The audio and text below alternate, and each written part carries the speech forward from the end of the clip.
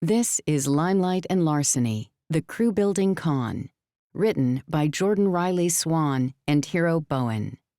Narrated by Anthony Mark Barrow, Michael Crouch, Sarah Malo Christensen, Aaron Spencer, Graham Halstead, Andrew Iden, P.J. Oakland, Peter Burkrot, Ray Porter, Adenrele Ojo, Andy Arndt, and Hillary Huber. Chapter 1. Henry Baird. All the world's a stage, and everything in it is bloody broken. Henry's whole body clenched at the nerve-wracking scene unfolding before him. Holly O'Malley, a woman who was as far from true Irish as Lucky Charms were, strode back and forth, up and down the stage, pretending to observe invisible battlements. She was so engrossed in selling her role that she'd become unaware of everything else, including the danger Henry saw looming over her head. The ropes and pulleys of the canvas backdrops were tangled together in a heap of knots from their last hectic set change. Behind the stage, unseen by all, Scotty was about to release the next backdrop. If he pulled the lever to drop it, chaos would come with it. Henry scrambled to grab his walkie-talkie off the prop table. It was up to him to keep his actors safe. He twisted the top dial and hissed into the microphone. Scotty! Too late. The scenery flew in and filled the backstage with its painted facade of fake stone and torches, squealing in complaint the whole way, tugging and spinning on the canvas scene behind it. Out in the dark, dingy seats, the few audience members watching the performance cringed at the grind of iron on iron. Henry cringed with them, but his reaction stemmed from panic. Some concealed but vital part in the rafters cracked like a stick of hardwood bent too far. On the racks above, the tangled backdrop that had been in front of the castle scene unrolled with uncontrolled speed. Below it, Holly was mere seconds away from getting her skull caved in by the bottom of the iron weight bar as the backdrop rushed downward in a spin of cloth and metal. Hell's bells! Henry's gaze flitted from the rafters to the backdrop's victim as though he were watching a yo-yo. Has she heard it? Say she has. Her performance went on, with no sign she was aware of the danger. Holly! He hissed from the wings, realizing he had a matter of moments to warn her. The cop in him wanted to dash out onto the stage and drag her to safety, but the stage manager in him fought the instinct to a standstill. He couldn't bring himself to break the barrier of the backstage. The canvas scenery snapped to a stop, but only for a heartbeat before returning to its fall. It snagged a second time, restarted, caught a third time, continued again, plummeting in 2- and 3-foot leaps downward. Henry had seen enough slapstick to know how this would end, by bringing in the fire curtain and hoping everyone thought it was part of the show. Holly! Hellfire, get out of the way! But his words were wasted, for she was lost in the bard's words instead. She remained unaware of his calls and the pops of the malfunctioning backdrop. If it went the final 15 feet at a run, it would be less of a play-ending injury and more of a trip to the morgue. Holly! He gave up on the stage-quiet hiss and nearly shouted her name, keeping every extremity crossed that she would heed his warning. "How goes the night, boy?" she said, casting Henry a confused side-eye as she broke into the beginning of Act 2, Scene 1 of the Scottish play, and gave her banquo some gusto. Henry forbade anyone from speaking its true name within a 20-foot radius of the Broadtown Theater. As stage manager of the Tandem Players, he upheld superstitions with the same reverence he would give a perfectly marked-out prop table. He gestured upward frantically. Her eyes, made dark with colored contact lenses, widened to the whites as she glanced up. The backdrop, deciding that the stuttering rolling fall wasn't dramatic enough and apparently not wanting to be upstaged by Holly's performance, released completely from the mountings at the top. The heavy iron beam weighing the bottom of the canvas threw itself down the last dozen feet in a fluttering rush. Despite her cumbersome boots, Holly leaped forward in a move that some might have called awkwardly balletic. The backdrop missed her by scant inches. The bar slammed into the wood plank floor, nearly drowning out the collective gasp that rose from the sparse crowd, a gasp that was quickly muffled by the noise of the stiff cloth canvas folding against itself into a crumpled pile, like a blanket kicked off a giant's bed. An elderly woman a few rows back jumped in her seat, her gray curls jiggling as she yelled, "Look out!" a full second after the impact. Henry, however, was silent, a hand clasped to his mouth with all the dramatic flair of the Phantom of the Opera. He blew a sigh of relief through his fingers and looked up into the rafters to give a nod to God in thanks for not killing one of his crew. Holly pulled at her headband, as if to check if the old saying, missed by a hair's breadth, was true. Her black locks were scraped back into a positively face-lifting ponytail so tight that even her bounding leap out of danger hadn't swept a strand of it out of place. She swore the style was as military as treads on tanks, and Henry now believed her. Her combat boots were heavy on the stage, pacing the boards, a perfect match to her full camo outfit, a costume she'd been warned, on pain of death, not to spill a single drop of fake blood on, or they wouldn't be able to return it to the Army surplus store.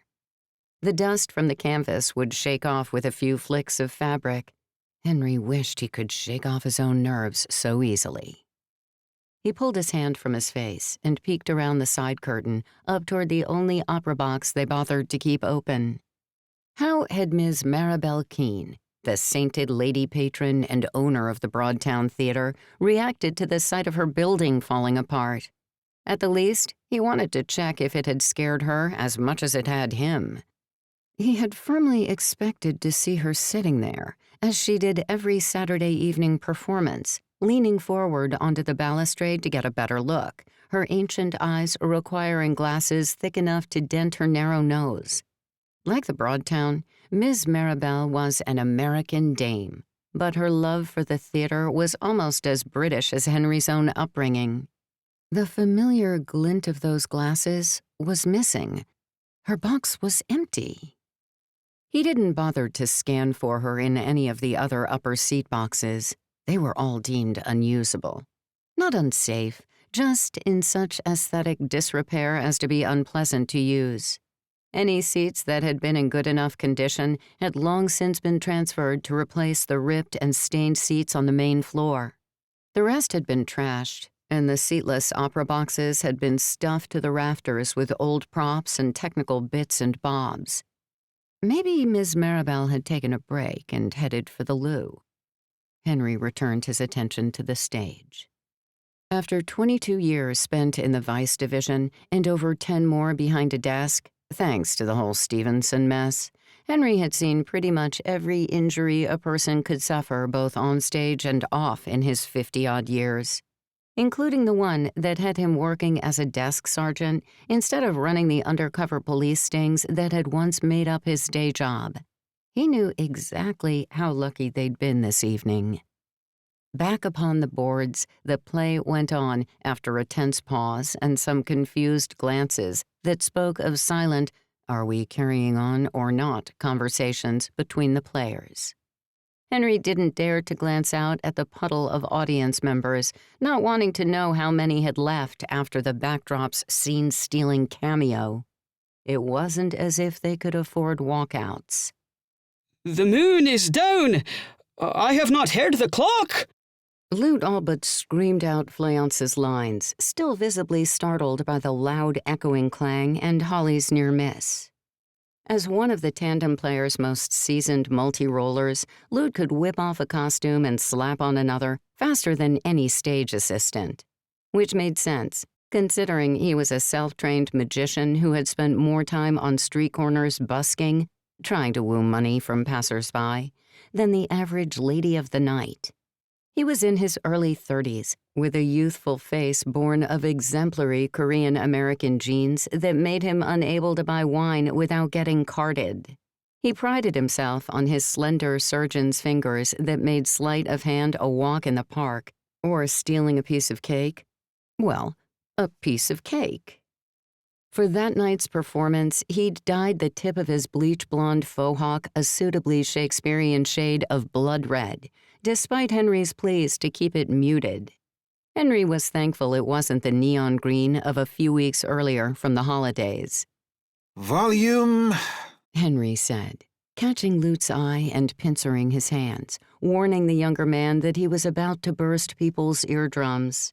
Unfortunately, Henry usually called for volume when the actors were too quiet, leading Holly to get the wrong end of the stick. And she goes down at 12.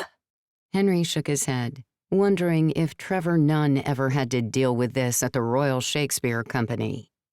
Lute seemed to recover from his shock. I taked 'tis later, sir. This time, he said it at half the volume it was before. Hold. Take my sword. Holly returned to her normal voice. There's husbandry in heaven. Their candles are all out. Take thee that, too. She wrestled her gun out of its holster. Henry had been against the idea of a modern version of the Scottish play, decrying it for its tackiness, but he had been outvoted.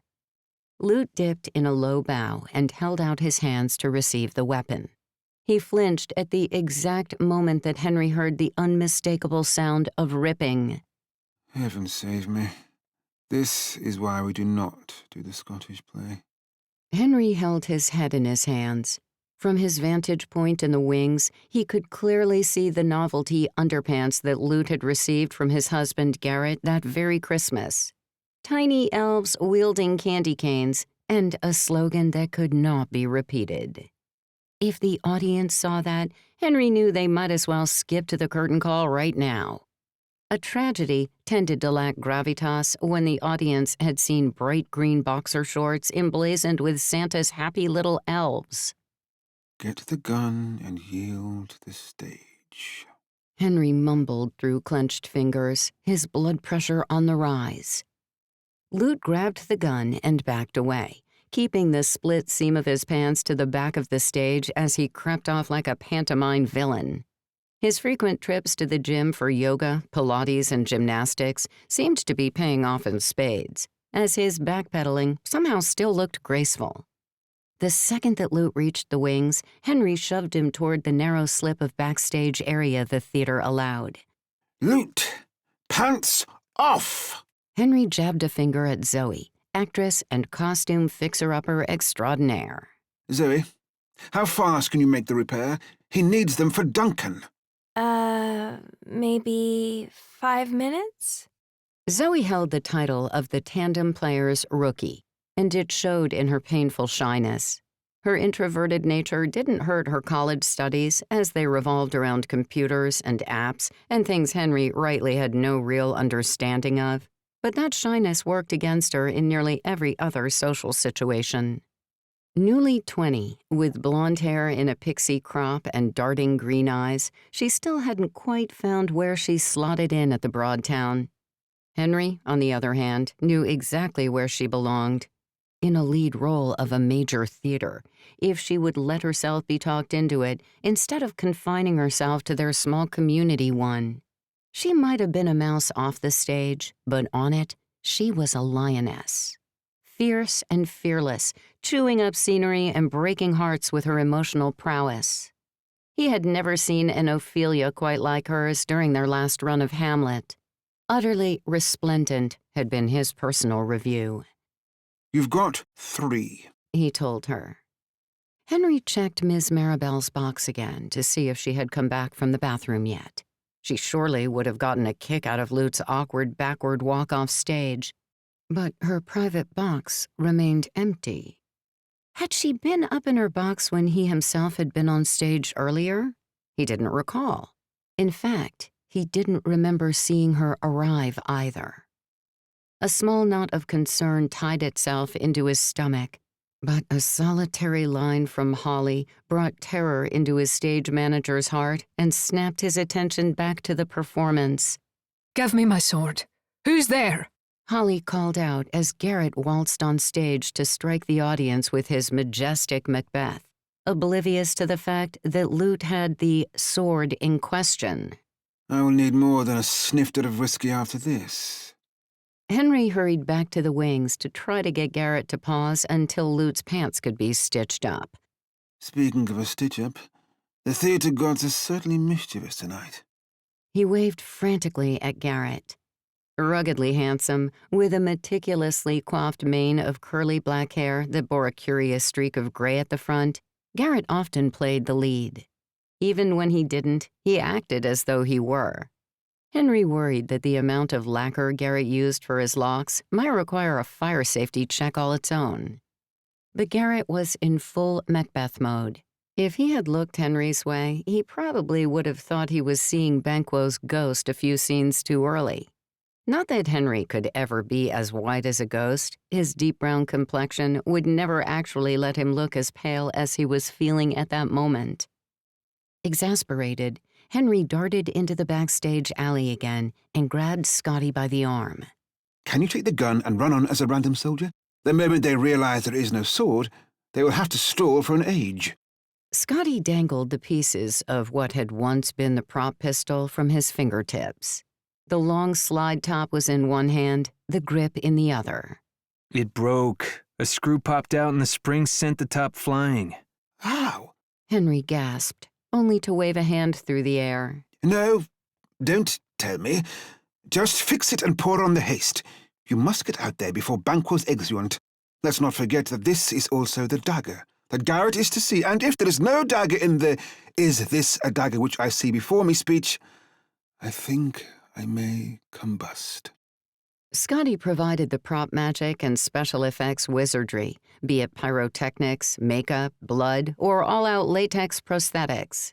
Despite him being in his late 20s, there wasn't a whisper of hair on his head, a shaved choice rather than an inevitability, as was Henry's case. Most times, it was hard to know what Scotty actually looked like. Even after all the years they'd known each other, it still surprised Henry whenever he saw the boy without a lick of special effects makeup. Scotty nodded. On it. There will be a dagger he sees before him. Henry scurried back to his hidey hole to watch the car crash continue. They had long ago sworn that the show must go on, no matter the circumstances. But it seemed that every week something tested that promise. Holly and Garrett stood alone on stage, the latter staring at the former with his mouth agape. He'd clearly twigged that if Holly had no sword, then he had no dagger for one of his biggest speeches. Keep going, Henry urged, signaling for Holly to cover Garrett's temporary shock. Holly gave a subtle nod and walked to the backdrop, where a sword, albeit plastic and more Zorro than Shakespeare, hung precariously on 2 hooks.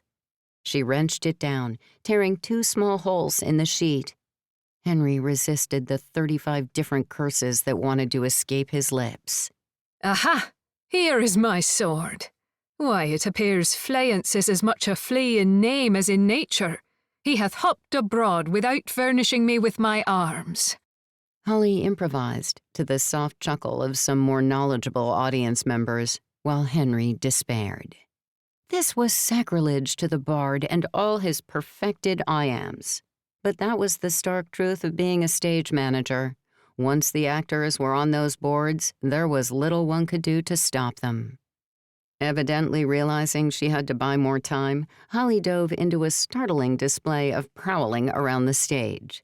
Garrett remained spotlit and frozen, still recovering from the missing prop. Holly swiped and jabbed the plastic sword, whirling it effortlessly over her head as though she were a true warrior and performing dazzling twists and spins. Gripping the sword two-handed, she spun around one last time and brought the plastic blade down just short of Garrett's shoulder, the move drawing an audible gasp from the audience. Only then did she flow into her next lines, stepping back and stowing the sword against her hip. What, sir, not yet at rest? The king's abed. He hath been in unusual pleasure, and sent forth great largesse to your offices. This diamond he greets your wife withal, by the name of most kind hostess, and shut up in measureless content. Henry breathed a sigh of relief, using his diaphragm to exhale, as any good actor ought. My blood pressure may survive another night. Holly and Garrett settled back into their dialogue, though Henry's anxiety rocketed again as he sensed them coming toward Banquo's exit and the famous speech. They were talking too fast, not sitting with the emotions, as he perpetually advised them, having learned the phrase from an online lecture with Sir Ian McKellen. At the precise moment he thought the vein in his temple might blow, Henry noticed Lute sneaking behind the only backdrop still hanging.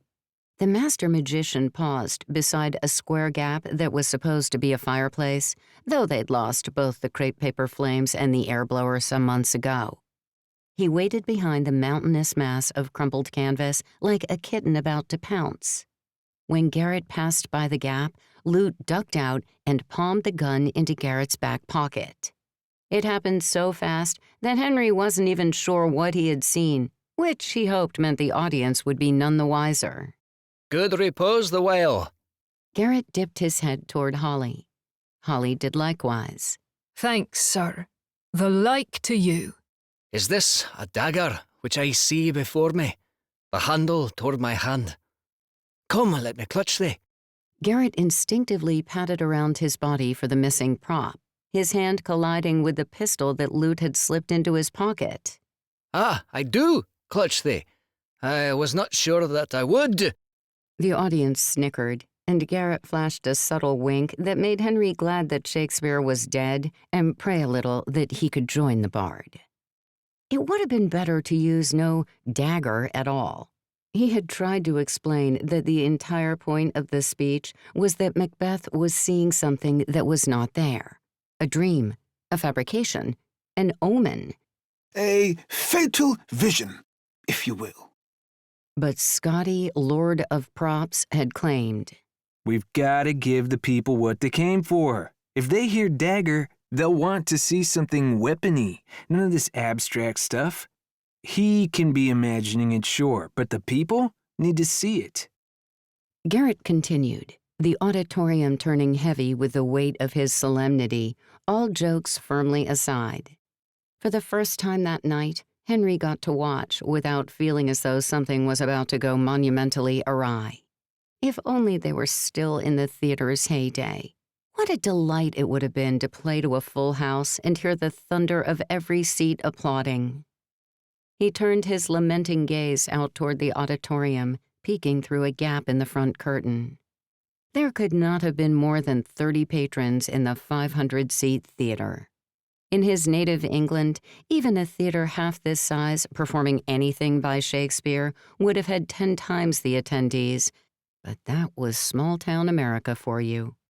Still, it was not a terrible turnout, like some in the single figures they'd had, but not a good one either. The show went on regardless. It had to. Not only did these performances keep the theater alive, but they also kept the coal-hot love of the arts burning inside every member of the Tandem Players. His eyes traveled of their own volition toward Miss Maribel's opera box on the second floor. The settling nerves in his stomach from the near disaster of the performance became a roiling bundle of nauseous worry. Still, no sign of their benefactor. Perturbed, he snuck his phone out of his pocket and crept away from the wing. He hadn't checked the device since their last-minute rehearsals began at noon. There simply hadn't been time, considering Henry had needed to make the call about atrocious Scottish accents. But Miss Maribel always informed him if she couldn't make it for a show. Of course, it was appalling etiquette to check one's phone during a performance, but he felt this warranted a cursory glance. A banner stretched across the screen from the matriarch's own number. For a fleeting moment, relief released his tightened lungs. When he tapped it, the message exploded like a bomb hidden in the foundations of the theater itself. A short, cold, blanket message. Maribel Keene died this morning at 6:18 a.m. of cardiac arrest. F.K.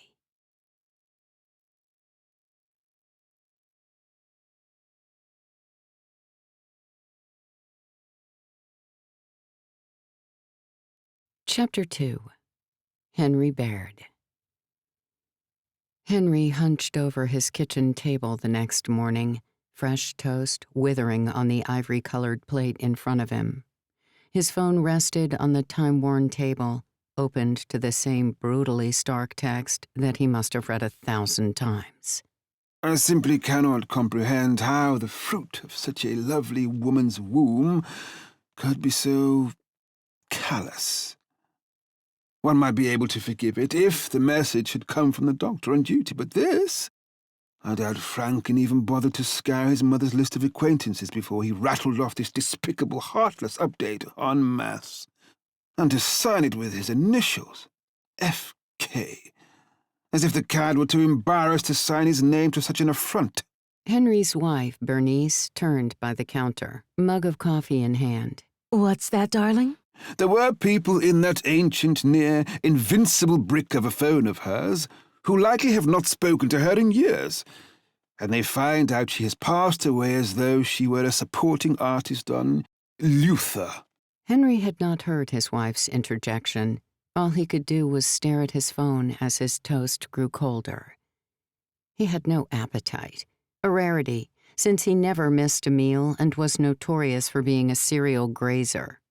His once-layered muscles, which used to inspire respect and awe, had melted off since he had been shifted from vice to desk work, making room for a cushiony layer.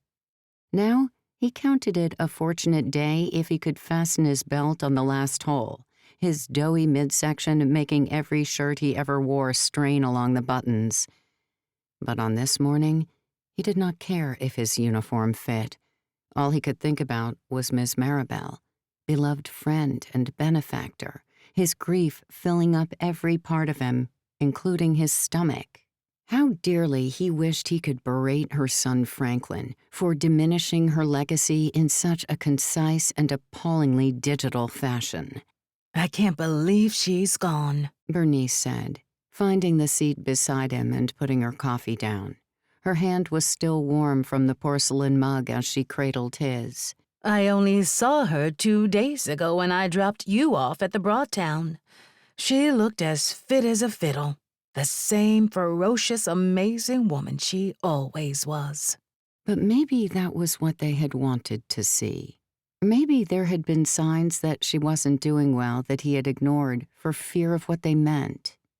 He shook his head, trying to banish the dark doubts finding air as they surfaced from deep inside him. Henry lifted the toast and then changed his mind, letting it drop with a paltry flump.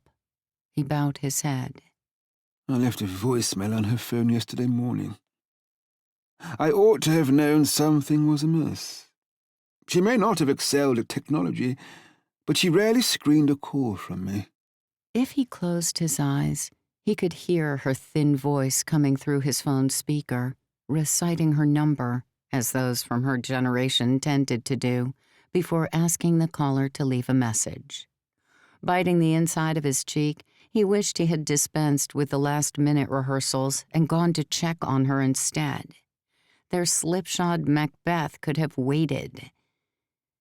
Bernice gave his hand a loving squeeze. Henry, no. You mustn't blame yourself. You couldn't have known this would happen. Miss Maribel didn't seem sick. Maybe she was a little run down when she came over for Christmas dinner with your acting friends, but everyone gets tired around the holidays. Why did I not look for her before the show began? If I had noticed sooner, we could have brought the curtain down and gone to her residence, preventing this ghoulish lad from being the one to coldly announce her passing via text. He racked his brain, trying to figure out if he had missed something more direct than old age. A cough, a pallid complexion, new shakes in her veined hands, so fragile he perpetually worried her skin might tear if they shook hands too vigorously. Perhaps she had known death's hollow ring was already upon the bells. She had sat at his table a year earlier and asked him to witness a new will. Her passing had been a complete dichotomy to the rest of her fearsome self, always bejeweled and bedecked and bedazzled in regal demeanor. But deep down, he knew that no howl at death would have stopped the 2 words on the phone that described her passing: cardiac arrest. Oh, Henry. Bernice put her arms around him as his mind whirred through his despair, like rusty cogs that jarred with every clanking turn. You chose to bow out quietly behind the scenes. He had not expected that.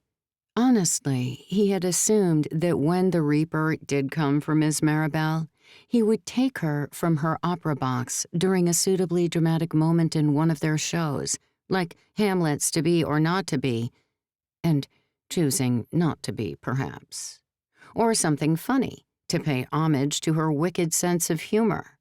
He could fully imagine her popping her clogs to Noel Coward's blithe spirit and cackling as she went, or halfway through Holly's one-woman Shirley Valentine. Henry had the memory of that particular performance seared into his mind, cringing at the worst Scouse accent he had ever heard, like someone trying to talk and chew marbles simultaneously. Miss Maribel had howled like a banshee, delighted tears rolling down her cheeks, and hers, as ever, had been the loudest applause when the curtain came down. Born in the wilds of South London to Ghanaian immigrants, Henry knew much of the impossibly diverse accents of Great Britain, which could alter in the extreme within 5 miles of one another. Miss Maribel had cajoled him often into regaling her and the players with his repertoire, and he had never attempted to hide the Queen's English that he had adopted thanks to a posh childhood friend, even though he had been in the States for over 30 years. I'm sorry, darling. I know how much she meant to you, to all of you. Bernice stroked little circles above Henry's thumb, a gesture she did often, without even realizing it.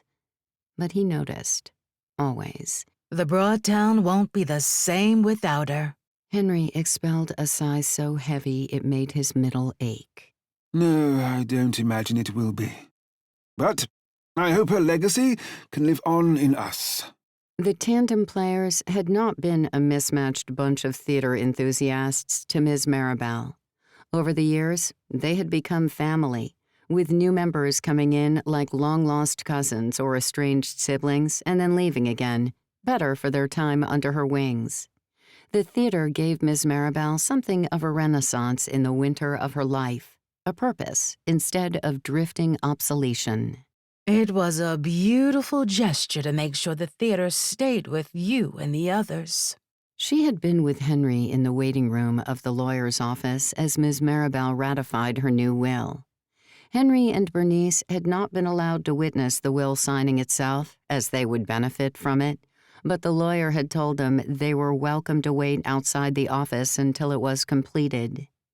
He had 2 people already in his office waiting to act as witnesses. Though Henry had not seen the drafting of the will itself, Miss Maribel had been plain about her wishes on the drive over. The family home would be left to her son, Franklin, her only living relative and the current cause of Henry's ire. But the Broadtown would be given to the Tandem Players. It was not just a gesture, my love. It was a commandment. She told me, in no uncertain terms, that Franklin was to never inherit the Broadtown. Her words were, "I'd rather you spit on my grave than let the theatre go to him. He'll ruin it, as he does all of his supposed business ventures." Made me swear on my honor as a lawman, as well as my love of the stage. She said it was vital that the theatre stay in the hands of someone who would not sell it off piecemeal. As it stands, her memory stands with it. I imagine you promised without hesitation. I have given her my oath. And even if I had not, it was her dying wish, and I would not go against that for all the performances left in me. Admittedly, his own selfish desires to keep the Tandem Players together and the performances coming were also at play. Bernice cocked her head to the side. Do you think the family will have the funeral at the theater? I do. Franklin might be in my bad books, but surely He is not such a cad that he would have it somewhere other than the place she held most dear. He wobbled his head. I will make sure the funeral on our stage is befitting of a leading lady. Henry paused for a long moment. Our stage. He stared down at the soggy toast on his plate. I feel a shudder of guilt thinking the theatre will pass to the Tandem Players over her own flesh and blood. It's what she wanted, darling. She knows your priority will be the longevity of the theater she loved so much and the people she adored. Bernice gave him a look that said, "Now you listen to me, husband of mine." He knew it well. She wouldn't want you to wallow. And she definitely wouldn't want you on the brink of a soliloquy. Henry covered her hand with his, stopping the circles that were as much a part of his marriage as the ring on his finger. I just cannot believe she is gone. Nor can I believe how chilly the announcement. Bernice wrinkled her nose. It's downright frosty. Who sends a message like that about somebody dying? When was the last time they were together? You know, I don't think I've ever met him now that we're talking about it, and you've known her for so long. I can't imagine what that must have been like for her. Henry raised two unruly eyebrows, which he had yet to slick. It is complex. A tangled web of ingratitude, distance, and plenty of daggers in her back. But she was still his mother, and he her son. You would expect a soupçon of emotion? I guess all families have some tainted water under the bridge. He probably feels guilty that he wasn't there more and didn't know how else to tell all of Ms. Maribel's friends and acquaintances. Bernice offered, always seeing the good in people, a trait he would not deny her. For how would she love her husband if she saw only the truth? There had been many a night during his time in Vice that he had done things to shred the soul. He couldn't bear it if she judged him on them. I wouldn't read too much into it. I am a thespian, love. I read into everything. Bernice poured a fresh cup of coffee from the cafetiere. You should call Franklin in a few days and see how he's faring. You never know, he might need it. She pushed the mug toward him. Miss Maribel deserves the greatest send-off this town has ever seen, and he'll need help if he's going to live up to those high expectations. She'd have wanted the theater full to see her off. Make sure she gets it. I will call him. I just need to gather myself first. The idea of burying Miss Maribel felt far too final. In a few days, I will ensure that you have the sort of hootenanny that would have had you kicking off your heels and dancing like a dervish. For now, he wanted to get through the day without crumbling. Put plainly, it was never easy to lose a friend. True to his word, some 4 days later, Henry found himself driving along the familiar route to Miss Maribel's Swish townhouse. He knew Franklin would be there, thanks to the equally short text from that morning, the first contact he'd received despite the half-dozen Henry had sent over the past few days. He thought about the wording of Franklin's text again. Sorting through my mother's affairs, no time to talk. As the great bard had said, what's in a name? Well, one could uncover a whole host of buried issues in the word mother instead of mom, or the more correct mum. But as for the no time to talk, Henry was prepared to see how true that statement was. He'd made the journey across the city with the goal of a man-to-man conversation. He planned on cornering the elusive Franklin and insisting that the funeral be held at the Broadtown. What unspoken thoughts had Franklin wished he'd said to his mother? Henry doubted it would be polite to ask. He turned up the radio, letting the ivory-tickling wizardry of Ludovico Einaudi blast through the speakers to drown out the regret in his own mind. There was so much Henry himself had wanted to say to her, and now he never could. She had gone to a place where even his booming tenor could not reach. She would tell you to pull yourself together and think about the menu for her wake. You old fool. He chided himself, brushing away a tear as he turned the corner onto her street. He didn't want her son to see him bawling like an infant who'd had its oldest and best-loved teddy taken away. His brow creased as he squinted through the windscreen, his eyesight not quite what it used to be. Cars lined the pavement, with more crammed onto Miss Maribel's driveway like a logjam of colorful metal. He pulled into a vacant spot, farther down the street than he would like, given his old injury, and got out, marching up to the cerulean door with the bronze knocker that he'd helped paint 2 summers ago with Scotty and Holly. From within, he heard the telltale chatter of voices and the faint hum of classical music.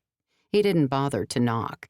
He knew the door would be open, already suspecting what was happening and horrified that it was occurring without the Tandem Players. Stepping into the immaculate entrance hall, with the circular table in the center that Miss Maribel had always festooned with a fresh vase of flowers, the present ones half wilted, Henry nearly guffawed. People dressed in solemn black milled through the house as though they were looking to buy it, their smiles and laughter a jarring contrast. He didn't recognize a single face. Apologies. Henry approached the nearest person. I seem to have arrived at an ill time. What is occurring here? But he knew. Down in the cracks of his bones, he knew. The man eyed him as though he were on day release. A funeral. Right. Of course. Henry feigned awkwardness, adding a facepalm for good measure. Years on the stage protected him from revealing his actual fury. And where might I find Mr. Keene? Through there, by the punch bowl. The man waggled his hand in the general direction. Henry dipped his head. My thanks. Branching away from the entrance hall, he took out his phone and sent a group message to the rest of the Tandem Players as fast as his fingers could type. Though he prided himself on never shortening his sentences, he allowed himself a single indulgent contraction this time. Miss Maribel's son is a royal cretin. We've been foxed. The wake is already happening. I am at her abode, and it is in full swing. You ought to get here as swiftly as possible, or there may not be another chance to say your farewells. Regards, Henry. A flurry of expletive-ridden replies bombarded his phone as he tried to locate Franklin in the crowd. Who were all of these people? He checked his texts, and his hopes floundered. Nearly all of the Tandem Players were unable to make it in time, especially on such short notice. Zoe was in one of her college computer technology classes, something to do with discrete something or others. He could never remember the proper name. Holly was in class as well, only as the teacher, one of her self-defense courses. Lute answered for himself and Garrett, saying they were at his in-laws and were well over 2 hours away. The only one who could make it was Scotty. He responded in a quick message and, as always, in that accursed shorthand. Be there. Give me 10. Mr. Keene, this is rather unexpected. Henry slid his phone back into his pocket as he located the wretch, who was sipping on punch like he was at a wedding and not the wake of his dearly departed mother. Franklin mustered a blank nod. You must be... Henry cut an imposing figure, his face strong-jawed and sharp-cheekboned. His unruly eyebrows, which he'd slicked into submission, framed dark eyes that rarely missed trouble. His hair had retreated from his forehead, or as his old partner would say, had fled the scene, his scalp shining as bright as any spotlight. He used the impression his height and bulk gave him to the proper effect as he introduced himself. Not that he wanted the cad to flee in fear, but at least he might be put back on his heels. Henry Bard. We have met before, but I suppose I must have one of those forgettable faces. Henry smiled, but inside he was ablaze with anger. How dare this little rodent bury Miss Maribel without so much as warning those to whom she was closest? He knew strung-out drug dealers with more propriety. Franklin couldn't have been raised without a moral compass, as his mother's personality was magnetic and firmly pointed to all things proper, an English soul, despite her American heritage. That lack of consideration had to have been learned outside the umbrella of Ms. Maribel's attentions. The man blanched like boiled cabbage. You're one of those community theater folks, right? He recovered quickly enough. Mother's old Broadtown Theater, am I right? What a shame that so much time was wasted on the old girl. Which had he meant to imply was the old girl, Ms. Maribel, or the Broadtown? And was either an acceptable insult? Guilty. Henry dug into his acting hat and pulled a mask down over his real emotions. He didn't want to bring his indignity to bear. The man had lost his mother after all. Still, he couldn't resist a little push against Franklin's impoliteness when it came to the funeral itself. I thought your text said you were sorting through your mother's affairs, not having the actual funeral. An invitation to the Tandem Players would have been cordial. We felt it best to, avoid any drama. Franklin wilted under the words and likely Henry's impressive form. What kind of drama? A new voice entered the scene, and with it a new player.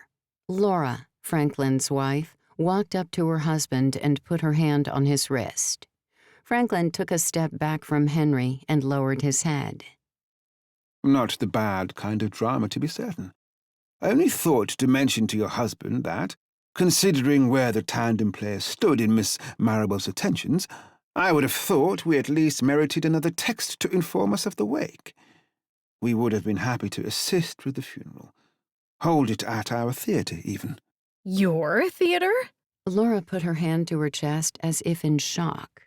If she had come to an audition night, Henry would have had her step off the stage immediately. This level of bad acting was reserved for B-movies and free online porn. I'm sorry, do you think you're entitled to something here? We've got enough distant relatives begging for table scraps. There's nothing for outsiders here. Henry's blood rushed to his face. Outsiders? Outsiders? The woman's words stripped away his mask of calm, his anger put on full display. Franklin glanced at his wife, taking the slightest step forward. I can see maybe that my wife has upset you. Maybe you should go. This whole thing is meant for family. Blood-sucking leeches that they are.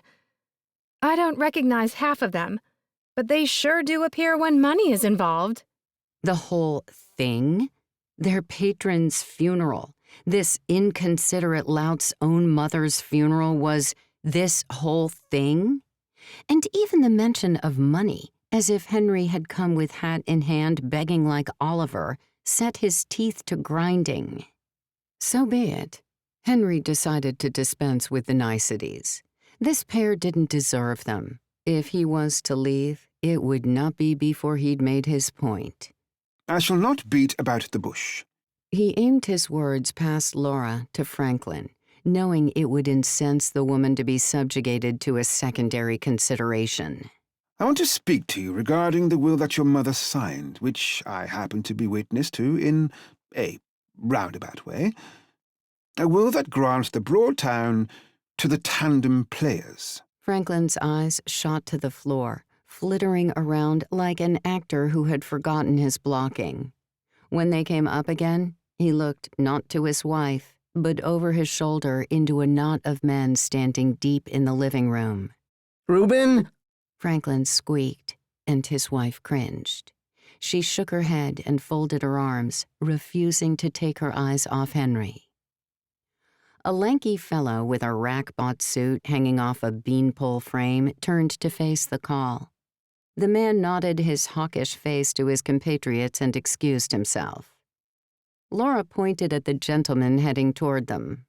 This is Mr. Pratt, our lawyer. He can deal with any concerns you might have about the will. She feigned the act of spotting someone who needed their attention and ushered Franklin forward with a hand to his lower back. But he shrugged her off and kept his ground, Laura's hand clenched by her side. I see a cousin I should speak with. I'll leave this in your capable hands, she told her husband with an air kiss to his cheek. Henry recognized Mr. Pratt before he had even parted the group of not really mourners. He put out his hand and immediately regretted it. The lawyer's palm was as cold and clammy as his whole demeanor. I'm here to discuss the matter of Miss Marrable's most recent will. As you are well aware, she designated the Tandem Players as the sole beneficiaries of the Broadtown Theater. So, I should like to know when I can attend the reading of said will, as it appears my invitation to her funeral got misplaced by the post. He let a touch of venom spill from his words. Reuben toyed with his cufflink, a tick that Henry could not ignore. I'm not sure what will you're referring to. The only will Ms. Keene left is the one she wrote 20 years ago, leaving everything to her son, Mr. Keene. This lawyer would have been exceedingly bad at poker. I beg to differ. Henry raised a finger. The only valid will Miss Marrable wrote is the one leaving the theatre to us. I stood outside your office door, waiting in your waiting room, as she had the new one written. He knew very well that her old will, the one she replaced, had been written 20 years earlier, before her and her son's estrangement had become intractable. No, she didn't, and it's Ms. Keene. Marrable was her first name. First names don't have Ms. in front of them. We're not in some Western here. Or would that be some period drama for you? Reuben said, his face lined with irritation.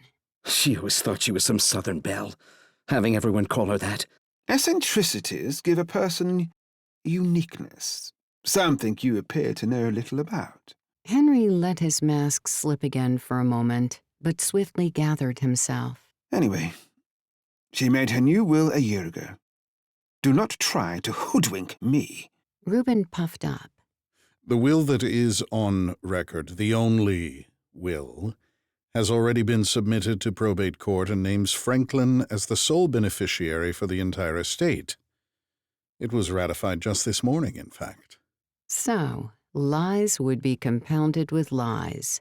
No use going down that dead-end street any longer. Lawyers did as lawyers did, and he'd find no legal recourse standing in the foyer. They would have to go to the courts for that. Yet Henry felt compelled to at least release some of his shock. Ratified merely 4 days after her death? I am already struggling to comprehend how a funeral was arranged in such a short time, but that is, by the by. Do you think me a mooncalf, sir? Reuben gave him a confused grimace. What? A fool, a dolt, an idiot. Born yesterday. He sniffed. There's a lot a lawyer can get done in a couple of days.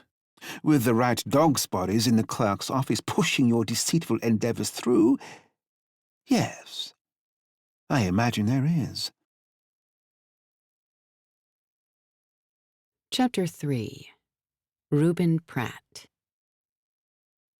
I'm not worried about a couple of wannabe actors, and neither should you be. I have this all in hand.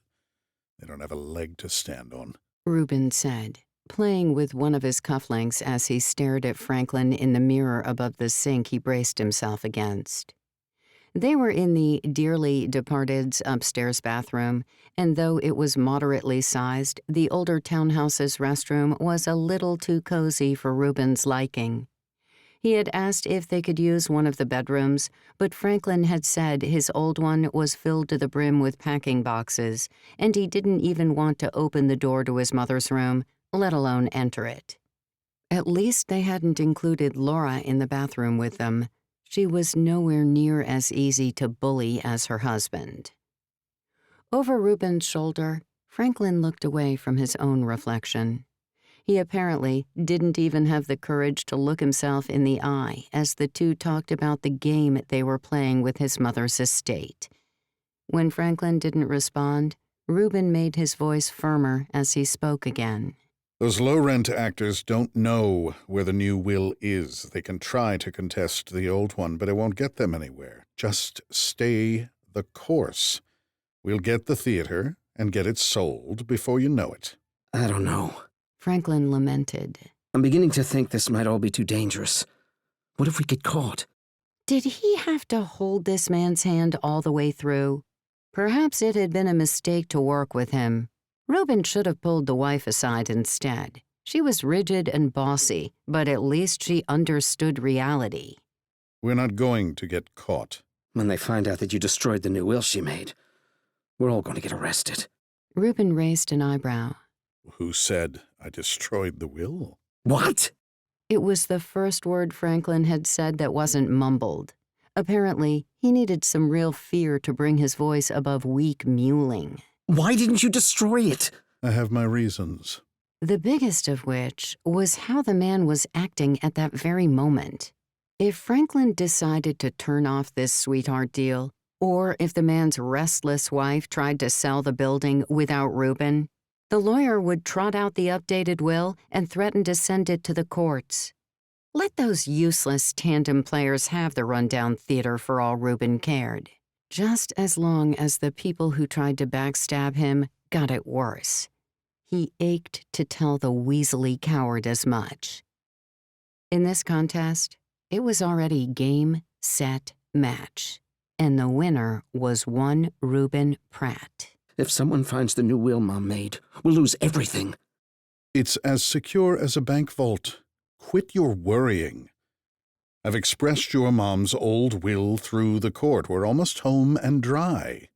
And we'll stay that way if I don't have to change your diaper halfway through this. I'm not being a baby. These are real concerns here. Franklin didn't even look him in the eye as he complained. Reuben shrugged. When the silence squeezed itself into the bathroom to join them, he felt compelled to fill it. Listen, Mr. Keene. He used the man's last name to try to keep the conversation from spiraling further out of control. You have nothing to worry about. I'll bring the investor who's looking to purchase the place around to the theater tomorrow. Why don't you come with me? When you see how professional everything goes and the money involved, you won't feel as bad about all this as you seem to now. Franklin found a spot on the tile floor and rubbed it with the toe of his shoe. I was thinking maybe we wouldn't sell it right away. Mom really loved the place, you know? There it was. One of the reasons Reuben kept the updated will.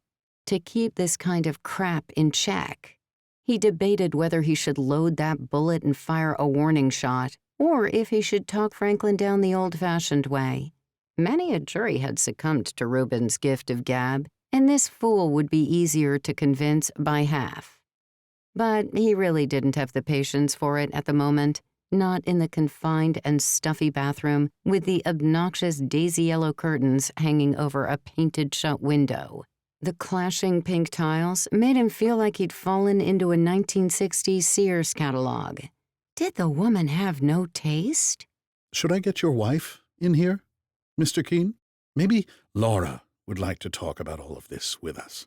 The trick worked even faster than Reuben would have guessed. Franklin's foot stopped scrubbing at the non-existent stain on the tile. Reuben felt no remorse for bringing the man's dreaded wife into the mix, at least by name anyway.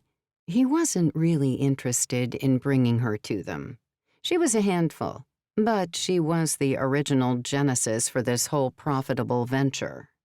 Just over a year ago, Maribel Keene had decided to take the Broadtown Theater out of Franklin's inheritance.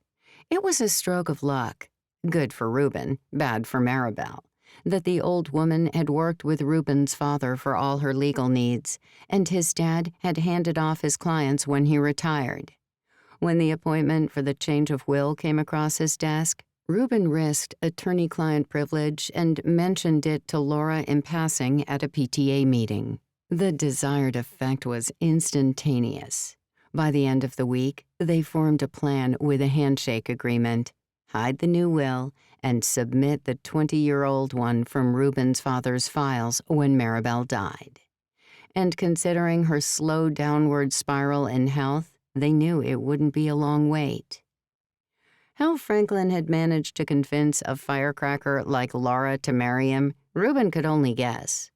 Not that he would want anything to do with her in any way other than this one deal.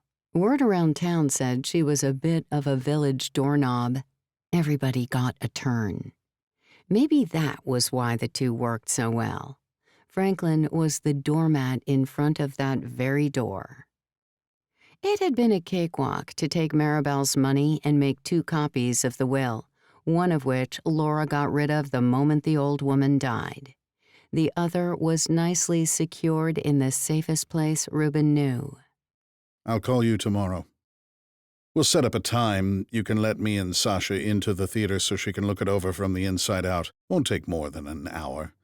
You'll feel better about all this once you hear her say the numbers she's willing to pay for a chance to buy it without involving any realtors other than her.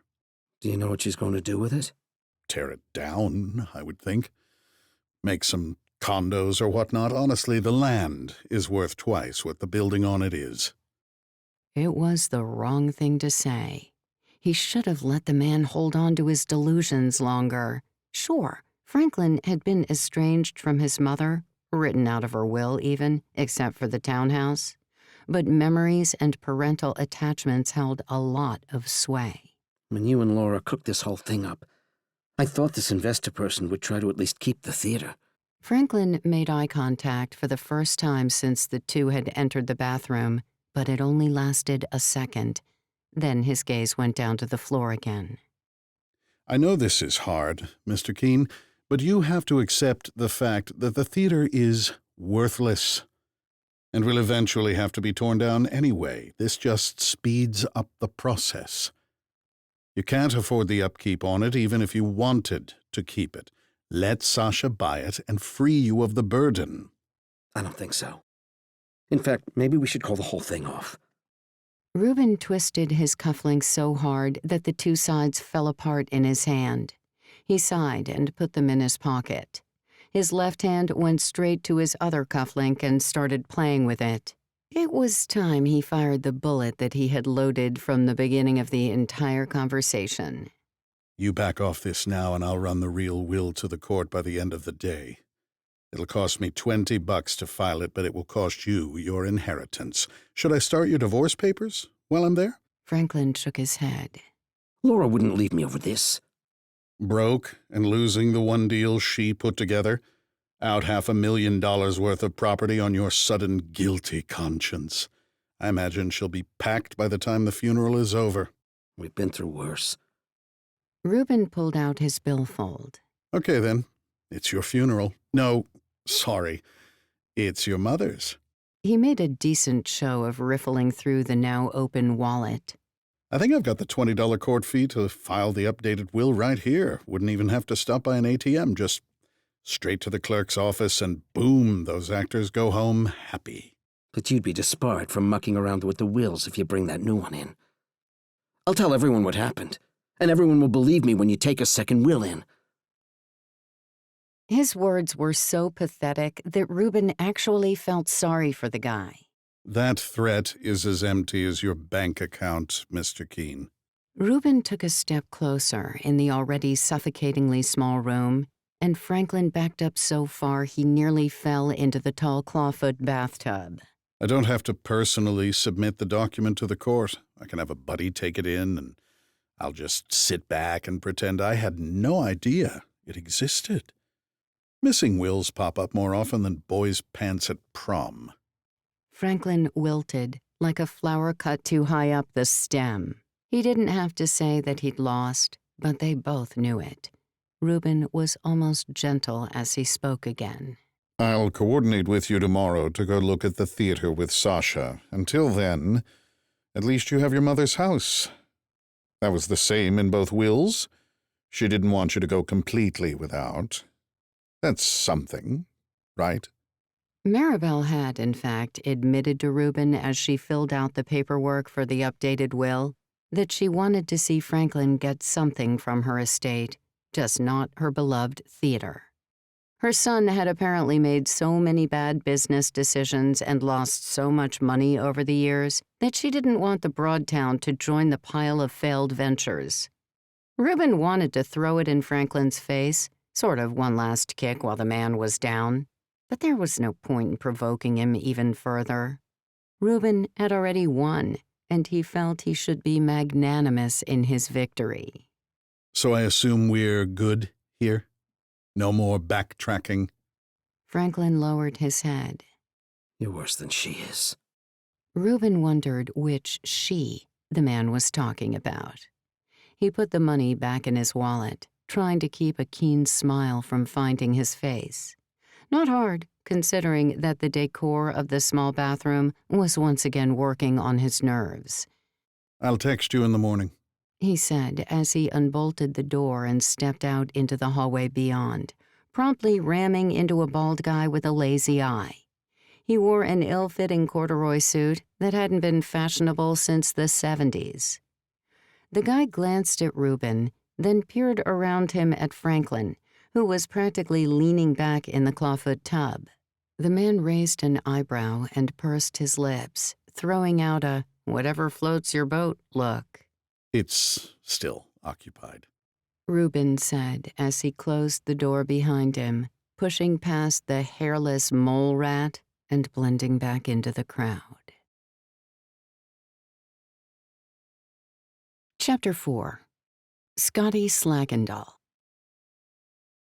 The Broadtown sucked up the Tandem Players' chatter like an all-powerful vacuum cleaner, one that was so silent it wouldn't even spook a cat that was sitting on it, and so powerful it could lift fake blood straight out of fabric. A silent, powerful sucker of words. Scotty had tried to make said beast of engineering once, the vacuum to end all vacuums. He called it Kirby, after the video game character, not knowing there was already a vacuum brand of the same name. Had the game designers been inspired to name the character after the vacuum, or was it the other way around? He'd have to look that up. Kirby, the vacuum he'd made, not the round pink dude, had knocked out the whole block's power when he tried to use it in the Broadtown. Total blackout. They'd had to finish up the second half of Othello by candlelight that evening. After the show, Henry had gushed about, feeling like he'd just given his swan song at the Wanamaker Playhouse. Go figure. Anytime you want to answer, that'd be great. Garrett's voice was tight and aimed at Scotty. Scotty's muscles jerked tense from that sweet state of recreational relaxation that could have been dripped out of a honey bottle. He shuffled up the back of his chair, having slid almost horizontal in his daze. Yeah, of course. He tossed an answer at whatever unheard question he'd missed that had Garrett annoyed. Folding his arms and trying to look businesslike, Scotty nodded solemnly to add real emphasis to his answer. When Garrett's jaw clenched in that going to be the death of me grind, Scotty realized it hadn't been a yes or no question. He blinked vigorously to get rid of the unwanted glaze. What was the question? He asked Garrett. There was no question. We were discussing the plan, Scotty. The dark-haired man shot him a glare that said, "Don't you inhale enough loopy fumes from your box of SFX tricks and the leaky muffler on your piece of crap car without adding to it by partaking in the recreational kind?" Garrett could say a lot with a glare. Scotty guessed that was why Garrett always played the leading dude, while Scotty got most, if not all, of the sidekicks.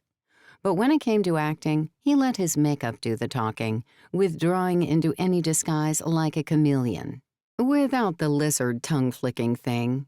Although, in his current state, he wondered if he could reach his coffee cup if he just strained the old tongue hard enough. Prob's not. He made an effort to really give Garrett 110% of his attention. The leading man shuddered. Clearly, Scotty's concentration came off more creepy than considerate.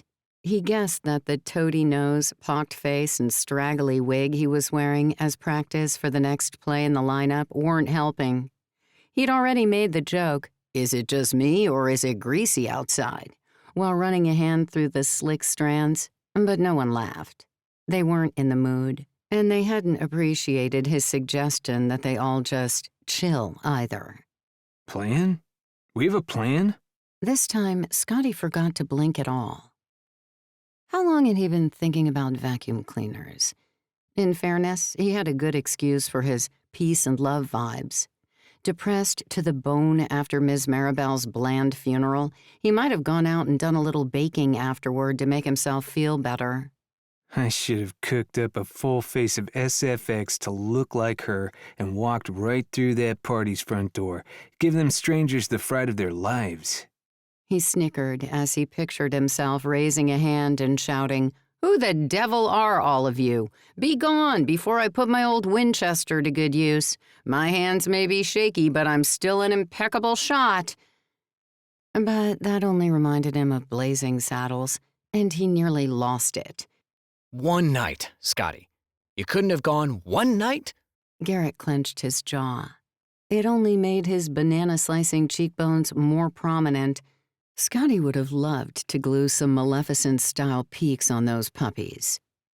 He readjusted himself in his chair.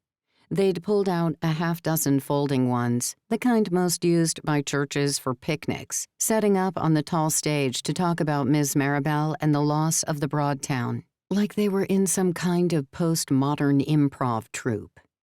I'm all ears, I swear, Scotty said to the disapproving look Garrett was throwing at him. In fact, I've got a box of them in the trunk of my car. He grinned, but no one returned the favor. He thought maybe they didn't get the reference. I've got gremlin ears and cauliflower ears for boxers. I've also got elf ears and Vulcan ears, but I guess those are basically the same thing. I've got fairy ear. This is serious, Scotty. Garrett had, apparently, hogged the speaking stick. We need to fix this business with the will. Pay attention or go home. Scotty wagged a finger, becoming momentarily mesmerized by his own action. You should cut me a whole slice of slack here. You wouldn't even know about Tweedledee and Tweedleson's conversation in the bathroom if it weren't for me and my pre-funeral quick change. Do you know how hard it is to rip off a perfectly laid wig without glue removal? Or how painful? And then stick on half a face of prosthetics and contact lens of a wandering eye while driving?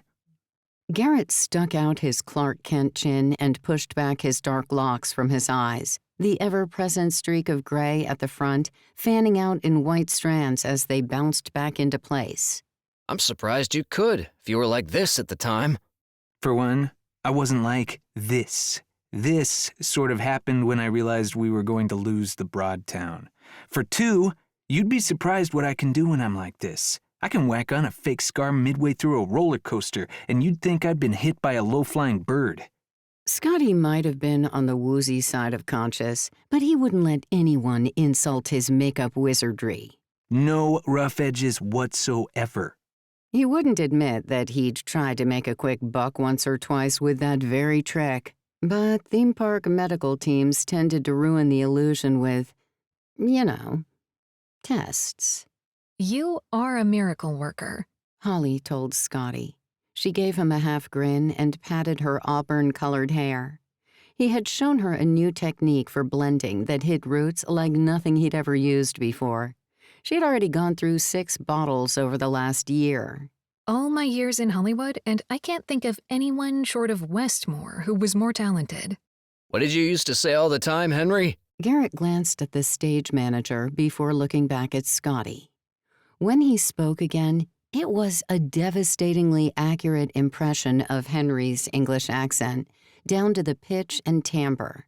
If they had been on the phone, Scotty might have thought it actually was the older man. No doubt, even a one-trick pony has uses at a circus with but one tent. Alas, it has the sense to know where— Peace, dear friends. Henry interrupted, holding up his hands like he was bang in the center of a duel. Scotty did enjoy a pair of old-timey pistols, especially if they had a flintlock. He loved a flintlock. Scotty's sleuthing at Miss Marrable's wake has put us in possession of Franklin's true deceit, one we would not have known in the first place if it had not been for Scotty's incredible chameleon abilities. I confess, I thought I was being bound upon by an inebriate with every desire to accost me when he intercepted me upon the driveway of Miss Marrable's. Scotty's constant need to explore new characters and test new makeup had been extremely beneficial that day, and he was happy to have it recognized. The new character he'd been working on for the upcoming play had been unique enough, and more importantly, believable enough, that no one at the wake had suspected he was anything other than a distant cousin coming for free food. Scotty ran a hand through the matted locks of his latest wig. I never step out of character. He preferred a method approach to his acting, forever wearing a prosthetic or detailed makeup to embody the character he was playing, including when he was at home or out to dinner. When no one commented, he surveyed them all for the first real time that evening. They looked thoroughly morose, like the axe had already fallen on the Broadtown. That's why I'm wearing all of this. I'll be the best damned Malvolio to ever perform here, cross-gartered stockings and all. Garrett shook his head. There won't be a Malvolio if Franklin and that lawyer get what they want and swipe this place out from under us. So you've just wasted good silicone. Serenity, dear hearts, serenity. Fighting amongst ourselves will do little. We must focus upon the wolves at our door, and Burnham Wood coming to Dunsinane. Scotty snuffed out a laugh. Henry never missed a chance to Shakespeare all over the place. But in this, he was topical. Our goal here is to ensure Miss Marrable's dying wish is fulfilled. She did not want Franklin to have the theatre, no matter what. Think of what she has meant to each of us. I know that I would not have found purpose again after my injury if not for her tender invitation to join the theatre. Garrett chimed in next, giving a soft look to his husband. And I wouldn't have met everyone here. He didn't add that he wouldn't have found himself married to the love of his life if it hadn't been for the little old lady's encouragement, but that was understood in what he left unsaid. Sometimes, when Garrett was a good guy like that, Scotty didn't mind that Garrett constantly wrote him about his recreational habits. She was a great old broad. Lute replied with a shy smile. A somberness entered the stage and held them captive to their own memories for a moment. Did you find anything out when you went to the court? Holly brought the conversation back around, though Scotty had no idea what she was talking about. Henry nodded. I spoke with some legal acquaintances just this morning. It is as we feared and suspected.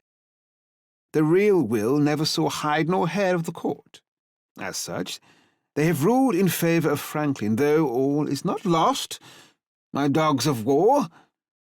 The 20-year-old will is still in regulatory purgatory where, I am promised by someone in the know, it will languish for a week. I need to start bringing a thesaurus to these things. Scotty squinted, as if that would help the words make more sense, like turning down the volume of the car radio when trying to find a particular destination. Isn't there, like, a law where lawyers are supposed to file new wills before people die? Zoe jittered on the edge of her chair. She'd stopped nibbling on her nails long enough to ask the question. Lute sighed so hard his lips vibrated. Doesn't matter. Since the Shastra never filed it, he can just claim ignorance or something. So 7 days before it goes through? I'm guessing we've got less time to vacate ourselves, though, right? Out by end of day or something like that? Holly steepled her fingers, ever the woman on a mission. Scotty could see a beautiful mind diagrams whizzing around the air in front of her. Henry held up his hands, visibly gathering himself. Deep breaths in, deep breaths out. Namaste. I managed a bit of negotiation with that rotten pilchard Judge Grisham. A man known in the precinct to be as crooked as a 3-bob note. Scotty didn't know what a bob was, but even his fuzzy head could guess it was money. I told him, Your Honour, we have purchased a great deal of these props and adornments ourselves at considerable expense to our own rather shallow pockets. Might I beg ample time of you so that we might remove our belongings? And? Henry smoothed down a wiry escapee in his right brow. The judge allowed us exactly a week to vacate everything, to coincide with the will's waiting period. Better check behind every curtain for that Franklin dude and his wife, then. I wouldn't be surprised if one of them is in the rafters right now, binoculars at the ready. I would be more concerned about the misses in that particular pairing, Henry said, giving him an appreciative nod. But, still, a valid point. Franklin or Laura or both will certainly be keen to peer over our shoulders as we remove what is rightfully ours, lest we accidentally abscond with a priceless heirloom. As such, we will need them suitably diverted so we can run further interference and keep the Broadtown where it ought to be. With us, passed into our care from our beloved Miss Maribel. Holly nodded sagely. What's the play? Scotty would have gone with the comedy of errors, but he squished his mouth shut. No one wanted smart remarks right now, with their second home at stake. He was waking enough from the haze to know that, at least. Still, he allowed himself a tiny smirk. Multiple plays, actually. Henry rolled up his sleeves. We must think of what we are about to do as though we were in repertory. Our first endeavour must be, as I have said, to ensure that Franklin and Laura Keene are as far from our proverbial gates as possible. I would put them back on their heels, as it were. Distract, divide, and conquer. Scotty put up his hand. Isn't that just making more work for ourselves? A grumble of agreement passed around the players, especially Garrett, who was already stretching thin running his club every night. We must utilize the Broadtown and all the resources herein to enact our other ploys. We cannot imperil ourselves where we do not need to, by allowing that vulture to watch our every movement. Are you absolutely sure there aren't any legal remedies? Zoe asked in that mousy voice of hers. Henry nodded firmly. There is not enough evidence for my fellow detectives to go on, and we lack the funds to send for a barrister on par with Mr. Pratt's manipulations, to untie the legal knots. More importantly, we owe this debt to Miss Maribel, one and all. We cannot put the risk in others' hands. We must do this on our own. Everyone seemed to sit in silent agreement with Henry's statement. Soon after, they began discussing plans in earnest. A quarter of an hour passed in a mess of suggestions pretending to be useful options. Lute offered up his magic skills to create an illusion that would put the lawyer off the scent, a hologram of Miss Maribel, coming to him like the ghost of Christmas future to ward him off. That got nixed for budget and believability reasons. Holly suggested a bit of wholesome intimidation, blasting a few air punches to really hit her point home, only to be reminded that they were trying to toe some line of legality. Garrett pondered on pretending to be an investor with even more money to swipe the Broadtown out from under the latest bid, but that also came under the umbrella of lacking budget. Zoe said nothing, and Scotty was still waiting for his brain to kick back into gear. He watched Henry closely, knowing their leader had to have something good under his hat. Sorry to break up the party, but I've got to hit the road. Holly scraped her chair back. It doesn't look too good when the teacher's late to her own self-defense class. I suppose I could sneak in and make it part of the lesson. Anyway, whatever you decide, I'm 100% behind it. You know me. Give me a target and my 2 flying fists of fury can have most roadblocks out of your way in no time. Or at least make a nice Tokyo drift around them. She pretended to turn the wheel of a car and slid around her chair toward the rear wing of the stage. I hope you do not teach any of that to your students. Only on Tuesdays. Holly flashed a grin and disappeared into the back. Everyone shuffled in their chairs to close the gap she'd left. Scotty sank into his seat. Ah, the circle. The actor's base state of belonging. Zoe almost toppled off the edge of her chair when it started folding her like a taco as she crab-walked into the new position. She huffed once and found her legs, and the chair's legs, too. You're a cop, Henry, she said after she settled. Can't you just, I don't know, ask for a warrant or something so we can search Franklin's and the lawyer's places for the will? Scotty perked up at this idea. If only he had access to Rick Baker's SFX studios. He could be judge, jury, and will hunter extraordinaire. Heck, he could gussy up as Franklin himself, and the man would mistake Scotty for his own reflection. But he lacked the moolah for the really expensive stuff and made do with what he had. A point of pride for him. Still, bespoke pieces cost more than he could afford. Henry offered Zoe a paternal smile. I wish it were so simple, my dear. Evidence would have to be conjured, untruths tossed about under oath, willard-nillard. Scotty figured that must have been willy-nilly's more grown-up cousin. Henry continued. Every rule I swore to uphold as an officer of the law would be broken like so many pottery shards. Henry paused for effect, the action as natural as the breath he took to hammer his point home. Naturally, I would do all those things and more to save this theatre. But what good would come of it? I understand the minds of scoundrels after decades of witnessing all and sundry who have come into the police station. Our villainous Mr. Pratt likely will not have the will at his abode or his workplace. I can assure you of that. He will have chosen some other hive of treachery to conceal his ill-gotten gains. Although, I must admit, this has seeded an idea in my mind. I do hope it will bear fruit. Scotty licked his lips. Man, I could definitely eat. Chapter 5. Franklin Keene. Franklin flinched as Reuben screeched into the parking lot of the Broadtown Theater. The lawyer revved the engine for good measure, since there were a couple of people passing by. Franklin knew tons of guys like Reuben who assumed a flashy car made them better than everyone else. Reuben smirked. Not a motorhead? He'd been more or less cordial since the ride started, but it was obvious the man was just playing nice until he could get what he wanted out of Franklin. At least the real shark wasn't in the water with them that day.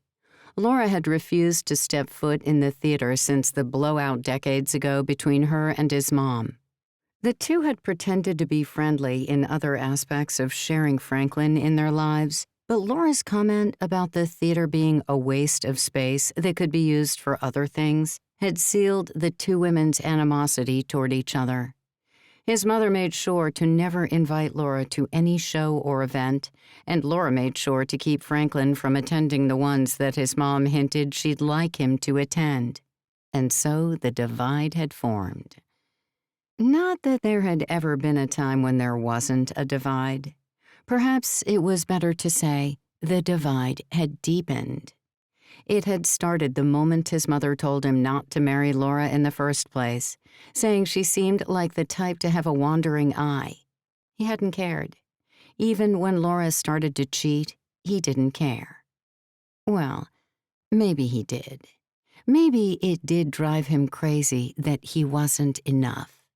But at least she respected him enough to make sure it was never with anyone he knew, and never, ever under their roof. Franklin's silence on the subject of the car must have gotten to the lawyer. It's a Mercedes-AMG GT, cost over $100K new, you know. Waste of money. A ride is a ride. Which explains the car I saw in your driveway. Reuben killed the engine and got out. I think I had the same make and model when I was in college. 30 years ago.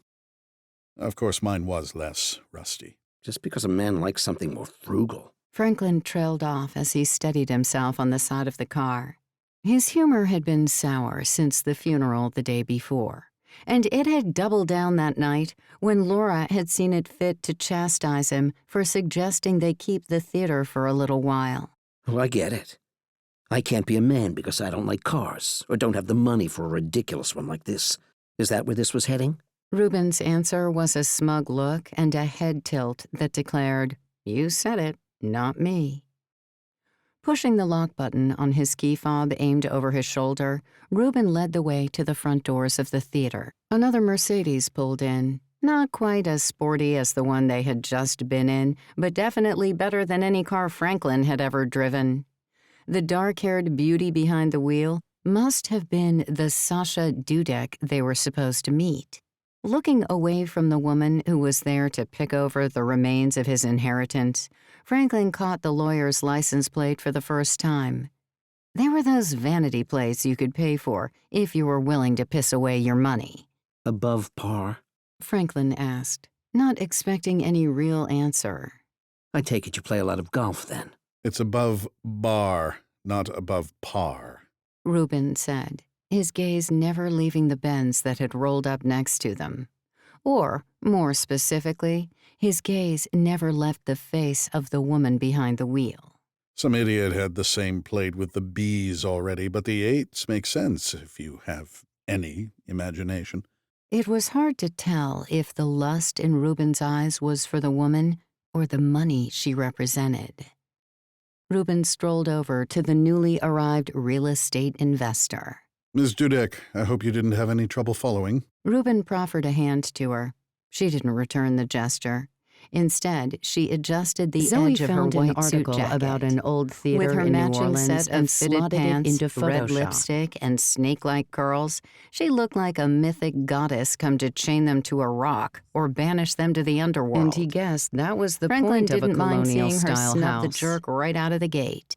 I'm surprised you didn't get pulled over for cutting people off, but I had no trouble. She replied thin coolly. Bits of metal her accent declaring her as being from somewhere other than the Midwest. Perhaps it was a Baltic accent. Slavic, maybe? He was useless for that sort of thing. His mom would have known. The crazy, funny, beautiful old accents had taken care of actors with at one point. This is it? The plans don't do it justice. She gestured to the rough exterior, puffed air through his lips, gutters, peeling paint, a hairline crack in one window. I see why you are looking to offload it. Those defects had been onto a similarly lackluster waiting area. A nostalgic part of Franklin surged, and he found himself saying, You should have seen it in its heyday. I've come across some photos from the 20s. When they had the glowing signs Scotty had just taken his first lungful of fresh air when Zoe's phone trilled loudly from her pocket. Guys in tuxedos. It was one of the pictures that had been on top of the upright piano in his mother's living room. Would want to move on soon. He had put it face down on the scratched wood of the old instrument, along with the rest of her pictures, on the day of the funeral. He couldn't stand having her watch him, even if it was just her image through glass. Not that there hadn't been any photos of him or Laura on the piano, in his arms, or on any of the mantels for that matter. Present under the tree Those revered places had been reserved for the various theater troupes that had daisy-chained through her life. There hadn't even been any pictures of Michael, her grandson by marriage, either. But she never liked the waitress over so with he a guessed that extended to Laura's son by her first marriage as well. Sasha sized him and his comment up in a single sweep. He whipped his notepad out of Franklin's sense of being in the presence of a mythical goddess. He wondered if the sacrifice she wanted from him would stop at stealing his inheritance for less than it was worth. I thought you guys told me to change that him with a slight smile. I had a note that said to change that is so, Franklin. Text, but I'll do it as written also. It must have been very special to this area. I got an email about that. I would not doubt that many came here to watch the plays throughout the years. It heartened him to hear. Maybe she was going to save the place after all. My mother made sure countless ones were performed here all her life. Did you perform in the theater? He had tried. 10 minutes later, with Dave out of the house, he'd wanted to connect with his mother over Henry, the hoarder of receipt-filled shoeboxes. But he didn't possess the talent or the patience, not even for small parts. Eventually, he quit trying. Another reason they had drifted apart. Sort of. I helped out backstage a bit, but I never acted. His white stripe My was stepson does, though. missing. He actually got bit by the acting bug when he went off to knew college that this down year. deep. She smiled so warmly down deep, and patted at his least. arm once. He knew she was using sales techniques on him. Human touch, eye contact, calling him by his first name a lot. To fall silent. He couldn't bring himself to mind. Reuben apparently couldn't help but interject himself into the conversation.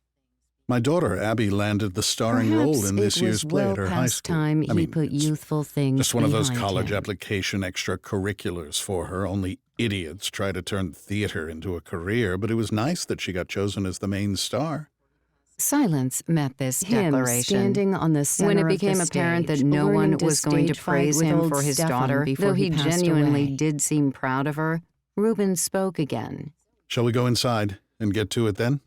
He Zoe pushed himself barged back between into the Sasha and office. Franklin, sweeping his arm forward to the entrance as if he were escorting a queen into her new castle. As Sasha stepped forward, the lawyer cocked an eyebrow at Franklin and that the said, door clicked "Shut open. up and let me handle this." Franklin trudged behind them as they stepped up the uneven and cracked concrete steps. He went to unlock the door, only to find it was already open. Of the call. The smell of old wood, along with carpet that wasn't quite clean, flared past them as he pushed on one of the two dark walnut doors. Since he was already standing in front of her, Franklin decided to risk Reuben's wrath and ask the big question he'd been wanting to know. So, what will you be doing with the place? You do not know? Sasha replied as she entered the front of house. Red carpet that had become such a fixture in Franklin's youthful memories sprawled out before him. It was more stained than he remembered, but it had been 20 years since he'd stepped inside the place. I take old buildings that have gone too far in life to be good anymore, and I make them into places for people to live. And to shop, of course. I fix neighborhoods this way, improve them. She nodded her thanks for the door holding, and he looked away. He didn't want to like someone who had just sent a bolt of anguish through him. The wrecking ball was coming, and he was holding the door for her. She breezed past, and the two men jostled in her wake. The sweeping steps rose in a spiral on either side of the main entrance doors, leading up to the gallery and the balcony. Decorative iron balusters supported long stretches of polished wood handrails that curved into the front lobby. The happy yet soured memory of sliding down them on his belly as a kid played in his mind. Happy in the thrill of youth, soured because he had been yelled at every time for scratching the wood with his belt buckle. He idly wondered if they could support his weight still. The image made him grin. There was no way his paunchy middle would enjoy the ride, especially the sudden stop with the corner posts at the bottom.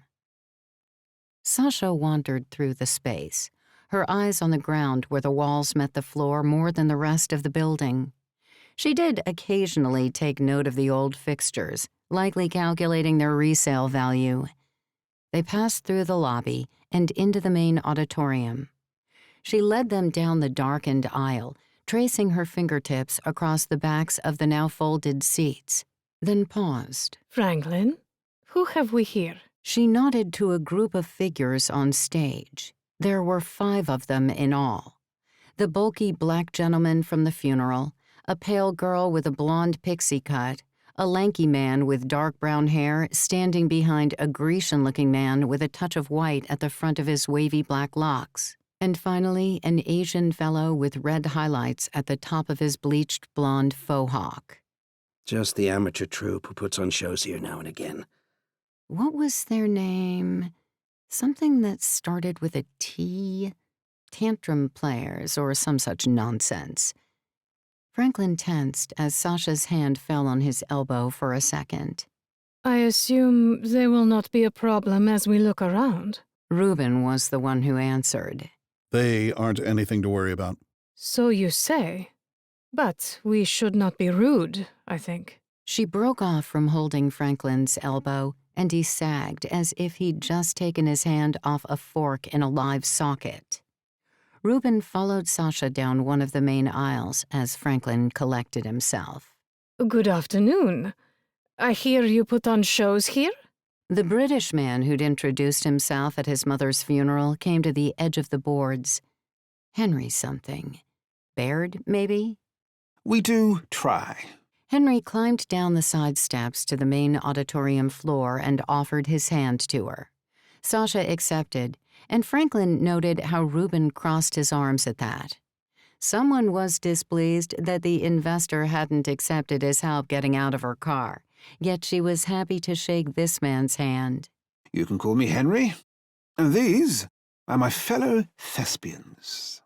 Sasha Dudek. She released his hand and observed the others on the stage.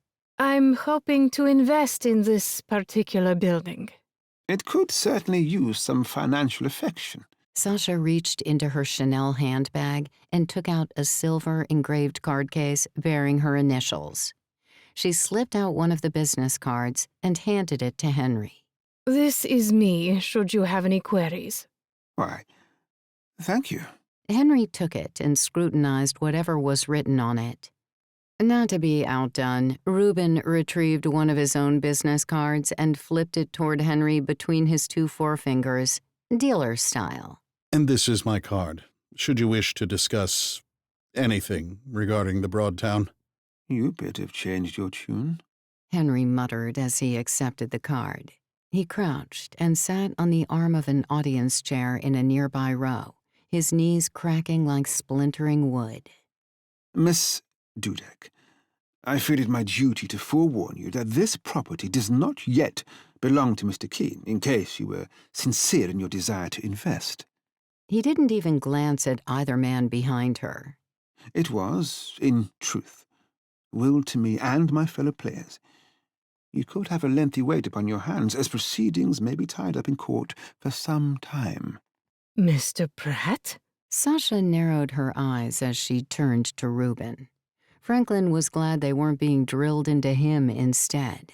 I assure you that's not true. Reuben kept up a stoic facade, clasping his hands together and looking like he was praying to the gods of commerce. Perhaps the former owner made a false promise to write a will, but it never happened. Sadly, I think it's just wishful thinking on their part. He tilted his head toward Henry. There is no other magical will, only the one that has already been probated through the court. Sasha's expression relaxed, but only for a moment. Henry smiled like he knew something. Incorrect, old sport. My lawyer has informed me that we have 4 months to contest the will. I would hate for Miss Dudek to be led up any sort of garden path by you, and to think this will be a simple matter. That's for traditional cases. Franklin let himself fade into the background, not wanting to be pulled into the conflict. The lawyer kept going without a moment's hesitation. I've had this expedited under Judge Grisham, unless you find this mysterious, unwritten, non-existent will in the next week. The theater goes, and rightfully so, to Mr. Keene here. Sasha readjusted the strap of her designer bag. Tell me, Mr. Baird, if you did happen to own this building, would you have considered selling it to me? We'd never sell it. A fresh voice erupted from the stage. The thin rake of a woman, girl really, with the severe blonde haircut and a complexion unused to sunlight, sprung to the edge of the stage. It brought the rest of her troupe to the forefront with her. They formed a semicircle at the stage's edge, a distance away from Henry, but throwing a shadow of support as if they were about to take a bow together. Not even before you fielded the offer? Sasha raised an elegant eyebrow. The blonde girl shook her head so violently that her short hair waved in response. Under no circumstances. Who knows what you'd do with it? Why would you want it anyway? A different player, the Asian gentleman, jumped up on their shared soapbox. Franklin couldn't take his eyes off the blood-red spike at the tip of the man's hair. He hoped that wasn't some kind of omen. Sasha smiled. Why wouldn't I want it?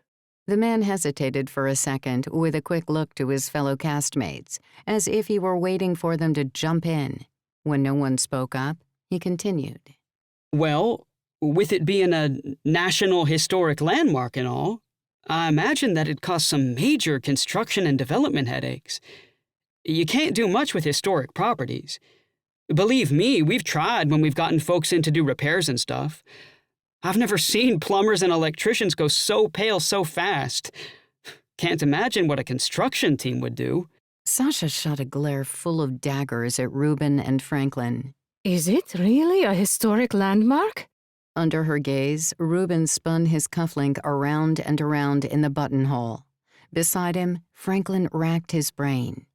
Had his mom filed for the status without telling him? It was entirely possible, since whenever they talked, they both made sure to never bring up the Broadtown. I'll have to look into this. She didn't look happy. At all. Thank you for your time. With that, she turned and strode back the way she'd come, leaving Reuben and Franklin to chase after her. Maybe this was sort of good news. If the investor wasn't interested, Reuben might back off and Franklin could possibly talk Laura out of selling the theater. If she didn't agree with him, as she never seemed to, maybe it was time he did what he'd been thinking about for years. Walk away from her and the crap she constantly put him through. But that thought was too hopeful, and he dismissed it immediately. He'd never actually leave. Who would want him? He supposed if he did get a fat payday from selling the Broadtown, he could move into his mother's old townhouse and find someone who would appreciate him and his business savvy. A partner who wouldn't step out every time she could, all the while assuming he didn't know about her betrayals. He could invest the rest of the money in the vending machine business he had tried years ago. He felt that offices around the world were finally ready for machines that dispensed spare hose and lipstick for women, for whenever they got runs in their stockings or forgot to wear makeup. He still had his first 2 machines in storage and wanted to try the idea on a bigger scale next time. Either way, the direction of everything had changed with the possibility of Sasha backing off. He hated to admit he felt a little optimistic. Whether he sold the place or not, it would be his choice for once. Chapter 6. Zoe Terra. Zoe's stomach roiled, an unsettled sea. A cold sweat crept up the back of her neck and her heart thudded. Where had that outburst come from? Shouting at the investor like that? It was completely out of character for her. Usually, without a spotlight, her voice went dark, but she had come out of the shadows and meant every word. We'd never sell it. Her love for the theater had brought that lioness moment out of her, a love nurtured and raised by Ms. Maribel with her grandmotherly praise for Zoe's skill on the stage. That bond had inspired Zoe to act like a mother bear who'd seen someone get too close to her baby cub. The Broadtown was one of the few things she had to call her own. But now that the adrenaline rush was over, she kept her head down, her chin nearly touching her chest. The others were probably staring. Why did you declare the theater to be a historic landmark, Lute? Henry took the heat off her, if there was any heat. Had there been? Or had her mind raced down the metal leads of her internal circuit board to switches that were set wrong?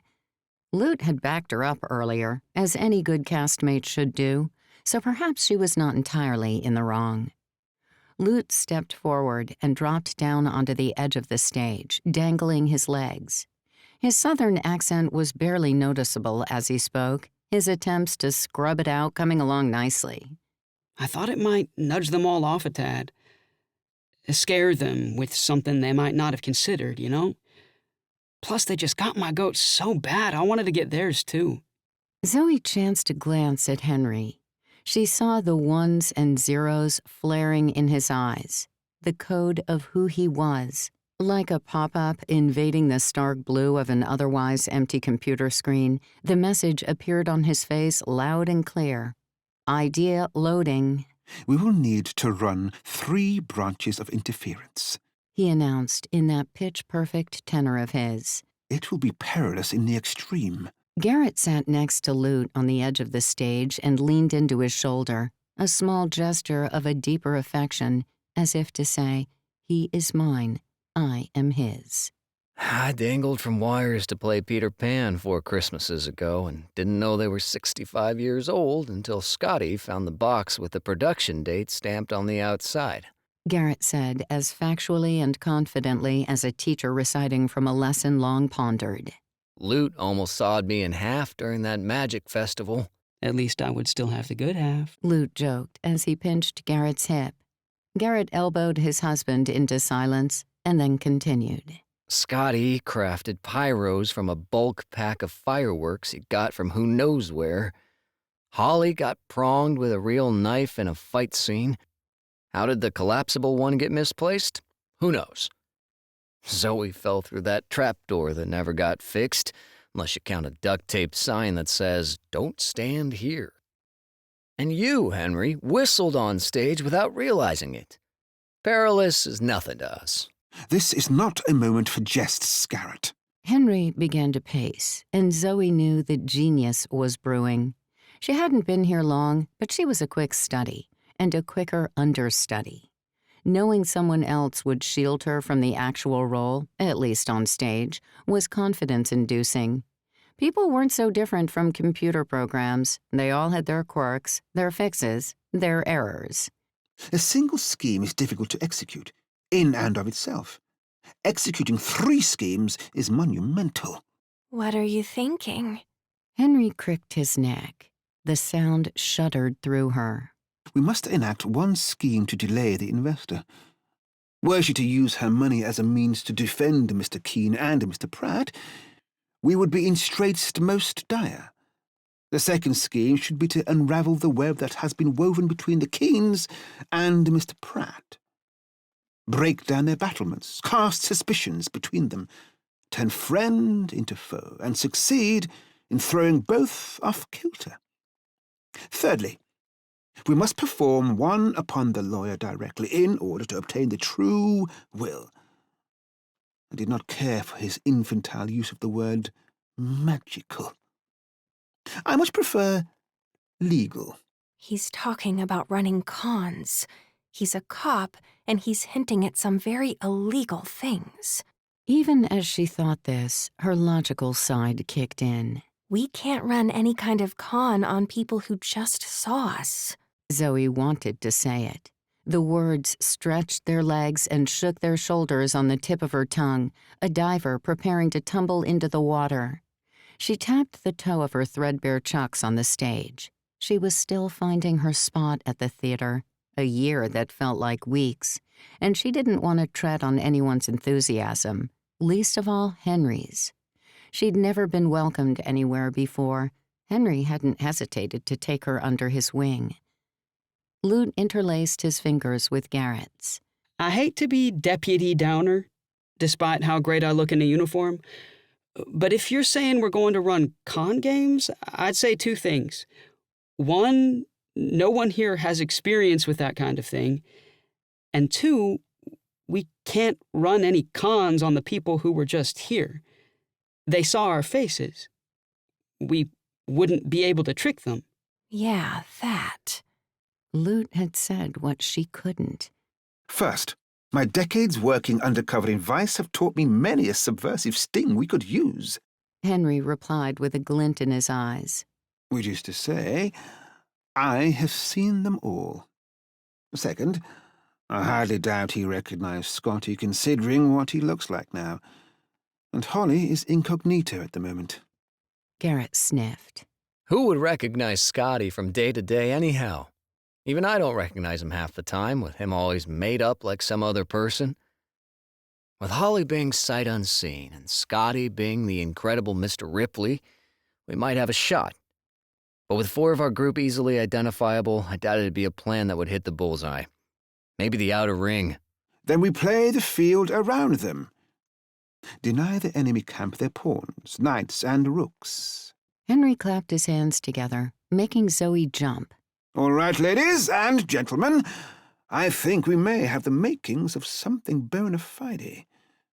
I shall return at the bottom of the hour. She checked her phone. It was almost 2 o'clock. Zoe, might you exploit these business cards they have so readily furnished upon us to acquire their emails? Huh? What do you mean?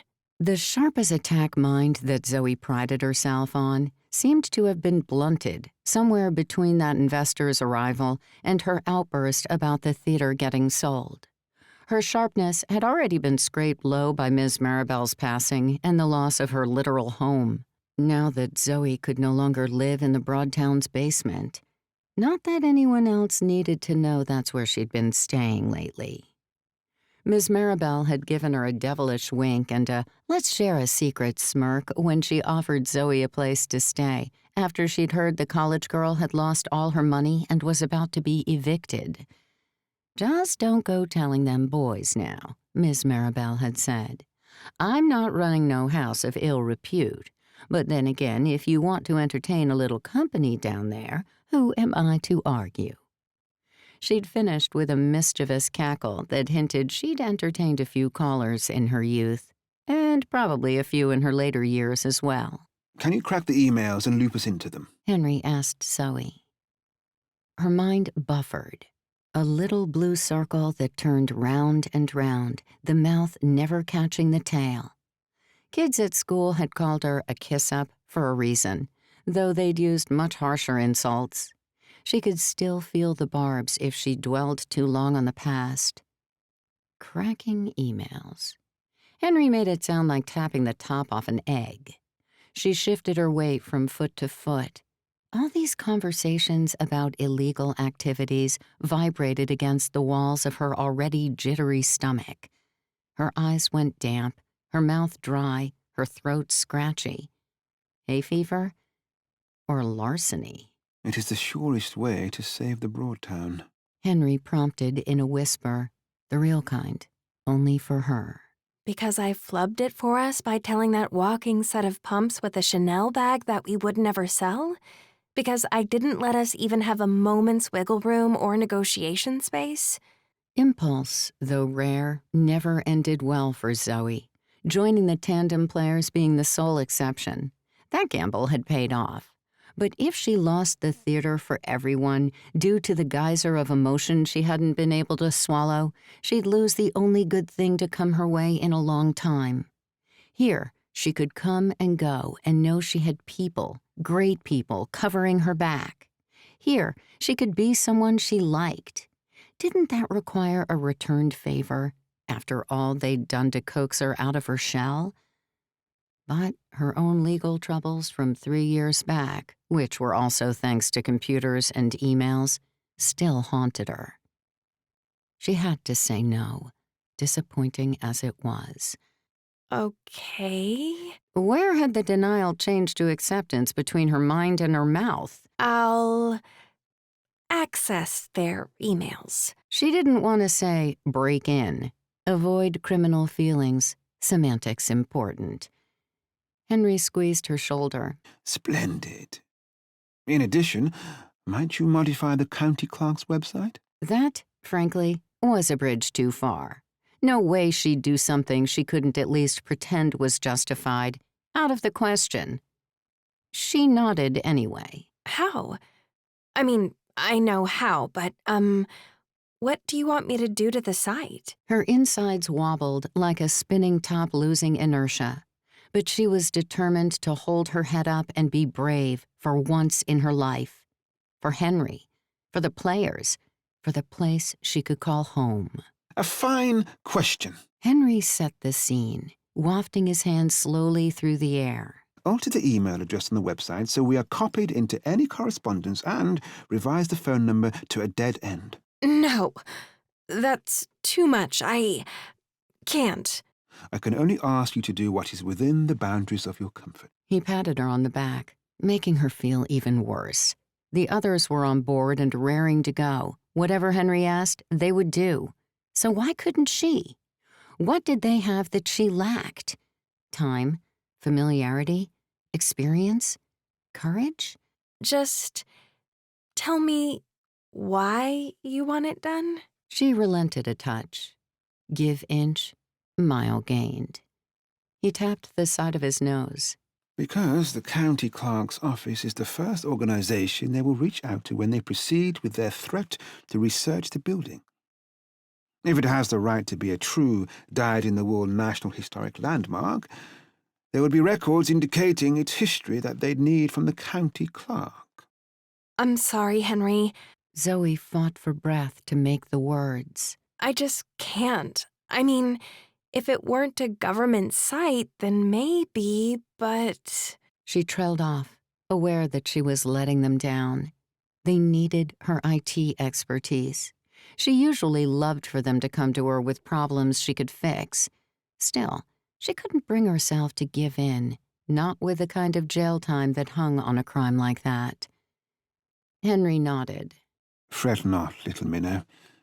I shall search for someone else to accomplish the task.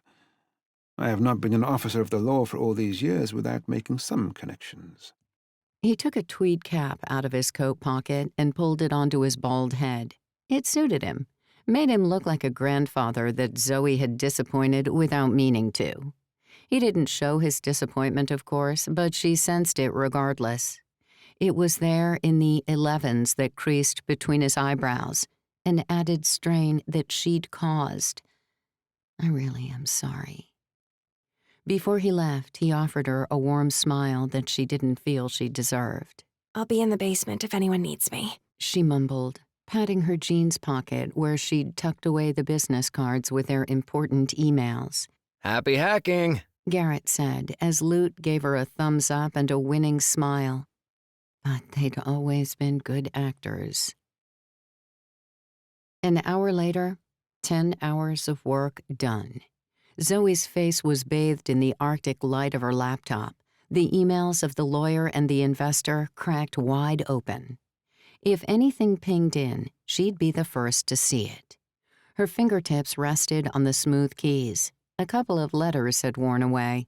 An occupational hazard. Doing that much was enough, right? Is it enough? I don't know. Taking a steadying breath, she tapped on the keyboard and opened the county clerk website. It couldn't hurt to take a peek and process how she'd tamper with it, if she tampered with it. She'd seen countless sites like it. Government ones were often a standardized affair, but the security tended to be decent, not foolproof, but not the kind of tepid firewalls and antivirus software the average corner bakery would use to list their donuts online either. Curious, she brought up a diagnostic program. Suspicion confirmed. Code simple. So simple, in fact, she could have cried. A stealthy dart around the security system and a few quick changes to the code, and Henry would have his Tandem improved website. But she just couldn't commit to that last tap, the one on the Enter key. Her fingertips stayed put as letters and numbers and punctuation scrolled by in the right-hand window. They were like a script to her, just waiting for her to make her mark. A rap at the basement door gave her a breather from her ethics tug-of-war. Yep, in here. Holly entered, a cup of Starbucks at the ready, her ever-ponytailed hair sweat-damp near her forehead. She had come back from training with a shirt change, but without wasting time with cleaning up past it. I thought you might need some brain juice. You've been down here a while. Thanks. Zoe took the drink and cradled it in her stiff hands. Holly sprawled across the dusty old sofa that got wheeled out whenever they performed what Henry called a dinner theater show. How goes the hackathon they told me about?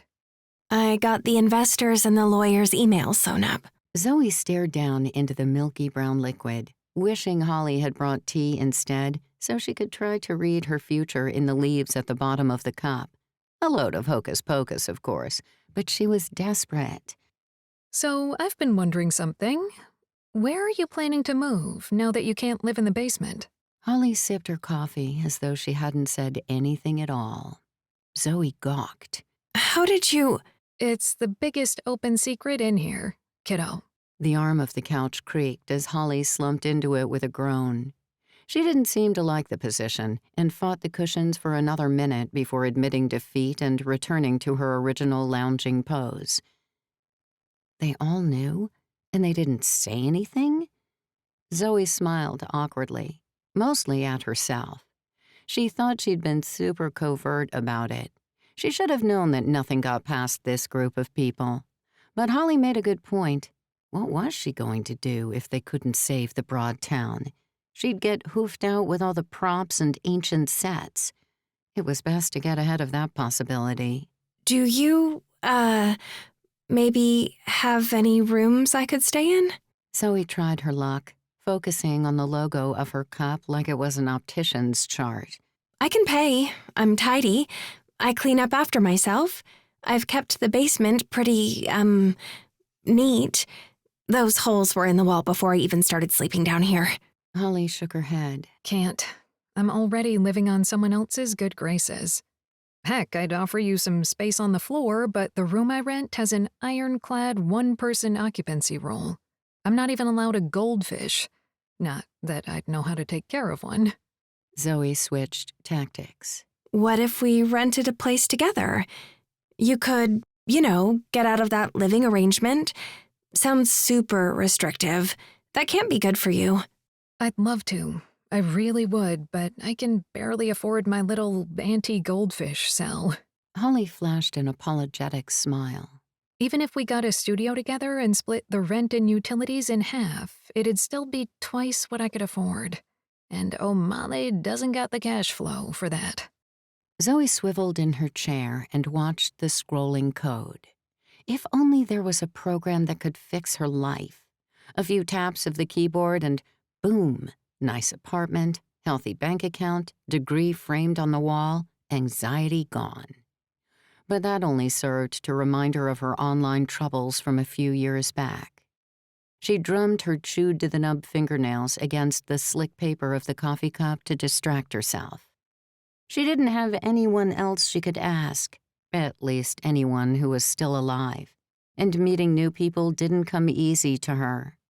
There were folks she nodded to or said a hushed hi to in college, but that was about the length and breadth of her socializing skills outside of this theater.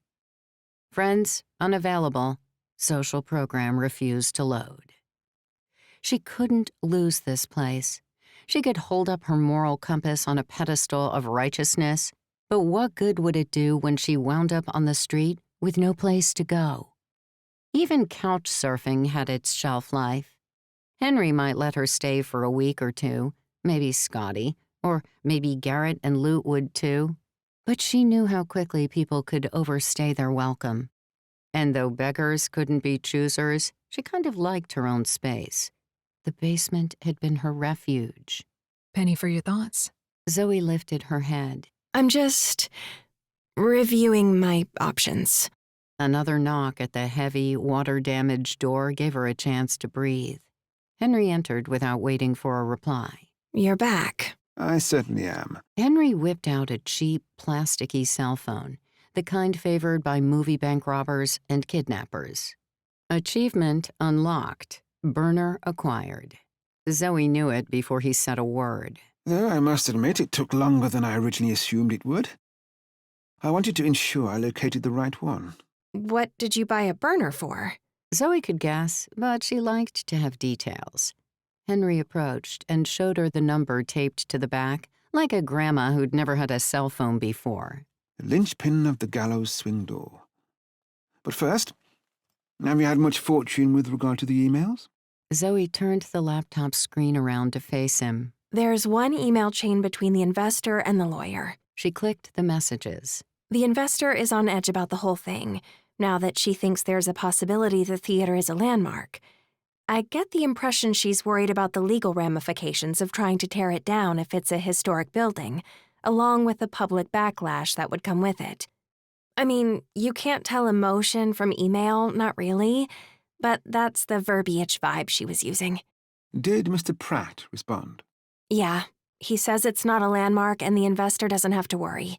She replied, saying she's going to have her guy look into it, and if it is a landmark, then the deal is off the table.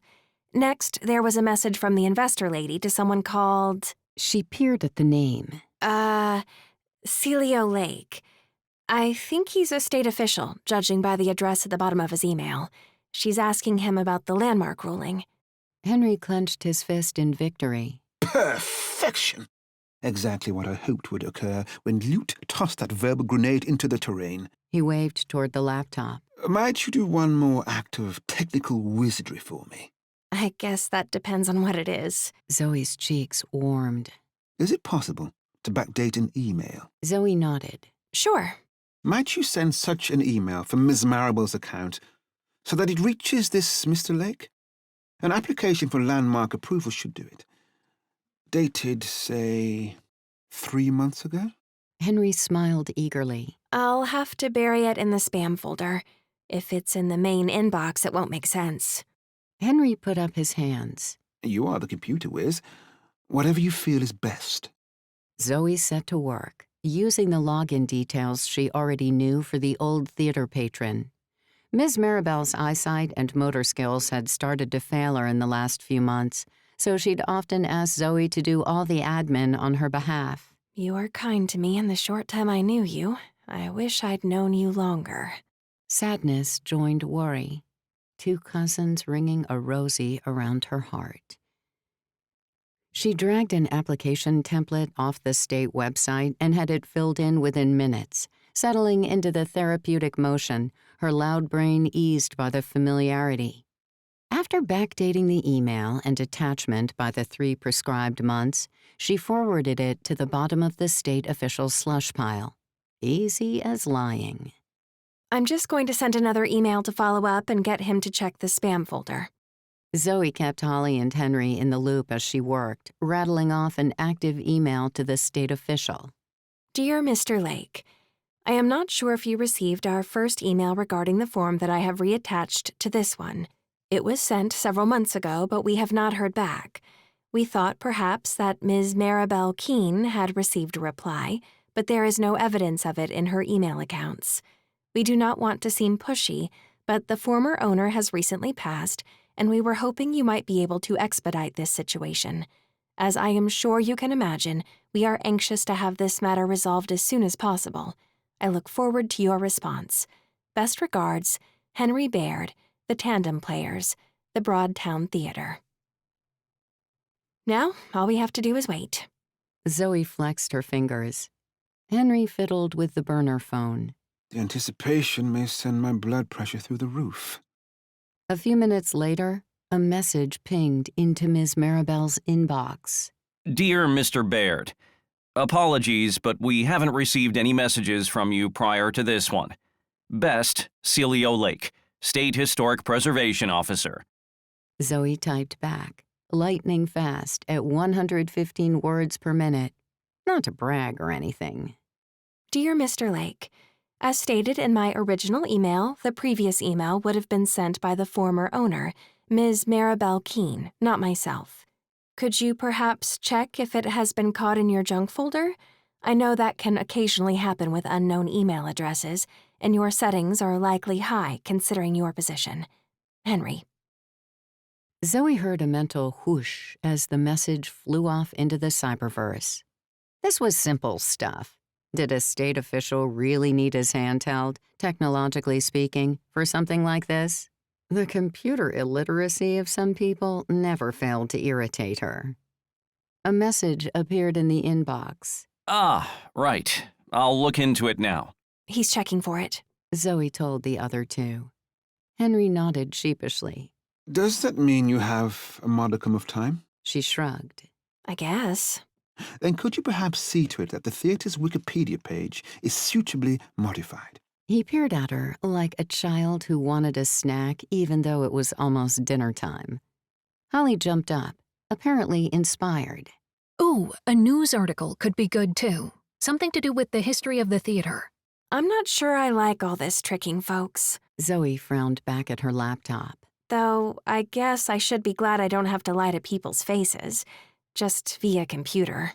We must enable underhanded means to justify the ends. I am reminded that this was Miss Maribel's last wish for the Broadtown. We are not doing this for ourselves. Nonetheless, I understand your turmoil, Zoe, and I share in it. This theatre is my proudest achievement, being part of this beating heart of local community, and I do not want to think of what it may become if we do not succeed. Another gentrified coffee shop or block of flats, all chrome and exposed brickwork and glass. What do you want it to say? Just give me the broad strokes. Henry laid out the plan for her. A tinkle of hope chimed in her emotionally brittle heart. She turned back to her typing, a manic rush of joyful inspiration. Zoe found an article about an old theater in New Orleans and slotted it into Photoshop, switching up the photographs with some stock images from the Broadtown's monthly newsletters. Clicking and cropping and cutting, she replaced the image of the original interviewer, a professor in local history, with an old headshot of Scotty in full geriatric makeup. What play had that been for? He was so gifted with makeup that it was a wonder Hollywood hadn't stolen him. Next, she changed up the text so it fit the location and history of the Broadtown, making enough alterations so it wouldn't be caught by any plagiarism programs. She posted the article on one of those collective blogging websites, dating it from 2 years ago. After that, it was just a matter of copying and pasting a bunch of the information onto the Wikipedia page. Finishing up, she flipped back to the trio of email accounts she had open on her discolored but still plugging away laptop. A new message sat at the top of the investor's inbox. Sasha, sorry, but there was a bit of a mix-up with my original response. The former owner had actually applied for landmark status a couple of months ago, and I missed it. Darn spam folder. Anyway, I'll get back to you if it is an actual landmark. Best, Celio.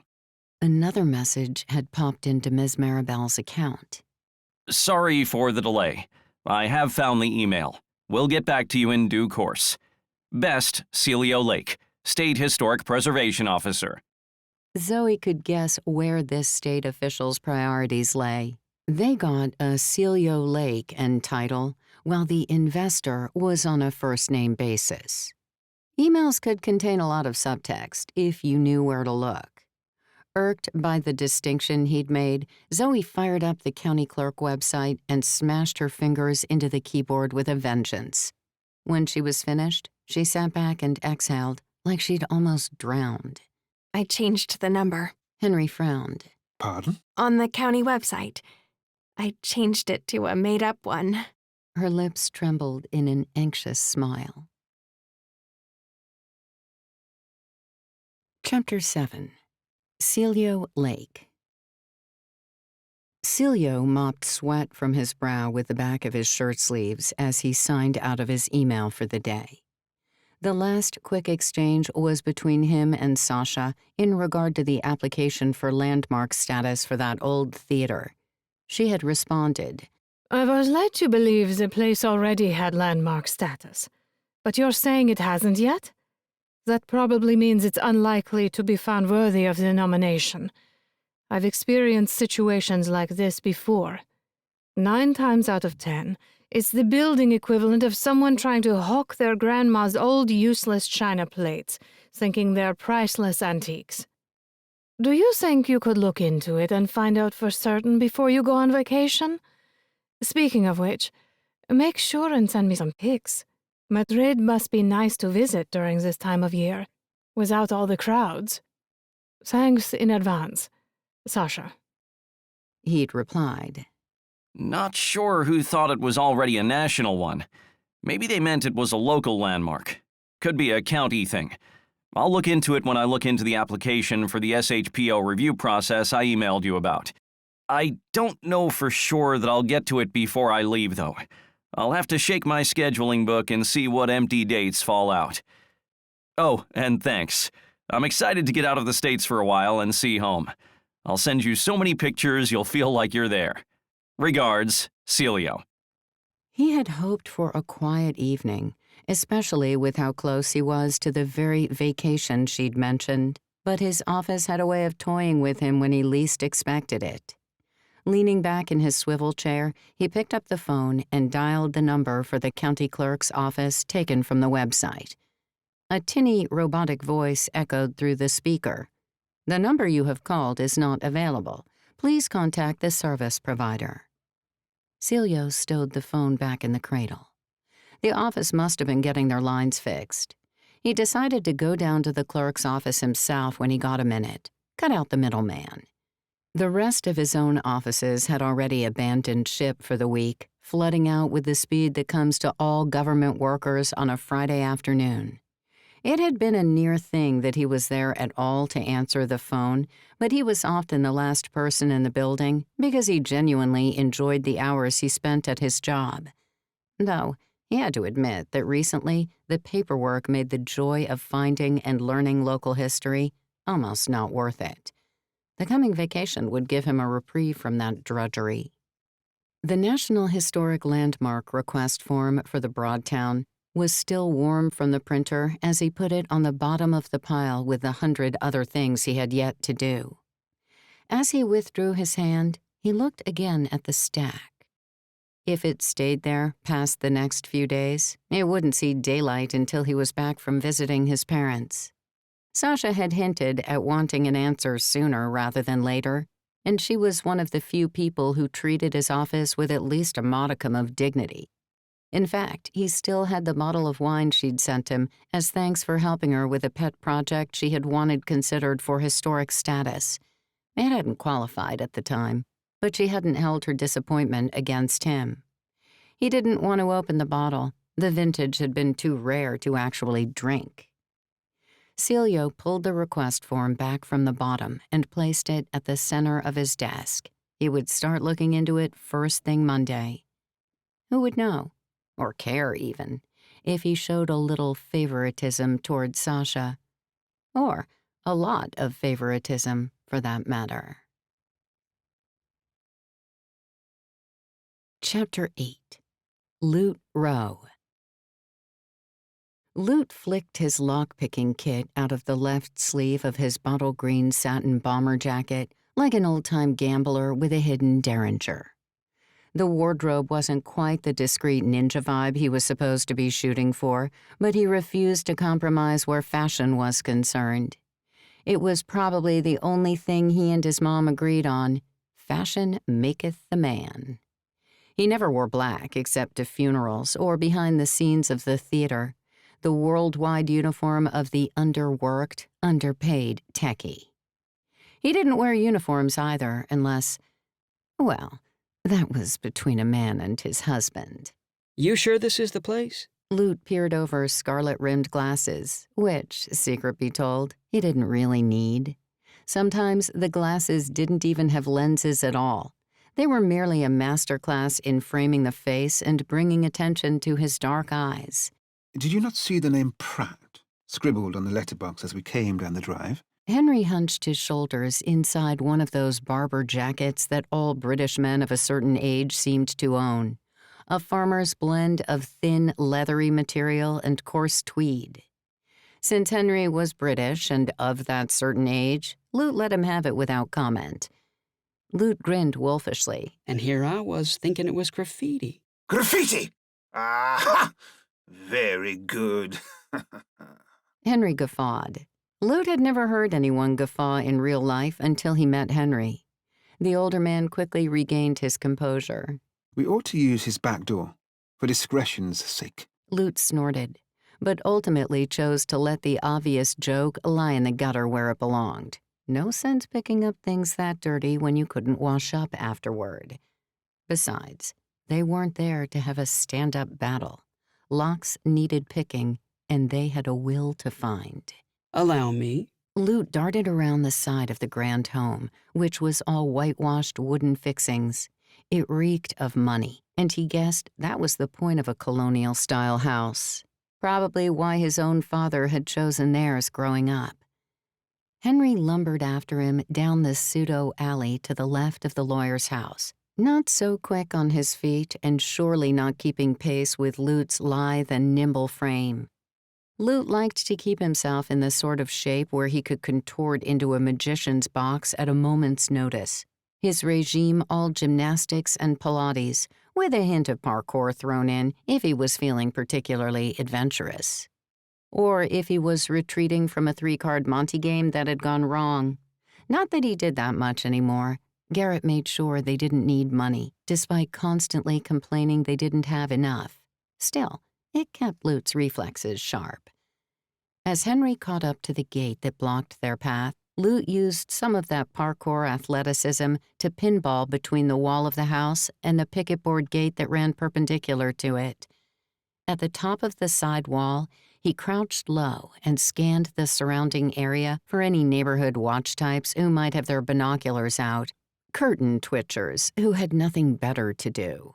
What Mr. or Ms. Nosy Neighbor wouldn't know was that Lute already had a cop here, badge within reach if anyone did show up to cause trouble. Satisfied there wouldn't be red and blues pulling up anytime soon, especially since the lawyer was safely in his office and his daughter was at school, they'd made sure with a quick call to both places. Lute dropped down onto the other side of the gate and pulled back the iron bolt. Oh, Mr. Pratt, with a smart place like this, you should really invest in better security. A padlock, at least. Give me a bit of a challenge. You better hunch down a smidge so your head doesn't bob over the fence, Lute warned, giving a suitably majestic flourish as Henry stepped through. Henry scrunched up his neck like a tortoise as Lute shut the gate behind the bigger man and passed him on the narrow sidewalk again. Buoyed up by the excitement of breaking and entering, Lute effervesced like a shaken-up soda bottle. He sprinted down the alley and rounded the corner onto the expansive gardens behind the house, which featured the usual water fountains, crisp green lawns, and neat flower beds that some poor gardener probably had to maintain for a fraction of what Mr. Pratt stole from his clients. Lute bet they never heard so much as a thank you. Men like Reuben Pratt didn't have gratitude in their heart, so why keep it in their vocabulary? Lute only had to look at the lawyer's gaudy Mercedes to know that. Reuben probably never used turn signals either.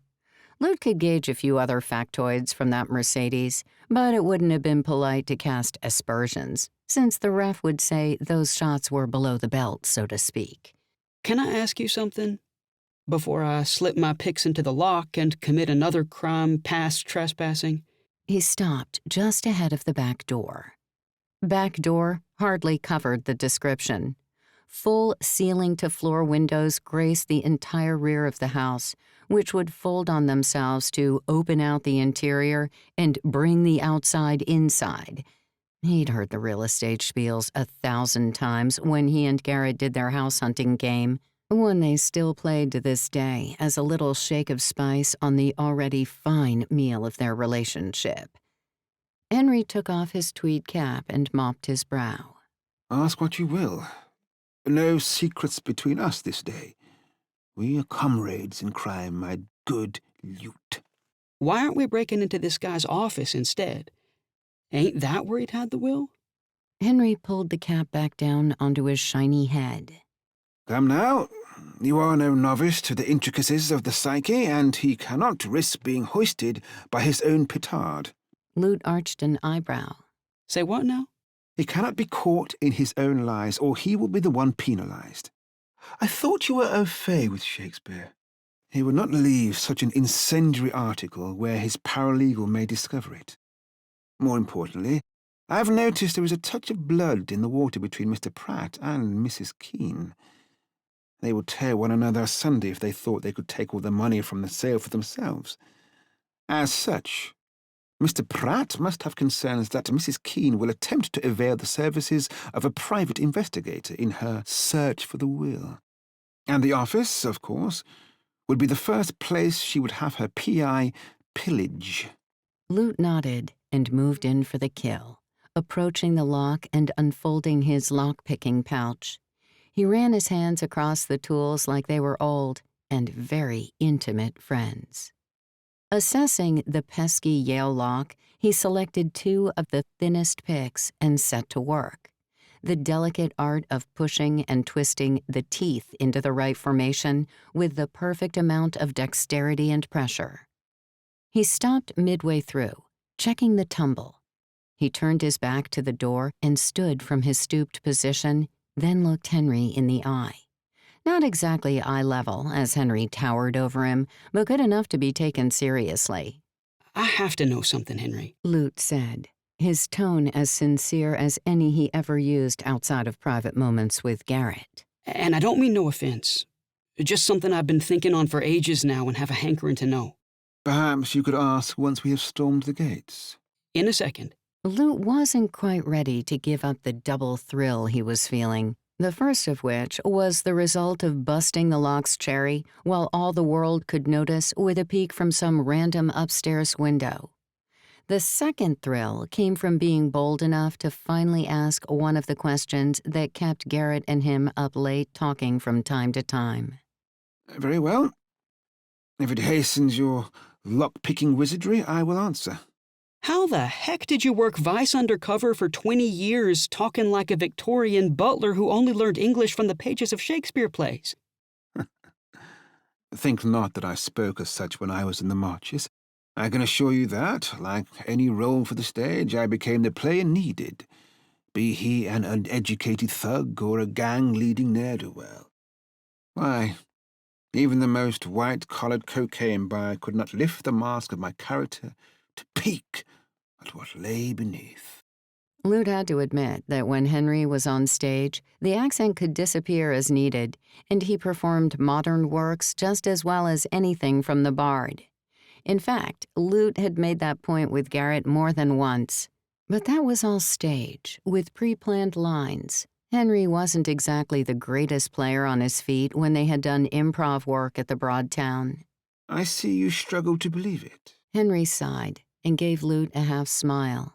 Allow me to demonstrate. The older man coughed a few times to clear his throat. When he spoke again, his normal tenor had shifted to a deep baritone that shook Lute's chest. Listen, you little punk! Henry growled and grew, all in the measure of the 4 words. The 6-foot-plus of his colossal form threw Lute in cold shadow as the older man lurched forward and glared down his nose. Lute's red glasses offered no protection from the massive man's hard eyes. Either you snap that pig into that lock and get us in there, or I'll snap my foot off from your skinny ass and bounce what's left of you through the glass. Even over the spike of primal fear shoved into Lute's middle, he had time to mentally compliment the stage manager for a Midwestern accent so real it might have been etched with the word Ohio. Well, Lute's voice broke as he turned back to the lock to hide his undoubtedly pale face. Well. A hand came down on his shoulder and gave it a quick squeeze. Such characters and their necessity are a long and fallow field behind me. So, will you not indulge me in the joy of washing my mouth out with the bard's perfect prose from time to time? Whatever keeps my skinny ass on this side of the window. Lute joked. Half-joked, anyway. He decided to distract himself with a return to their earlier conversation. Wouldn't Pratt worry about a PI check in here, too? He put the 2 lockpicks into his mouth for a second so he could wipe the sweat from his hands. Once dried, he tried the lock for the first time. The 2 thin bits of metal fought the light shake in his arms, and they scratched against the keyhole a few times before finally sliding home. But once in, the picks became an extension of his elegant gloved fingers, feeling for those teeth. Tick, tick, tick, tack, tick. Henry kept his eyes on the garden. Naturally, any PI worth his salt will come here as well. But it was never my intention that we were only searching for the will today, as it is highly unlikely to actually be here. There are other things we need to look for this afternoon. Lute stopped. I thought... I never said that was our course of action, my good fellow. You assumed, and I did not correct. Henry tapped the side of his nose. Yet there is method in my madness. However, do not think we will not do a quick search for the will nonetheless. It would not hurt to be thorough. Lute paused, caressing the lock again. I reckon you want to keep your secrets and all, but I don't suppose you'd mind telling me what our goal here is? That way I don't feel like I'm breaking into someone's house for no reason. He didn't like feeling as though the trickster had become the tricked. But then what sort of magician felt comfortable with being the one fooled? He couldn't even blame Henry. Lute had assumed, because he hadn't asked the right questions. Henry's leather gloves caught at his tweed coat as he patted his pockets, like he was looking for a lighter or cigarettes, even though he didn't smoke. We're going to give Mr. Pratt and Mr. Keene a taste of their own medicine. I hope to acquire some sincerely scandalous blackmail material to thwart their plans. Or mayhap another secret that we may capitalize upon. Lute returned to what he was doing, lifting and dropping the teeth until he felt the right ones retreat into the lock mechanism, a juggling act that required every shred of his concentration. Keeping the teeth where they were with what he liked to call the jabber, he used the other pick, the twister, to turn the lock around. It meant almost dislocating his wrist, but this wasn't his first rodeo. Deftly switching hands, he turned it a full circle and a half and heard that oh-so-satisfying click of success. Open sesame. Lute slid his picks back into their pouch, a neat trick, considering the thick leather gloves that were hampering his movements, and stowed them away in the secret pocket up the sleeve of his jacket. All of his clothes had them, just in case. Thank you, Zoe, for taking that usually boring sewing job off my plate. And for such a reasonable rate, too. Garrett often teased him for the Mary Poppins-esque wonders that poured out when he emptied his pockets. Cards, loaded dice, colorful handkerchiefs, foldable roses, and even a few dove feathers from when he really went all out on his street magic. These were remnants of his humble beginnings as a busker, back when he clawed what money he could from the marks he drew in, and a pastime he still enjoyed when he felt the itch to conjure and amaze. Well done, and quicker by far than I would have thought. I had worried that the foreignness of the lock type might impede you, but I see now that handcuffs are not the only locks you have trained yourself for. There was no judgment in this statement, despite how Henry had chosen to word it. He didn't dig deeper into the subject, and Lute was thankful, though he did have a readied lie in case Henry had pushed, as the truth was uncomfortable. Lute had spent many a month living on the streets. Sometimes the only place out of the harsh winter winds was in other people's homes. He knew the telltale signs of people gone on vacation. Advertisements uncollected at doors, the same light left on for days, dog poop in the yard, but no barking after a light knock on the door. He'd enjoyed a number of different smelling soaps and shampoos while showering in a stranger's bathroom over the couple of years he'd been living on the means of his quick hands alone. Until the Broadtown. Until Miss Maribel let him stay in the basement for a year, the same year he met Garrett, and the same basement Zoe was secretly staying in even now. The crazy, funny, beautiful old dame had taken care of them all at one point, like the time he'd been roughed up by a group of punks. They hadn't been happy with just stealing his busker's money from him on the sidewalk. Rough hands had thrown him into the street, and the trio of thugs had laughed at the sport of it. Lute's parkour skills had kept him from being run over, but a mirror from a passing bus had caught him in the back of the head, nearly knocking him out. It had happened not a block away from the Broadtown. Ms. Maribel had witnessed the whole thing, her car having missed him by scant inches. She took Lute, a complete stranger at that point, to the hospital and got him stitched up, 10 stitches in all. She had even paid the bill. One fast food meal later, she had his loyalty for life. The lawyer's house lay blanketed in silence, not even the murmur of the TV disturbing the quiet. A good sign. The last thing they needed was a screaming wife or cleaner flying into a fear-fueled rage at the two men. Even after checking that Reuben and his daughter would be out of the house, Lute knew there was always the risk of running into staff in a home this big. But no one had picked up when they'd called the landline, and there hadn't been any additional cars parked on the wide drive. Henry and Lute entered the lawyer's house via the kitchen, which was nearly as large as Lute's first apartment. Everything was immaculate, down to the blinding shine on the range cooker and the copper pans that hung from an artsy rack above the galley-style breakfast bar. The pans looked like they'd never been used, as if the inhabitants only ever ate takeout. Creeping toward the far door, which appeared to lead into a wide hallway, Lute glanced back over his shoulder at the gardens. It really does bring the outside in. Damn. Now he wanted a big kitchen. Not that he cooked. Both Henry and Lute froze as a soft noise whispered across the room. It was as light as a breeze on grass, but definitely inside the house. Lute threw a look toward Henry and was glad to see the big man pull his badge from the inside of his coat and hang it on his belt, the brass side shining out above his hip. Police! Henry called without warning, nearly startling a year off Lute's life. We're responding to a wellness check.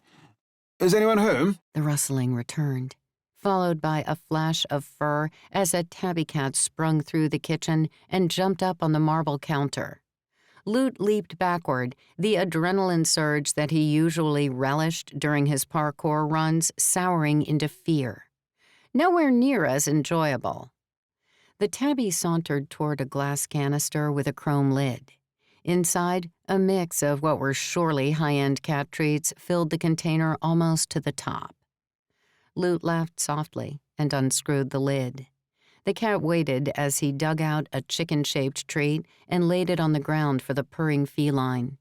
A quick ear rub later, and he turned his attention back to his partner in crime. Where to first? He whispered, even though no one had responded to Henry's call. It was the same human instinct that hit a person's vocal cords whenever they entered a library or a church. His personal study. Henry took the lead, edging past Lute and into the hallway beyond. Fresh-cut lilies perfumed the air, and pollen dusted the otherwise spotless oak-paneled floors. Lute wished he'd taken an antihistamine before coming here. His nose was already starting to tickle. He followed Henry up the carpeted stairs that were so plush they felt like sponges beneath his feet. More flowers and pollen bombarded his sensitive nose, making his eyes water.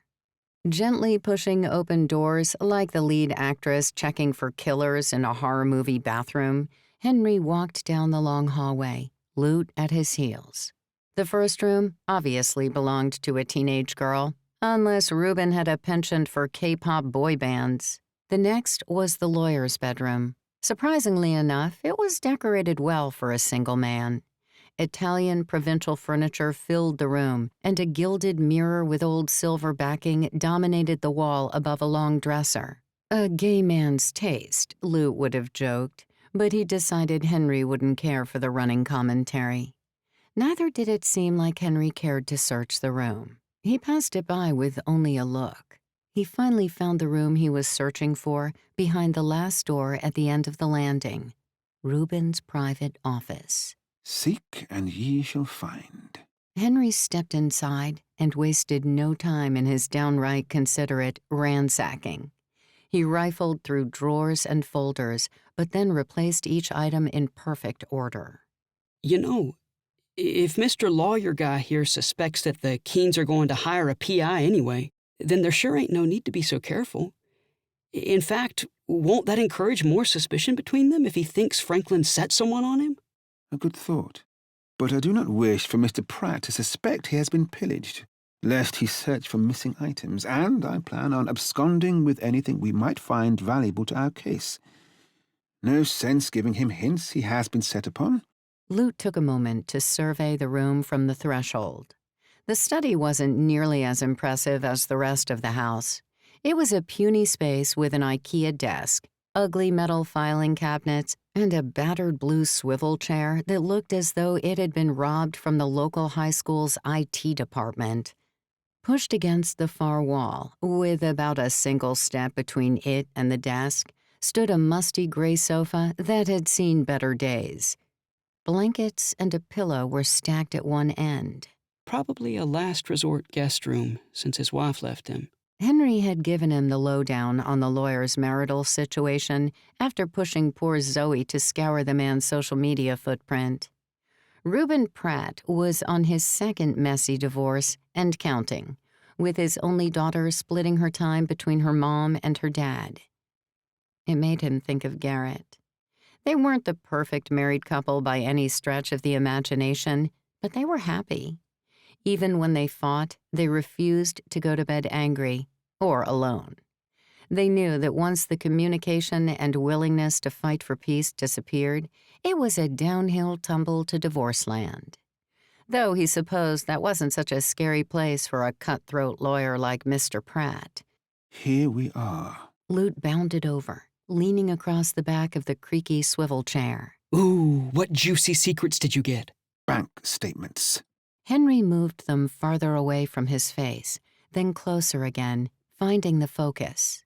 Lute wore glasses for vanity. Henry didn't wear his for the same reason.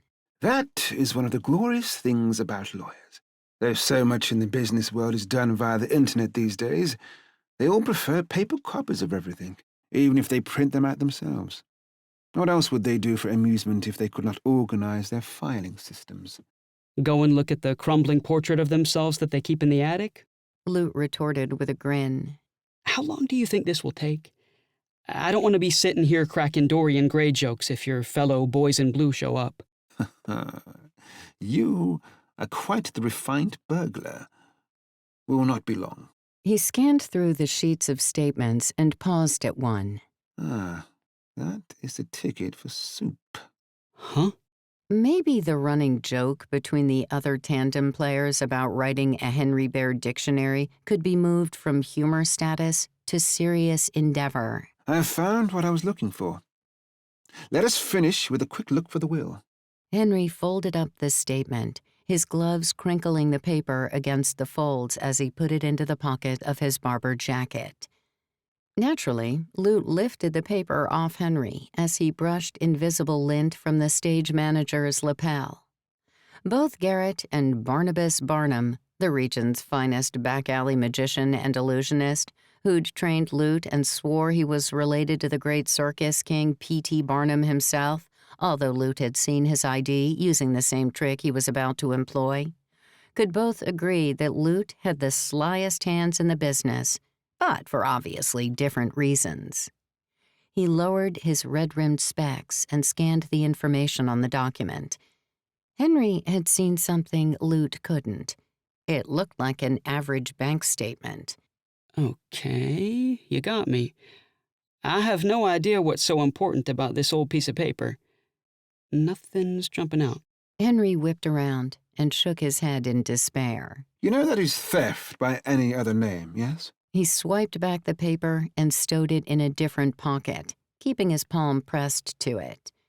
Lute gestured between them and the room they were burglarizing. Pot, kettle, black. Well parried, Mr. Rowe. Henry's expression softened. It escaped me for a moment that you were something of a street urchin in your salad days. Lute stilled his desire to go for the bank statement again. I figured if I was going to be a street magician, what better way to learn all the best spots than by living on them? Truly a dedicated artiste. The starving kind. Lute feigned taking offense. Moi? Oh no, I never missed a meal. I had this secret trick of making people's money disappear and reappear in my hat. Quite the deviation from rabbit pulling. Not as different as you'd think where the basics are concerned. He eyed the older man's pocket. It was like candy was tucked away in there, and Lute was still the chubby 4-year-old of yesteryear. Anyway, stop running around my question. What caught your eye? A hunch. Now I need to sprinkle some breadcrumbs. Lute turned to look out the window. The study faced the front of the house, giving him a decent view of the driveway and the street. So far, they were still in the clear. They'd deliberately parked on the next street over and walked to Mr. Pratt's house, which was good for the sake of keeping a low profile, but not so good if they were forced to make a quick getaway. Henry could have at least worn his uniform, but it apparently needed to be tailored. If they happened to get caught, they were going with the undercover story, with Henry's badge backing them up. Lute shook his head and returned his worry to the moment at hand. As long as the lawyer doesn't come home unexpectedly, we'll be fine. Shall we continue the main search for the will now?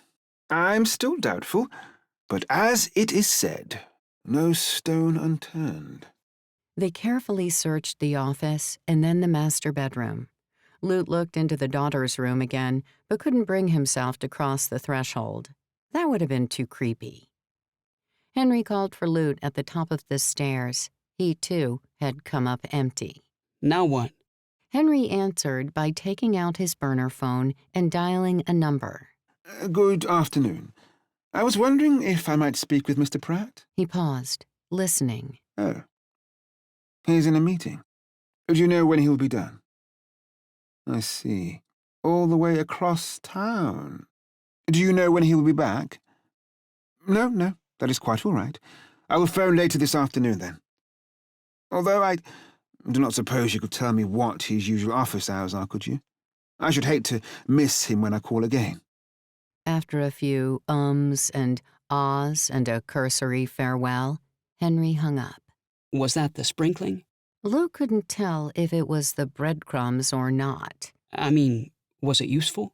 Exceedingly. Henry pocketed the phone. Mr. Pratt will be busy in a meeting with none other than Mr. Keene until at least 5 o'clock.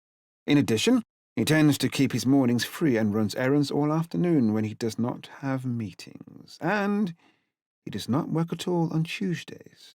So we must arrange our endeavors accordingly. Lute puffed air through his lips. So what now? Keep searching since we have time? I need you to speak with Garrett for a very specific task while Mr. Pratt and Mr. Keene are both otherwise engaged.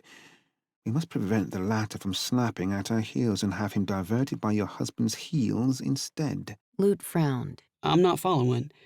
How's Garrett supposed to do that? By being his usual charming, debonair self, of course. When Lute looked at him blankly, Henry added, I believe Mrs. Keene is, in fact, a housewife and should be home at this hour. Nope, still not on the same page. What exactly you getting at? A rock of dread sank in Lute's stomach, as he was pretty sure they were, in fact, on the same page. Henry looked away, worrying Lute that his suspicion was more fact than gut reaction. Am I mistaken, or did Garrett once engage in romantic liaisons with women too? If so, I am sure it would be like riding a bicycle. That was perhaps an ill-judged metaphor, but the point remains. He will undoubtedly remember how to woo a lady. Lute's jaw dropped. Let me get this straight, and the pun is wholly intentional. You want my husband to seduce some married woman? He couldn't believe what he was hearing. Henry might have had a ruthless streak. He had to, being a cop and all. But this stepped right over the line of morality. Garrett wasn't some flirty pawn that could be used whenever heterosexual options were thin on the playing board. Henry lifted his chin defiantly. She is a player in this, after all. Plus, it will make for a mighty distraction for Mr. Keene while the rest of us contend with the lawyer. I will leave it to Garrett to iron out the logistics. He can play the role of comforting friend or of aloof and mysterious savior, if he desires. He has the range. But love interest is the simplest angle, in my opinion. Few women can resist Garrett when he is at his performative peak. He sighed, as though realizing he was asking a lot. The only narrative he needs to uphold is that he pretends to be from Mr. Pratt's office and makes it look like Mr. Keene has sent him to call upon Laura. I never knew you had the potential to be such a gigantic ass. Lute fired back, furious that this was even on the table. You're screwing with people's feelings here. Not just Laura's and Garrett's, but mine too. Or don't that matter? Weigh your statements and feelings against this. Do you wish to give up the Broadtown because you are unwilling to allow your husband to play a role? It is naught but acting, dear Lute.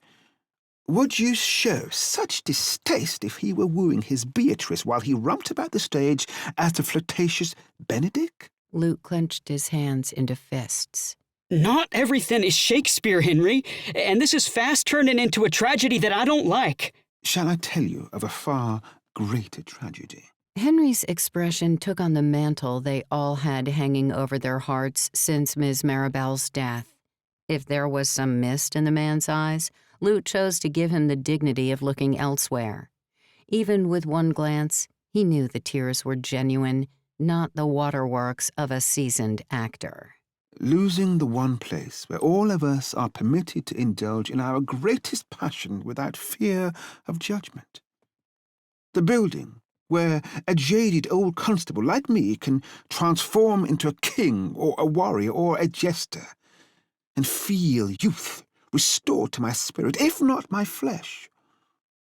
Or losing the friendships and family we have created over the years. Those bonds and remembrances that are ingrained into every inch of that theatre. And worse still, losing the beloved memory of Miss Maribel's legacy and the possibility of future generations finding their peace and purpose upon that stage. Lute fell silent. Do I take that as an agreement? Henry asked, his tenor as soft as the request was jagged.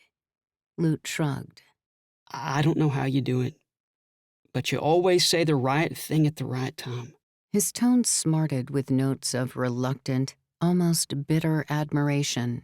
But I swear, that way you've got with words is going to bite you in the ass one of these days. But not today. Henry took a slip of paper from his other coat pocket, the one Lute hadn't picked, and handed it over. Franklin Keene's address was already written on its front, primed and ready for Garrett to enter the scene. Chapter 9. Laura Keene. The doorbell rang, startling Laura from an afternoon eye-resting session. Rubbing the sleep from her lashes and throwing off the warm blanket, she got up from the sofa and went to the door, fully expecting it to be a delivery man bearing packages from her most recent exploration of the depths of Amazon. She couldn't afford to buy much for herself, thanks to Franklin's inability to find a career as he continued to chase pipe dreams. But there had been some money in Maribel's accounts, albeit not much, as the old woman hadn't bothered to have life insurance, and the funeral had wiped out most of the liquid capital. Oh. The usual doorstep chatter Laura had prepared died on her lips as she took in the ruggedly handsome man standing there, framed by the open door like a Ken doll in an unopened box. She couldn't stop staring. He was snappily dressed in a navy blue suit, his collar unbuttoned enough to reveal the top of a broad tan chest. And his face? He looked as though he'd been ripped from the pages of one of her glossy magazines.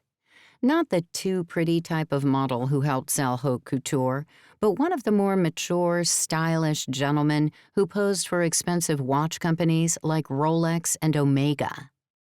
They knew their target audience, the rich husbands in their late 40s to early 50s, bought the watches, and the wives admired the models. Only Laura didn't have a rich husband. Not that he didn't keep trying to do so with some easy yet ultimately failure-ready scheme. The man smiled, his hazel eyes lighting up. Mrs. Keene? Yes? Not for the first time, she had a daydreamy moment where she wished the Mrs. wasn't in front of her last name. She put her left hand behind her leg, the band of gold, as thin as it was, still big enough to be noticeable in the bright afternoon sunshine. I mean, yes, I'm Mrs. Keene. Great.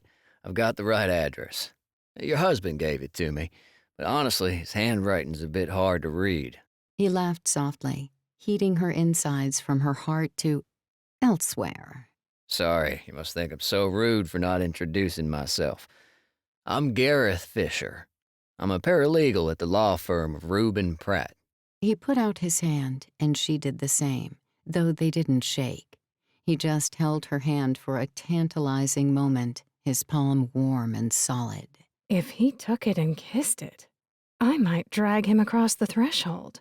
Her cheeks flushed with heat. Eager not to seem like a total moron, she invited him inside by stepping behind the door and waving him in.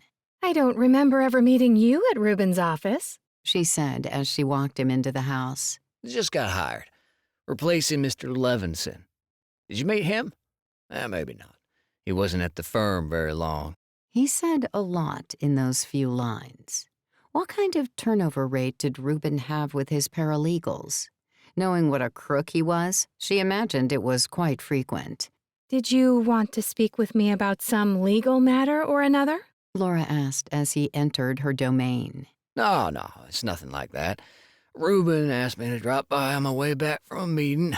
Wanted me to check if any letters came from the courthouse. Gareth leaned his elbow against the banister to the upstairs. Was he aware of the figure he cut doing that? Surely he was. You know what admin can be like. When you need it, it's never there on time. When you don't, they send a next-day delivery. He laughed again, and Laura nearly giggled in response. His laugh came so easily and naturally to him, as though he did it often.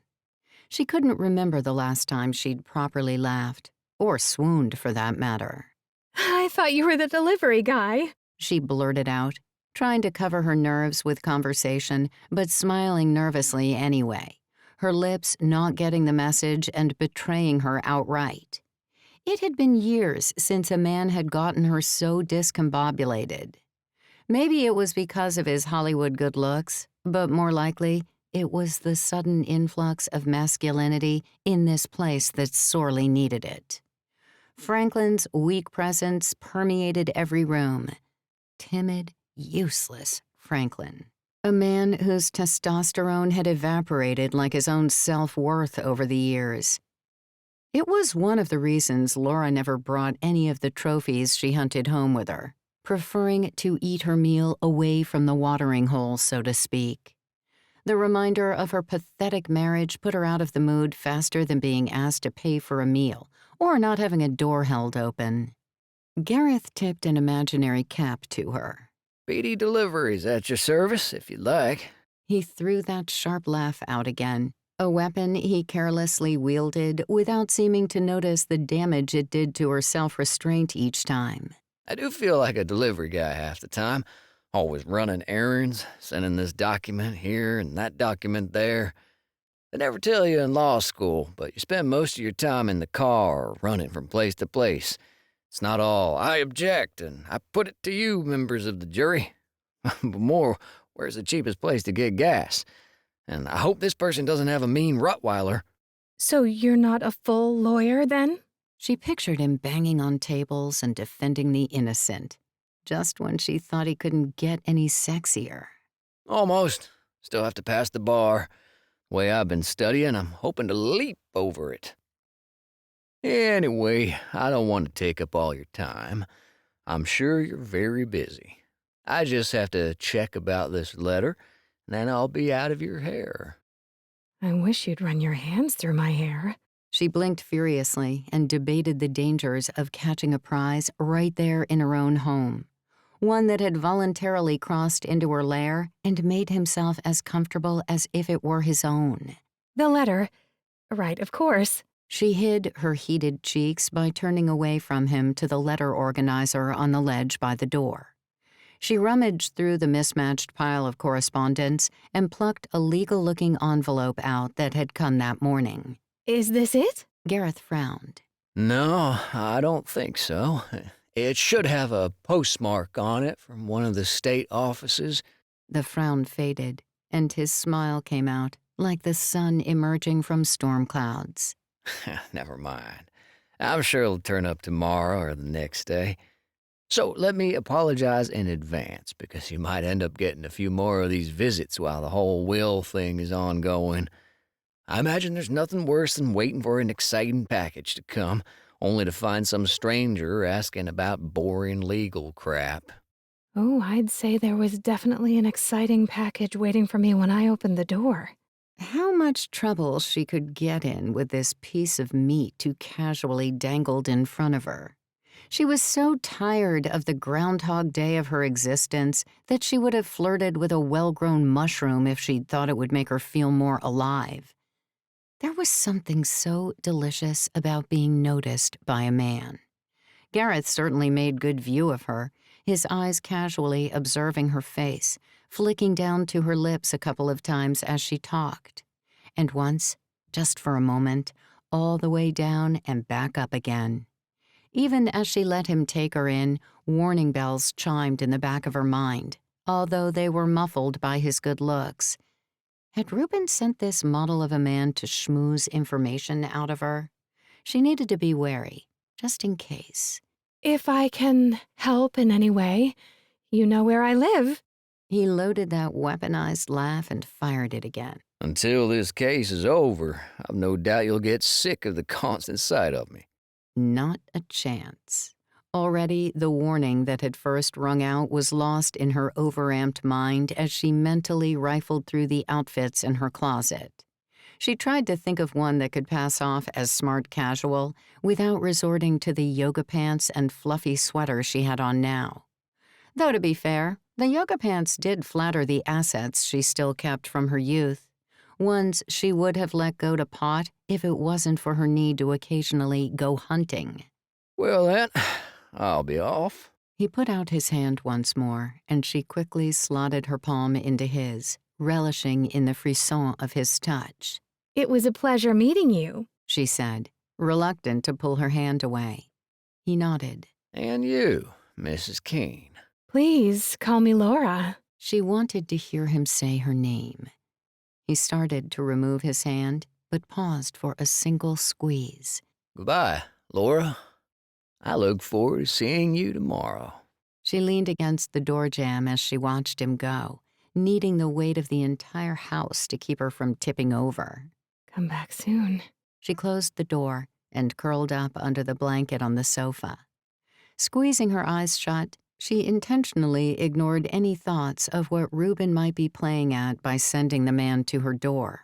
After all, at least now she had something tasty to dream about. Chapter 10. Holly O'Malley. Holly was red-faced and somewhat fragrant from both her self-defense class and the long wait as her co-star ran through the first pages of The Seduction of Mrs. Keene, starring Garrett Flirty McFlirter Smythe. The pent-up need to do something enticed Holly into taking the concrete ramp up into the parking lot a little harder than needed.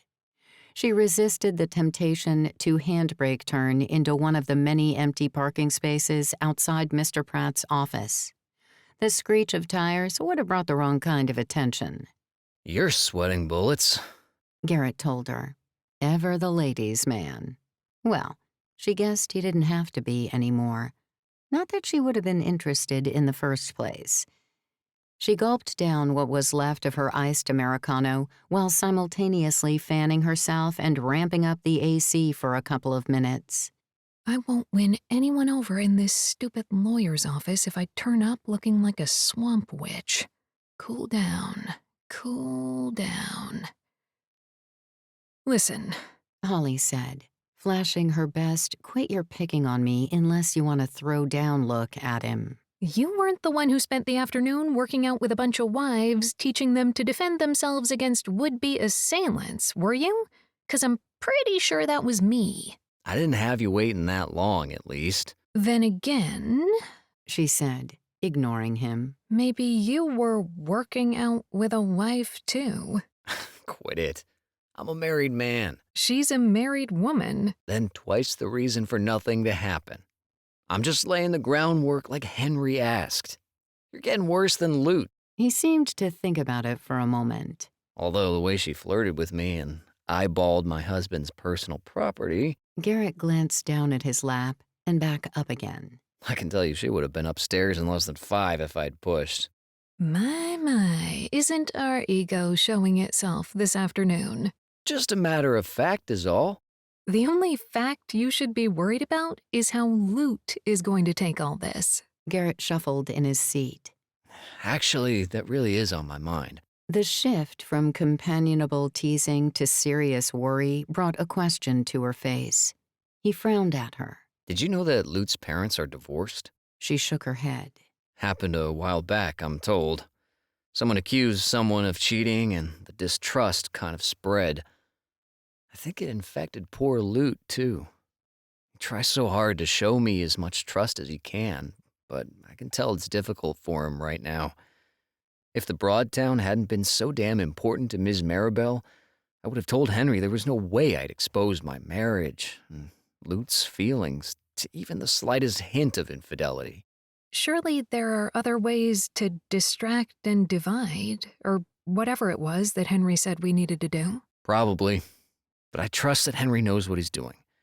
I just hope it doesn't end up hurting Lute in the process. It'd break my heart to break his. Tell him that. I have. He just doesn't seem to hear it. Probably keeps thinking about what happened with his parents. Keep all that between us, huh? I don't want him feeling any betrayal of confidence, you know? Holly nodded and continued to fan her face with her hand. Garrett gave her an odd look. What? You sure it's not hot flashes? How old do you think I am? She gave up on the useless breeze from her hand and rolled the cool side of the Starbucks cup against her forehead instead. In her younger days, she would have taken that kind of insult to heart. Now, at 47, she took it in the jaw instead. One of the few bones she had never broken, thank God. No use in being affronted. She knew Garrett didn't mean anything bad by it, so why let it bug her? He shrugged. Honestly, I have no idea. You've got one of those faces. Well, you try teaching a class full of 12-year-olds how to successfully throw someone over your shoulder and see if you come out looking fresh as a daisy. She shot him a grin. I'm more offended that you'd think I'd be nervous. It's not like we're rappelling off the side of the building or anything. Not that I wouldn't prefer that, though. Garrett grinned back, but his smile fell away quickly as he looked at the glass office door sunk in the middle of the gray building. The stenciled letters of Reuben Pratt, Attorney at Law, stood highest over a series of other business names, his in a garish gold. I've got some matinee jitters. That lawyer might be in there. Holly shrugged. The lawyer isn't the problem. Henry said he should still be in some kind of meeting away from the office with what's-his-nuts. Franklin. Yeah, him. Holly undid her seatbelt. It's the receptionist we need to get rid of. Why do you make it sound like an execution? She took the lid off the coffee cup, pinched out an ice cube, and dropped it in her mouth. Maybe it's my mystique. No one knows what I'm going to do next or what I've already done. She crunched the ice with a vengeance that made Garrett look even more anxious. It made her smirk, another victim to her deadpan delivery. At least you're not asking me to flirt with the receptionist.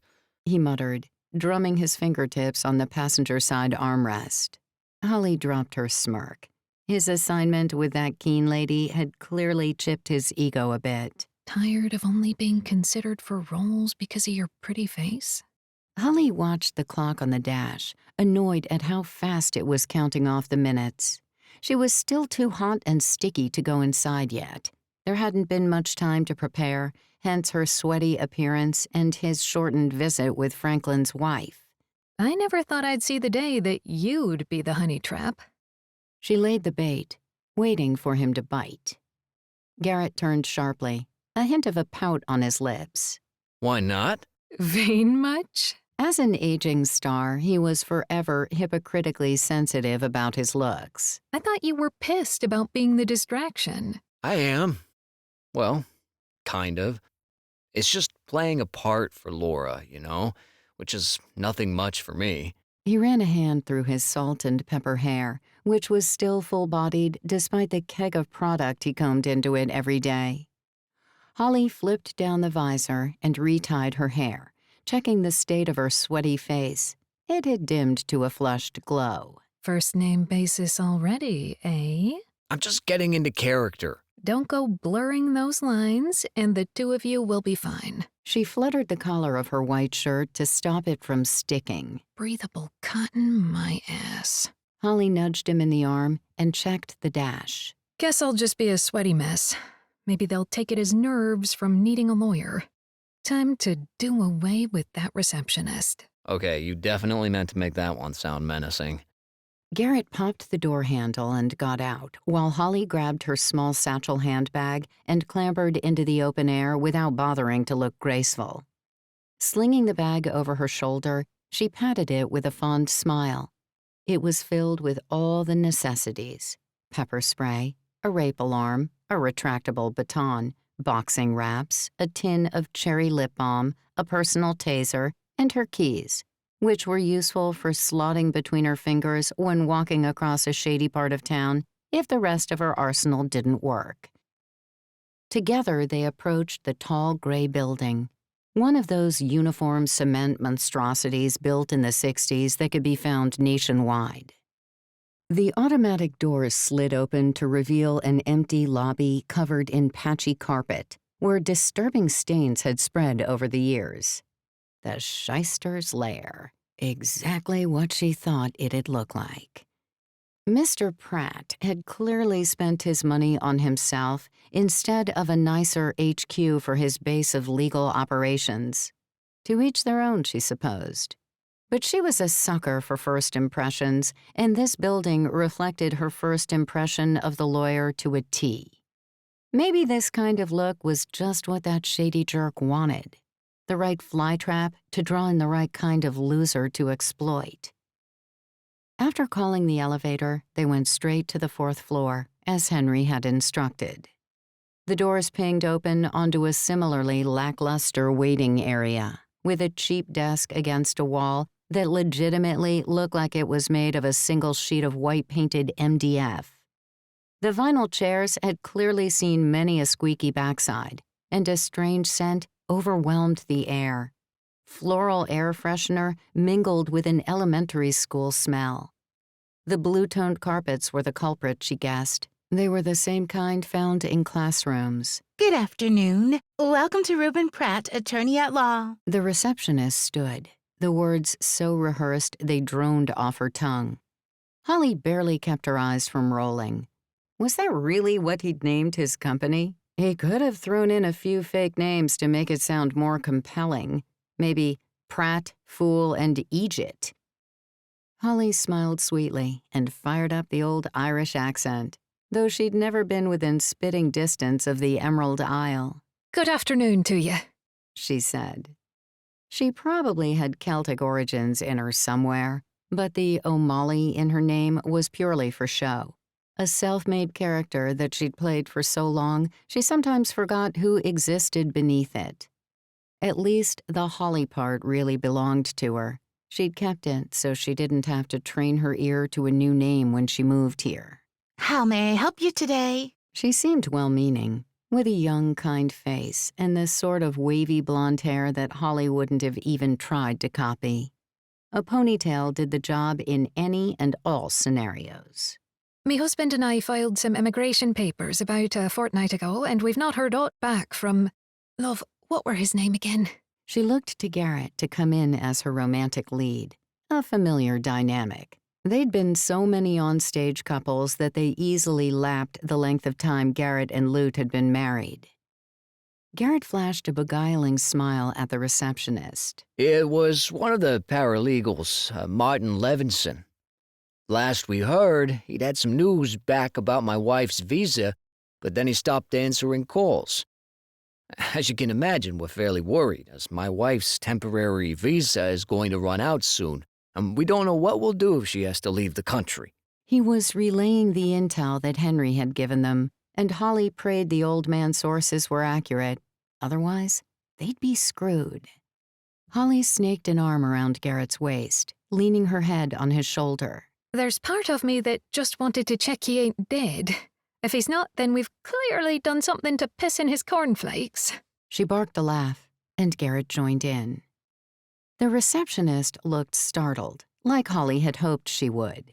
When trying to get something out of someone, It always served to adopt the perfect blend of intimidating but funny.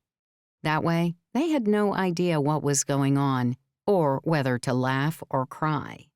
Martin Levinson is, he's actually on a temporary suspension, which is likely why you haven't been able to contact him. The poor thing gulped. A real cartoon-like swallow. But someone should have contacted you to take over the case. Aye, well, no one has. Holly disengaged her loving embrace of Garrett and swelled her wide shoulders.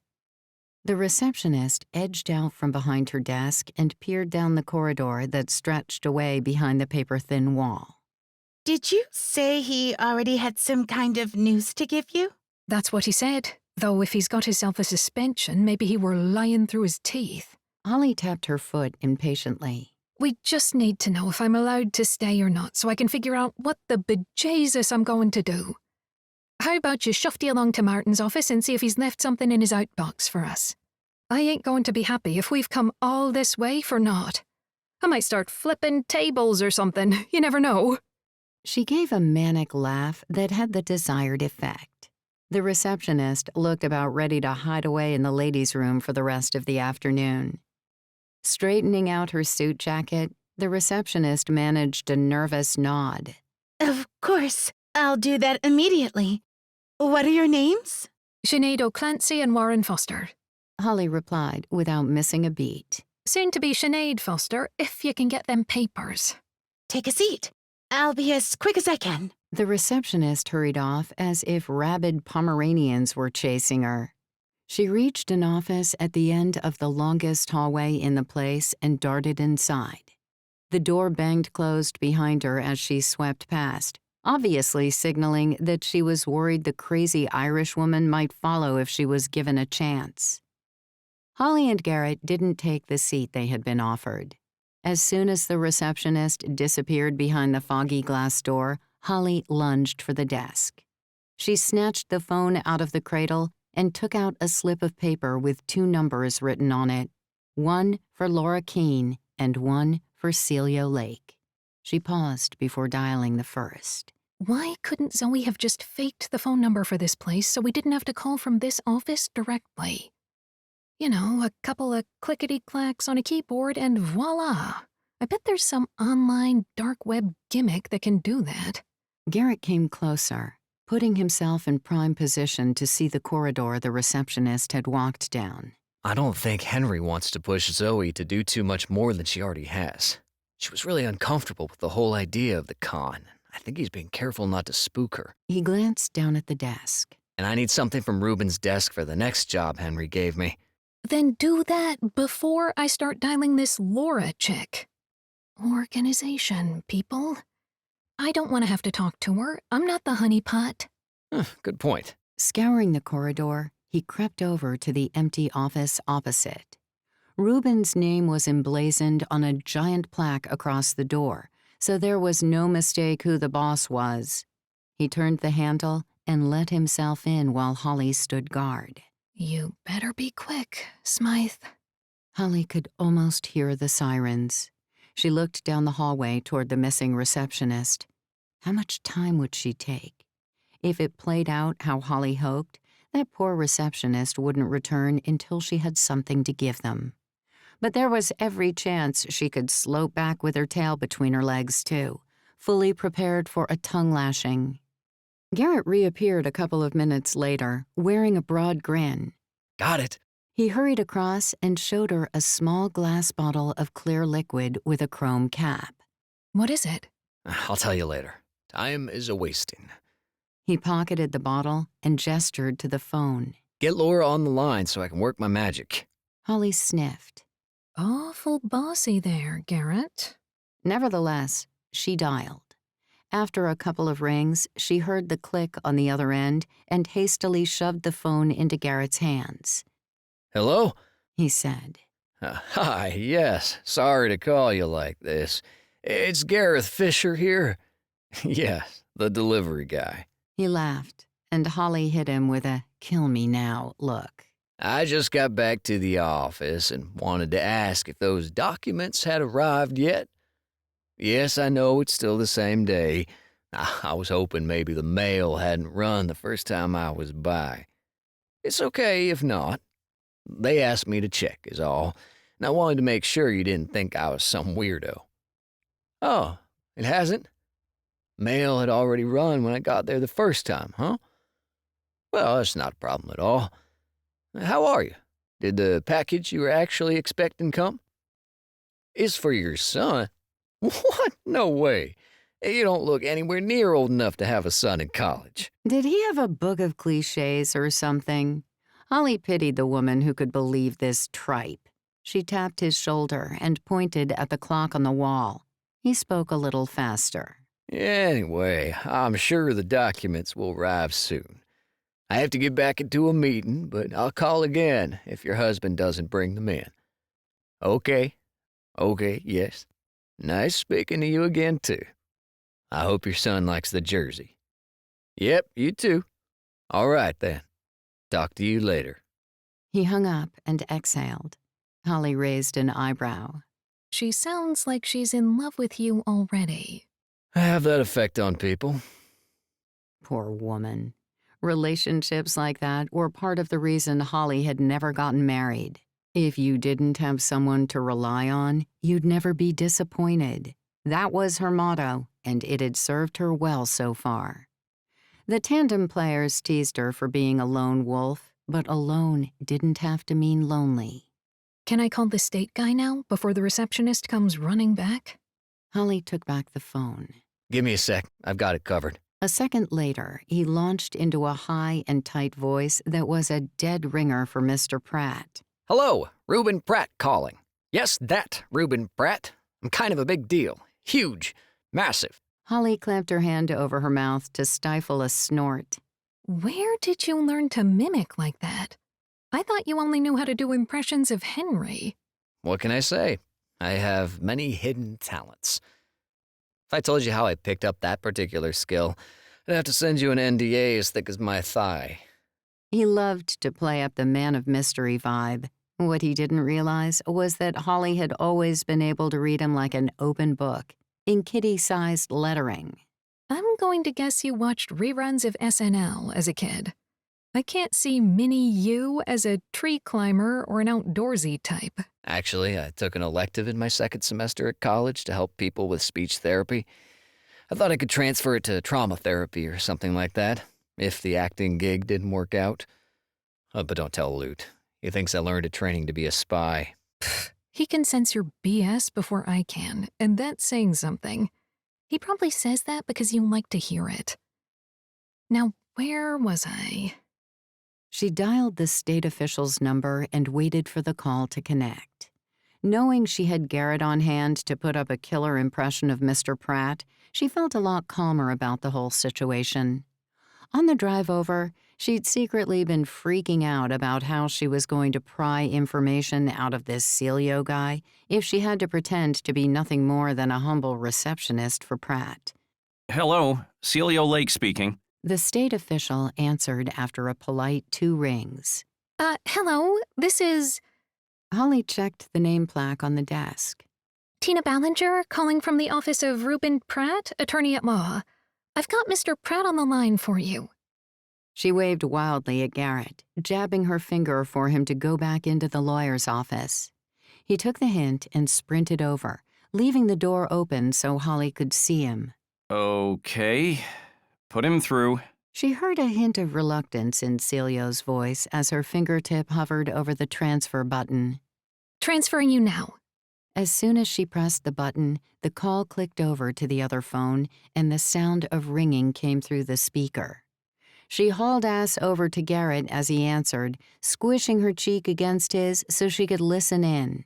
Henry had given them the spiel earlier, and Holly had already memorized it so she could offer a prompt if Garrett floundered. The perfect leading lady. Garrett cleared his throat and put on Mr. Pratt's voice. Mr. Lake, so pleased I could catch you before you left for the Broadtown. Unfortunately, something has come up at the office, so I won't be available to let you into the theater when you arrive. I have arranged for someone to meet you, though, so you won't be locked out. He mustered a jarring laugh that sent shudders through Holly. It was almost too dead on. Although, we could always dispense with the visit entirely, if you're too busy. You could just, I don't know, choose not to investigate it as a historic landmark and declare it an ordinary building. Then none of us have to go out of our way. My wallet and I would be very grateful, if you catch my drift. Excuse me? Garrett winked at Holly. It's just a thought. Well, it sounded more like a bribe to me. Not at all, Mr. Lake. I'm not offering you a bribe.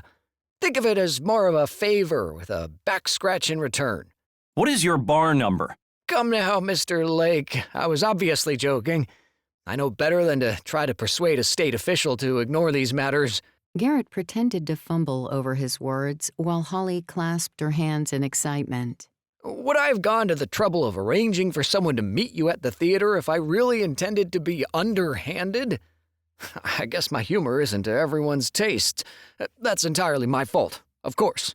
Holly froze at the sound of the elevator coming to a stop and nearly had a coronary.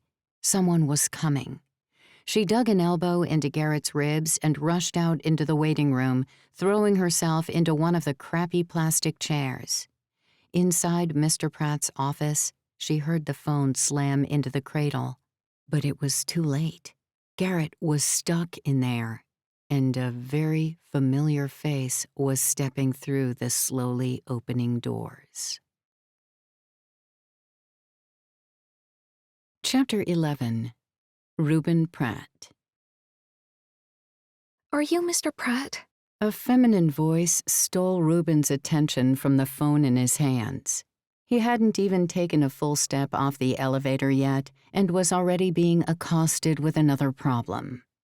He raised a hand to forestall the coming interruption and finished the text to his daughter Abby. You can't just make an end run around your mother. If she said no, I can't say yes. Sorry, sweetie. I am, he replied as he slipped the phone into his pocket, almost pleased enough to be known by his reputation for it to cancel out the annoyance of the interruption. He scanned the woman in front of him. Not a beauty, but not bad. She really needed to rethink the severity of her hair. It did nothing for her, pulled back into such a tight ponytail, aside from giving her a permanently shocked expression. She smiled, and it changed everything. Her eyes brightened, her features becoming more youthful. Thank goodness. My case was being handled by Martin Levinson, but then he was dismissed, and it has left me in dire straits. I came to ask if you might take care of my case instead, but the receptionist said you wouldn't want to take it on. I know it doesn't seem important to a lot of people, but it's very important to me. She blathered on without taking a moment to breathe. He waited impatiently, taking the final step off the elevator, lest the doors close on him. What seems to be the problem? She glanced down shyly. I'm trying to divorce my husband. That's no small matter at all, Mrs. Oh, right, how silly of me. It's Melanie Brixton. That's my maiden name. She rubbed the spot where her ring should have been. Reuben saw that a lot. Phantom ring syndrome, as he called it. The marriage might have been over, but the nuances of married life took longer to fade. Well, Ms. Brixton, if you would come into my office, I'd be happy to take your information and see where Mr. Levinson dropped the ball. Another divorce didn't really interest him at the moment. It would make him barely a few thousand if he was lucky. Her number, on the other hand, that had some real value. New divorcees were often eager to find some male comfort and get their single lives on the road, and he was nothing if not a shoulder to cry on. He'd just have to make sure it was on opposite weekends from Abby's stayovers. Reuben didn't like exposing his daughter to the women in his life. The woman shook her head frantically. I only have 20 minutes, Mr. Pratt. I had to sneak out on my lunch break to try to get you to represent me. Could we walk next door to McDonald's so I can grab something while we talk? I know it's not fancy or anything, and you're probably used to fine dining on your lunch, but I can't waste this opportunity. I have to speak with you. McDonald's? He shuddered inwardly. But there was something about this woman that intrigued him. The flattery, perhaps, or the desperation in her eyes. Besides, he'd eaten hours ago and wasn't due for dinner for hours yet. Let her scarf down a Big Mac while he offered to be a big bad wolf for her. Maybe blow her husband's house down. Or, more likely, blow her clothes off. After a moment to earn some, well, it's inconvenient, but if I must, credit in the pause, he relented. Just let me put my papers in my office, and we can go. She promptly burst into tears, blubbering through her hands as she bawled. I'm so sorry about this. I don't normally cry, but I don't know what to do, Mr. Pratt. I'm so scared. If I get snot on this suit, I'm going to bill her for the dry cleaning. He glowered toward the empty receptionist's desk. Tina was still nowhere to be seen. She should have been the one on hand to comfort distraught clients. This wasn't part of his job. He was a champagne popper, not a tear dabber. Where the hell is she? He grumbled, flinching at the woman's grating sobs. Miss Brixton pressed a hand to her chest as she composed herself. The receptionist? I didn't see one when I arrived. I was just about to leave. Can't get a good employee anymore, and Tina wonders why I won't give her a raise. She's not even worth the $10 an hour I already pay her. Grimacing, he put his briefcase and papers on Tina's desk and returned to Miss Brixton. He hated crying women, but he had a feeling it would pay off later if he decided to show some kindness now. Hesitantly, he put out a hand and patted her on the shoulder. There. Why don't we get some fresh air and you can tell me all about your jerk of a husband?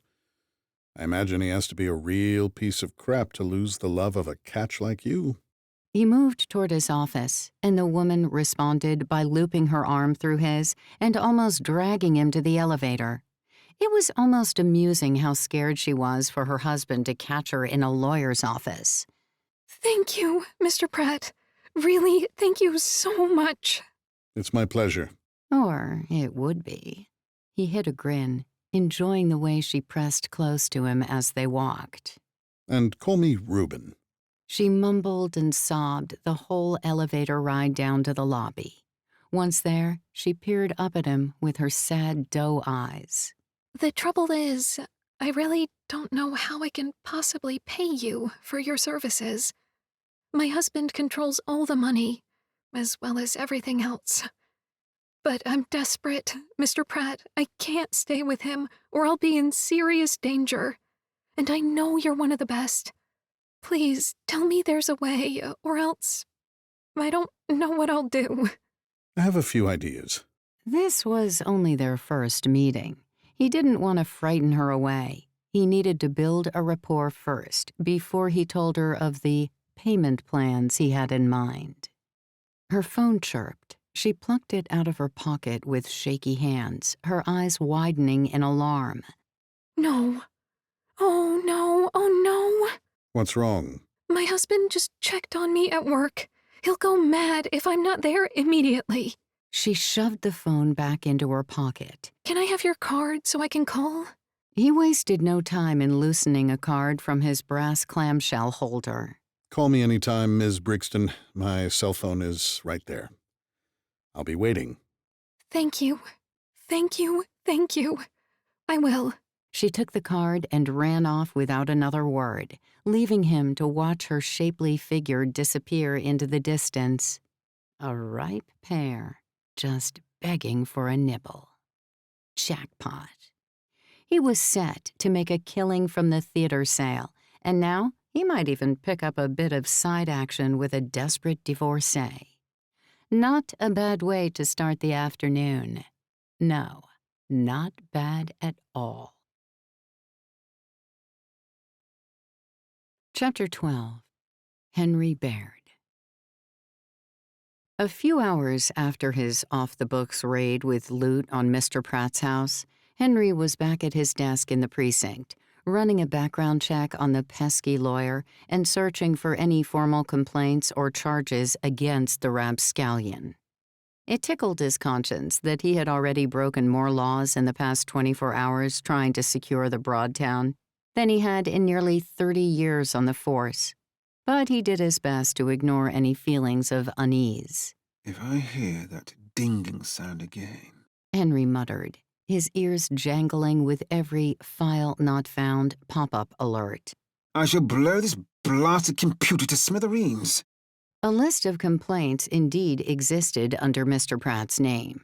A rather considerable list, in fact. Henry had scrolled down to a second page under the heading files. But every time he clicked on a link that should have led him through to a file, the warning alert chimed again. File not found. Pratt had acquaintances in sneaky places, it seemed. Or worse still, in open places, but affixed so high as to feel untouchable. Henry had suspected as much, and this fruitless task only cemented his suspicions. Clearly, Mr. Pratt had some connections in the court, someone with access to the database itself, someone who had given the lawyer's prior misdemeanors a rather good scrubbing in the technological sense. You all right there, Baird? One of his colleagues, Richardson, peeked over the top of the opposite computer. Henry feigned resignation. I swear these damned machines are steam-powered. Or perhaps there was a small rodent inside powering it by treading endlessly upon a bespoke wheel. In truth, there were no files to load, but to reveal his real complaints to Richardson would have entailed admitting that he was searching records he had no business looking into. Not without a court's blessing, at least. Richardson nodded. Don't get me started on downloading anything on these pieces of crap. My kids will be in college by the time I get yesterday's reports onto this thing. Henry grunted in agreement and stood from his wobbly-wheeled desk chair. A good cracking of his back followed, along with a stretch of his bad knee. I think it is time for some of the precinct's bog-water excuse for a latte, Henry announced. I see my other quarry hath arrived. Detective Barnes and his partner, Detective Grinstead, were heading for the break room, and Henry had several bones he needed to surreptitiously pick with them. Can I get you anything, Richardson? I'll take one of those powdered stick coffees, please. Most of Henry's American co-workers didn't even notice his native British accent anymore.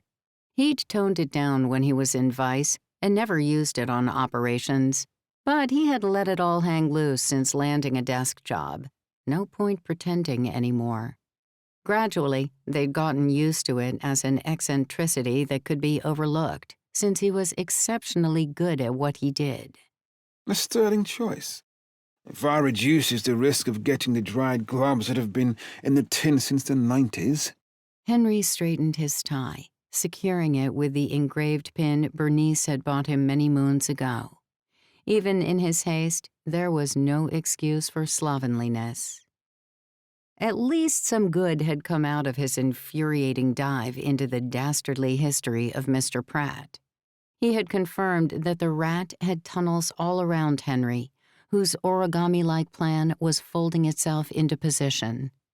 One of the first creases relied on some important snippets of information reaching Mr. Pratt without him being alerted to any foul play. Breezing into the break room and heading for the coffee pot, Henry prepared to rustle up 2 cups of brown liquid that possessed just the faintest aftertaste of coffee, all while he observed the 2 detectives he needed. They were stretched out on the threadbare beige sofa, whose cushions and frame had been replaced and repaired so many times it was barely a ghost of its original form. There you are, my legionnaires of hope. The duo belonged to the BCI, more formally known as the Bureau for Criminal Investigation. These 2 worked with the Special Investigation Unit, the primary handlers of all cases involving public corruption. Undoubtedly, they had investigated more lawyers than they had consumed hot dinners, which made them the perfect candidates for Henry's needs, especially as he now lacked his former vice privileges and the connections within. Ah, just the people I was looking for, Henry said as he waited for the coffee pot's red light to come on, announcing that the ancient heating system had brought the water up to tepid. He scooped up a box of cookies, which someone had brought in to forever expand his bulging waistline and that of his fellow detectives, and strolled toward the duo.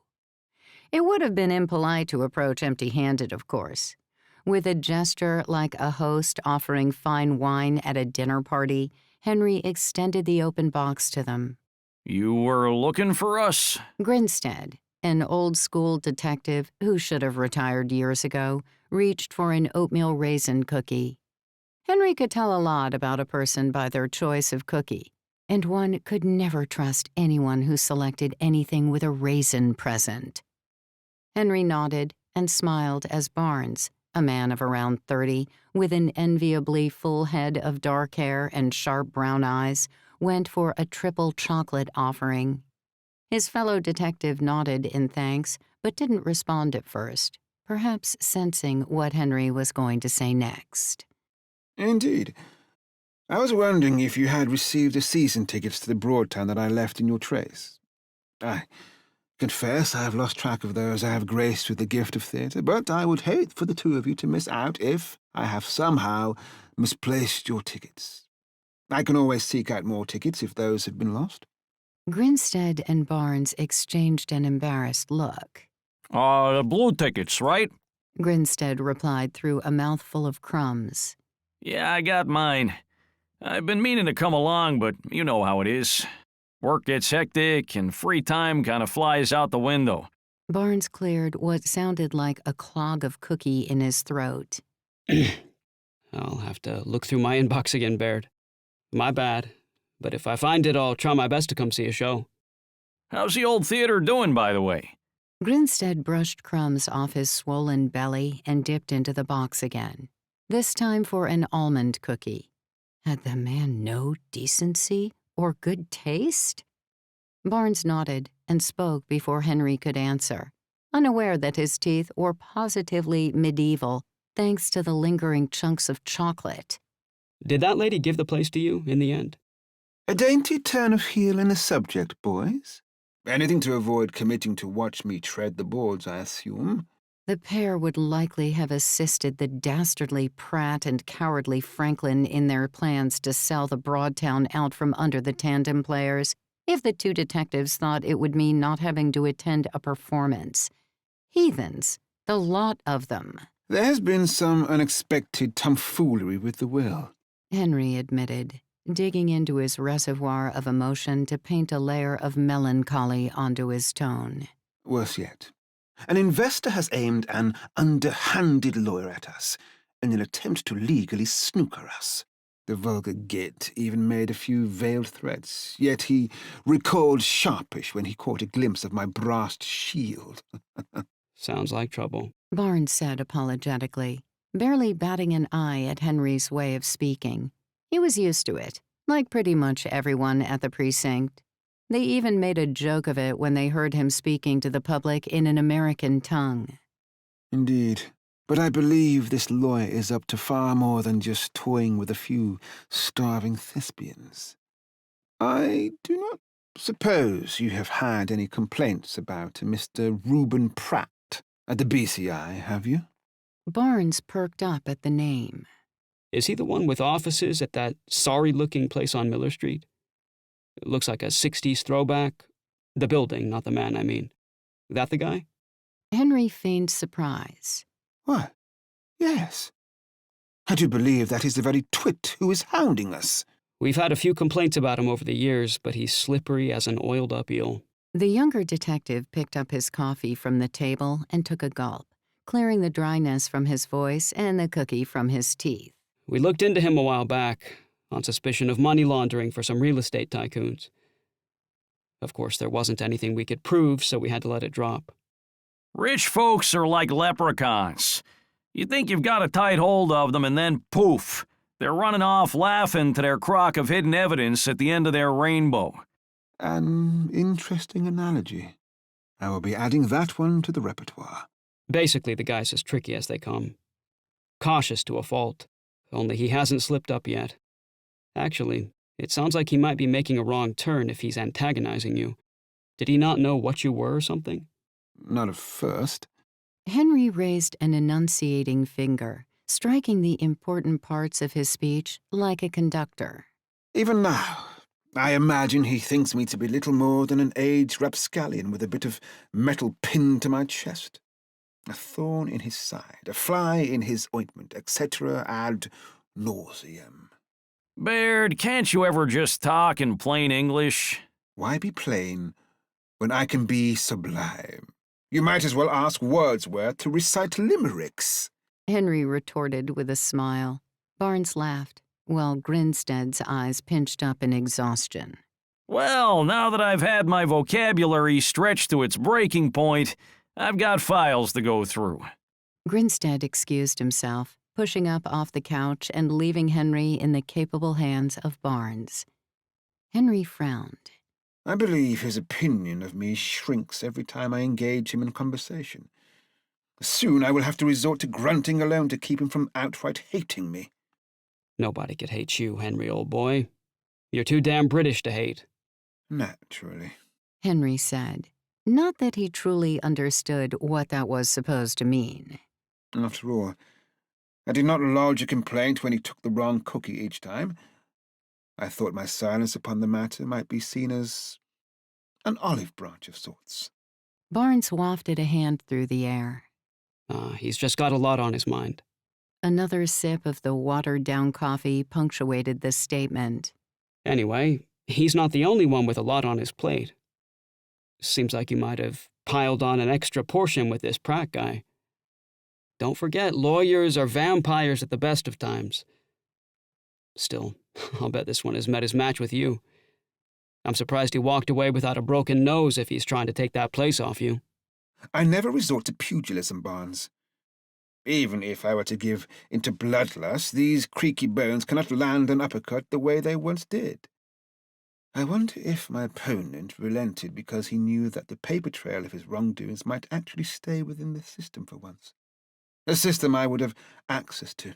Nevertheless, he behaved in a manner that no representative of the court ought to, especially considering he was speaking to a constable of the law. Barnes nodded sympathetically. Some people are wolves and some are sheep. Anyway, back to far more pressing matters. Those tickets, I am certain I placed one in your tray. Barnes grimaced. I'll look for it, Baird. Well then, I shall leave you to a respite. Richardson is likely wondering where his coffee is. After dropping 2 sachets of coffee into their respective mugs and filling them with the limescale-ridden water from the pot, Henry headed for the door. He was halfway out when Barnes called to him. Baird, if you promise not to ask me about those tickets again, I'll poke my nose into some files and see exactly how many complaints we have and who filed them. Might give you a starting point. Henry leaned back so he could peer at Barnes around the door. That will not do either of us any good, Barnes. I have already searched the Bounders' records on the quiet, and they are as scrubbed as a bathtub after a body has been dissolved in acid. Barnes nearly spat out his coffee. Dark much? I believe if you work with the police for 30 years, you do gain something of the old gallows humor. Henry smiled. Barnes laughed and tossed the rest of his cookie into his mouth. A few short chews and a swig of coffee later, he spoke again. Well, if there isn't anything in the computer files to find, then I'd go over to off-site records and pull the paper files. Unless this guy has burned that place to the ground, you'd be able to dig up some goods on him. There'll be hard copies from the desk sergeant or other investigators, from the last complaints I know about. And even before then, if we're lucky. You are a splendid man.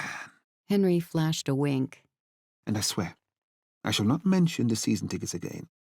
I will just place one in your tray every month until you relent. Barnes groaned.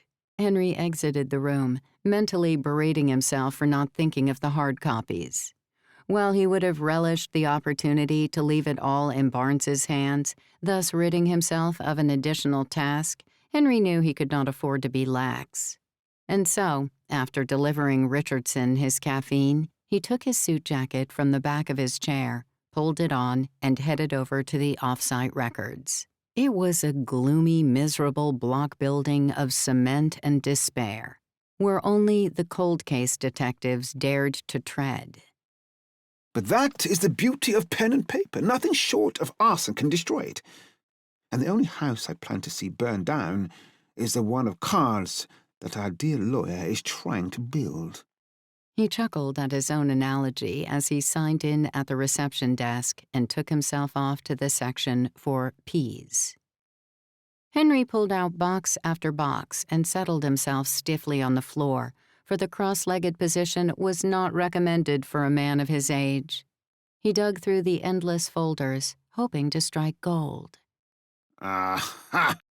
Here is a tender morsel," he murmured, licking his index finger as he flipped through the dense sheaf of papers. He highlighted every complaint made against Mr. Pratt. Taking out his flip-top spiral police notepad, which he would likely carry until his dying day, he began to notate the list of Reuben's victims. Chapter 13. Scotty Slagendall. As Lord of the All-Nighters, Scotty had forgotten what sleep entailed. He had a distant memory of a soft bed and marshmallow pillows and drifting off into the unknown world of nightly unconsciousness. A pyramid of empty energy drink cans was piled high on the ancient carpet of the basement floor, where he'd temporarily taken over Zoe's digs for the sake of Henry's con. Between the lack of sleep, the energy drinks, and the sneaky smoke breaks he'd been taking throughout the last 24 hours of this 3-day run, he was pretty sure he could see, sense, and hear colors. Whether he was about to turn superhuman or spiral downward into a nervous wreck remained to be seen. He hadn't been this deep in his vices in years, but losing Ms. Maribel had really set him backward. Doubly so, considering the stress from all the demands Henry was suddenly making. Have you ever thought about sleep? Like, actually thought about it? He didn't even look up at Zoe as he spoke. He was too busy pasting tea-stained pages into the cracked leather shell of a book. The real pages had been scooped out and tossed into a 2 a.m. trash can fire outside in the parking lot, one small enough to be ignored by worried neighbors. Didn't want a fire department visit in the middle of everything else. What do you mean? Like we all just switch off every night, and everyone's totally fine about it. Anything could happen to us, and we'd have no idea. The conspiracist that seemed to ride inside his mind after a really good toke had shifted from the passenger seat to the driver's. Scotty fought to make his shaky hands cooperate as he spoke, aggravated that the caffeine was winning against his more mellow vices. Props or his jam, but this journal was one of the most complex pieces he had ever attempted, and it needed the quickest turnaround. Time-wise, it might not have been too bad if he hadn't already been instructed to build a trick door over the door to the theater's boiler room right here in the basement. I'm talking alien abduction, government experiments, mind control. Or like, what if we live some other life while we're asleep? We black out, and some buried part of our brain wakes up and has a rave or something. Zoe padded over and sat beside him. You know you can wake up, right? It's not lights out and you're mentally gone until morning. I wake up about 5 times a night because of that cranky boiler. But what do you do between going to sleep and waking up? Scotty pushed the wedge of crinkled pages against the pasted interior of the book's spine. It would make fine evidence for the theater's fake National Historic Landmark status. The library, from which he'd checked out a brief history of the Great War, would be trying to track down a man named Oscar Gulch forever to get the overdue fees out of him. To play that part, Scotty had gone for a slick black wig, a pair of preppy specs, a yak hair beard, and a New England accent. No one had suspected a thing. If anything, he felt a little bad about tricking the smiley older woman who'd checked the book out for him. But the library was the only place he could steal an era-appropriate book with an old-timey-looking cover that could be easily modified to fit the con's needs. Sure, he could have tucked it under his arm and walked out, But where was the fun in that? It's sleep, Scotty, not a conspiracy. That's what they want you to think. He glanced up from his prop making, entirely serious. You should lay off the, baking. I think it's rewriting your hardware. She hugged her knees to her chest. I've read that paranoia can be a side effect. Or maybe the paranoia is actually the truth, trying to break free, and it's so scary to even comprehend that our minds go bananas because of it. I think mine is about to go bananas listening to all this. Zoe checked the time on her phone. Is the journal nearly done? The state official is going to be here soon. If we don't have it to show him, then we're... Relax, Zoe. Everything's good. Scotty waved away her concerns. He hadn't stayed up all night for nothing. A few finishing flourishes, and the fake journal would be ready. Zoe had given up her fair share of sleep that night as well. She'd done most of the research, printing up huge swaths of pages about Prohibition that he had hand-copied onto blank paper, turning them into a journal over the weekend. His right hand had gotten so cramped that he almost switched over to writing with his left one. After getting the text in order, Scotty had worked his real magic. Trays of steeped tea bags lay on one of the trestle tables that he'd wrestled out of storage and set up in the basement. He'd dipped every last page until they turned yellow, with a few deeper brown stains here and there to add to the effect. From there, he'd laid the pages out on the radiators, the flat parts of the boiler, and draped them over the thin bars of the dryer rack that were usually saved for costume laundry, so they'd be dry enough to wrangle into the bookshell. The state official is coming at 3. It's 2:30 now. Chill, we've got this. Creating something that looks real in this short of time span was a near impossible task to begin with. Fortunately for us, I make the impossible possible. He pulled gently on the yellowed pages. The paste held on to most of them fast, though a few started to come away like rotten teeth waiting to fall out. He didn't mind that. It added a certain authenticity, like the book had been well thumbed through over the years. The cover itself was a hard black leather. He'd taken a file to the spine to roughen it up and get rid of the previous title before carving in the new title with a clay carving tool.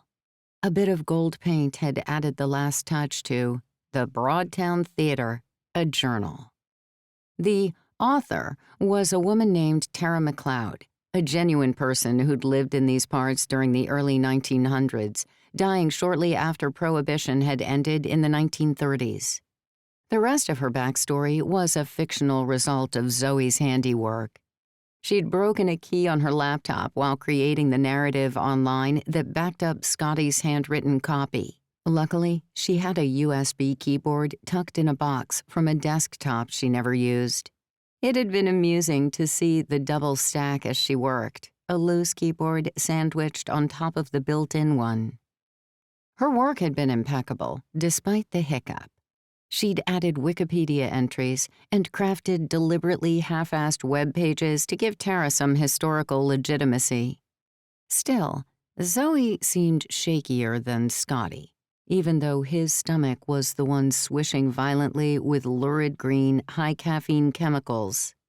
He figured his blood was about 50% energy drink at this point. We're not going to get it done in time. Zoe gave her nails their standard biting treatment. It's too much. The job was too big. It's nearly done. Take a walk if you're feeling jittery. Not to toot his own horn, but he was pretty happy with what he'd created. It was a book he wouldn't have minded reading, had he been a big reader.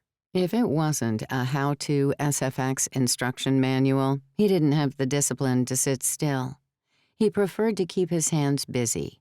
Maybe that was why he indulged in his recreational relaxation. If he didn't, he'd be turned up to 11 24/7, totally unable to calm down or get into a quieter headspace. Take a walk? That'll make it worse. Zoe gave up on her fingernails, probably because she had already chewed them to the quick, and picked at the hole in the knee of her jeans instead. I'll just keep looking down the road for when the state official pulls into the parking lot.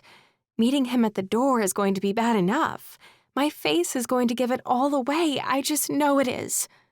Scotty looked at her, a little worry nestling into his caffeine-inspired confidence. I can slap some prosthetics on you if you like. It always works for me. He'd kept on the Oscar Gulch disguise, mostly out of convenience. With their deadlines so tight, he had no time to melt away the spirit gum on his chin and tug out the stubborn sections. No, it's fine. I just need a minute. She sank into silence. Suit yourself. He felt oddly disappointed by her refusal. There was a silver-toned, shoulder-length wig and a brand-new aging makeup wheel in his kit that he'd been dying to test out on someone. He could have transformed her into Helen Mirren, and all her worries would have drifted away on a wave of Oscar nominations. Never mind. There wasn't time for him to do it justice anyway. Alongside the Wikipedia pages Zoe had created, the physical journal painted the picture of a clever rum runner in the Prohibition era who'd gone to enormous lengths to hide barrels of alcohol in the nooks and crannies of the Broadtown.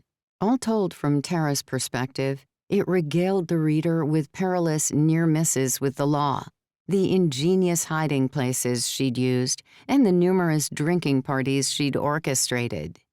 Barrels and crates with false tops, created by her theater's prop makers, that trundled out on carts. Hollowed-out benches that she installed in her own automobile, where bottles could hide on their way in and out of the Broadtown. Lists detailed the costumes, masks, and fake documents that her team had created to establish their smuggling operation. And not a word of it was true. This is ridiculous. Zoe murmured into her knees.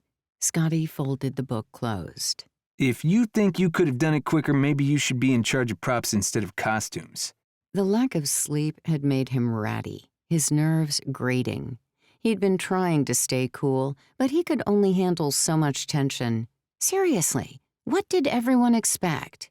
They'd literally created an entire book in a weekend in case the state official wanted to read it from cover to cover, and Zoe couldn't even be proud of herself. That's not what I meant. Zoe dropped her head between her legs, drooping to the floor. If she started hyperventilating, it would probably get him going too. I was talking about, all of it. She continued, most of the words absorbed by the carpet. Henry's scheme. I don't think I'm cut out for it. Scotty mustered a smile. We made this forgery out of nothing but a borrowed library book, a rack of paper, and some tea bags. What more proof do you need? Of course you're cut out for it. But it's not finished, and the state official is going to take one look at it and know it's a load of crap. She snapped, her eyes wild. Maybe if you hadn't taken so many breaks, we would have had more time to refine it. She's just tired and stressed. It's not personal. Scotty tried to convince himself of that idea, but logic had left at about hour 18 in the last 24 sleepless ones. Her complaints made everything they'd done feel like a thankless task. To most people, he seemed like the sort of guy who flew through life by the seat of his pants, always laid back and unaffected by the things around him. But there was one thing he really cared about: his work, his props, his disguises, the whole SFX world. He wouldn't have bothered continuing with all the tea staining and drying and pasting if he didn't believe in what he was making. Looks like Garrett has been rubbing off on you. Scotty rested the book on his lap. Zoe looked up sheepishly. Her face was flushed an alarming shade of red. What? You sound just like him. He sighed, trying to swallow his irritation. I know you're struggling, but we all are. And everyone needs to get off my back about my one vice. If I hadn't taken those breaks, I'd be ripping out these pages and chomping on them out of sheer panic. Sorry, she whispered, dipping her chin back between the peaks of her knees. You've done an awesome job. I didn't mean to take my stress out on you. Hey, I don't hold grudges. We're both a bit frazzled. Tensions are running high. Scotty handed her the book. But good news, it's finished. and with 20-something minutes to spare. It doesn't look that bad, actually. She lifted her head and gazed at their work. The blood flow to her cheeks returned to normal. At least she wouldn't pass out now. She even managed a shy smile as she looked over their handiwork. What did I tell you? In the prop world, half an hour is ages. She nodded. The darker stains are a nice touch. Come on. We should see some sunlight before we turn into trolls or something. He got up and stretched out his stiff muscles. After being hunched over his work for hours, his spine resembled the old book, and his eyeballs felt as if he'd slotted in a pair of contact lenses made entirely from fiberglass. Zoe followed him out of the basement and up into the backstage corridors, where rusty pipes dripped onto the floor. They had more of those yellow wet floor signs laid out than the typical attendance for a Saturday matinee. He'd tried patching things up with duct tape, the best friend of any prop master, but the pipes had a running slapstick routine going. When he covered up one leak, another one sprang elsewhere. Until something fully broke down in a way that warranted pricey professional intervention, the players had decided to let the plumbing and electrics do their wayward act. After walking through the labyrinth of white-painted corridors, they pushed out of the backdoor fire exit and into the chilly afternoon. Scotty had just taken his first lungful of fresh air when Zoe's phone trilled loudly from her pocket. Tucking the fake journal under her arm, she took the phone out and swiped it open. Scotty watched her, always observing the nuances of human expression. Behind prosthetics, moving the face could get limited, but subtle movements brought the latex pieces to life. He liked to copy people when they weren't looking, to add to his repertoire. Right now, Zoe's eyebrows had raised in surprise, and her lips had smushed together in blatant worry. Scotty smushed his lips together in the same way, to see how it felt. What's up? He asked, ending his observation. Zoe put her phone away. Henry just texted. The state official guy got stuck in a meeting, so he won't be getting here until around 5. So why do you look like your brain is about to burst? That's good. It gives us 2 more hours to prepare. She stared at him like a startled hamster. I don't think I can cope with another 2 hours of waiting. Of course you can. You'll be... His words were cut short by the piercing screech of a loose fan belt and the rattle of a car engine in dire need of a checkup. The sound had come from the theater's front parking lot. Who the heck is that? Without hesitation, she tucked the fake journal into the waistband of her jeans and tugged her sweater over the top of it. She was on the same wavelength as him.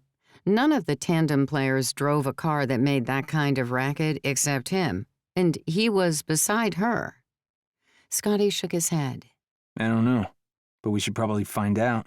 He crept along the side wall of the theater, which was home to nothing but dumpsters and pyres of broken-up sets and backdrops that were well past their sell-by date. Zoe followed behind him, her anxiety palpable. At the end of the wall, he peered around it, just in time to see Franklin Keene step out of a beat-up off-cream Volkswagen Beetle. It might have been considered a decent vintage model if it weren't for the splotchy rash of rust spreading out across the exterior and the moss growing around the windows. What's he doing here? Zoe hissed, one hand pressed to the hidden journal.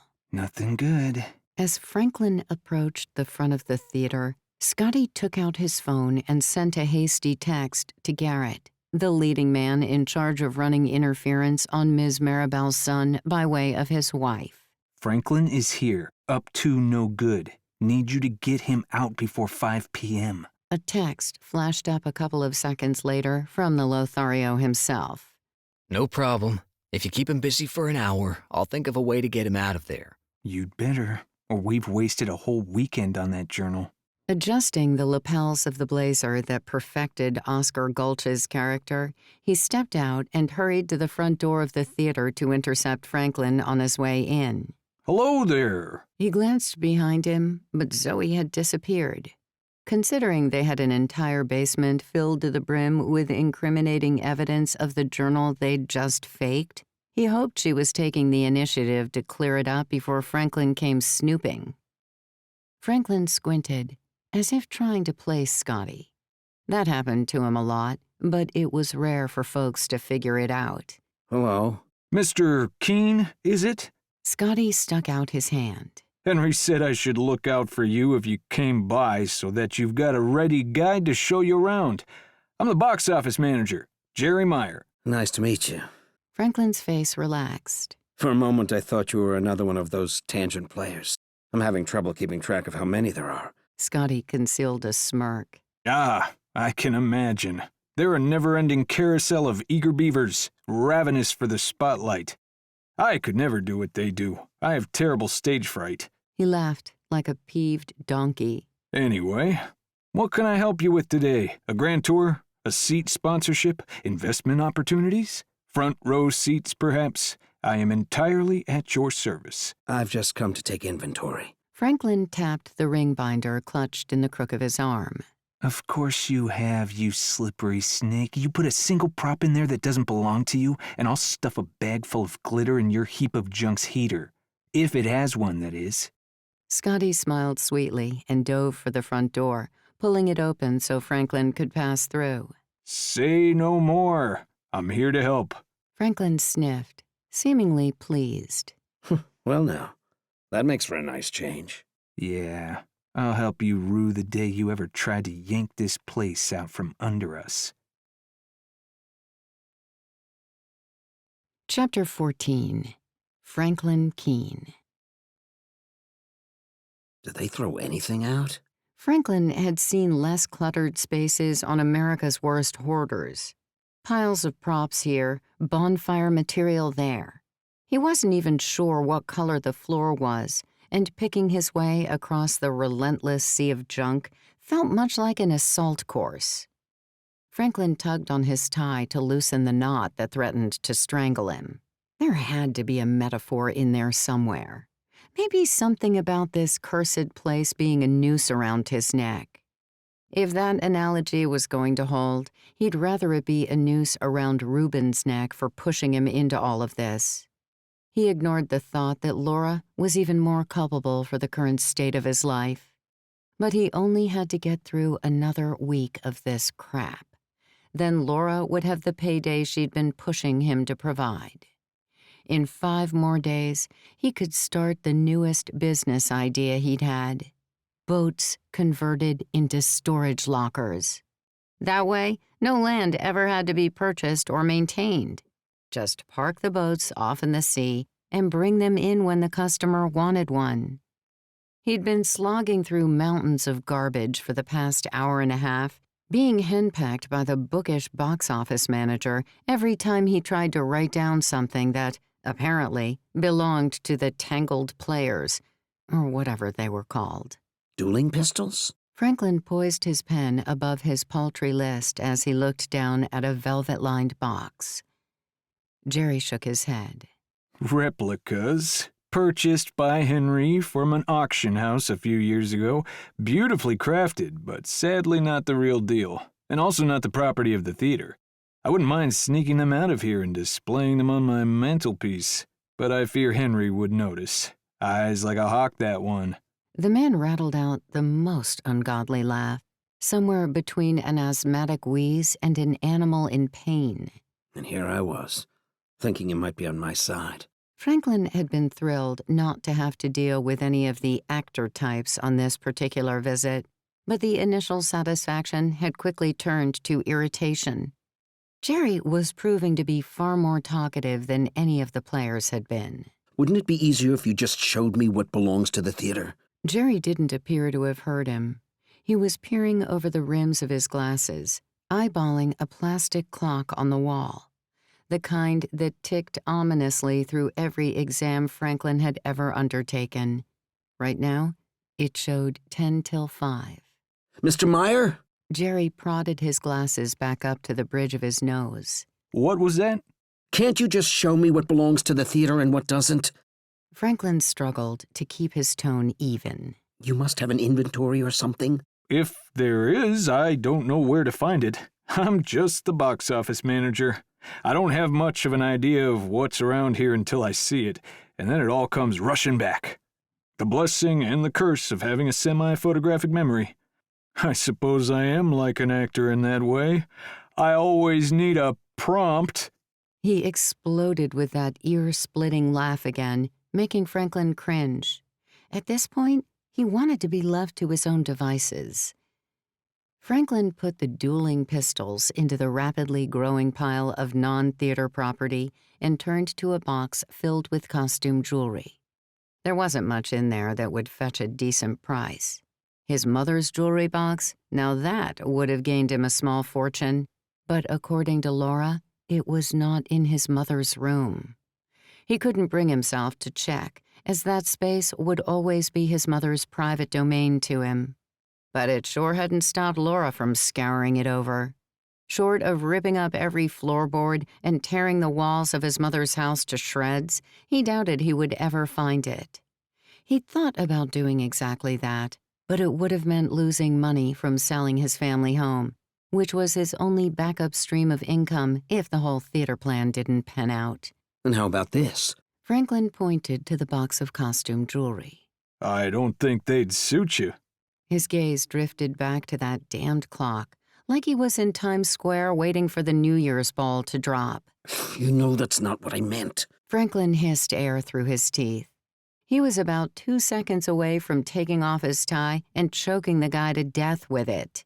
It irked him all the more to see that this man wasn't even giving his full attention. He expected that sort of thing from Laura, and definitely the cocky Reuben, but not from somebody who technically worked for him.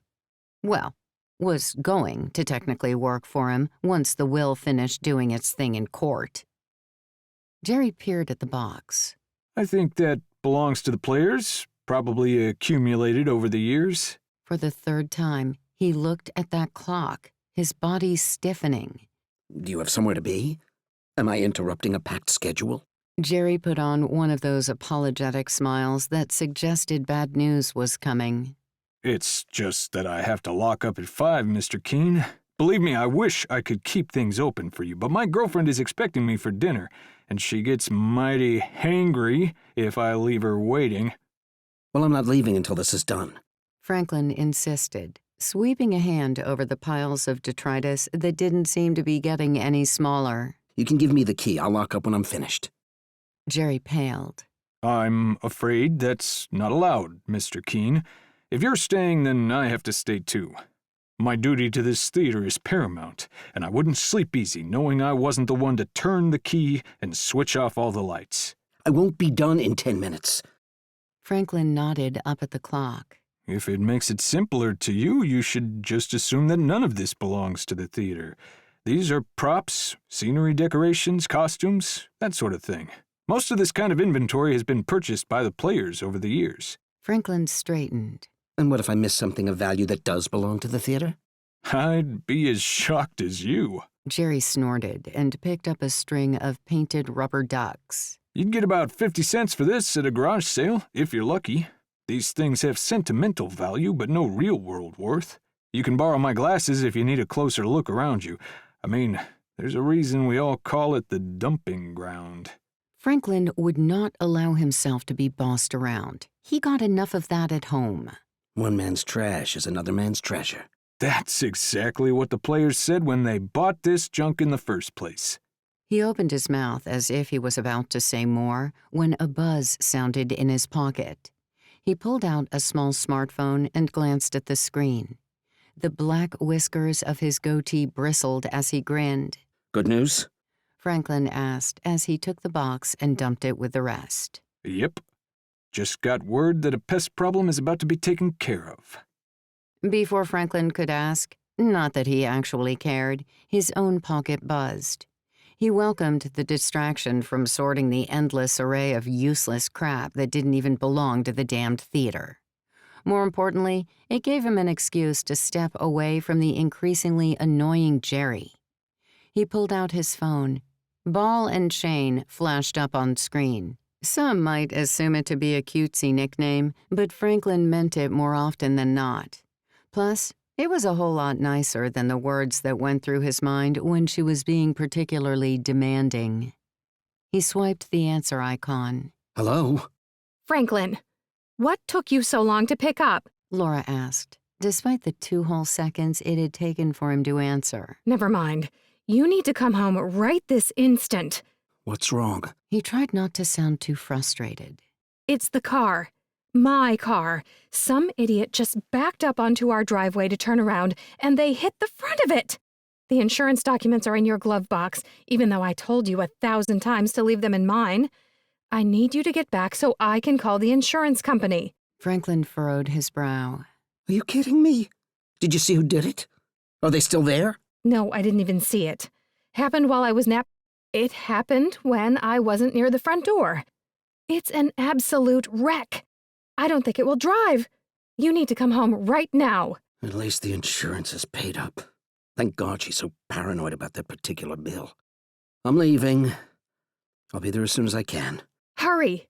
I want you here when I call the police to report it. She ended the call. Another freaking turn in his luck. He would just come back tomorrow or the day after to continue with his list, preferably on a day when Jerry wouldn't be on duty. He'd had about enough of the guy. Are you going? Jerry looked unsettlingly disappointed, as if he were on the verge of tears. Franklin nodded. Afraid so. There's been a mishap at home, so I should go and make sure my wife is okay. That's a shame. I was enjoying myself. I love all these antiques, you know, even if they're not worth much. They just don't make things like they used to. Thanks for all your help. Franklin skirted around the bespectacled time leech and headed out of the prop storage. At the sound of footsteps following, he picked up the pace and all but ran out of the theater toward his car. Tossing his binder onto the passenger seat, he fired up the clattering engine and turned the car around. He looked out the window and shuddered. Jerry stood outside the front doors, waving as if they were old friends in the midst of an emotional farewell. What a creep. Franklin grumbled as he pulled out of the parking lot and headed for home. His car was already in shaky condition. He hoped Laura's didn't need a one-way trip to the scrapyard. 20 minutes later, he parked parallel to his wife's car and got out. He jingled his keys as he walked around to the front of her car, then crouched to examine the damage. The hood was buckled up about a finger's width, but was still locked down enough to keep it from yawning open. The plastic bumper had been dented significantly, all the way from one headlight to the other, but thankfully her Nissan wasn't totaled. What the? He reeled back in astonishment. There, clearly dented into the bumper of Laura's car, was the imprint of the other driver's license plate. Not just anyone's. The jumbled letters and numbers were reversed, but he could read them well enough. Frontways, it read, "Above bar. Reuben Pratt's vanity plate." Chapter 15. Zoe Terra. At Scotty's call, Zoe emerged from the tiny utility cupboard at the back of the basement. Her hands shook, thin tree branches pitched by high winds. She clutched a trash can to her chest. The reek of tea bags pinched her nostrils, and her fingers were covered in the sneaking sting of paper cuts.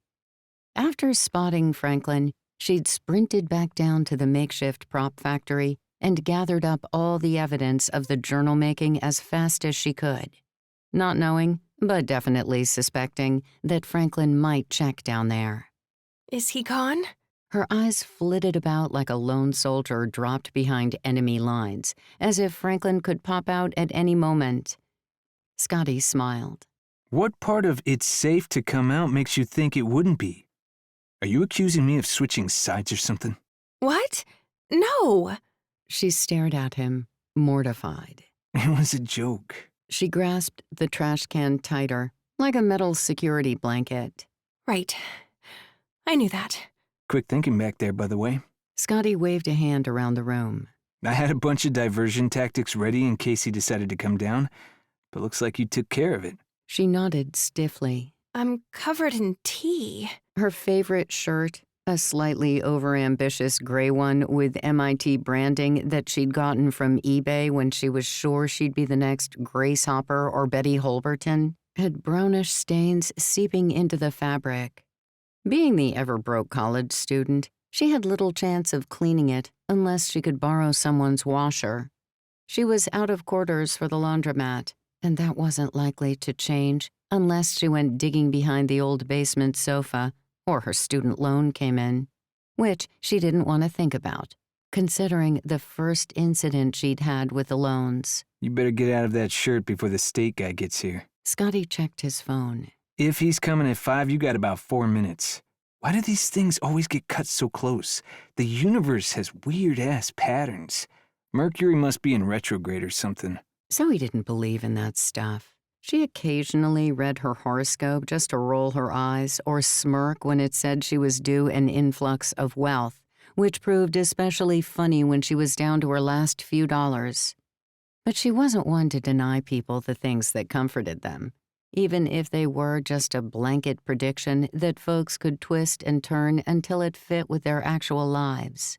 We're all just trying to get through this thing called existence, right? It was why she preferred the logic of computing systems and coding.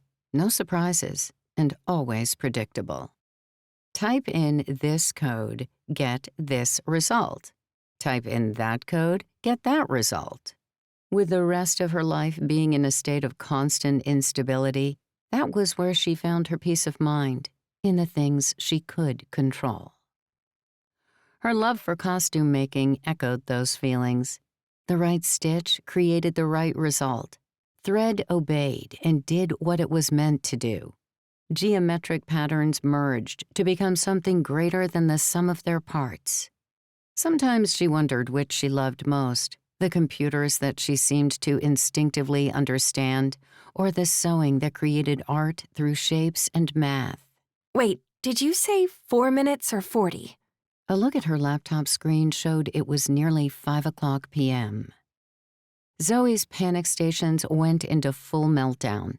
Red lights and screaming sirens bombarded her head, temple to temple. Her breaths came in frantic gasps as she scrambled over to her duffel bag, which lived on top of a disused locker. 3 shirts blew out of it, falling around the room like cotton landmines. I don't have anything clean. I had my old work shirt, but Holly mistook it for a rag. She dusted with it.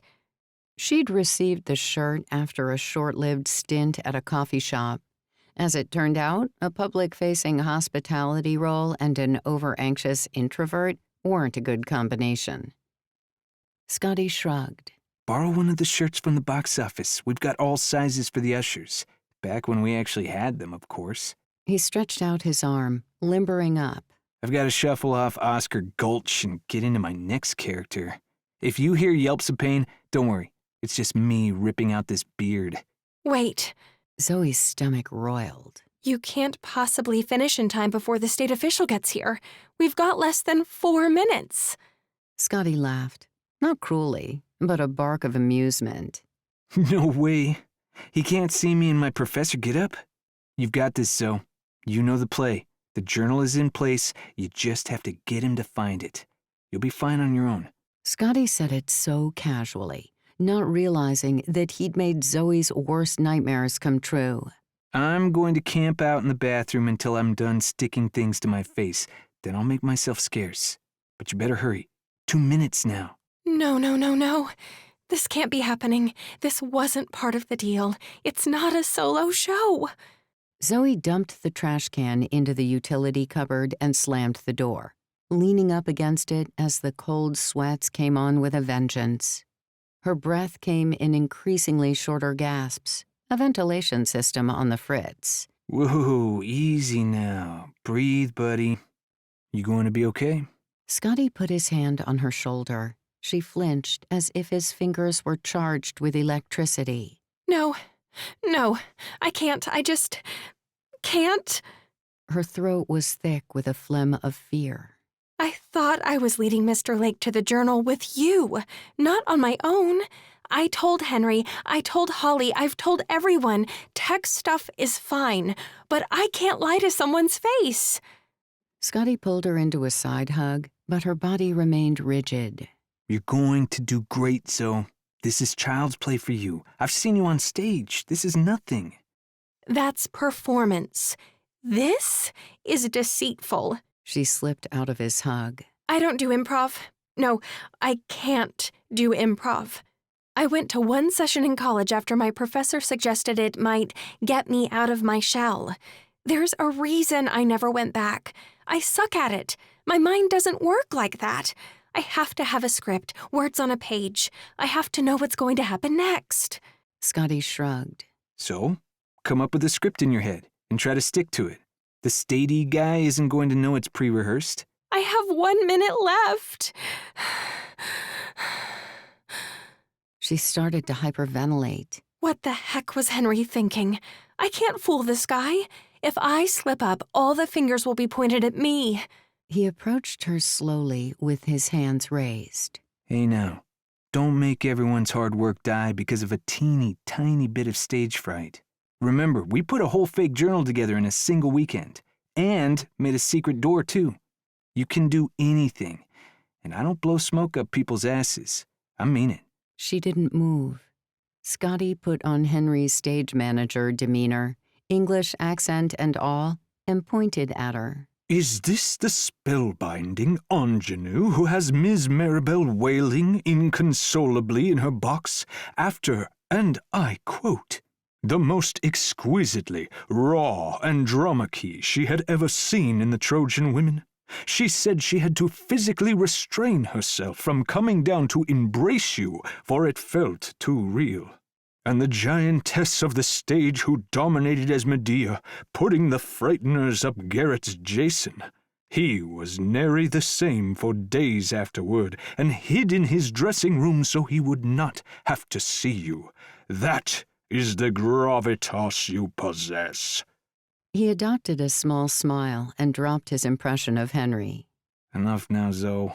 Lob the stage fright to the gutter and get your bottom out there. Go and change into one of the usher shirts and then take a couple of seconds to get yourself into character. Feel it. Zoe fidgeted. If I ruin this, He switched to the friendly tone they shared backstage when the whole cast was relaxing. You're not going to, I promise.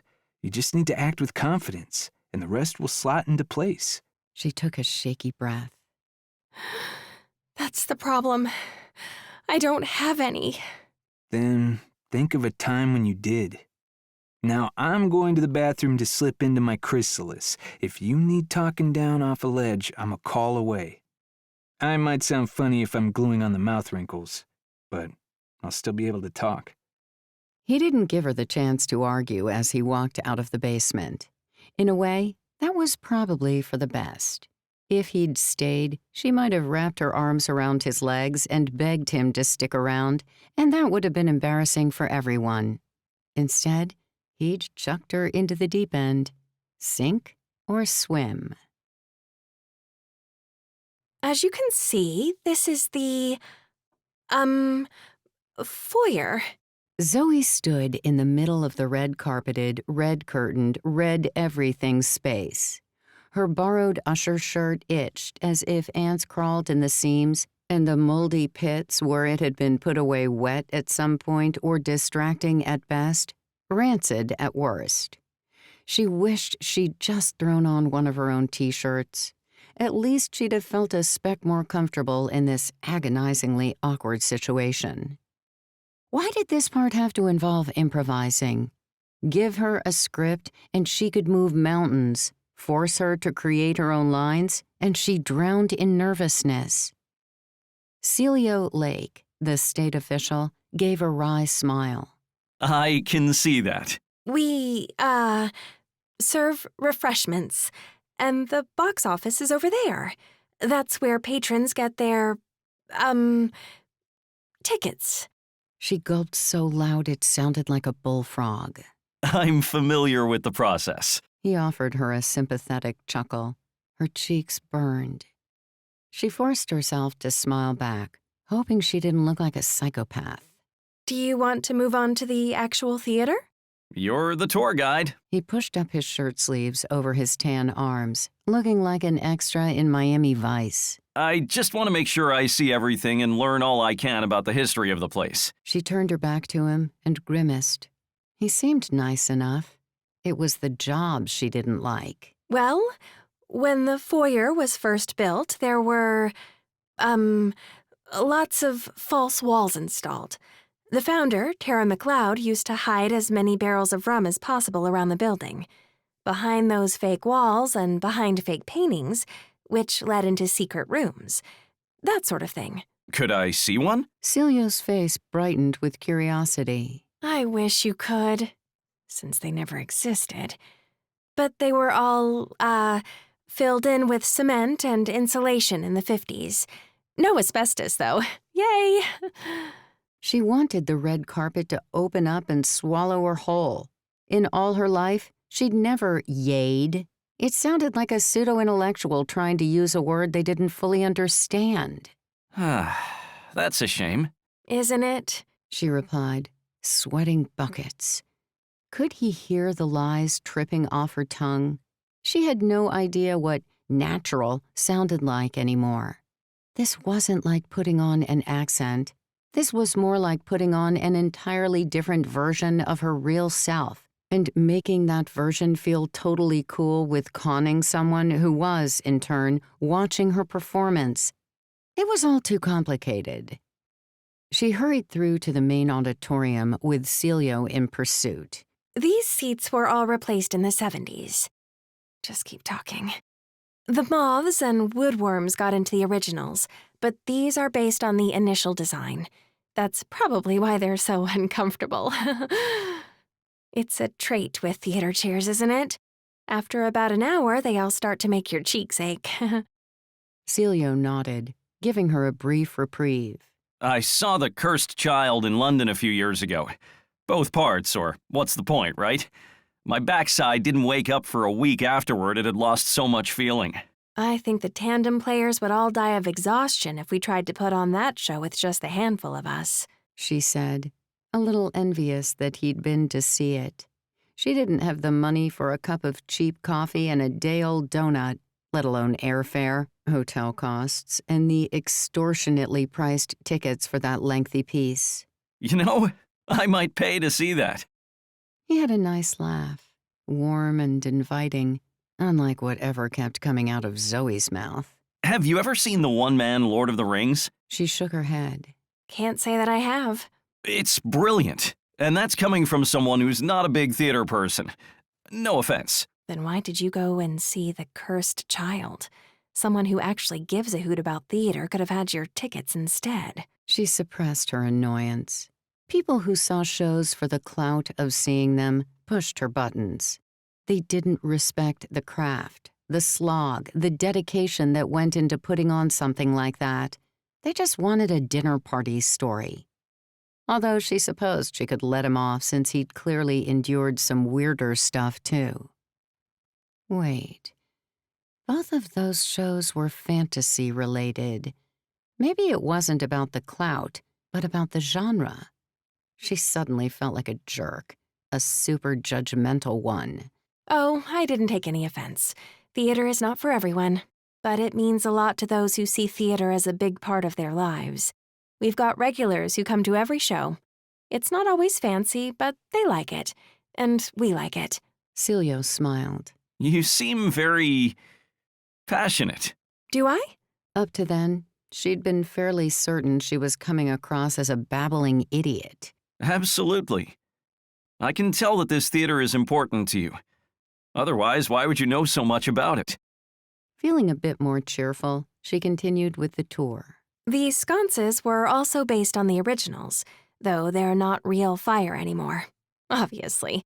We've only got one fire marshal, so that would be a disaster waiting to happen.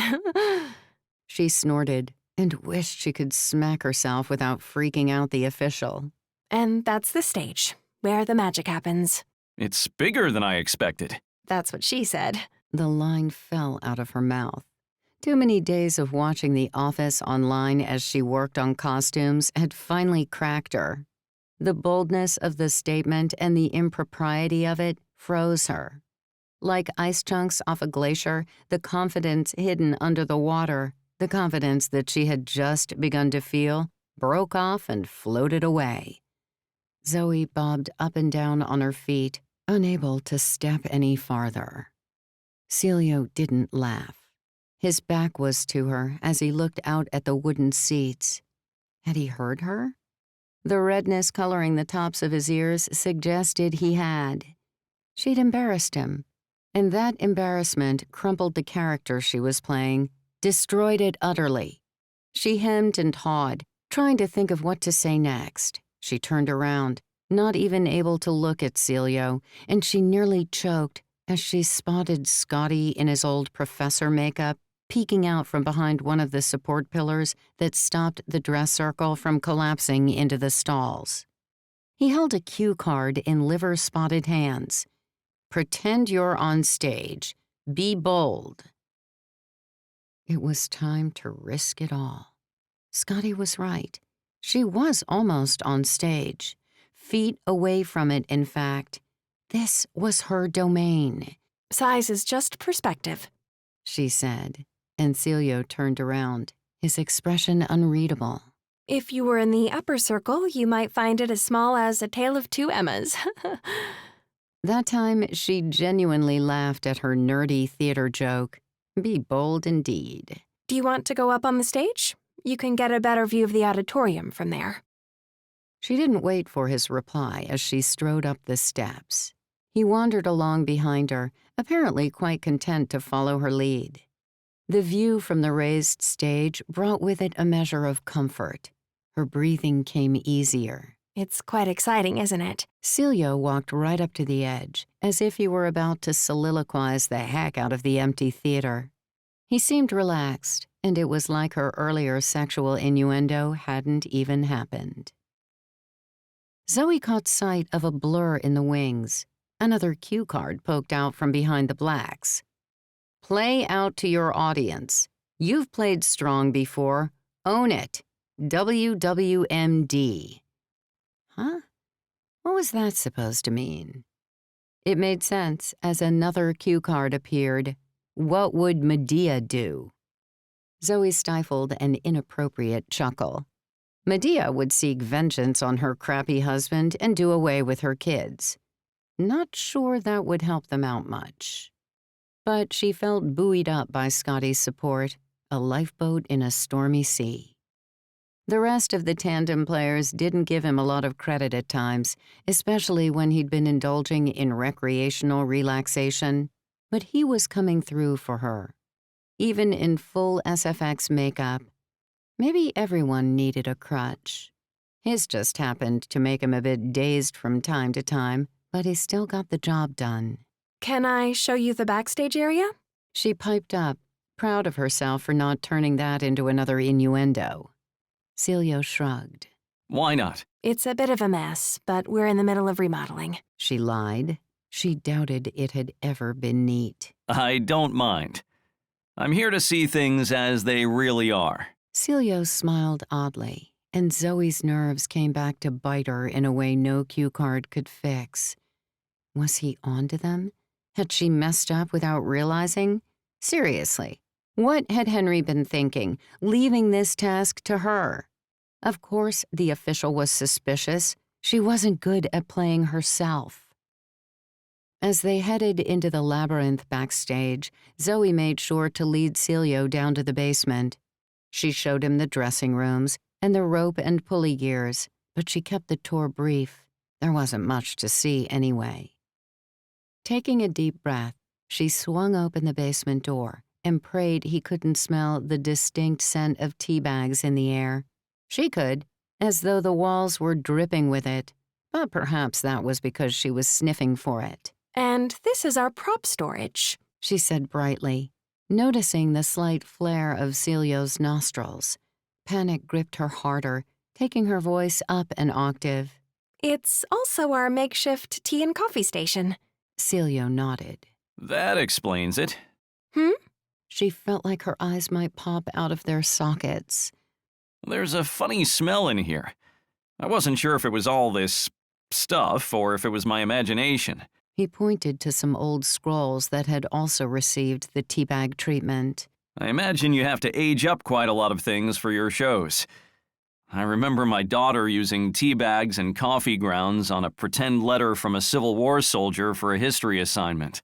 He replied wistfully, oblivious to how every word amped up Zoe's terror.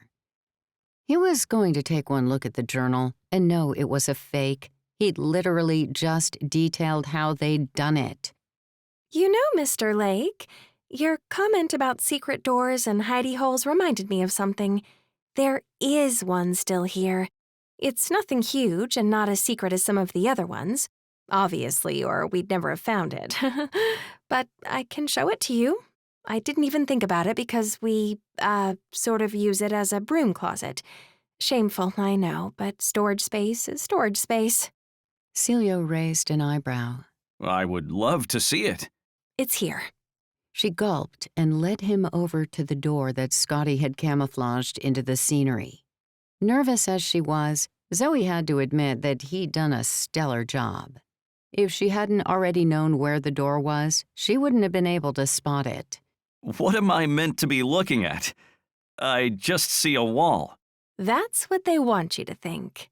Zoe turned her back on him to steady herself and made an elaborate show of getting her fingers into the hidden edges so she could prise the door open. It swung outward with an authentically archaic creak. Please, take a look around. Soak up that history. And whatever you do, make sure you look under the boiler, or all of this will be pointless. A realization hit her at that moment. She and Scotty hadn't actually discussed how to get Celio to see the hidden book. How was she supposed to subtly slip in the location of the journal without him sniffing a rat? He'd already smelled the tea bags. She opened her hand to usher him inside and almost shrieked as she saw the streaks of paint on her fingertips. The door must not have dried properly, despite her and Scotty having the heaters on full blast through the night, turning the basement into a temporary sauna.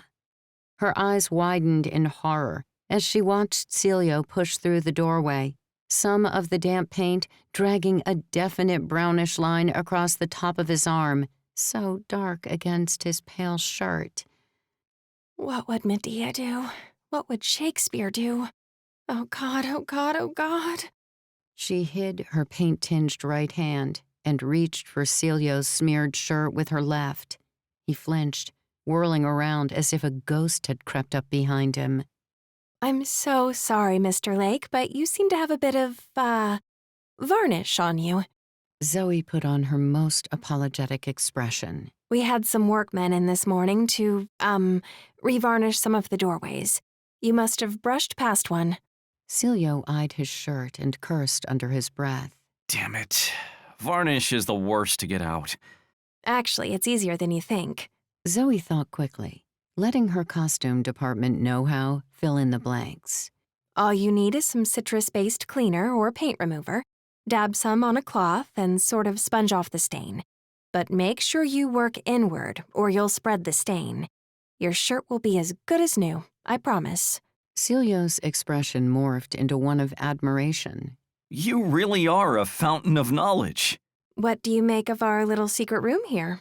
Zoe skirted past the discomfort, not quite knowing how to process his compliment. She gestured to the tiny boiler room, half of it taken up by its monstrous, temperamental namesake. A pipe wrench rested on top, aka the cure-all for any of the boiler's strange clanging and belching. I told you it wasn't much. Though, as the legend goes, this is where the founder once hid from the law and used to hide her ledgers for her smuggling business. Well, that was more wooden than Scotty's fake door. She could hear the robotic exposition in every word. At least, she thought she could. Fascinating. Celio cooed, apparently buying it. As she stood on the threshold, he snooped around the minuscule space as if he were inspecting some hallowed catacombs. He shuddered a bit when he made the mistake of brushing a fingertip along the top of an old cabinet that had been shoved in here. It left a cotton candy wisp of gray dust on his finger, which he hurriedly blew away. I guess the cleaners can't find the room, eh? Celio grinned from ear to ear, prompting Zoe to muster a pity giggle. Even I forget where it is sometimes. Celio continued his snooping. The trouble was, he was pretty much avoiding the boiler altogether. Zoe scolded herself inwardly, wishing she'd put the journal in one of the cabinet drawers instead, but she figured that would have jangled alarm bells. She was no good at trying to guess human nature. This was just another reason she should have never been involved in all this from the start. Think. There were only so many things to look at in the cramped boiler room, and Celio would want to move on soon. She had to get him to crouch down and check under the boiler. But how? Cringing, she fumbled her phone out of her pocket with shaky hands and lifted it up like she was browsing messages. Do it. Biting the inside of her cheek and praying to the phone gods that the screen wouldn't crack on impact, she let the phone slip out of her hand. As it clattered to the ground, thankfully face up, she gave it a discreet kick. Her beloved device went skidding under the boiler. Oh no! She wailed, genuinely horrified. My phone! Celio's head shot up. What's up? My phone. I dropped it. It's gone under the boiler. No acting was required for this part. She was already imagining all the dust bunnies swarming her phone in a dirty nest, and the scratches marring the sleek back. A cautionary tale in the merits of buying a damned case. Celio echoed her horror. Don't worry, miss. I've got exceptionally long arms. He ducked down without her having to ask, and with his own phone, he shone some light on the situation. Ah, I see it. Can you reach it? Zoe peered over his shoulder. He nodded. There's a book or something down here that stopped it from skidding to the back. Have you got a broom? I hope so, since this is a broom closet. Ha, that's funny. Zoe replied, a touch manic. I'll see what I can find. She dove back out of the room, more to catch her breath than anything else, and grabbed the nearest broom. It had "Property of Walmart" written on it, one of Loot's more useful vanishing and reappearing tricks. Steeling herself, Zoe hurried back into the boiler room and handed Celio the broom. He was lying flat on the dirty ground, his legs kicked up like a parachutist in free fall, which wasn't far off from how Zoe felt, though she was pretty sure her parachute had returned to the bathroom to stick the last of his prosthetics on his face. Aha! Got it! Celio shuffled back on his stomach, corralling Zoe's phone and the fake journal out into the open with the end of the broom. He sat up and stared at the murky swirls and strips of muck on his shirt. Don't suppose you've got any cleaning tips for this, do you? Zoe couldn't take her eyes off the journal. A warm wash should do it. But wait a second. What's that book? I don't think I've seen it before. The lies tingled like acid on her tongue, her fingers twitching with the muscle memory of pasting those stained pages.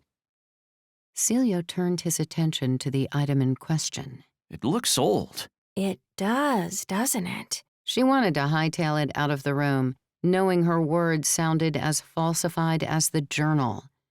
He picked it up and smoothed his fingertips over the hard leather cover. The Broadtown Theater.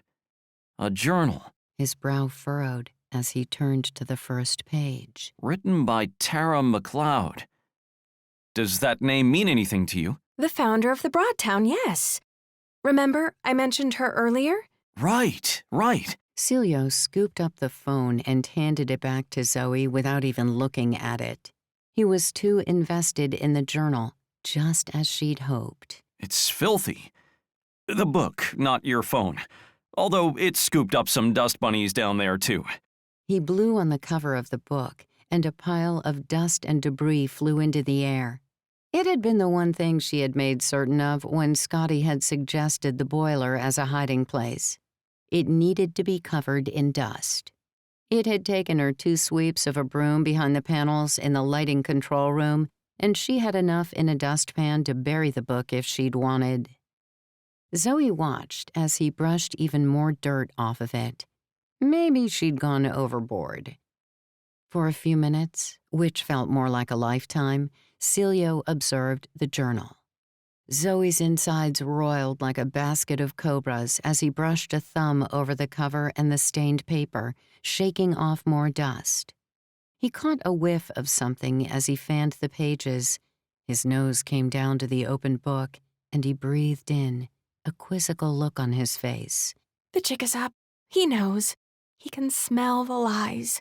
Even I can smell the freaking lies. She didn't know how she would wriggle out of this. If he confronted her, she knew she'd buckle. She could only do so much improv, and the baffled, doubtful look on his face told her that the whole scene was about to be wrapped up. And then he sneezed. Not just once, a cascade of them that backed him up into the wall and took a full minute to end. When he finally had his breath, he nodded toward the open doorway. Do you think we can... Oh, of course. In the hallway, she shut the secret door, lest he get more paint on himself.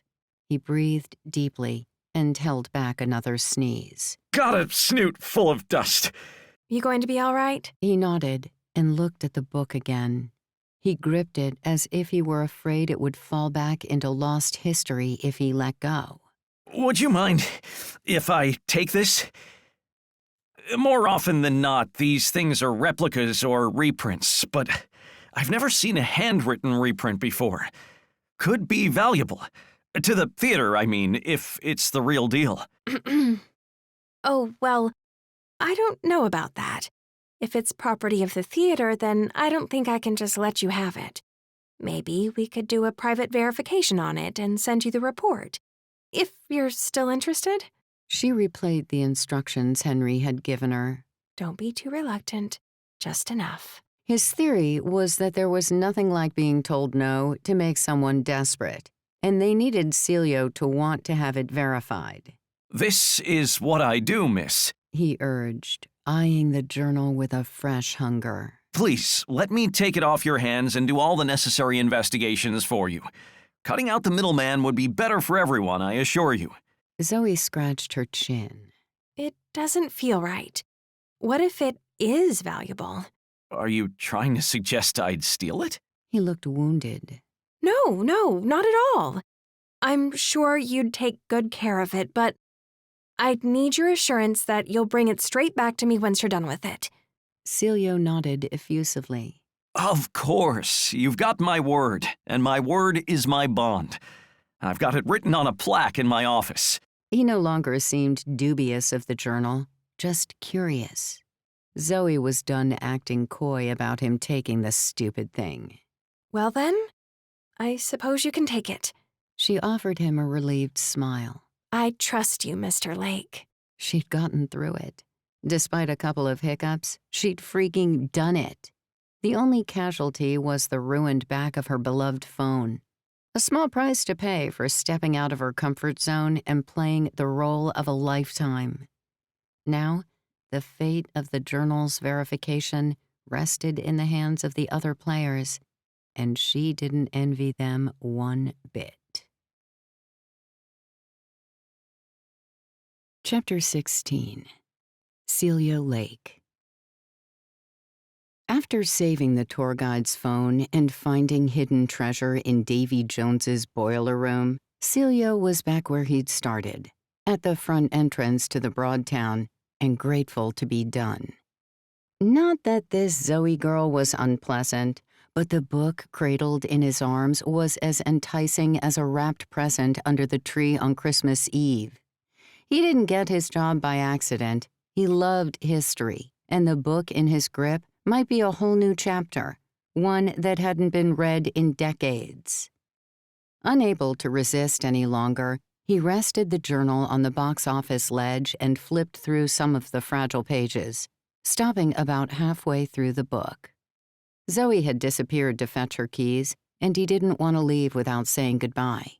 She'd been a generous and engaging host with bags of enthusiasm for history, which was a breath of fresh air compared to the stuffiness of his office. August 29th, 1923. I find myself in a state of thoughtful remembrance as I look upon our theater's many incarnations. Long gone are the days of our circus acts from my youth, though I do miss the horses. The scent of hay and sawdust never failed to make this building feel more like home, though now another act has shown interest in performing for the crowds here. I've received a cable from the illustrious escape artist and magician extraordinaire, Harry Houdini. He has been intrigued by my offer and will be sending contracts for me to look over and sign. If I agree to let him work on and refine his newest endeavor, 3 shows in 1, Magic, Escapes, and Fraud Mediums Exposed, he will trade his performances for free, as long as we give him unlimited freedom to design the sets he needs. The crowds will be limited, but we will be allowed to keep all the take. Not that the Broadtown needs cash, considering our other revenue sources. Celio paused as he searched his historical mind library. It would have been late in Houdini's career at that point, a short 3 years before his passing. He smiled. If the pages that followed indicated Houdini had perfected the last of his performances at the Broadtown, it would be an almost shoo-in for historic landmark status. Still, something felt a bit strange about the journal's contents, increasing his urgent desire to get it verified. Although people in the art world were known for embellishing facts, maybe this Tara McLeod was prone to that same artistic trait. He was about to dip back in for another exciting browse when his phone rang, prompting him to tuck the leather-bound journal under his arm, gently but firmly. The name of the lawyer who had called him earlier flashed on his phone. Celio grimaced. After their last conversation, including what he was still fairly sure had been a bribe attempt, he couldn't think of anyone he would rather speak to less, but he picked up anyway. This guy was clearly relentless. This is Celio Lake. Mr. Lake. Hello. Glad I could catch you. I was just on my way to the theater to meet you, but I've been pulled over for not having a rear license plate. They let me off with a warning. Honestly, I don't even know how I lost it, but I'm running late. If you hang on a while longer, I can be there soon. Celio stepped out of the theater and into the cool evening. Don't worry about it, Mr. Pratt. A young lady happened to be here to open up the theater and show me around. Frankly, it would have been a conflict of interest to have you here. Didn't my supervisor call you? She did, but I thought it must have been a misunderstanding. That's why I'm so eager to meet in person. I'm not sure why I was being accused of trying to bribe you or pressure you into not declaring the theater a historic landmark. Clearly, some wires have been crossed somewhere. I'm really not trying to interfere. Of course not. Celio shook his head, already tired of the lawyer's voice. People like him couldn't take the hint. They thought anyone could be bought. Celio was the exception. Plus, he had just found something that could potentially blow Reuben out of the water, though it also meant that Sasha might need a prudent heads-up as a professional courtesy. If the journal proved to be real, then the theater might be a historic landmark after all. True, he despised the paperwork, but he adored an authentic slice of American history. The thrill made him feel like he was a boy again, uncovering old arrowheads and musket balls with his metal detector.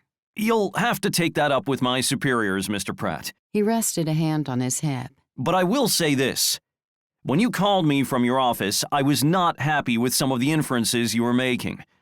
You say it's a case of crossed wires. I say it's a case of you trying to throw your weight around. Well, you hit a wall with me, and now you're trying to backtrack. What?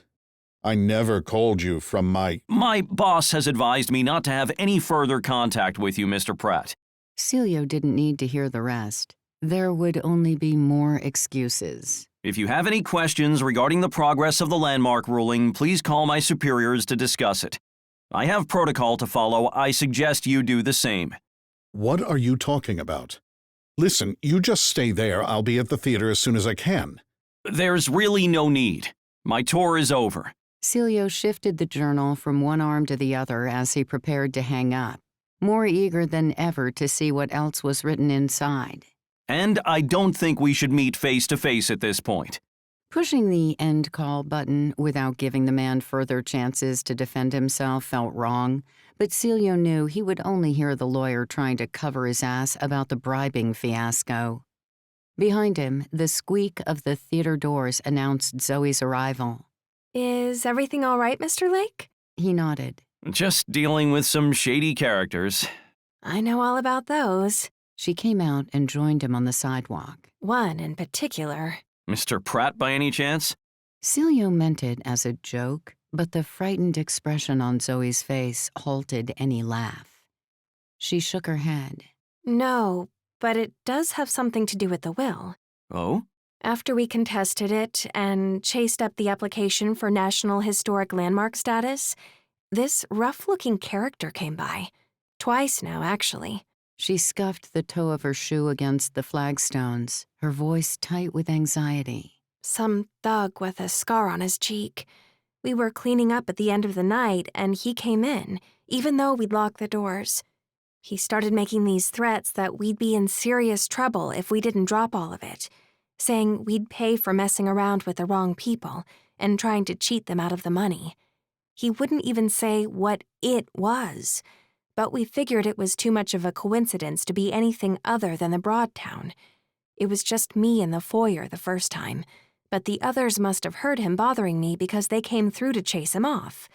The second time, he snuck in through the back and waved a knife around until our stage manager spooked him, and he went running. Celio frowned. Is that so? We didn't file a police report because we thought it might make things worse. But he really gave me a fright. I genuinely thought he was going to do something horrible to me. I still think he might do something bad, but what else can we do? We're just trying to do what's right, to make sure a national treasure like the Broadtown stays intact, you know? And our manager is the kind of person who refuses to give in to intimidation. You just make sure you call the police if that thug comes by again. Call me afterward, too. Zoe met his worried gaze. That's very considerate of you. Do you think this guy works for the lawyer? I'm not sure, but I'd be interested in finding out. As Zoe turned from him, visibly distressed, he made a note to himself in his folder. A single sentence. Make some calls about Reuben Pratt. Chapter 17. Loot Row. In a French-style cafe a few blocks away from the Keene household, the handsome pair sitting by the window could have been mistaken for any couple on a date. A little awkward, glances stolen, smiles over rims of coffee cups. Lute overheard the waitress lamenting to her coworker about how all the good men were either gay or taken, or both. Usually, that sort of chat gave him a thrill, and he'd make the waitress blush by asking who was better looking, him or Garrett. But not today. He was putting on as much of a performance as his husband, knowing that his anxieties would only drive a wider wedge of tension between them. Henry told me you'd be needing this. Lute slid an envelope, the official-looking kind with cellophane windows that showed the addresses, across the tabletop, like a spy passing over incriminating photos. Just call me Rowe. Loot Rowe. He hadn't taken Garrett's last name, Smythe, after their wedding, as he'd spent too much time building up his stage name to give it up so easily. Besides, he wasn't entirely sure that Garrett's last name wasn't something else altogether. He was a man of mystery, after all. Garrett snatched up the envelope and stuffed it into his laptop bag without looking. Not exactly discreet, but Lute supposed sleight of hand was his forte, not his husband's. And this is what exactly? Garrett asked, with a nod to the satchel leaning against his leg below the table. A fake bank statement courtesy of the Wonder Twins, Scotty and Zoe. Not that it would stand up to any real analysis by someone who worked at the bank, but it gets the point across to a layman, I assume. Lute sank back into his seat and watched other couples stroll by outside. Maybe it was his mood, or maybe it was him projecting, but they all looked painfully loved up. Since this con had started, he couldn't remember the last time he and Garrett had just been together, shared each other's company without the intrusion of that wife lady, or Franklin, or the lawyer guy, or the state official, or even the broad town. So many conversations about so many irritating topics. The con was important, to be sure, but so was their marriage, which seemed to have been invaded by everything else. Garrett took a sip of his black Americano. Why a bank statement? What am I, the messenger? Lute instantly regretted his curt tone. He tried to quash down the damnable green-eyed monster poking around in his belly. I mean, you kind of are. Garrett replied, getting that confused puppy dog look in his eyes. It's some made-up account in the wife's name. Lute deliberately neglected to use the name Laura. Petty, perhaps, but he figured he might as well steer into the skid of his jumbled emotions regarding Garrett's honey trap escapades. Fancy numbers that are all dolled up to look like a little old getaway egg. Garrett set his cup down. Huh? Basically, it shows a secret account with a bunch of money squirreled away. Lute waved the waitress over with a polite smile and a point at his cup. The kind of banking someone would only create if they were getting ready to jump ship and swim on over to Divorce Town. He'll consider it a life jacket she's been stitching together. The pair waited for the refills to be finished before speaking again. Lute settled uneasily back in his chair and drank fast from the warm mug. Hitting the caffeine pretty hard today? Didn't get much sleep. Something stressing you out? You seem a little off this morning. Lute frowned into his coffee. His ever-observant husband had sniffed him out as usual. Nothing's wrong. Lute lied. I didn't say that. I asked if something was stressing you out. Same thing. Okay, so I'll ask plainly then. What's wrong? When he didn't reply, Garrett followed it up with, Is it because of Laura? Hearing her name spoken so softly shriveled up Lute's insides like earthworms under a dry mulch. He took a gulp of coffee to hide half of his face and throw on an appropriate mask of nonchalance. It's this whole stupid con thing. This is turning into some kind of swaying house of cards. And Henry's got us playing without a full deck. Good thing we've got a magician on the team then. Garrett squeezed Lute's hand, but it wasn't enough to stave off the growing nerves Lute felt swelling inside him. He trusted his husband, loved his husband. He wasn't a phone checker or a social media obsessive who panicked every time some buff stranger liked one of Garrett's posts. He was usually the one going, "Who's that? And what's his number?" After what had happened to his parents, he'd vowed to never end up like them, to never let jealousy and suspicion stifle his relationships. Garrett tended to be the more sensitive one. It was odd to have switched places on the insecurity spectrum, because as much as he was dodging it, Laura was the problem. Anyway, the clock's ticking and my coffee's going cold. Lute pulled his hand away under the pretense of checking his vintage Casio, a gift from Garrett, for their 1-year anniversary. The dating one, not the marriage one. That was in a few months. What's Henry got you doing with Laura today? Going out for ice cream? A romantic stroll through the woods? Watching The Notebook? Garrett chuckled, not noticing the genuine unease in Lute's voice. We're moving into planting season, sowing the seeds of Laura's affair with the lawyer. She's got stamina, I'll give her that. She should go and join up with the big top if she can juggle affairs so expertly. He hadn't been against the idea of Garrett playing what Holly lovingly called the honey trap. It was when his husband had reported that Laura showed all the evidence of a woman practiced at infidelity that made Lute nervous. Pretending an affair was going on was one thing, but if she threw herself at Garrett, what would happen then? I'd call her more of an illusionist. She's juggling affairs without knowing about either of them. Lute had no choice but to add a pity snort, in case his silence made Garrett aware that something was genuinely upsetting him. But in truth, he was madder the word illusionist was used in reference to someone other than himself. He was the master magician, not her. First, I need to find a suitable moment to spritz some Paco Rabanne onto Franklin's pillow. Lute shuddered. I knew the lawyer would be a Paco Rabanne guy. I bet it's the one that looks like a gold bar, isn't it? He probably pretends it's real so he can prance around and imagine he's a genuine millionaire. Worse, it's a sample. Garrett took the small vial out of his laptop bag and shook it between his index finger and thumb, like a supervillain observing his latest bioweapon. Why doesn't Reuben just rub his wrist on a magazine and be done with it?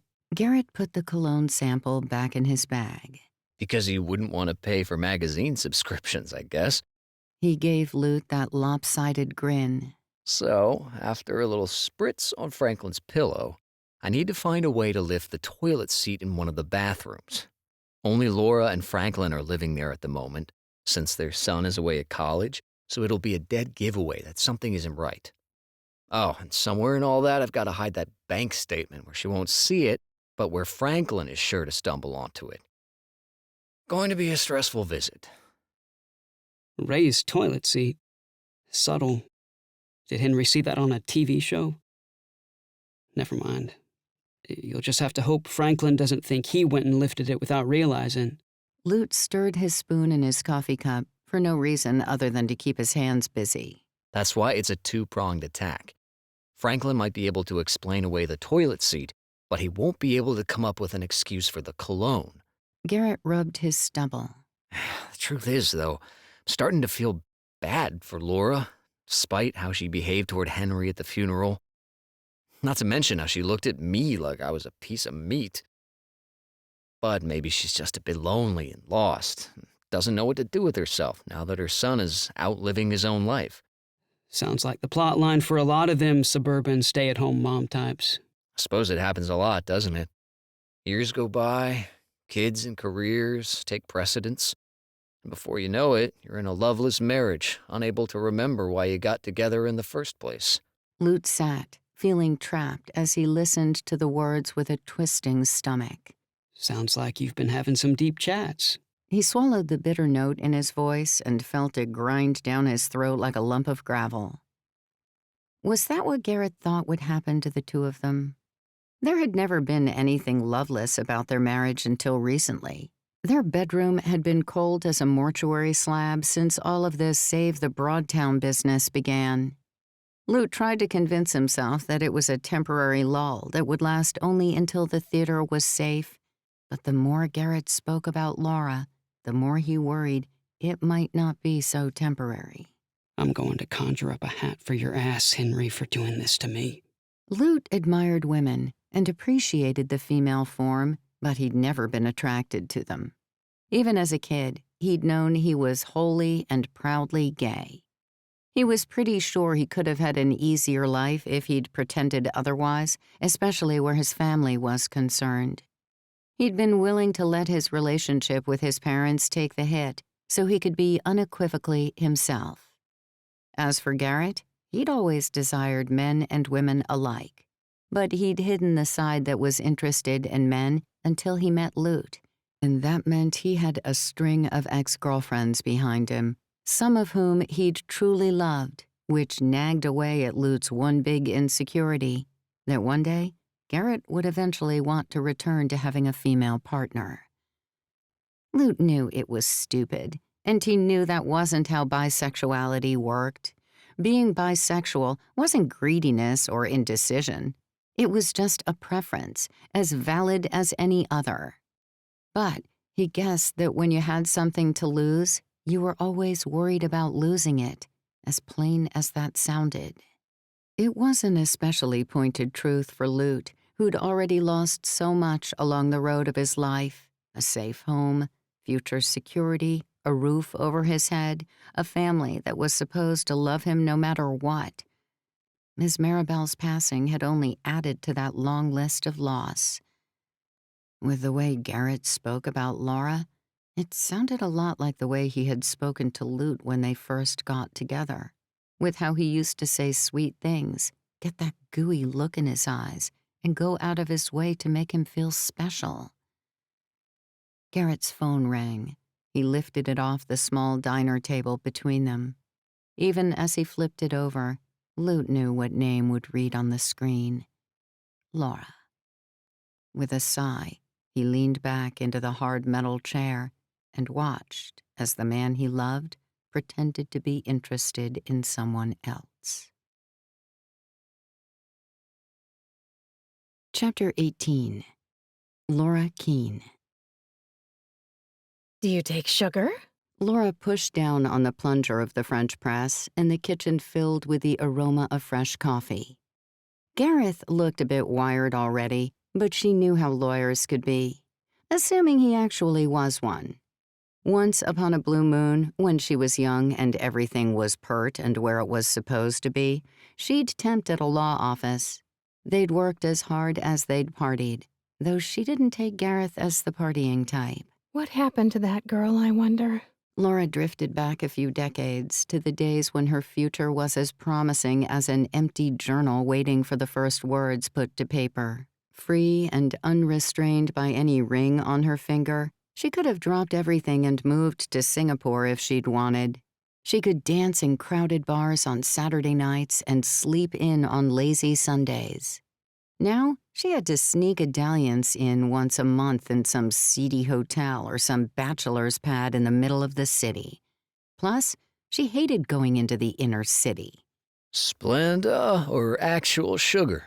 Gareth asked. He ran his hands across his taut stomach, the fabric tracing the muscles underneath. You know what? Never mind. If it comes from you, it won't have any calories, so whatever you happen to have is fine. And spoil me. 2 spoonfuls. He flashed her a charming grin and leaned against the breakfast bar. It pulled the fabric of his shirt tighter across his chest, revealing glimpses of tanned skin beneath the straining buttons.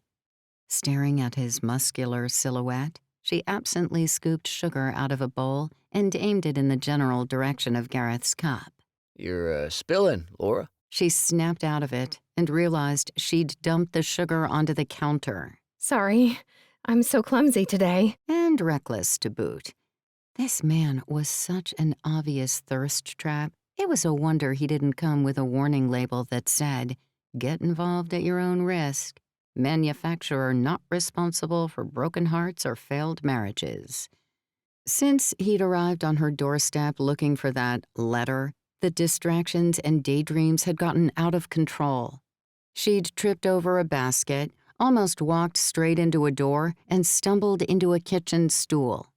Every time she looked at him, her mind wandered off and left her body to fend for itself. Yes, endearing. Your cheeks get flushed when you're embarrassed, and it gives you this glowing quality. Though you don't need to be embarrassed in front of me. I'm not exactly graceful myself. I played squash with a colleague the other day and ended up running face first into the wall. There was another incident with a misjudged racket, but I'm still not ready to talk about that. He grinned, and her cheeks promptly heated up. Do you do a lot of exercise? I try to, when I have time. He came closer to her and propped his elbows on the breakfast bar. You look like you keep in shape. What's your secret to looking like a 30-year-old? She swatted a hand at him, as if he were a sexy mosquito. I don't look 30. I didn't even look 30 when I was 30. She spooned 2 sugars into his coffee and slid it to him like a saloon proprietor. How about you? He shrugged. I try to eat well, get enough sleep. Well, that's a bit of a contradiction in terms when you work in law. Come on, you must have a regimen or something. Or do you just have good genes? My mom was always beautiful. Laura smiled sadly. She really didn't want to think about it, but like any dark emotion, it wouldn't be easily pushed down once it found light. When I was little, I used to sit on her bed and watch her put on all these creams and lotions. She had such a steady hand that she could probably apply her lipstick riding in a motorcycle sidecar and it would still come out perfect. I suppose that's where most daughters learn about all that stuff. I wish I'd had a daughter. But having a little boy instead was fun in other ways. Nothing like screaming for them as they tackle somebody to the ground. Gareth's eyes met hers, and guilt shone in them. Whatever Reuben had sent the man to do, it seemed he had finally broken down when confronted by the fact that he was dealing with a real-life, flesh-and-bone human. You said she was always beautiful. When did you lose her, if you don't mind me asking? About 10 years ago. She went to the hospital to have her thyroid removed and she never came out again. Laura turned away. A decade in the past, and still it misted her eyes. This was not how she had hoped the afternoon would play out. I'm sorry. That's so awful, he said softly, his hand resting on her forearm. It wouldn't have seemed that intimate of a gesture to most, but to Laura, he might as well have pulled her into his chest. She took in a steadying breath. Suddenly, the excitement of having him under her roof, the daydream of breaking her cardinal rule of not bringing a lover home, seemed repugnant. Anyway, you don't want to hear a middle-aged woman's sob story. You'll be wanting to get back to the office, I imagine. I've got time. He lifted his cup. I've still got this to drink, and I'm not one to leave without making sure everything has been properly, finished. That would be rude. Plus, his sexy grin made her heart flutter and pushed any reservations about impropriety out of her mind. We haven't gone over our business yet. Right, of course. The car. She'd almost forgotten the main reason he'd come by this time. Sure, his cover story was that he was still waiting for the mysterious envelope, but she was convinced he was there on Reuben's orders. Deep down, a big part of her hoped that whatever he had originally been sent to do hadn't been necessary, and he was returning again just because he wanted to see her. He nodded. The car. So, the vehicle that caused the damage to yours was borrowed by an intern, and the actual owner of the car, Mr. Pratt, whom I work for, has sent me to negotiate for damages. Now, when we sent the intern to check if the letter was here, we didn't know he didn't even have a license. I assure you that we let him go immediately. He paused, fidgeting awkwardly. The drawer behind him caught on his belt and opened as he stepped forward. He shook his head and pushed the drawer closed. Somehow, even that mundane gesture looked sexy. Possibly because of the fine shape he created as he stooped over, showing off a tight rear that had surely been honed by 20 hours a week at the gym. We can get to all that later, but first, can I use your bathroom? I've already had way too much coffee today, and not to give you too much information, but it's gone right through me. Of course. She smiled, his question humanizing him in the most unexpectedly wonderful way. He looked like an Adonis, but he peed, same as everyone else. And he looked so adorable, shuffling like a little boy who was too afraid to ask for a bathroom pass. I need to grab something from my bedroom, so I'll point out the guest bathroom on the way. Thank you. Together they headed out of the kitchen and up the stairs. He stayed close to her, his hand almost touching hers on the banister as they went upstairs. On the landing, she directed him to the guest bathroom down the hall and went in the opposite direction to the master bedroom. Truthfully, she didn't need anything from the bedroom. She'd just wanted him to follow her up the stairs, a test of sorts. If he came to find her in the bedroom after he was done, it would cement the truth in her mind as to just how far he'd been ordered to go. She picked out a sweater from her closet, draped it over her arm, and sat on the edge of the bed, fixing her gaze on the half-open door. Time seemed to slow, her heart beating in nauseating thuds of anxiety. She was about to break her number one rule, taking one of her conquests into her actual marriage bed. Would Gareth move in to kiss her? She closed her eyes and imagined how his lips might feel. They were plumper than Franklin's and looked like they were well moisturized. I bet they're soft. And I bet Gareth knows how to use them. Her eyes shot open as she heard the rush of water and the bathroom door unlock. Quiet footfalls followed, along with the slight creak of the bedroom door as it opened fully. Gareth stood on the threshold, an enticing smile upon those kissable lips. She gazed back, her heart in her throat. He'd come to find her, even though she'd told him she was going to the most sacred place in the house. There could be no greater sign. Excitement welled up in her, as hot as the first time she had an affair 20 years ago. It had been too long since she had felt this rush. Maybe she should have been bringing them home this whole time. The risk of being caught tripled, and with it, the hotness factor. Then it doubled again, knowing that the man had been specifically sent to seduce her. Gareth stepped over the threshold and came toward her, sinking into a crouch in front of her. His right hand reached out to take hers, but he didn't bring it to his lips. He just held it for a moment, his eyes locked with hers. His cologne swelled in the air around her, overwhelming her senses with the intense, heady scent. His cologne, his touch, his eyes. Her chest clenched in a dreamy panic, and she leaned forward to take his lips. I can't, he said, suddenly standing up. I'm a married man. His expression said he had never intended to go past this moment. It had been Reuben's plan all along, just as she had expected. Have this Hollywood handsome man lead her along, make it seem like she had compromised herself, and then threaten to hold it against her. The evidence was clear. The license plate dent on her car that Franklin said was Reuben's vanity plate. The unbelievably good-looking man coming over out of the blue and flirting with her constantly. Returning and doubling down on the innuendos and sexual energy every day. It was all so obvious, she was frankly annoyed they thought she would fall for it. I'm a married woman too, Gareth, she said, her throat tight. Was she supposed to convince him to do it at the last moment? Was that the last part of their little plan? I said no, but she pushed me into it, Franklin.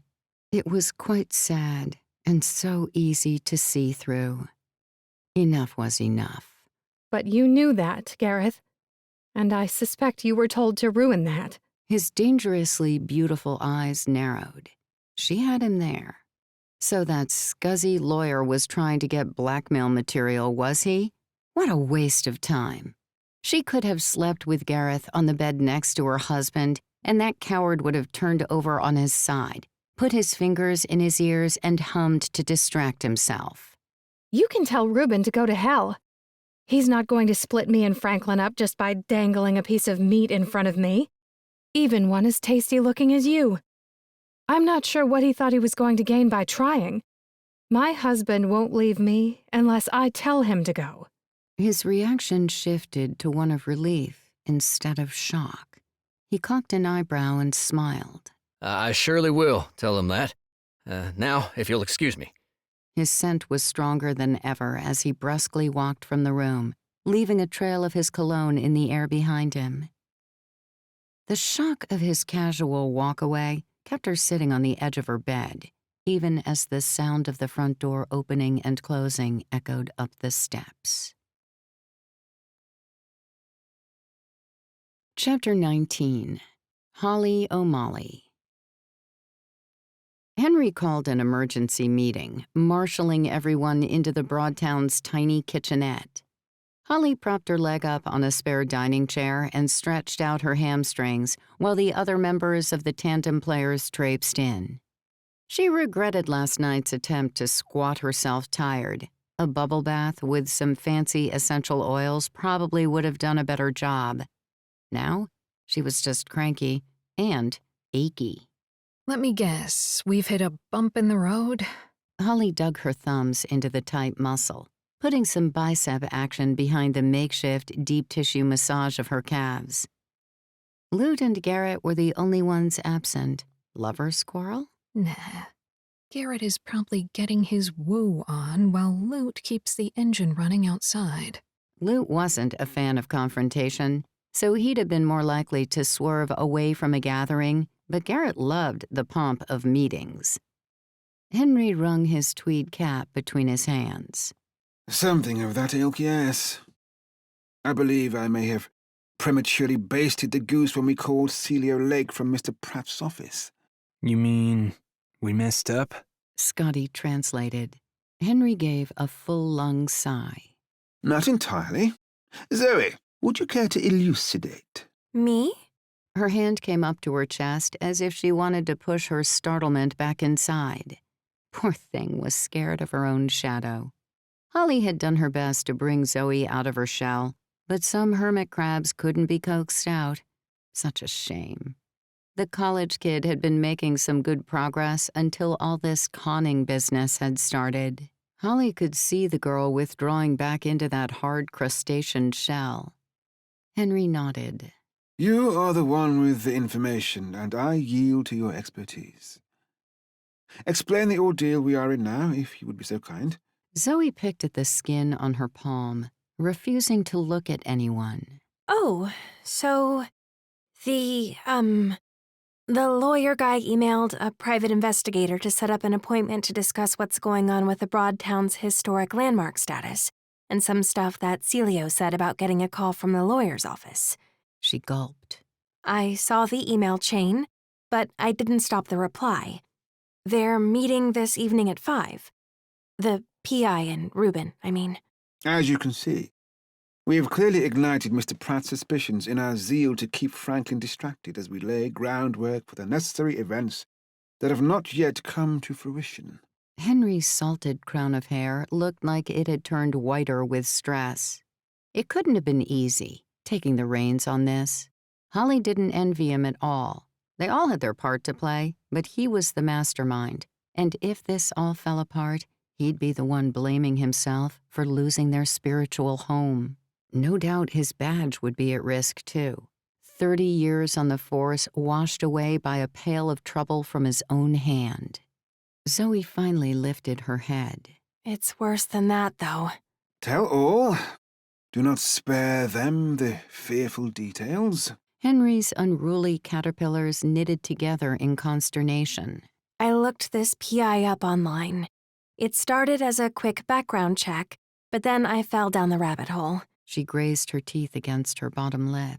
He barely has any social media presence. That's not so worrying, but he doesn't even have a website, and his email is some random Gmail account. This is the kind of PI who's a word-of-mouth guy, the kind who's known by a friend of a friend of a friend, who you only call when you need something done that's, well, under the radar. The kind of guy who has PI business cards and calls himself a private investigator, but isn't exactly licensed and bonded. I might have stopped if I had been paying more attention. But with school and all this... That doesn't sound so terrible. Listening to Zoe felt like watching a little sister talk about a bad date when she thought it was her fault. This PI guy, I mean, not the fact that you didn't catch the emails in time. Nobody blames you for that. Zoe nodded, but didn't look swayed. Besides, I don't have any social media, and I barely have an email, and I'm not on America's Most Wanted list. Not in the last 5 years, anyway. She meant it as a joke, but garnered a few curious looks from the others. Her history was veiled in mystery, and unlike Garrett's, which was purposefully cultivated, she had an actual reason for hiding her past. Still, she felt part pleased, part offended that they could believe she was a criminal. Zoe shook her head. We should be worried. I went deeper. This PI has felonies. He's been brought up on charges a dozen or more times, across the entire alphabet of crimes. From arson to... I can't think of a crime beginning with a Z. Zebra theft, maybe? Anyway, what I'm trying to say is, he's dangerous. Far more dangerous than Mr. Pratt or Franklin or Laura. We shouldn't underestimate him. And that is where you will shine, my dear. Henry looked to Holly. You have made inroads with Mr. Pratt, and I need you to distract him with your wile. To use a poker colloquialism, we need to keep our opponent on tilt. She was going to hit Reuben where it hurt.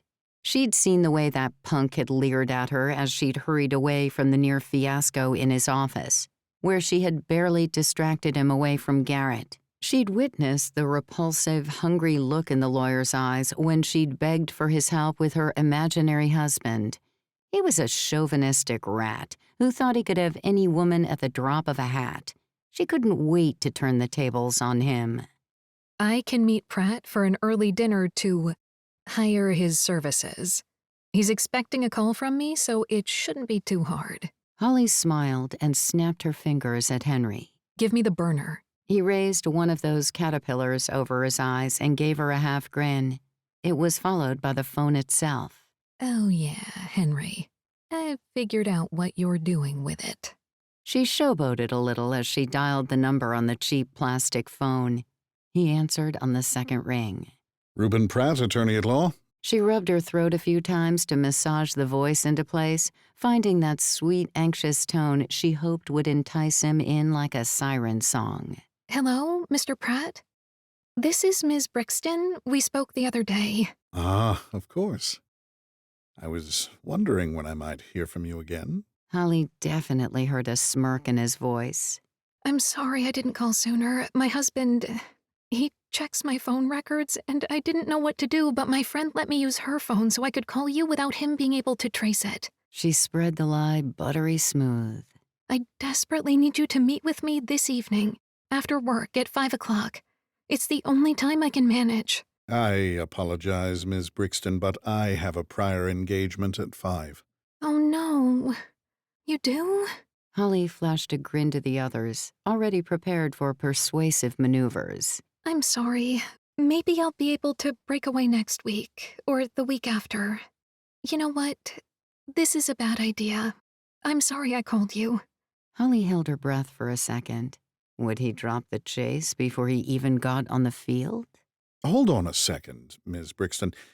Perhaps I can drop by your work? No, my coworkers are too gossipy, and he checks on me at lunch. Are you sure there isn't any way you could rearrange your meeting tonight so you can see me? I hate to beg, I really do, as I know how busy you must be. But I managed to trick my husband with a memo saying I have to work overtime tonight.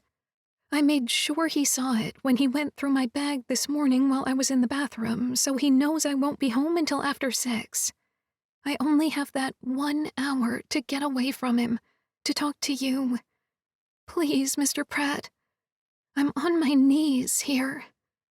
Like the monster who'd cost me everything wanted to happen. She let the scars and poltergeists of her painful past rise in her mind's eye, using old trauma to bolster the desperation of her character. It hurt to use something that she kept buried deep, especially for the benefit of this piece of crap, but maybe she'd find a catharsis in his comeuppance that would make it feel less awful. A catharsis she'd only found on the stage and in her self-defense classes up to now.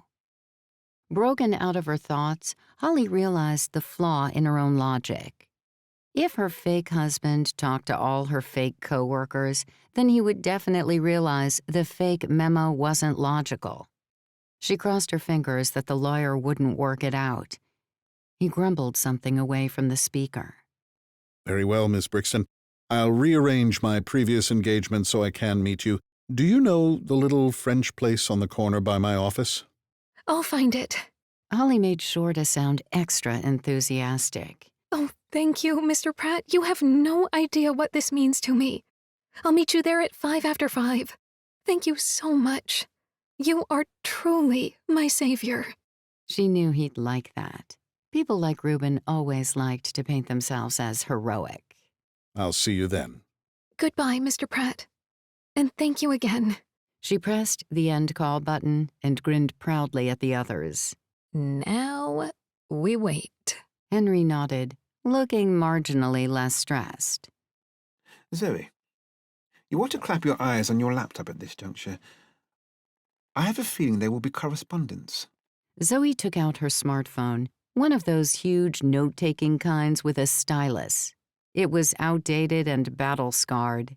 If Holly could have afforded it, she would have bought a nice one for their IT guru. But she hadn't been lying when she told Zoe she was living in a rented room and couldn't afford a place of her own. I transferred it all onto this so I wouldn't have to lug my laptop around everywhere. Ingenious, my girl. I struggle to open the World Wide Web on mine, but that is more to do with the sausage-like shape of my fingers than any computer illiteracy. He chuckled, but it was the practiced laugh he used to keep Zoe at ease. Even that seemed less measured than normal. Holly worried about his health. If this con didn't wrap up soon and end the way they all wanted, his blood pressure would be stratospheric. We have a ping. Zoe tapped the screen like a hacker possessed. Okay. So Mr. Pratt just sent an email to the PI to rearrange the appointment for tomorrow morning. But if you give me a sec... Yep, there we go. I've diverted it to one of my slush inboxes, so it won't reach the PI. From now on, that's where all the lawyers' emails will go, unless I send it on to the intended receiver manually. She tapped some more, and a shy smile turned up the corners of her lips. Right. So, I've just piggybacked on the lawyer's email to send a message to the PI, canceling the appointment altogether. No trace in Mr. Pratt's outbox. All clean, all clear. Crisis hopefully averted. Unless I get caught. Holly frowned at Henry. Is it serious if she does? A misdemeanor at worst, but I would not allow her to take the rap, even if that were to happen. However, I have faith that it shall not, thanks to the firewall skills of our veritable Alan Turing. Henry smiled proudly at his mousy ingenue. Zoe's cheeks burned scarlet from the compliment, but the shadow in her eyes said that what she was doing was likely a greater crime than a misdemeanor. Understanding the risks the younger girl was taking made Holly love her all the more. I'm not saving countries here. Just my home. What is a country but a place you call home? Before this takes a turn for the mushy and I lose my revenge mojo, I'm going to slap on some makeup and see if I can force a curl into this ridiculous hair of mine. Holly beckoned to Scotty. Maestro, do you think you can make a femme fatale out of me? Scotty smirked. Oh, I can do better than that. I'm thinking coquettish wallflower. Good point. Holly got up and dusted off her overalls. If I turn up the glam, he might run for the hills. But I'll need to borrow some clothes from wardrobe. Zoe jumped up. I know just the thing.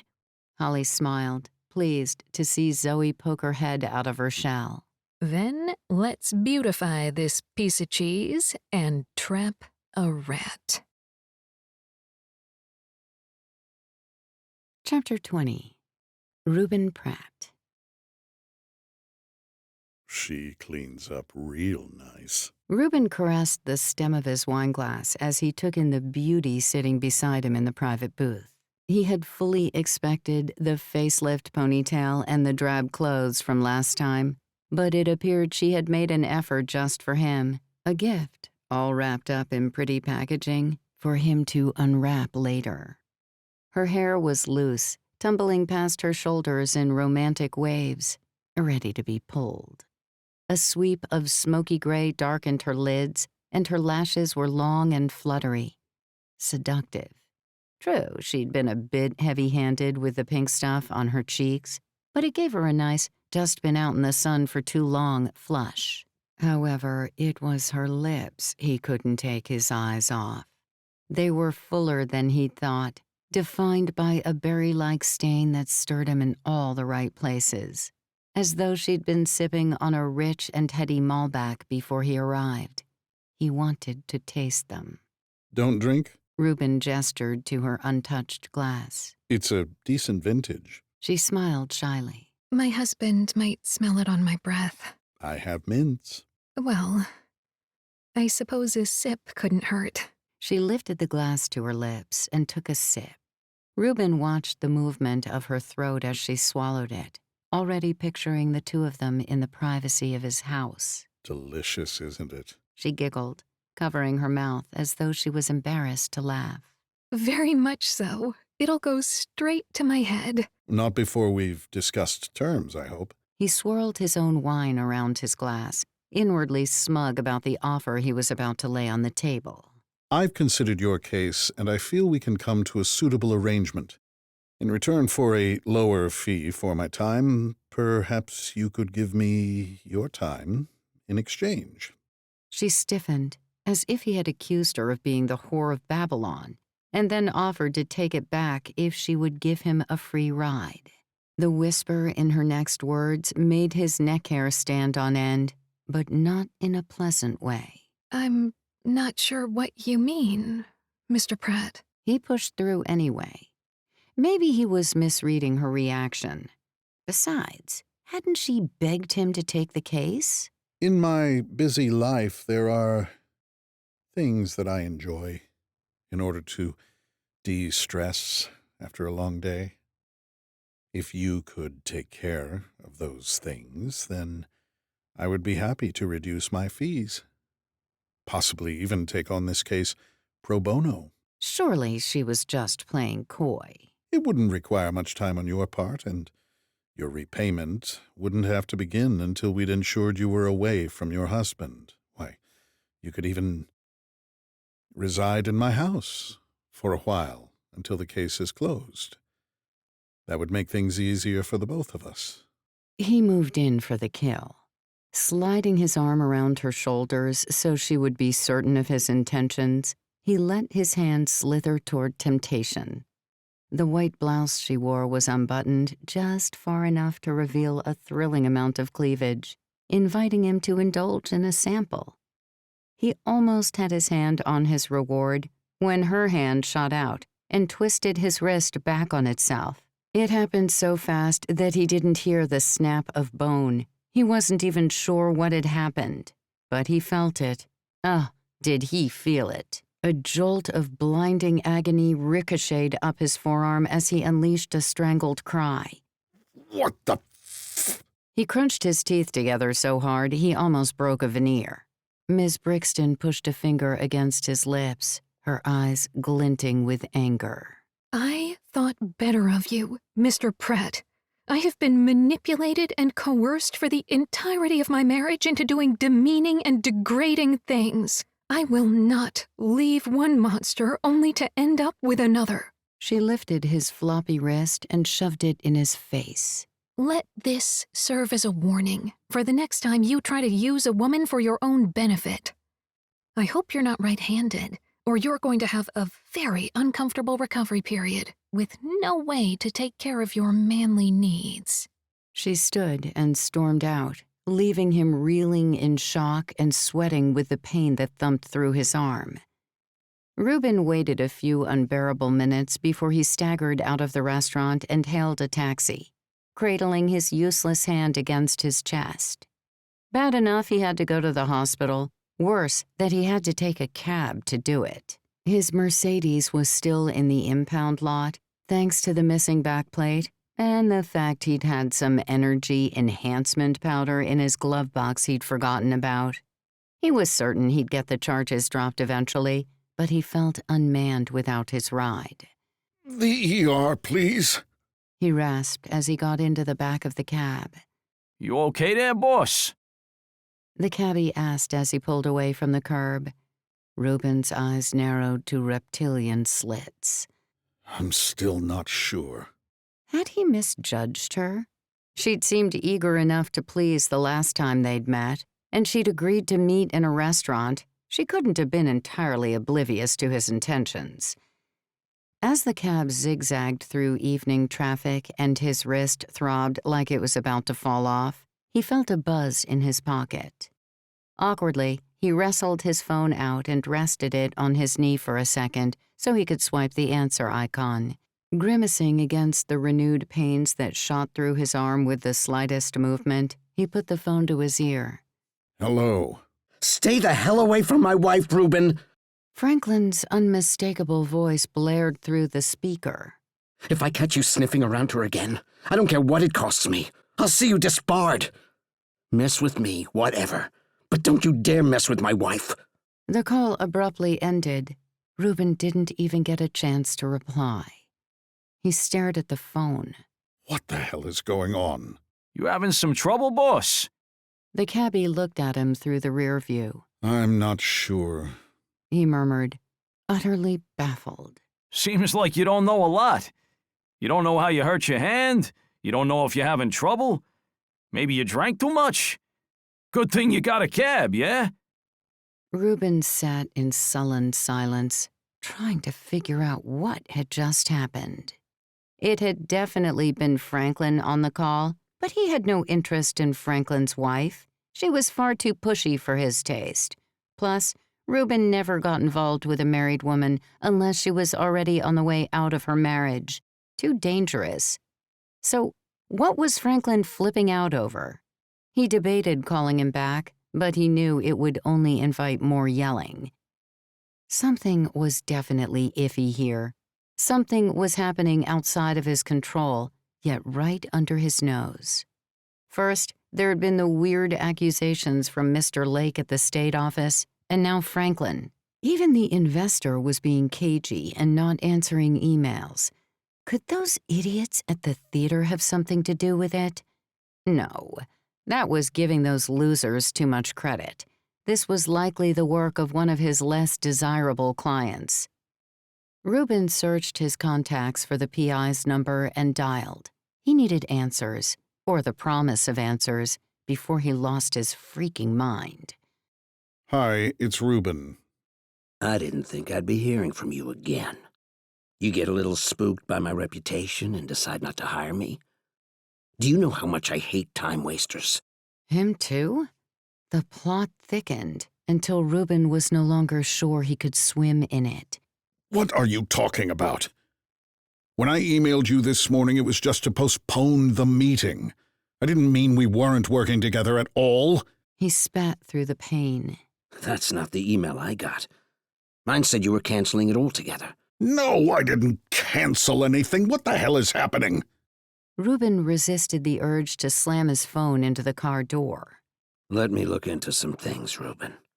Until then, don't contact me via email. I've got a feeling yours has been hacked.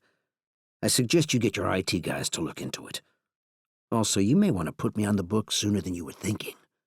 Obviously, someone is trying to make big trouble for you, and they'll get away with it if you don't fight back. When's the soonest you can meet? I already had this time blocked off for you before I thought you'd canceled, so I'm free now. Name the place.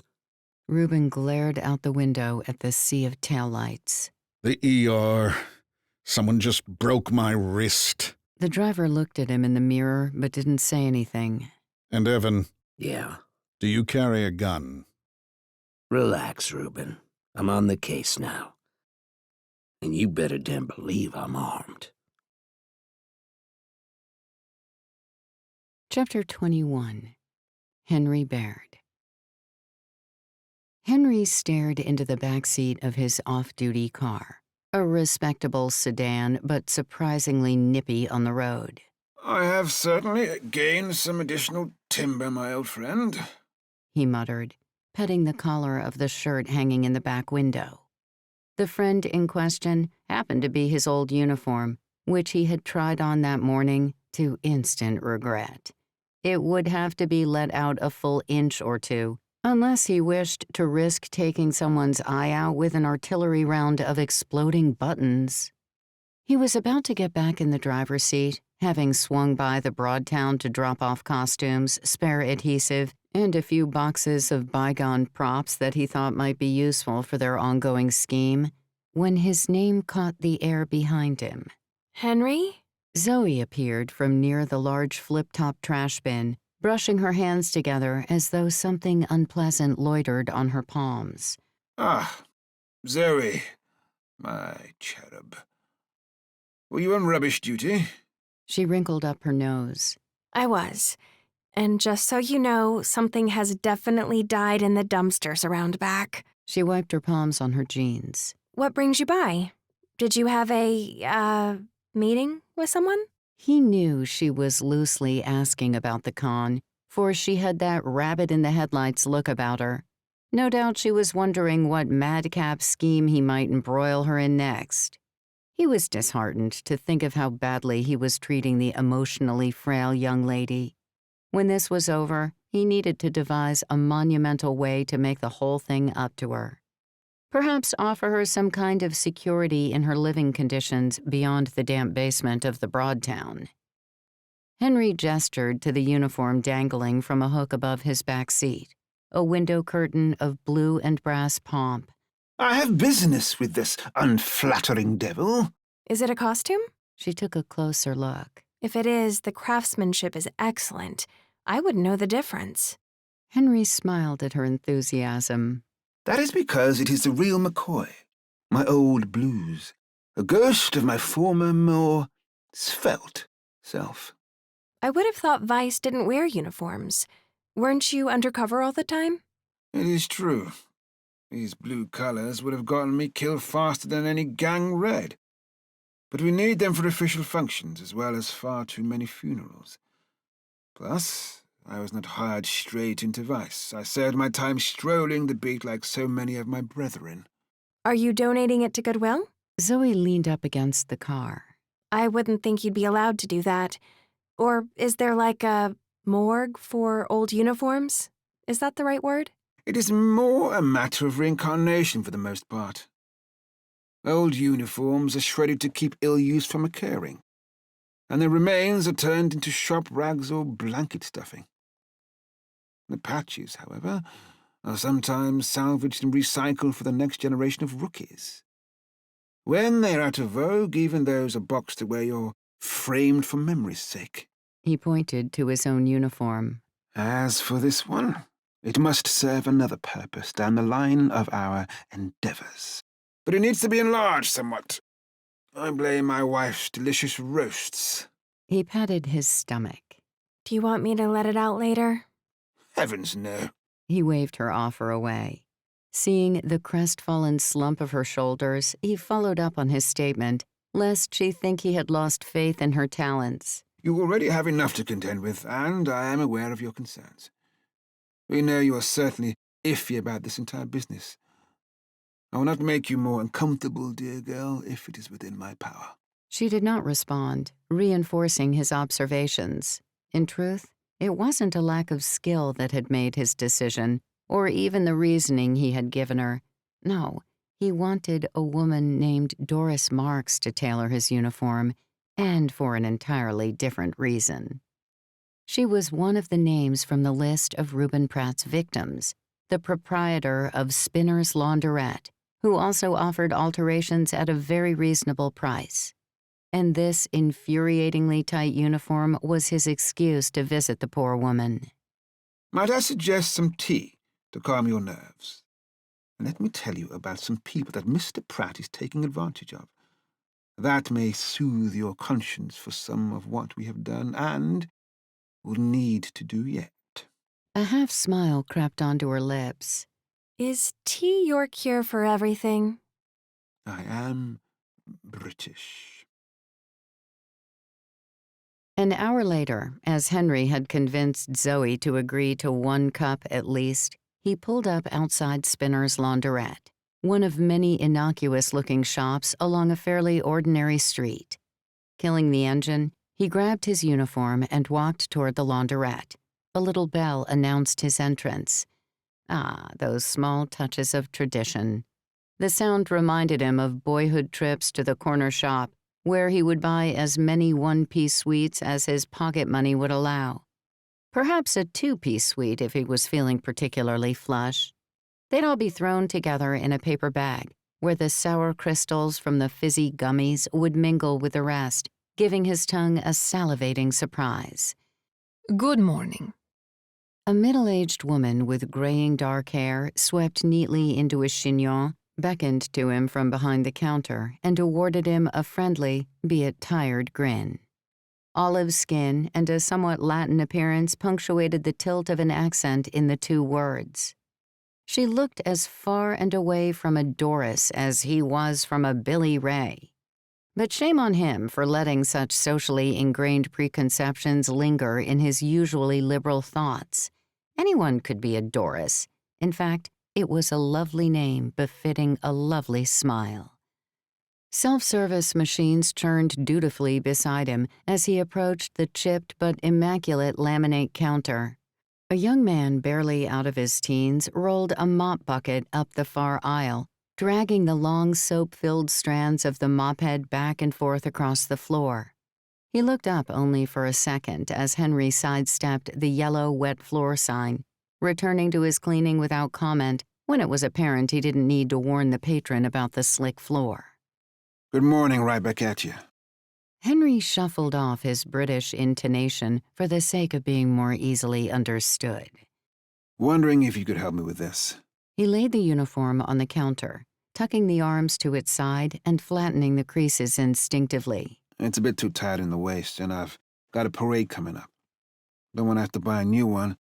These things don't come cheap. Doris scrutinized the garment. It shouldn't be too hard if there's enough fabric when I loosen the seams. This is yours, right? She eyed him warily. You are a cop, yes? For 30 years. Though I'm pretty much riding death these days. She visibly relaxed. I'll have to measure you. Of course. He stood motionless and let her maneuver him like a mannequin, the tape measure snaking around him as she took measurements with the ruthless efficiency of a 30-year veteran herself. With her distracted in the numbers, the moment seemed like the ideal opportunity to do a little probing. A friend of mine helped me find your place. They did? Did they give you a coupon? You get a discount if someone recommends us. Doris did not look up from her work. All cash, though, no card.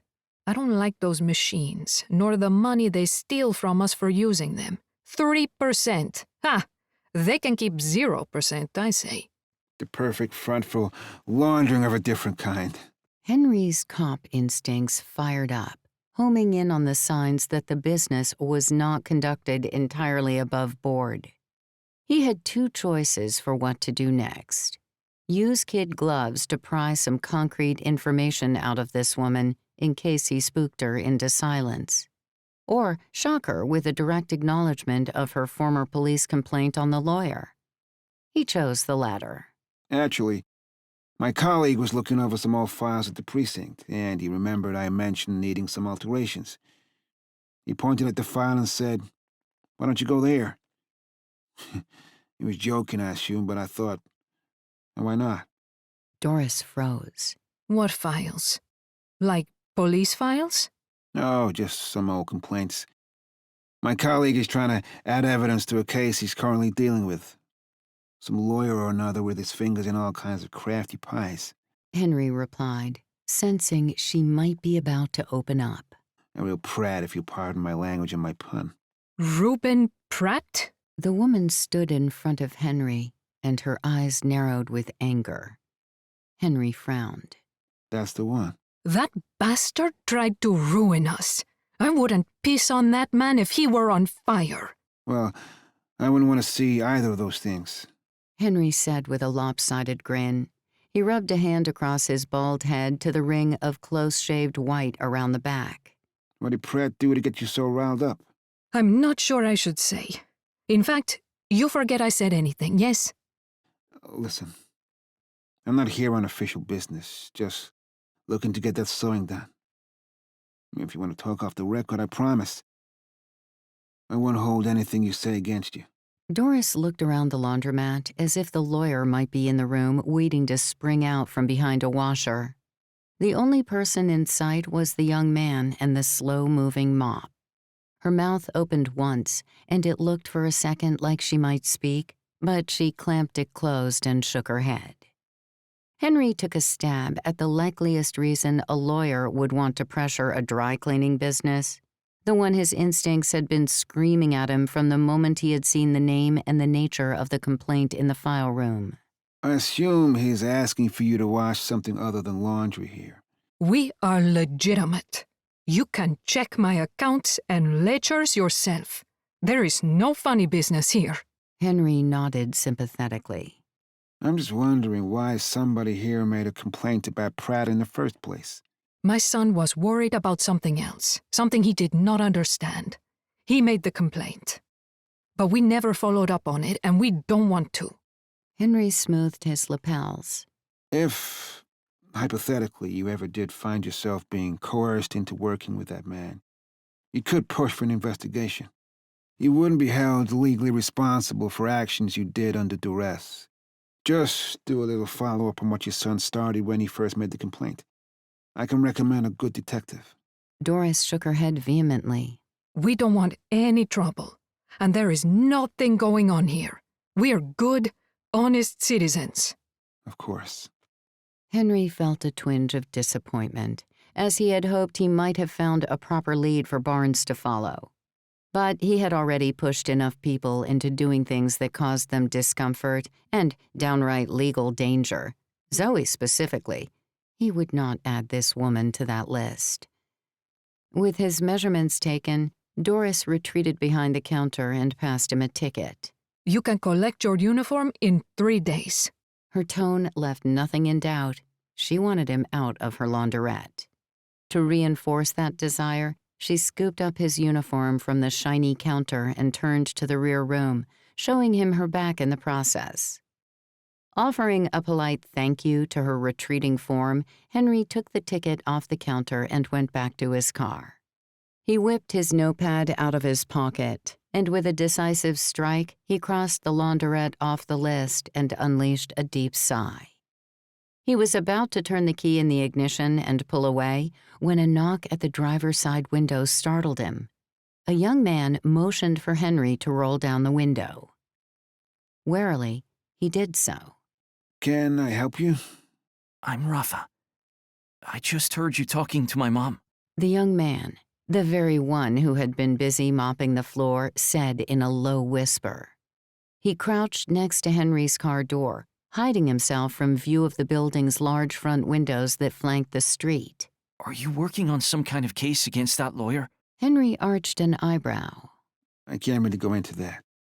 But if you have something valuable to say, something that could help incriminate Mr. Pratt, I wouldn't exactly roll my window up as you told me.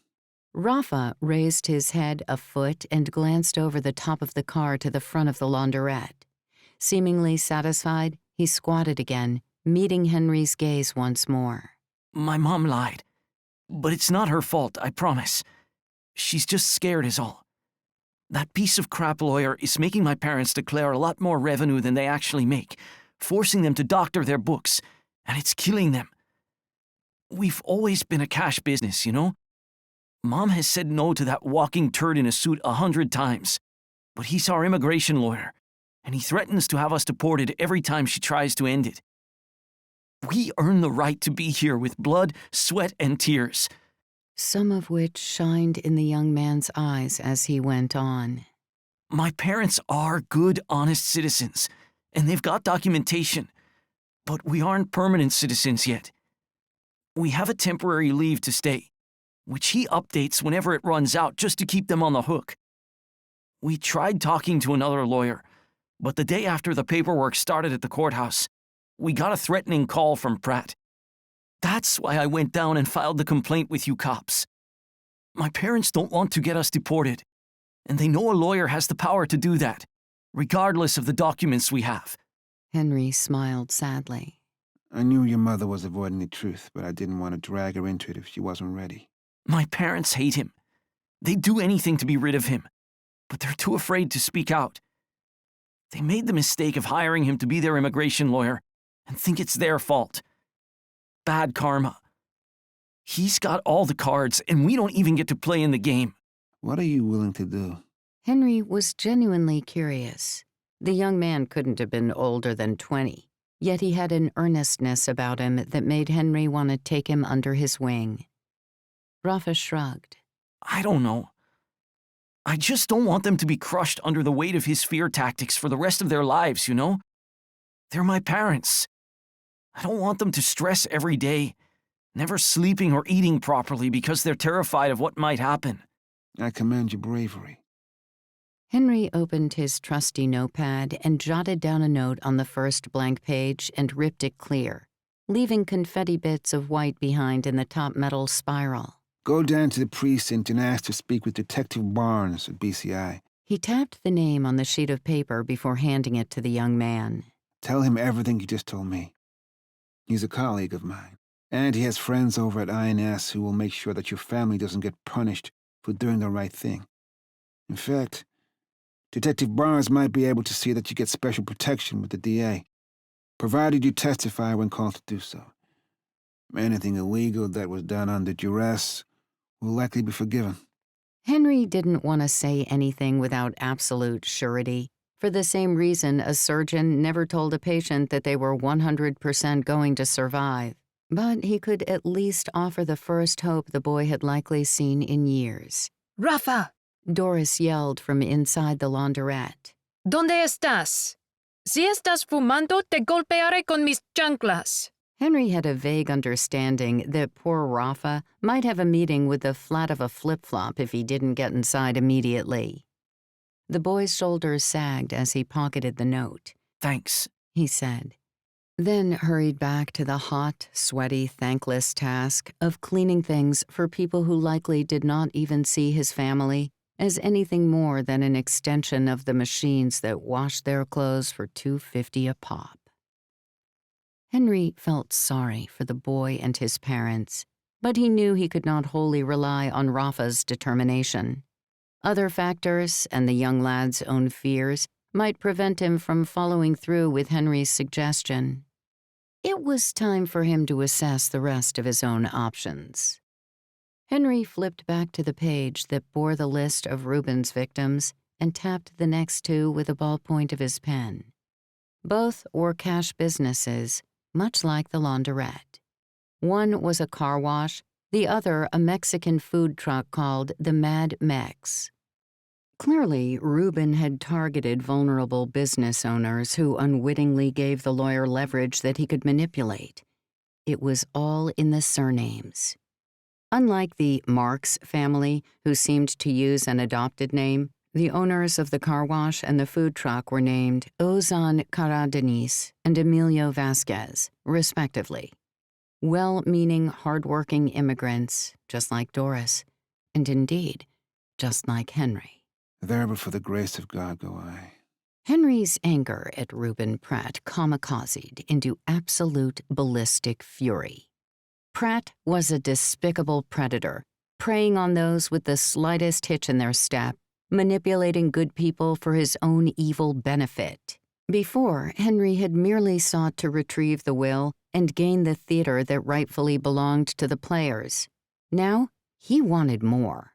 He wanted to drag Reuben down to the fiery pits of legal hell, to make him pay for what he had done to all of these people on the list and so many more. Others who had likely not dared to even make a complaint. I will have you incarcerated and disbarred for this, you savage cur. Henry hissed at his dashboard. As a cop, he had a duty to protect those who could not protect themselves. And as an immigrant himself, he knew he had been fortunate where others had not, all because of the country printed on the front of his passport. You are the Claudius to my Hamlet, and I will watch you fall from your ill-gotten seat of power. He punched the address of the car wash into his GPS and screeched out onto the road, an inferno lit under him unlike any he'd ever felt before. Chapter 22. Franklin Keene. First, Reuben had shown up to Franklin's house when the man knew he wasn't going to be there. Did they think he wouldn't recognize the vanity plate that had backed into his wife's car? He suspected the lawyer had been in such a hurry to get alone time with Laura that he had raced his car into an open spot and slipped into her vehicle. And then the pair had concocted the story of a hit and run to cover their tracks. It was obviously not the only thing Reuben had slipped into. The raised toilet seat in the hallway bathroom. The smell of strange cologne on the pillows. Laura's odd behavior. It all added up to one thing. Laura had broken the cardinal rule. She had brought one of her men home with her, and that man could have only been Reuben. Franklin wasn't one to pay attention to men's colognes, but being stuck in the car with the lawyer on the way to meet Sasha had filled his nose with the stuff. There was no doubt it had rubbed off of Reuben as he shared the bed with Laura. Betrayal surrounded him. It was no less than Franklin deserved. He should have put his foot down any of the other times he had found out about her affairs. He had let them go for the sake of their marriage, for her son, whose only father figure was Franklin, for the pride of having the best-looking girl in the city on his arm. This was the result of him letting other men take from him and not even trying to fight. But why Reuben? Of all people, she took that rat-eyed piece of snake crap into their marriage bed. Had she done it to spite Franklin? Or was she trying to control the situation by sleeping with this sleazy shyster? Worse, was she looking to upgrade from Franklin like he always suspected she would? The answers weren't coming because he didn't want to know the answer, to acknowledge the truth. Maybe he could ignore all the signs, pretend one last time. It was the bank letter that made up his wavering mind. He'd found it an hour earlier while digging through one of the kitchen drawers to look for a spare battery. The letter had been jammed under the drawer as if it had fallen behind it, preventing the mechanism from opening all the way. As soon as he got the letter loose and saw Laura's first name and her maiden name in the cellophane window of the envelope, his stomach had dropped. His shaky hands could barely get it open, and he had, in fact, ripped part of the statement within. It was from Wells Fargo. Their usual bank accounts, what there was of them anyway, were all at Chase.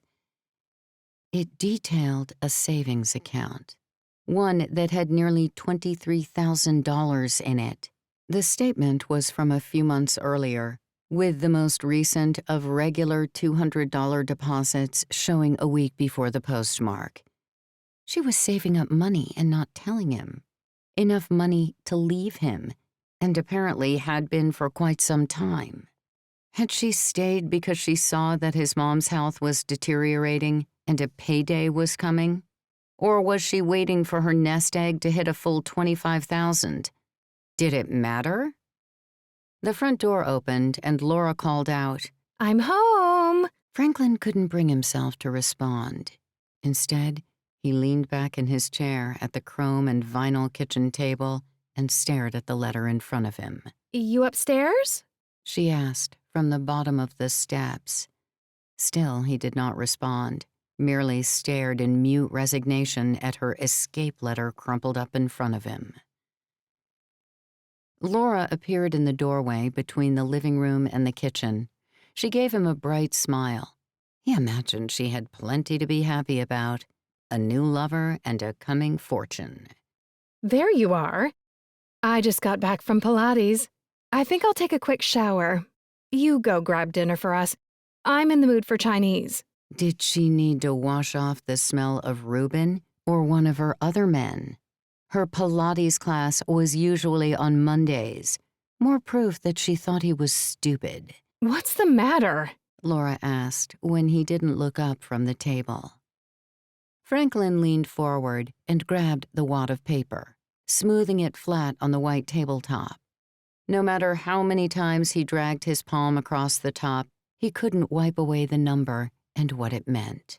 "What's that?" She took a step into the kitchen and put her hands on the opposite side of the table, craning her neck to look at it. "Did you find a bank account from Maribel or something?" Her disdainful tone as she said his mother's name sent a bolt of anger through him like nothing he'd ever felt before.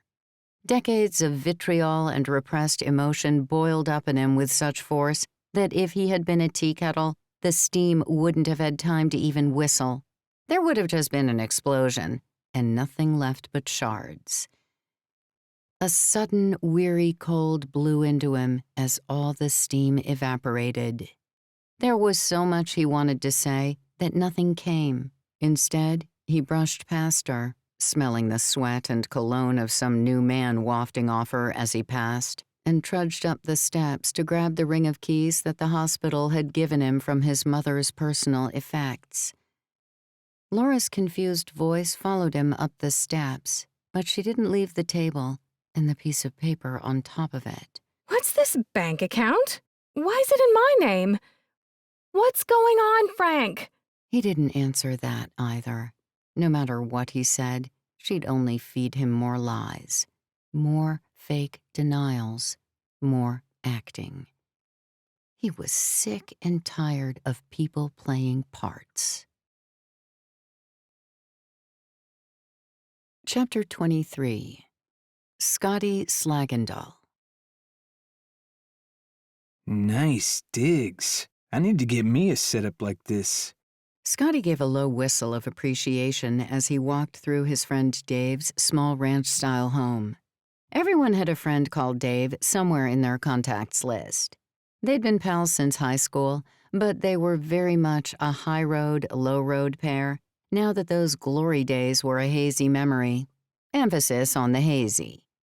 Dave had taken the college route and was now a respectable accountant. Scotty, on the other hand, got accused of being a wastrel and a bum, despite working 4 times as hard on complicated theater projects for no pay. Thanks for letting me borrow your place, Scotty said, returning to the living room. It had a kick-ass fireplace and one of those old worldy leather couches in an academic shade of red that looked uncomfortable and made embarrassing squeaking sounds if the material caught on a single slip of bare skin. Some fancy name like Chesterford's or Chesterfield's? Something with Chester. The whole place looked the part of a professor's lair. Ground floor, pre-war, original features, lots of sexy mahogany, and the musty scent of pricey first editions on the hulking bookshelves. Exactly what the doctor, or cop, since it was Henry who had wanted it for the backdrop, had ordered. Dave grinned. Mi casa es su casa. He said that, but he'd never invited Scotty over before. Then again, poor Dave had just gone through a gnarly divorce, and his ex-wife had hated Scotty's guts, calling him a bad influence. One night getting robbed while buying some stuff before everything went legit and legal, and suddenly he was a bad guy. How could she not forgive him? He was positively adorable. Gotta quit hanging so much with the big H man. Bloody picking up his lingo. Next thing I know, I'll be saying cheerio and God save the Queen. I'm sorry I can't stick around longer. I've got to meet this client who thinks doing his tax return means handing me a shoebox of crumpled receipts and hoping for the best. I'm trying to introduce him to the magic of spreadsheets. Scotty feigned disappointment. Dave was on his way to a meeting with Henry that would miraculously last exactly the length of time the group needed to borrow the house. Don't worry about it, man. The interview and the photo shoot shouldn't take longer than an hour, and then I'll lock up and post the key back in the mailbox. Bam. Done and done. What's all the hubbub for again? Dave perched on the armrest of his fancy couch and opened the lid of one of those kitsch minibars that looked like a globe, which stood pride of place beside the Chester whatever. Only he didn't have liquor inside. Scotty's gray eyebrows rose comically high at the sight of colorful feats of glass-blowing artistry and the oh-so-familiar whiff of his customary mellower. Midwest SFX Weekly. Scotty was so fixated on the articles inside the Globe that it actually kept him from getting sick to his stomach about lying to a friend. They're doing a puff piece on how to really refine the edges of an old age makeup, and we needed a non-green screen backdrop for the photo shoot. Dave nodded, as if that was the most normal explanation in the world. I figured it was something like that. He smirked as he prepared some of the calming goods. You gave me the fright of my life when you turned up on the doorstep looking like someone's grandpa. I thought you were from the Salvation Army or something, trying to canvass for donations. I should have known it was you. Do you remember that Halloween when it took us half the night to figure out it was you and not some creepy old dude trailing us through the streets? Scotty grinned. One of my finest moments. I always thought you'd end up in Hollywood or something, working on those big action movies. Dave took out a lighter and ignited the elegantly crafted bowl. Did you ever get to work in the shadow of the Hollywood sign, like you used to talk about back in the day? I did. I tried it, and it didn't work out. It was still a sore point. He'd spent nearly 3 years in LA trying to carve out a niche for himself. The SFX artist who also got to bask in his own work under the spotlight, or movie lights, as it were. Like his beloved Tom Savini, Tom Woodruff Jr., and Lon Chaney. Scotty had started as an intern, so he hadn't expected much. But as he'd worked his way up, he'd gotten bold enough to ask if he could play the part of monsters and augmented characters. Every time, he'd been hit with a resounding no. Frustrated that he could slave away in a studio over latex and silicone and adhesive, toil through 12-hour days for the benefit of other people, and not be allowed to don the makeup and costumes at the end of it, he'd packed his bags and headed back home.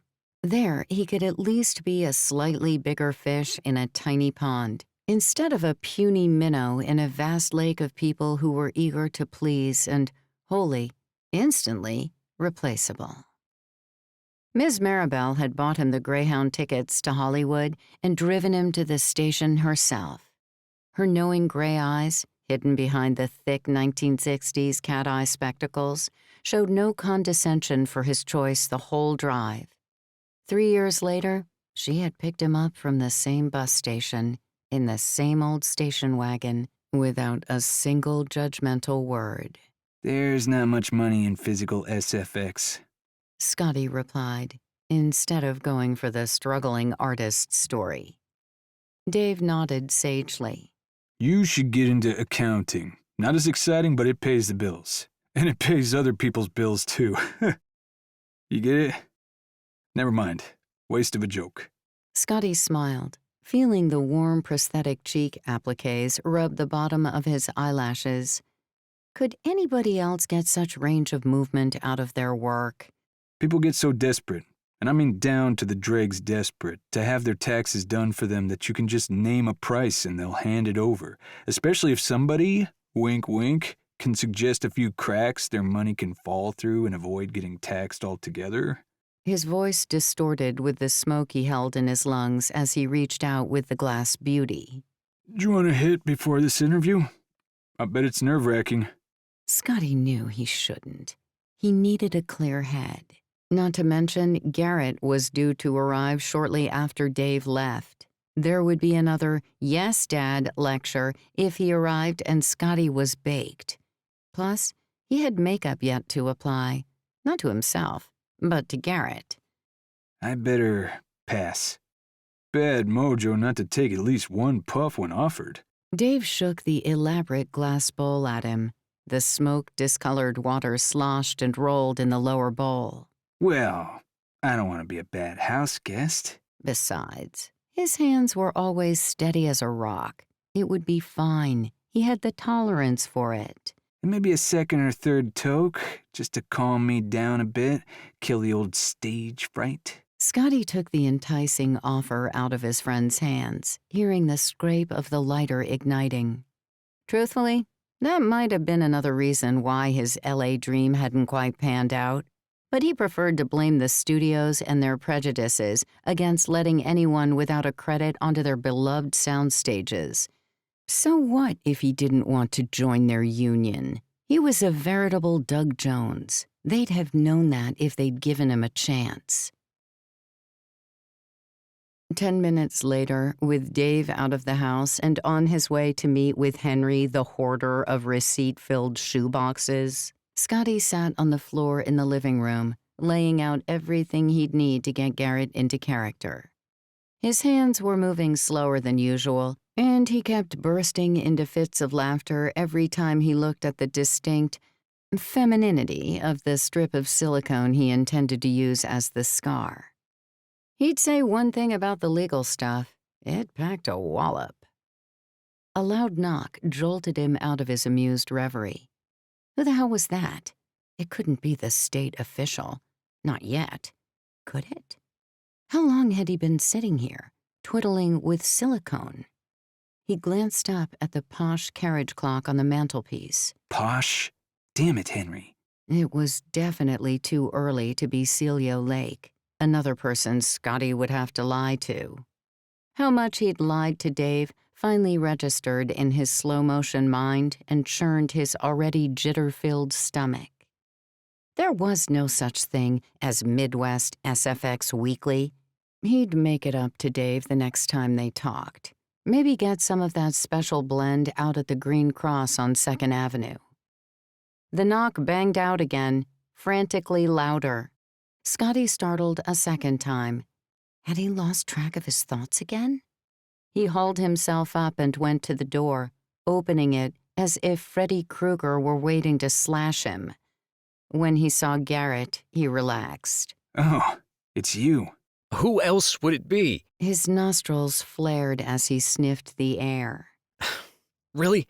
Did you have to, Scotty? Scotty put up his hands in protest. It wasn't me. My friend had a smoke before he went out. More lies. He felt bad about them, but would have felt worse about the inevitable lecture. Then why do you look like you've got pink eye? I don't know. It might be secondhand or something. He stifled a giggle as he held the door open for Garrett. I've got everything set up just through here. Shouldn't take long. As long as it looks halfway decent, we should be okay. My work is never halfway decent, Garrett. It's always full way decent. He would take jibes and insults about himself if he had to, but never about his work. He could be high as a kite, and he'd still stick on a prosthetic like he was a surgeon performing a face transplant. In fact, he'd read about a psychological experiment that proved whatever you learned while in an altered state, alcohol and others, you could remember again when you were back in that state. Since he'd picked up most of his SFX tricks while enjoying some calm time, it made sense that it didn't affect his work in the slightest when he was back in that zone. I suppose your makeup does look impeccable. It still takes me a second to figure out if it's really you. Anyway, your old man face looks fantastic right now, so I'll take that as a good sign. Garrett plunked himself down in the leather armchair. But all your recreation time really needs to stop. You can't afford to have your senses dulled right now.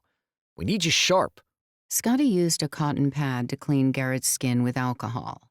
If there was a hint of sebum on him, the prosthetic would be a nightmare to stick down. I am sharp. I bet you wouldn't tell Loot not to practice his gymnastic stuff around the apartment, would you? What's that got to do with it? Garrett flinched as the alcohol-soaked pad touched on a slight nick, where he'd clearly caught himself while shaving the high part of his cheek. The rest of his 3-day beard growth was still coming in strong. Scotty tried not to enjoy the tiny moment of razor-induced justice too much. Loot somersaults to de-stress, and I do what I do for the same reason, so I'd appreciate it if you'd get off my case and let me do my work. We don't have long. Scotty checked the clock again. Celio would be here in half an hour. When Loot does his gymnastics, at least he's in control. Scotty couldn't think of a comeback. He scooped up the silicone scar he had been fiddling with a moment earlier and slumped onto the edge of the coffee table in front of the red leather chair.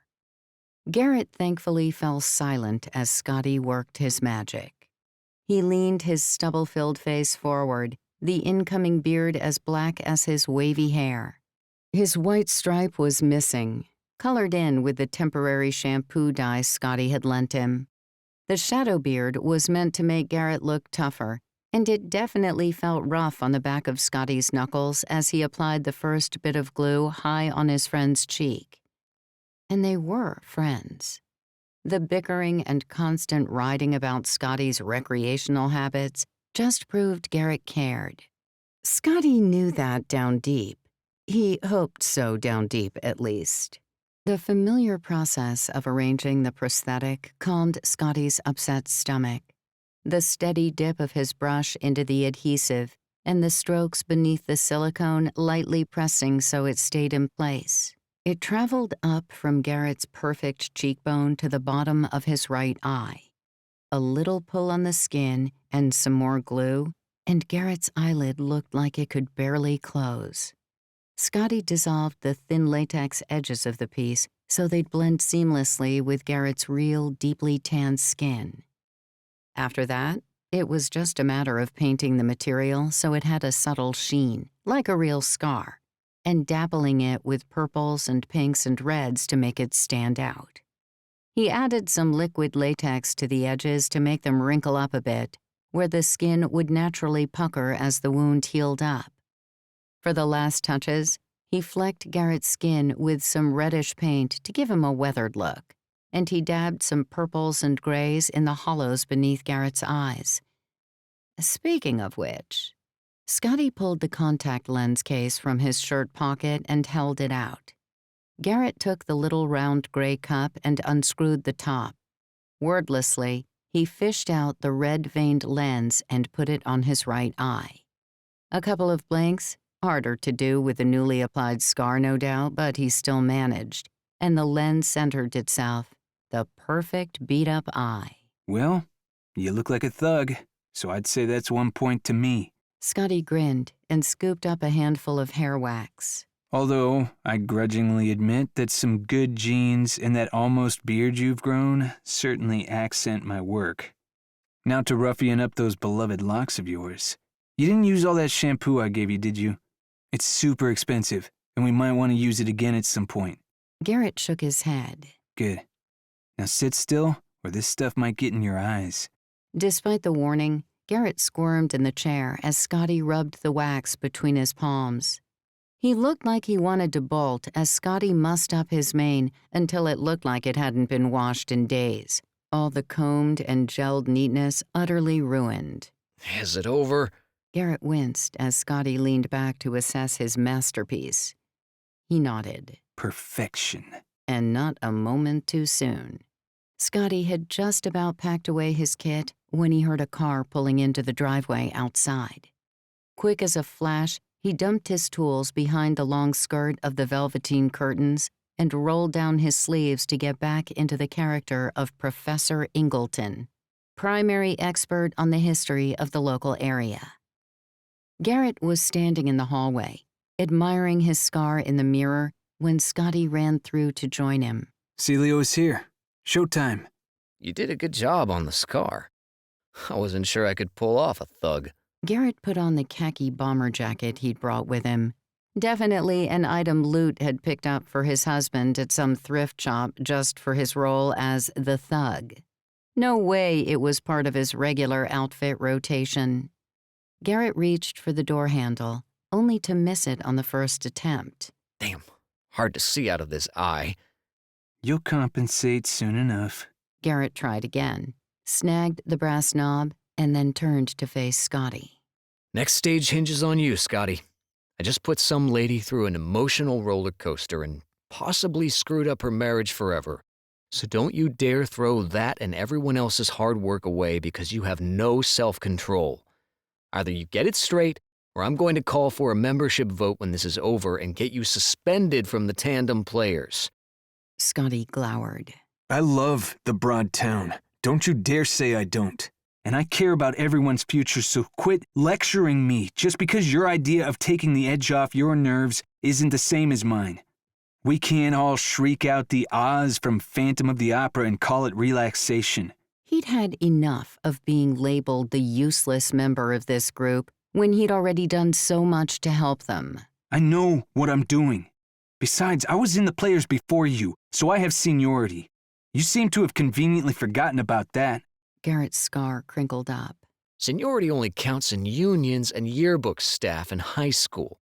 You could have single-handedly created the Tandem Players, and it won't matter spit if you cost us our theater.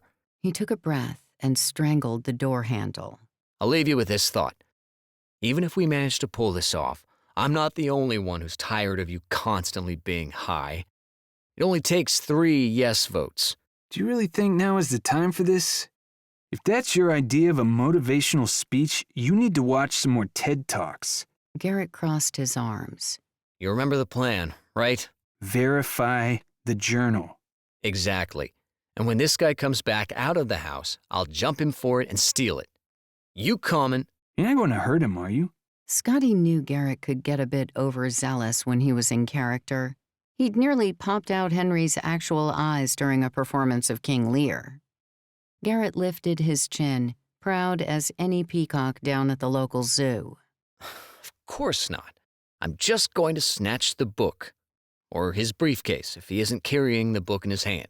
Then you come and join the scuffle. After that, you Bring Celio back inside and call Henry, as if I'm phoning the cops. He'll come and take the report, and everything will be peaches and cream, sunshine and rainbows. Scotty adjusted his bow tie. All good professors needed a bow tie. I told you I'm fine. I've got this plan down, G. I'm hardly affected. It's the same as taking half an Ambien. Before Garrett could launch another telling off, a car door slammed, followed by foot scuffs on pavement. Scotty grinned. Hold on to your faces, fellas, and keep your arms and legs inside the car. The ride's about to start. Chapter 24. Celio Lake. Celio read the number on the mailbox next to the front door as he approached Professor Ingleton's house. This was the place. He had his pen and notebook tucked under his arm, ready to jot down everything this professor had to say about the history of the Broadtown Theater. After his tour with the lovely young woman, Celio found himself genuinely intrigued by the building, even more so by the journal they had discovered. It was almost worth the hassles he was having to deal with. Now, perhaps, he would finally get some answers. He had nearly reached the porch when the door flew open and sent him staggering backward in alarm. A disheveled man stormed out into the sunlight. Up the right side of his cheek, a ragged scar ran all the way to a gnarled eye. An old man, presumably the mysterious professor, hurried out behind the brute, shaking a liver-spotted fist. I don't care about your money, sir. History is the only currency I need. The old man wheezed. Come here again, and you will face the pointy end of my antique bayonet. He reeled back as he spotted Celio, who had ducked out of the brute's path. Goodness, forgive me. You must be Mr. Lake. That was not the introduction I'd hoped for. Celio gulped. What was that about? Can you believe the impertinence of some people? He offered me $2,000 not to speak with you. I don't even know how he knew we were having this meeting today. Nevertheless, history shall not be silenced. He yelled the last part so loud that the thug would have been sure to hear. He had a scar on his face. I wonder... Celio remembered what the young lady from the theater had told him about a threatening man with a scar. It couldn't be a coincidence that the same thug was trying to cause more trouble, in the same vein of keeping the truth from coming out. But what was the truth? Celio glanced down at the journal tucked behind his notebook. Would you come in, Mr. Lake? The professor gestured for him to enter. I'm sure that hoodlum will think twice about bothering me again now that I have put my antique bayonet on the table. It's not literally on the table. That would be asking for injuries. He barked a raspy laugh that startled Celio. I have it displayed in my bedchamber. Far better than any baseball bat. I'm sure you'll agree. Celio blinked, baffled. Sure. Can I offer you a beverage, Mr. Lake? The professor all but forced him to sit in a stiff leather armchair and said the word beverage as though it had a rolled R in it. Celio knew professors were stereotypically eccentric, and this guy appeared to have memorized the memo. No, thank you. I don't have much time, I'm afraid. The professor wafted a hand. What is time but a human construct? Who are we to say if it's midday or not? We lose so much by living our lives by the tick of a clock. Even so, I have somewhere else to be in an hour. Celio replied awkwardly. This guy was clearly drunk or baked. The faint aroma of the latter made it clear as to what was driving the professor's philosophical outburst. The professor perched on the edge of the oxblood red Chesterfield sofa opposite of Celio, choosing to sit on the padded arm rather than the cushioned middle, which made him look oddly hunched. What can I do for you, Mr. Lake? If I can't quench your thirst, you may whet my appetite with the mystery behind this appointment. You seem like the unswerving stoic type, and I am the gatekeeper of knowledge, ready with my iron ring of keys. Celio cleared his throat. Do you have a mild case of glaucoma? He noted the redness in the professor's slow-blinking eyes that even his pince-nez couldn't hide. Goodness, no. I'm fit as a fiddle. The professor jumped up, as if to prove a point. I ran a marathon last year, and I'm looking at a triathlon this year. Age is but another fallacy, Mr. Lake. I do not plan to submit to it. Celio sniffed the air and glanced pointedly at the opened globe bar full of intricate bongs. I guess everyone's entitled to their own pastimes. Precisely so, my good man. One can't spend all their hours reading, or the eyes will go before the rest of the body. The professor sat back down on the arm of the sofa. My tomes do get rather dusty, and I have some allergies. Allergies, my ass. Celio knew the cause of the professor's red eyes. It had nothing to do with dust. Deciding to ignore the matter, he drew out the journal, only to hesitate for a second before giving it to the professor. Could an academic who indulged in such pastimes really have decent credentials? Maybe he was being too judgmental. He remembered the days that crap was illegal. Not too long ago, in fact. Can you identify this journal? Celio finally handed the item over. I need to know if it's real or not. I've looked over it, but my local historical knowledge has its limits. The professor took it eagerly. Oh, I love the feel of old leather, don't you?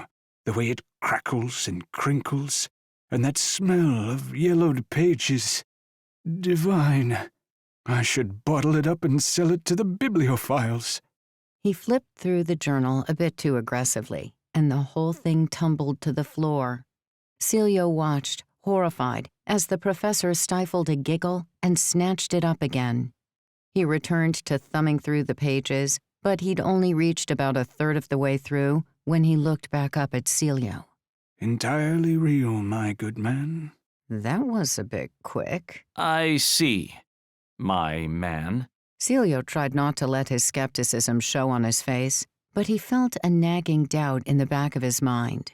He'd expected the professor to take a sample of a page and run it through some kind of diagnostic, to test the ink and the paper and that sort of thing. Then again, the old man was supposed to be the expert. Maybe he could tell if it was real just by looking at a third of it. Celio had never found direct evidence on his own before. Usually, his time was spent in libraries and at the county clerk offices gathering evidence to submit to the National Park Service. Something shifted behind the old man's bloodshot eyes, and his expression grew stern. Listen, Mr. Lake. I can see that you do not approve of my lifestyle choices, and that is entirely your prerogative. However, you should not allow some recreational enjoyment used for relaxation and the prevention of anxiety to taint your opinion of me. It is legal here, after all, and it does not alter the accolades and diplomas that bear my name and have been hard-won. I'm aware that it's legal, Professor. Celio didn't know what to make of this sudden change. That being said, I can't deny that I'm hesitant to take your opinion as the quantifiable authority on this now. Panic fluttered the professor's eyelids, and he scooted so far to the edge of the sofa's arm that he fell into the seat with a thud. An odd reaction for someone who was merely being told that his opinion was somewhat suspect. I do have a colleague who knows more of the local history than I do. The professor stammered, sweat beading between his bushy eyebrows. A droplet trickled down the bridge of his nose, curiously milky in color. Celio frowned.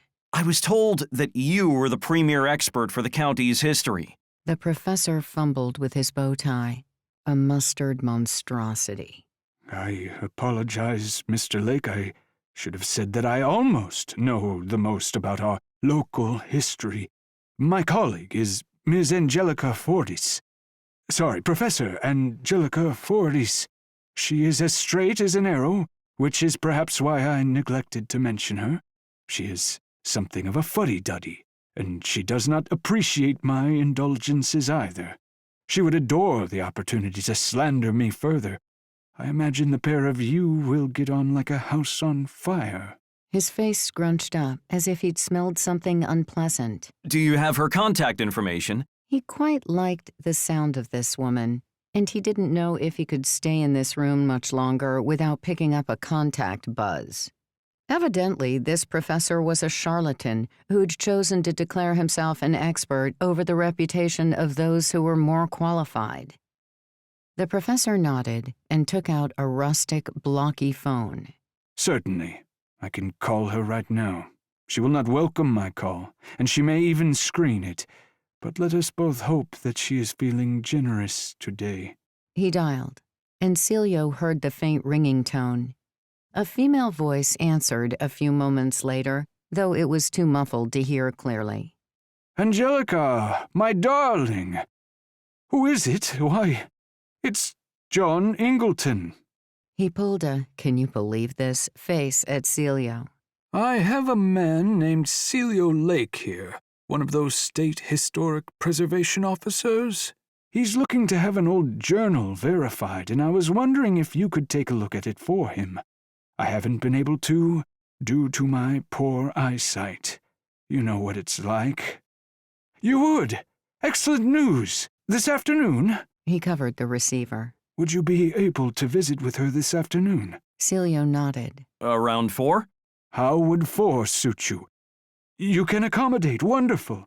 I will pass on your address to him." He smiled tightly. Yes, and you. I don't need my prescription changed. I need new eyes, but thank you for your concern." He hung up. "That's all set for 4 o'clock. I'll just text her as a reminder, and to get in the last word. She'll detest that." Celio smiled stiffly. No problem. As the old man's fingertips flitted across the keyboard, Celio caught sight of the screen for a second. In the recipient bar, it said Garrett instead of Angelica. Celio pitied the professor for a second. He was clearly past his academic prime and surely baked beyond salvation. Burnt all the way through by the looks of it, if he was making silly mistakes like that. Celio had to wonder what sort of garbled message the professor was sending to the wrong person, considering the state of him. Celio himself hoped he'd be well into his retirement before he ever got too forgetful to perform the simplest of tasks. This was just tragic to watch. Ah, how the mighty do fall. Chapter 25. Zoe Terra. Everything had begun to blow apart. A tower of cards in a wind tunnel. Zoe had stood sentinel over her various email inboxes without much of a pause to sleep or even eat, monitoring them for any sign of strange activity, or more messages bouncing between Mr. Pratt, the PI, or anyone else who might decimate their plans. She was even taking pride in how well it was turning out. Guilty pride, but pride nonetheless. Maybe that blanketing false sense of security lulled her into not monitoring it as closely as she should have. But when her economics of cybertrade class let out, she was confronted with an unpleasant shock. She had taken a moment to grab a hamburger and check her laptop on one of the park benches in front of the main IT building. The first thing she saw squeezed out her appetite in a gut-turning rush. Zoe tapped the keyboard frantically. No, where is it?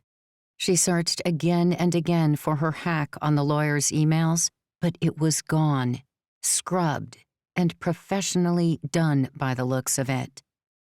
She was about to try a reset to see if she could find another door to replace the back door she had before, when a siren blared through her laptop's small speakers. The security monitoring programs running in the background popped up bright on screen, flashing red, a warning beacon. Someone was trying to strip information from her computer.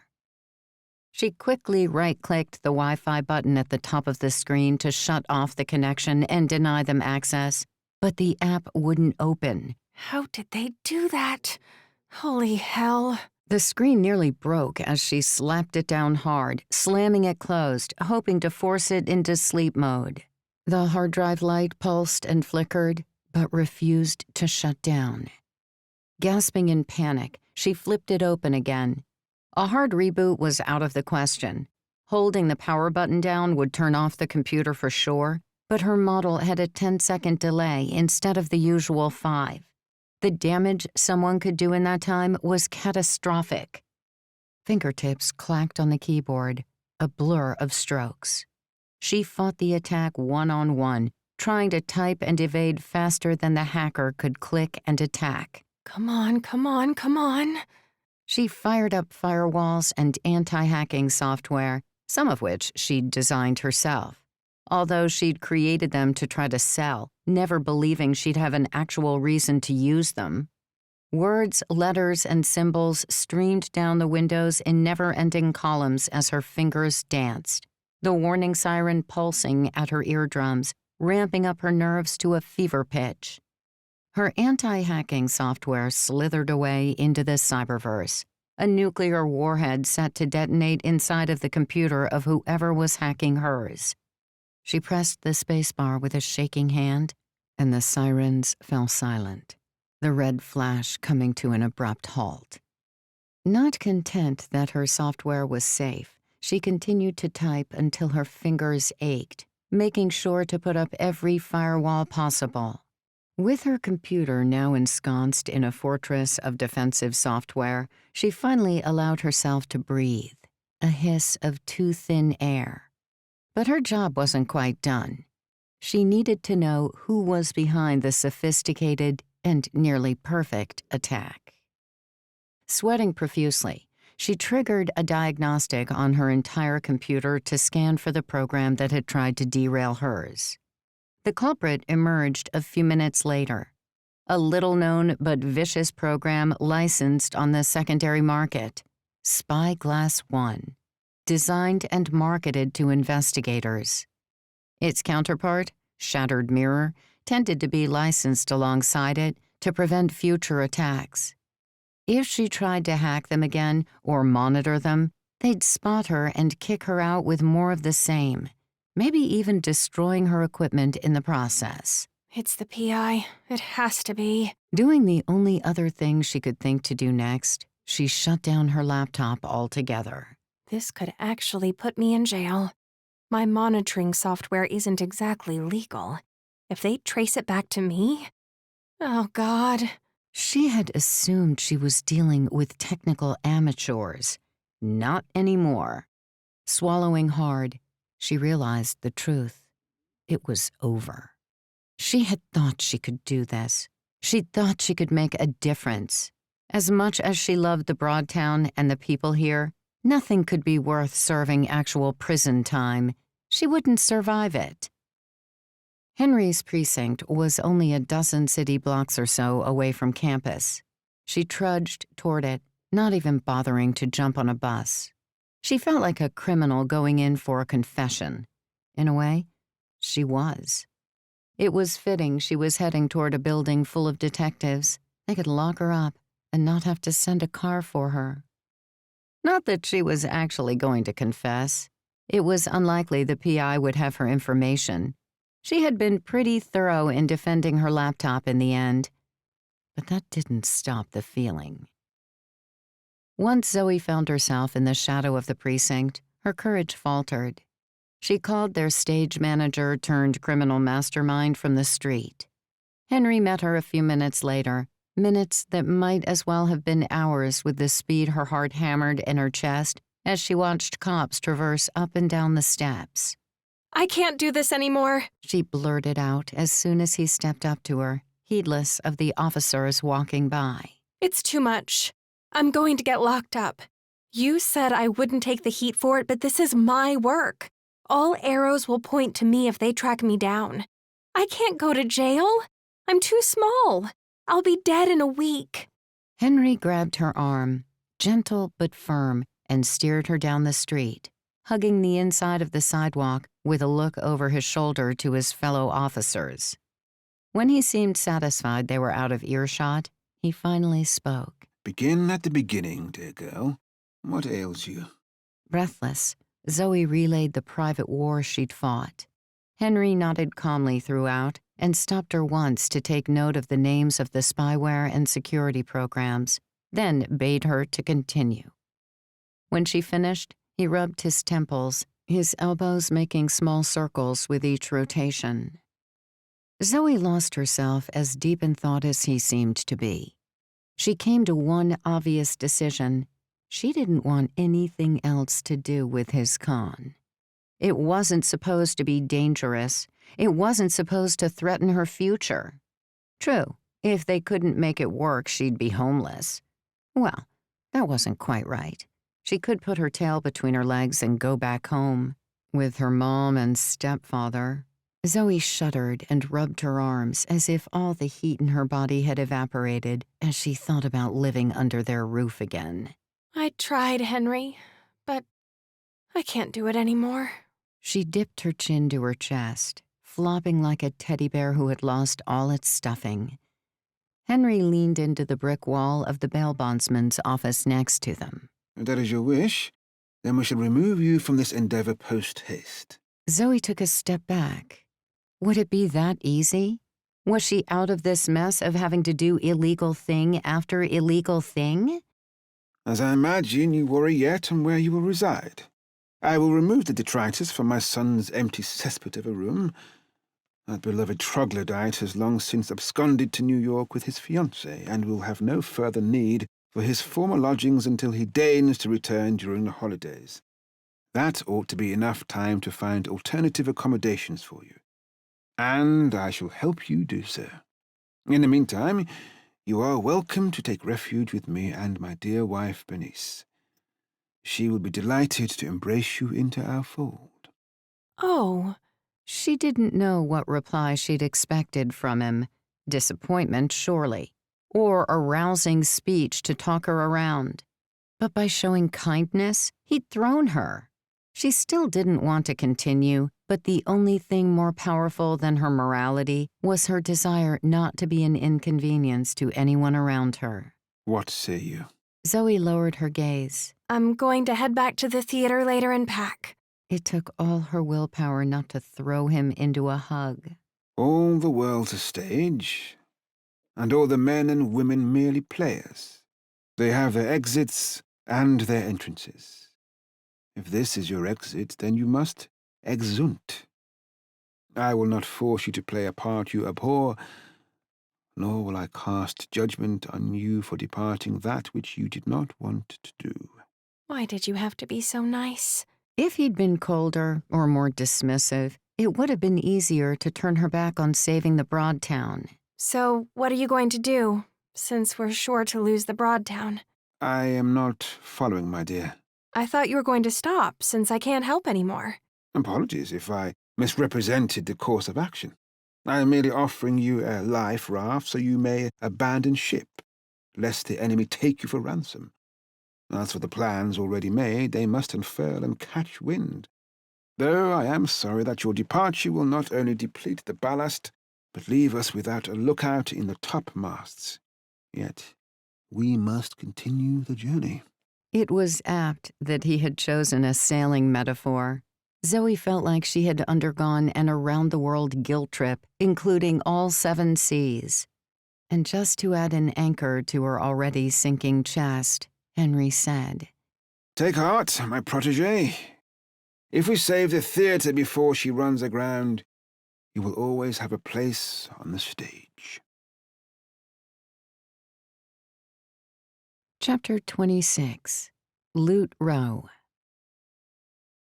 Loot and Garrett sat behind a crimson sea of taillights, waiting for the traffic light to turn green. The plan had gone completely awry thanks to Scotty's mistake, which Garrett had griped and cursed about the whole trip from the borrowed house where Professor Ingleton was supposed to sell Celio on the whole book, and Thug Garrett was supposed to steal it back. Now they were heading back to the Broadtown to regroup and await a text from Holly to let them know where she was going to meet up with Celio to continue the con. I could strangle Scotty. Garrett said for the umpteenth time. Can't stay clean for an hour. Now it's cost us everything. After all the crap we've put up with. Unfortunately, the green monster that had been nipping at Lute's heels the past few days decided that comment was too far. Oh, yes. You've put up with mountains of crap by having to throw yourself at some hot housewife. And here we go. This again. Can we just not, Lute? Lute leaned his head against his hand, his elbow perched on the narrow sill of the car window, staring at a mirror image of his feelings. Oh, we cannot all day. Not talk about it, not feel it, not be married. Whoa, taking it a bit too far, aren't we? I sure don't know. How far did you two take it? Gone all hours of the night, never at the club like you're supposed to be? I know, I checked with Vincent. There was no response. Garrett stared at the standstill traffic in front of them. He hit the turn signal, even though they weren't moving yet. Their car became steeped in a silence punctuated by the tick-tick-tick of the blinker. Lute waited him out. Sure enough, his husband couldn't let that last comment stand unchallenged. When it came to Laura, I was in and out and did the job I was told to do. Let's not do this, okay? I bet you were in and out. Damn it, Lute. That's enough. It was his turn to fall silent. If his husband wanted for it to be enough, then Lute could sure be quiet, as wordless as a painting. Love? I'm sorry.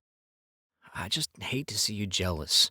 Lute kept his eyes fixed on the taillights, still waiting for the traffic light to go ahead and change already so they wouldn't be locked in this uneasy limbo. Garrett reached across the console that separated them and put his hand casually on Lute's leg. That one habit spoke more of love than 1,000 declarations. Just like when he would lean into Lute when they sat next to each other for more than a moment, a need to touch to verify that the other was real and not a dream. I don't know what I'm saying, or why I'm acting like a jealous dickhead. I'm just so mad about the role Henry went and put you in, and the fact you didn't even try to argue it. He didn't raise his voice. He was too afraid for that. Too afraid that one too jagged word might cut their marriage in half. Where's this coming from, huh? You didn't have a problem with me dancing at the club when we first started dating. I was surrounded by scantily clad men and women. Lute chewed his bottom lip. That was different. It was all show, no go. You were trying to make the ends meet the middle. Anyway, most of them guys were either straight or seeing each other. So I had not one reason to feel threatened. And the girls were usually dead tired of men by the end of the night. Nothing is more off-putting than guys trying to proposition you for hours. The girls there still flirt with me to get better time slots. Lute flashed him a look. Are you trying to rile me up? Let's deal with the trash pile in front of us before you go and heap big old sacks of worry on top of it. I'm just trying to make a point that I've never cheated in all the time I've had women all around me, or even while I was dancing with other guys. So why would I do it now? For this. Well, I reckon that since you own the club, you wouldn't sleep with no employee. His southern accent always dialed itself up to 11 when he was mad. 1, that'd sure be tacky. 2, I know you're a stickler for separating business and home life. And 3, you don't want some union lawsuit. So yeah, I'm fine and dandy with you being around the girls at the club.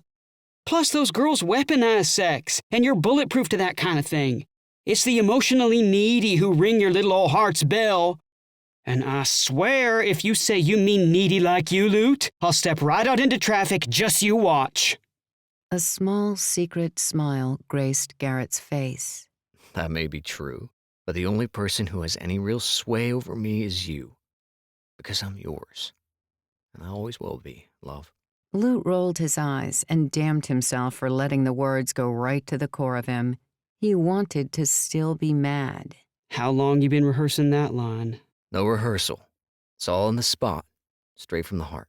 Lute's frosty edges thawed, and he tried to think of something equally sweet to say.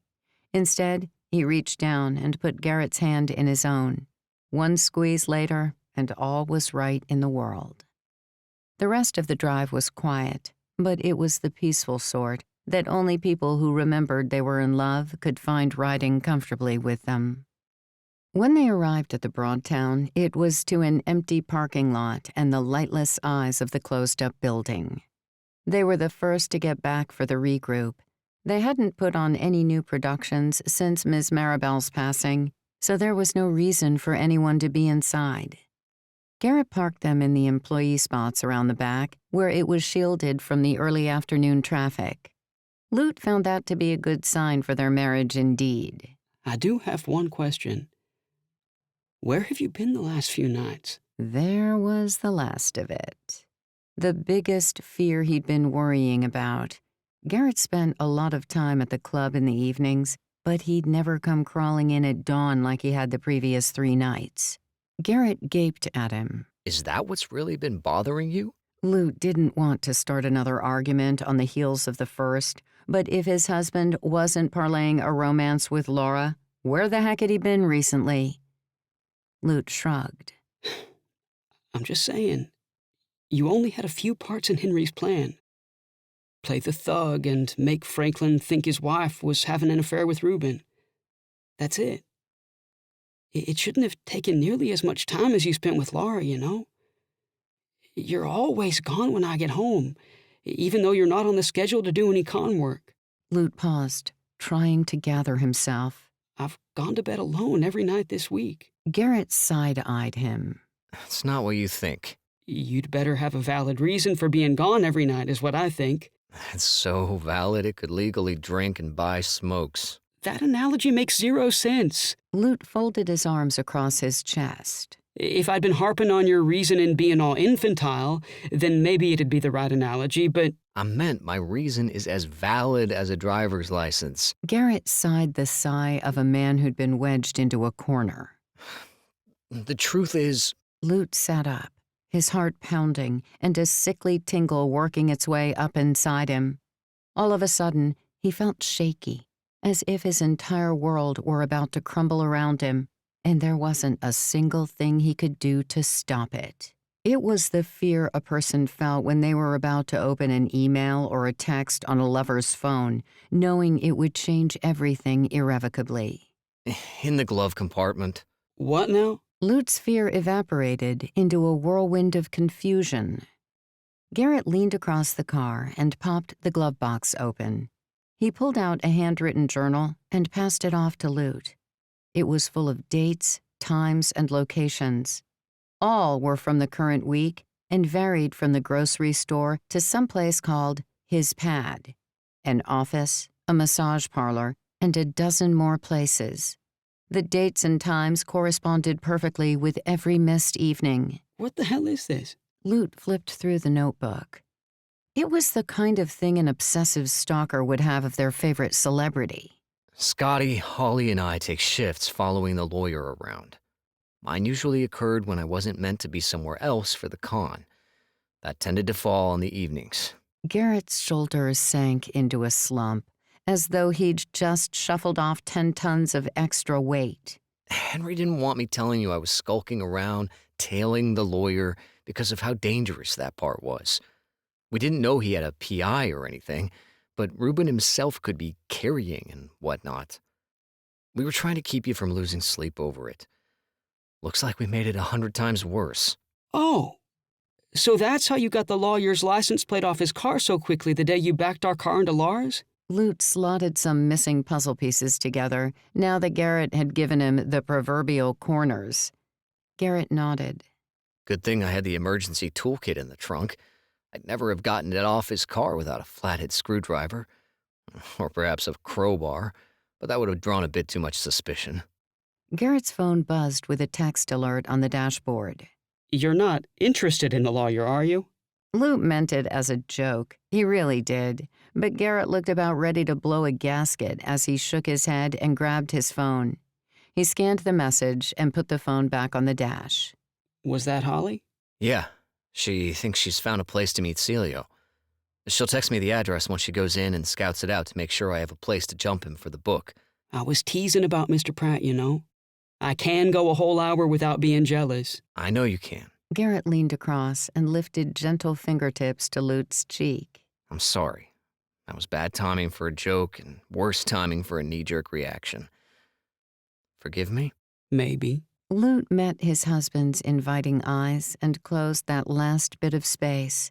Their lips met in a slow, tender, lingering kiss that both of them needed more than they would admit. They became engrossed in each other, the familiar rhythm of their lips and hands and breaths melting them together. Before Lute could understand what was happening, the car doors flung open and he was wrenched away from Garrett, both of them dragged out onto the hard asphalt. Reuben Pratt's face loomed over him, but the lawyer had made the mistake of grabbing Lute by the back of his jacket and not by his head or neck. He twisted out of Mr. Pratt's one-handed grip and left his beloved Gucci dangling in the other man's hand as he flipped backward. Lute's panicked eyes sought Garrett, who squirmed in a headlock on the other side of the car. I could jump the car if I time it right. But that guy is big. He didn't recognize the assailant, but he knew it had to be the PI that Zoe had warned everyone about. He was a bulky, cloak and dagger type of dude, dressed in all black, with close-cropped hair and snaky eyes. Go! Get help! His voice became more strangled by the PI's chunky arm with each word. Torn between saving his husband and calling in the cavalry, Lute found the choice was made for him as the lawyer lunged. Lute feinted out of the way with Matrix-style agility and turned on his heel, running for the safety of the open parking lot. As he pounded the asphalt, he whipped out his phone and dialed the only one with the power to do something about this. Henry? Lute? Are you unwell? You're respiring like an ancient bellows. Lute ran across the forecourt, parallel to the building, using a trash can to jump up onto the rusty, decrepit fire escape. It shook beneath his slight weight. We were ambushed. Pratt and the PI attacked us at the theater. I'm running. They've got Garrett. He tucked himself into the shadow of the fire escape, his lungs feeling like not only the bellows Henry had described, but leaky ones to boot. I don't know what to do. You've got to get here, quick. I'm more than a half hour from the theater as the crow flies. Henry sounded rattled, and that, in turn, notched Lute's nerves up to 11. Your nearest ally is Scotty. So we're doomed. Chapter 27. Reuben Pratt.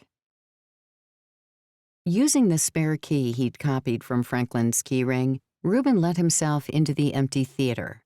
Behind him, Evan Montgomery, the invaluable PI, hauled the man who hadn't escaped.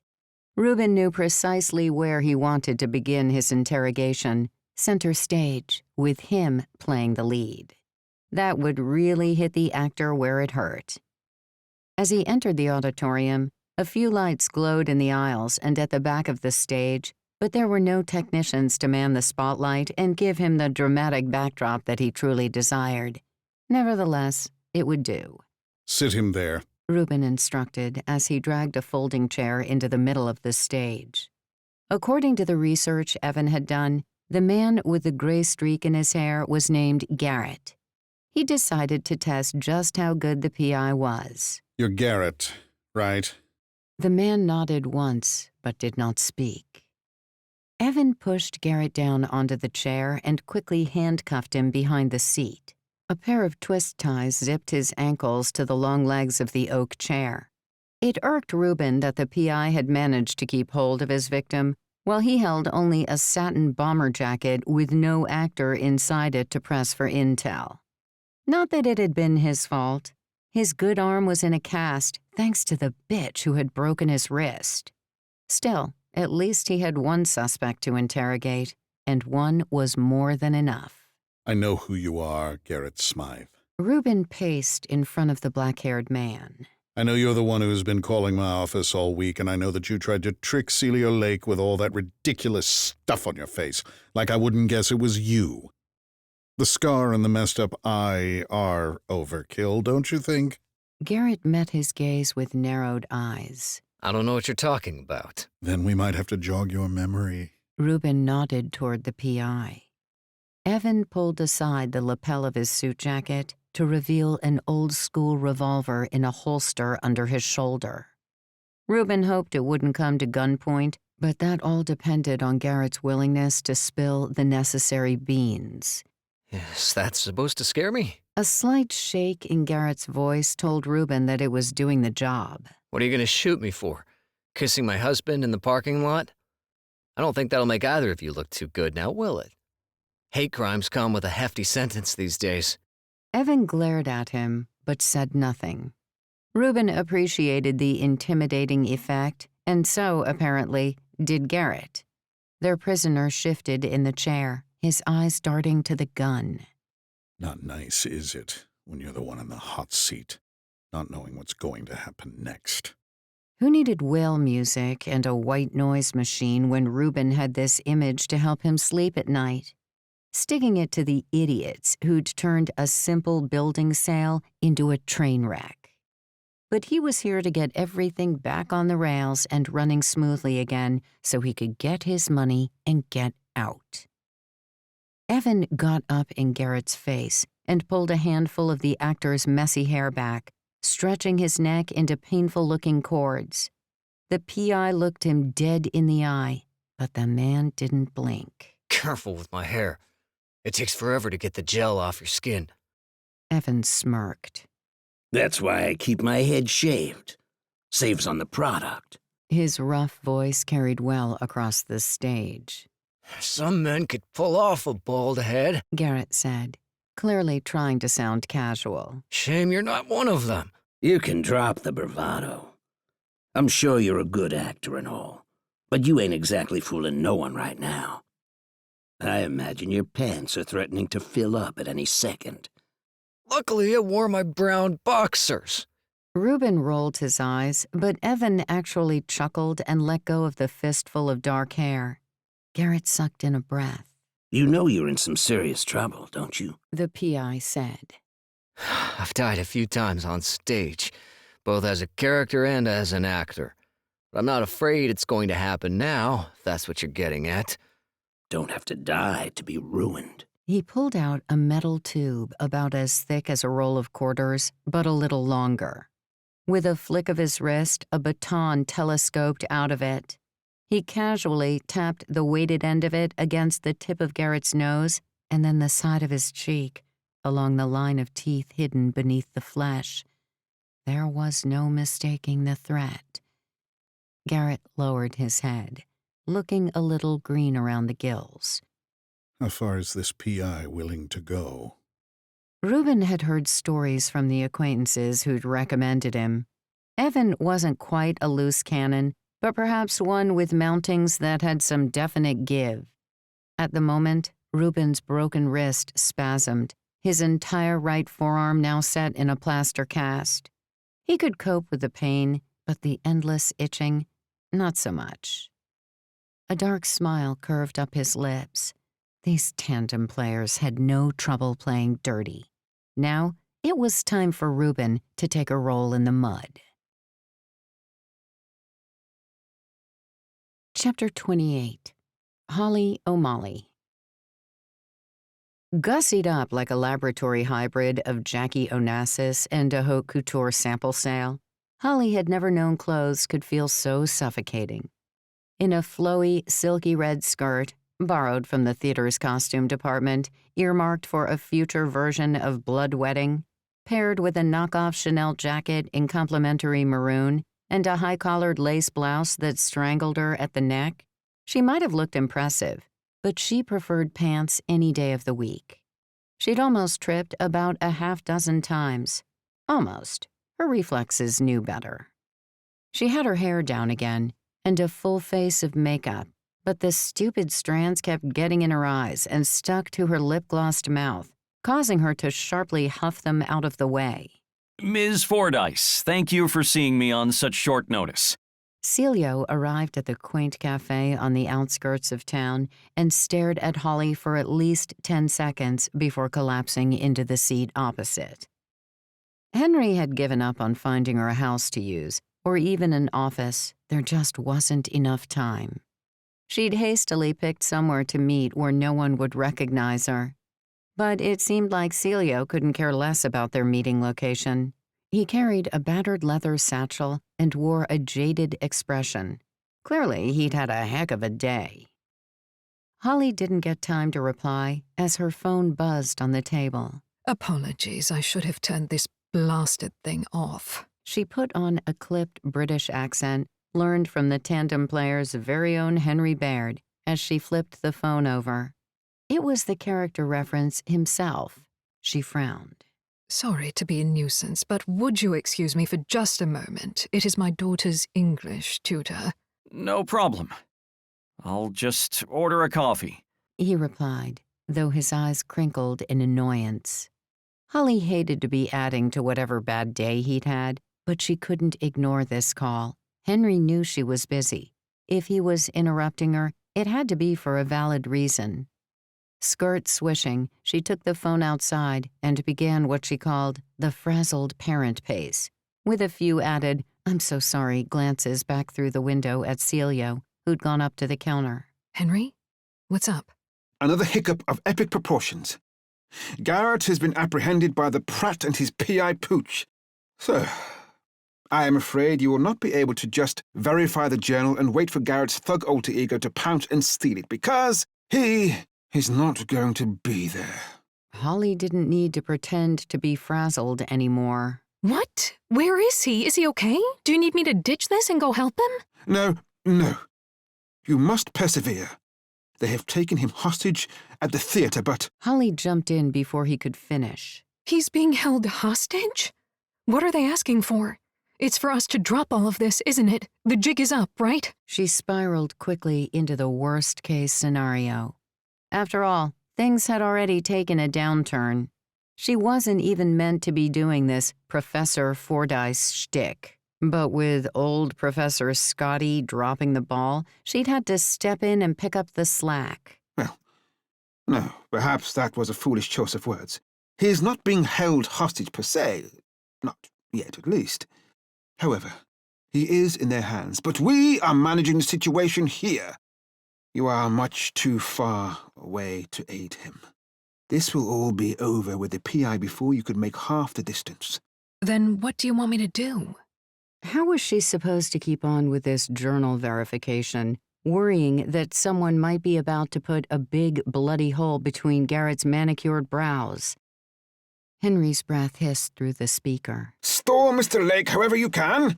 Keep the play going. Improvise like you have never improvised before. Your expertise is better served where you are. We will quickly free Garrett. I am certain. Holly cursed under her breath. How the heck are we going to untie this almighty knot we've gotten ourselves into? She loved the Broadtown like a second sanctuary, and she loved Ms. Maribel for all the kindness and support she'd shown Holly when she first arrived there as a broken shell. So many of the bandages on Holly's heart and body had been tenderly put there by that wonderful woman. She never once asked why Holly couldn't go to the hospital any time she was injured. Hospitals that were sure to ask Holly her real name and would not be satisfied until they got it. Hospitals that would have submitted paperwork that could have been seen by people she didn't want finding her. Ms. Maribel had quietly stitched her back together. No prying, just a tender touch and a knowing nod. Plus, Holly hated schemers and cheaters like Franklin, Laura, and Reuben, the sheriffs of Nottingham to the players' Robin Hood. But people were getting hurt now, physically hurt. She wasn't a quitter, but with Garrett's actual health and welfare on the line, she felt dangerously close to throwing in the towel. Is the plan still the same? I'm flying blind here, Henry, she whispered coolly, casting a look back through the window. Celio was back in his seat, nursing a cappuccino. Extra sprinkles. Do whatever you must to elongate the timeline. I will back up any plan you put in action. Merely text it to me as you create it. But I must have more time. Garrett is a top concern for us now. But as I said, you are too far to affect the outcome. Play the role as you can and pray for us. He hung up before she could say anything in response. Gripping her phone, she took a moment to breathe the chilly air into her lungs, practicing what she preached at the end of her self-defense classes, and tried not to let her worry for Garrett swallow her whole. A level head could be more potent than anger. It certainly resulted in fewer mistakes during conflict. Improv time, She mumbled to herself and retraced her steps to the window seat. 1,000 apologies for that, Mr. Lake. As you can imagine, children can be rather trying at times. My daughter's tutor simply wanted to inform me that there had been a disagreement with another pupil. He could not have chosen a worse moment. Neither could my daughter. Celio wiped a cappuccino mustache from his upper lip. Do you need to go? I'm eager to get to the bottom of this journal, but if your daughter needs you, then we can reschedule. His desperate eyes told Holly that he would rather do anything but. It's quite all right, I assure you. It is a rather common occurrence of late. Holly smiled tightly. Everything appears to be resolved, though I hope you will forgive me if I check my phone throughout our time together, in case of further developments. Celio's shoulders relaxed. Of course, not a problem. In that case, should we begin? It would be my absolute pleasure and a welcome distraction, Mr. Lake. It is rare that I'm able to get Professor Ingleton to admit that he is my inferior, so this is a rather thrilling addition to an otherwise banal day. Offspring dispute notwithstanding. I'm not going to beat around the bush, which probably suits you just fine after that call. Celio reached into his satchel and took out the hashed-together journal that Zoe and Scotty had turned into insomniacs to make. As the professor mentioned, I need to have this verified. Can you tell me if it's real or not? Holly took the journal and thumbed through some of the pages before reading one of the entries aloud. December 23rd, 1925. Snow is falling and a brute wind is howling through the rafters, adding a chilling mystique to Miss Lydia Harlowe's entrancing Lady Macbeth. If one listens quietly enough, one might hear the shrieks and nervous ejaculations of the spectators. It is a salve to my nervous soul, for there are lawmen in the house tonight, damn their eyes. Though perhaps that is due to my own fear. I am attuned to every sound, to the smallest hushed utterance behind the scenery. You see, the men came late to pick up the latest barrels and are sneaking them out the back, even as the performance continues in the front of the... She pretended to keep reading silently. Oh, how fascinating. Holly purred, stroking the pages. I am aware of the Broadtown Theater's thrilling history with the bootleggers and rum runners, but I didn't think it would be so forwardly documented. I was equally amazed. I browsed through a lot of it myself, but I'm not so interested in the content at the moment. Celio urged, his hands clenching and unclenching as if he were missing a stress ball. I can read it later. I just want to know if it's legitimate. It would be a new piece of undiscovered history if it is, so you can understand why I'm eager to get it professionally checked. Eager meaning hurry up. Unfortunately, speed wasn't of the essence here, and Holly knew it wouldn't be long before she ran out of diversion tactics. She nodded. Of course, Mr. Lake. I am dumbfounded in truth, for this would be invaluable. New findings are so rare, so I simply cannot help myself when it comes to devouring such unique pages. She read on through the rest of the December entries to buy as much time as possible. This section detailed a climactic near-miss with the law and a skirmish with a rival group of bootleggers who threatened to make the Christmas bonfire involve the theater itself. With every word, she sensed a storm cloud gathering over Celio's head. How the hell did Scotty and Zoe pull all of this out of thin air? Holly had to admit it was impressive, even for their major league prop talents. All that work in 3 days, and it wasn't half bad as a page-turner either. Holly definitely would have given it a second glance in the bookstore to read on a long plane ride or something. Professor Fordyce, I'm glad you're invested in the journal, but I just need to know if it's real or not. Celio practically begged, his cappuccino drained dry. Holly feigned an apologetic look. Goodness, I've been talking your ear off, haven't I? You must forgive my enthusiasm. It is not every day that I get to read and feel such an article. It seeps history. She gave a possessed shudder. Utterly tantalizing. Professor, can you verify it? The guy looked like he was about to break. Am I barking up the wrong tree here? I mean, I'd be happy to let you read through it on your own time after it's been validated, but I really need to get that part out of the way, and I need to know that you're the expert I'm after. I am, of course, Mr. Lake. But I would not be able to say with complete certainty that it is a legitimate specimen without carbon dating the pages. However, I do not have access to such resources without due arrangement. That would take some days.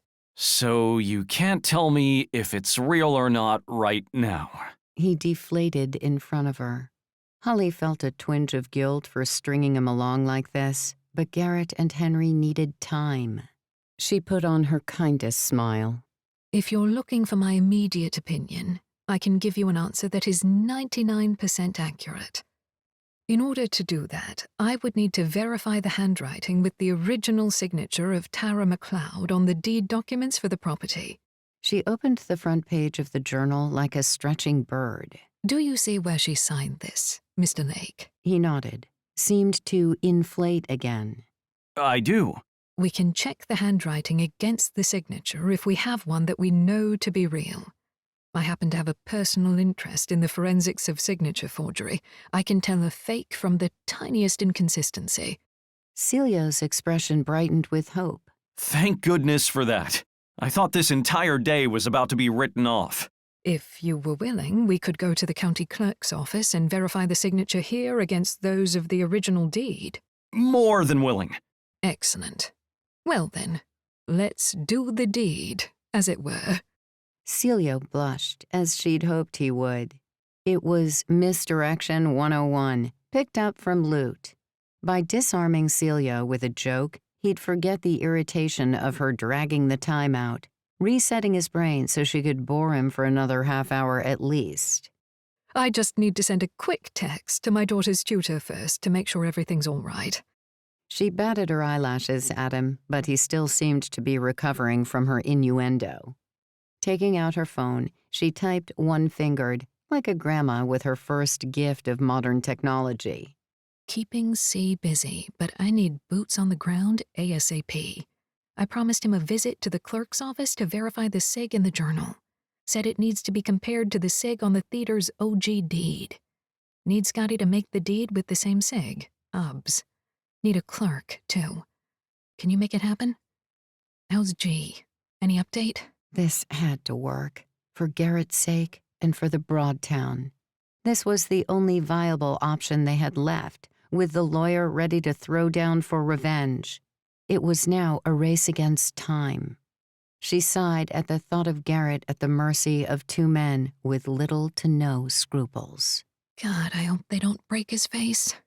He's got such a nice nose. Chapter 29. Celio Lake. At least this one seems to know her Burr from her Napoleon. Sure, she dressed a little fancy for a casual meeting, but the classic apparel looked so elegant on her, with the lacy high neck and the long, shiny skirt. He'd always had a thing for academic women. If they could talk history with him, he was putty in their hands. He much preferred this refined lady to the glazed-eye stupor of Professor Ingleton. Professor of horticulture, maybe. Is all well in Parentland? He asked cheerily, satisfied that he was about to get some answers.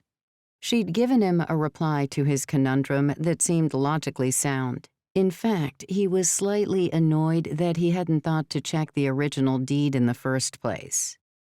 The professor cast him a winning smile as she tucked her phone behind her slender fingers. I'm awaiting a response. I swear the tutor's worse at texting me back than my own flesh and blood. Her phone buzzed. Oh, there we go. Let's see what he has to say for himself. He is probably mid-Milton or Keats, hence the delay. Her eyes darted across the screen. After a moment, her body language seemed to relax. Good news? Surprisingly, yes. They are just getting to the final reveal in Rebecca. Have you read it? She rested her chin on her hand. He lowered his gaze. I'll have to put it on my reading list. Not to spoil anything, but you come out of it not quite knowing who the heroes and the villains are. Apparently, that's what they are currently analyzing. Would you like to stay for another coffee? I could tell you more about Rebecca. Yeah, I'd love to, but if I have any more caffeine, I'll be bouncing out of here. He already felt shaky, wishing he'd gone for decaf. Ah, yes, the county clerk waits for no man. She disarmed him again with a pearly white smirk. It's funny you should mention the county clerk. I tried calling them a few days ago to pull some records, but they have the wrong contact information on their website. Someone in IT probably forgot to update it. He smiled shyly. Professor Angelica Fordyce may have been intense, but she really did have the most enchanting eyes, like two hypnotic pools that drew him in. He would have happily listened to everything she had to say about the local area, promptly forgotten it all, and still walked away feeling like he'd improved himself. Professor Fordyce frowned. Oh, how peculiar. I spoke with them regarding some old records for the college just last week. I may have the correct number on my cell, as I do tend to speak with them quite often. A more direct line, if you will. Allow me to check. She focused her attention back on the phone and made a few delicate swipes before lifting the device to her ear. Celio tried to insist that as long as she knew the way, they could just get going. No sense wasting even more time. But she put a finger to her lips and silenced him with that one small gesture. Maybe she knew something he didn't, if she was that close to the folks at the county clerk's office. Ah, hello, this is Angelica Fordyce. Whatever the person on the other end of the phone said, it earned a warm smile from her. Yes, I know I said I would come by for birthday cake, but I had a prior engagement marking endless, tedious essays. Compound that with the courthouse being so far out of the way. I know you understand. She laughed huskily, and the sound made Celio lean forward on the table involuntarily. Will someone be there later this afternoon? I know the day is getting long in the tooth, but it is rather urgent. Before 5 o'clock? Perfection. Thank you kindly. I will be there anon. She hung up and offered a shining smile to Celio. My goodness, how foolish of me. Does that time suit you? I forgot to ask what kind of schedule you're on. Celio took back the journal and slid it into his satchel. It's almost the end of the day, and I'm eager to have this resolved. I'd be happy to accompany you.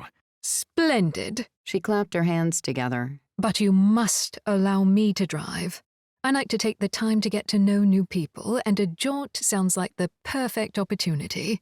He didn't feel too comfortable about leaving his car here, but it was a nice neighborhood, and he didn't mind the idea of having a relaxing chat after the turbulent day he'd had.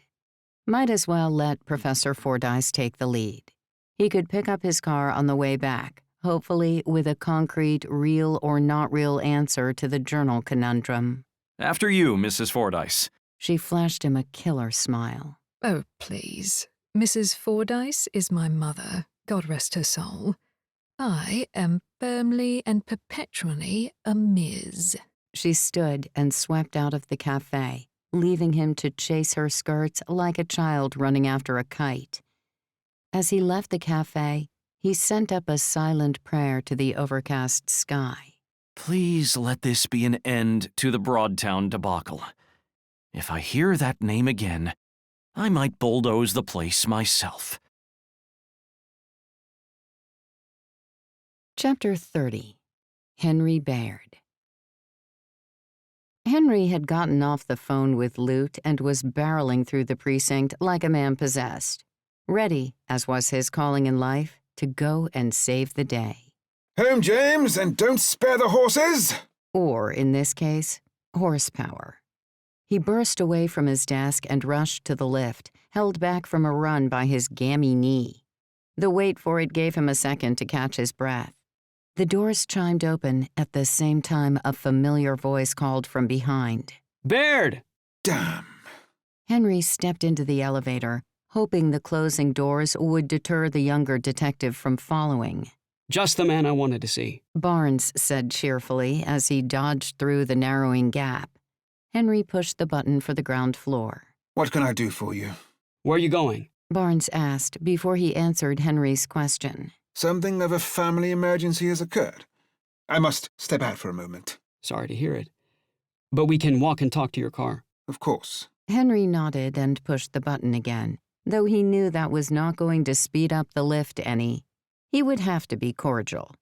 The man was still integral to Henry's ploy, and he should not dismiss an opportunity to maneuver his pieces into place. You were right about that Pratt guy. Super dirty, but not much in the way of actual trails for me to follow until I dug deeper. I called up a few of the complainants from the hard copies and offsite, but it'll take some arm bending to get them to speak up. Even then, it'd be their word against his, and lawyers stick together like crap on Velcro. Where is some good old-fashioned concrete evidence when you need it? Henry replied, his mind on the 3 witnesses he had talked to and their 3 similar responses. Yes, they hated the lawyer. Yes, they might say something, but only if they were allowed to stay in the States. Henry hoped that they had hinted the same to Barnes during his investigations. Perhaps what you need is a hidden treasure trove filled with hard proof ready to be found by a map marked with an X. Exactly. We need something solid that links Pratt to, well, anything really, so we can take a crack at him. Get one more dirtbag out of the wash cycle. Henry thought of the laundrette, and his blood boiled. His mind whirred as he tried to think of something juicy enough to make Barnes do what he needed.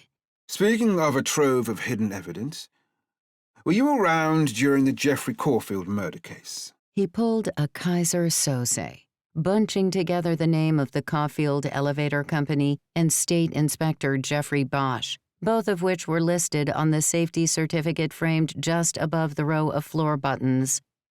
The lift door opened and Henry jogged more correctly, thanks to his bum knee, into the polished hallway. Barnes, youthful and uninjured, kept up easily. I don't remember that one. Might have been before my time. Barnes replied, scratching his temple as though it would jog his memory. Probably. You are, despite your years here, a whippersnapper to an old goat like me. Henry chuckled to try to maintain a nonchalant facade while hurrying into the parking lot at the same time. Anyway, you reminded me of the time. He swung quickly into a mishmash of tales, snapped up from his mental storage box of historical cases, and wove them together to make a brand new story of murder and deception. Namely, a made-up suspect by the name of Jeffrey Caulfield, whom Henry had arrested many years ago. He stitched the tale together with impromptu speed that would have made his fellow cast members envious, recounting a make-believe moment of how his investigation team had been running on empty, turning over every stone and finding nothing beneath, coming to dead end after dead end, while the suspect stayed tight-lipped, pleading the fifth. He finished the story as they made it within sight of his car, as the nearly full lot earlier had forced him to park farther back than his knee would have preferred. That was until I scoured Caulfield's bank statements. Henry geared up for the grand finale. If it were not for a single, seemingly insignificant direct debit, that man would have walked free, an oddly placed line to a bank not his own, and the amount, a match for a yearly deposit box rental. We ordered a subpoena for the other bank looking for the box, and there we found it. And more importantly, the contents within. What? The murder weapon, held there as blackmail material against the co-conspirator. We arrested not one, but 2 murderers. Henry did not feel remotely guilty that he had spun one whopper of a lie. He was more pleased that he had timed his tale so that it ended the same moment he made it to the door of his vehicle. Since then, I always make sure to include accounts and deposit boxes in all my warrants. Henry dug out his keys and yanked the car door open, nearly clipping Barnes's knee.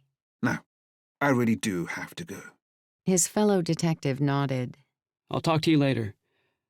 I've got things to think about. As Henry flopped into the driver's seat and dragged his bad knee across the threshold, ready to rescue his errant players, he glanced at Barnes meandering away in his rear view. The man scratched the back of his head, clearly deep in thought. Chapter 31. Scotty Slagendall. The dropkick Murphys blared out of Scotty's tinny car speakers as he sulked in the parking lot of the local strip mall. A meatball sub had turned limp and soggy in his lap, the marinara sauce soaking into the bread, a cure for his munchies, but he'd lost his appetite for pretty much everything. Even the battered candy tin where he stowed his mellowing wares remained untouched in his glove box. A few hits would have melted his troubles away, but a few hits had gotten him into this funk in the first place. That's what academics do. They expand their minds. He chucked breadcrumbs furiously out the window for the pigeons to feast on. But maybe not professors. Maybe it's just students. He whacked the back of his head against the headrest, infuriated with himself, and pissed at Celio Lake's judgmental attitude, although he knew the blame lay at his own door. Garrett had told him not to fluff this up, and Scotty had insisted he knew what he was doing. It irked him that Garrett had been right. It irked him even more how much he cared about the man's opinion, wrong as it was. How many strikes were left now? None, probably. He'd tapped the last nail into his coffin, and maybe the Broadtowns too. Miss Maribel would have been so disappointed in him. Not because he had lost them the Broadtown, but that he once again let his habit get the better of him. Perhaps it was well past time he put youthful things behind him. Scotty's phone buzzed, and he nearly flipped his sub onto the floorboard. Gasping to calm himself down, he checked the caller ID and grimaced. Perfect.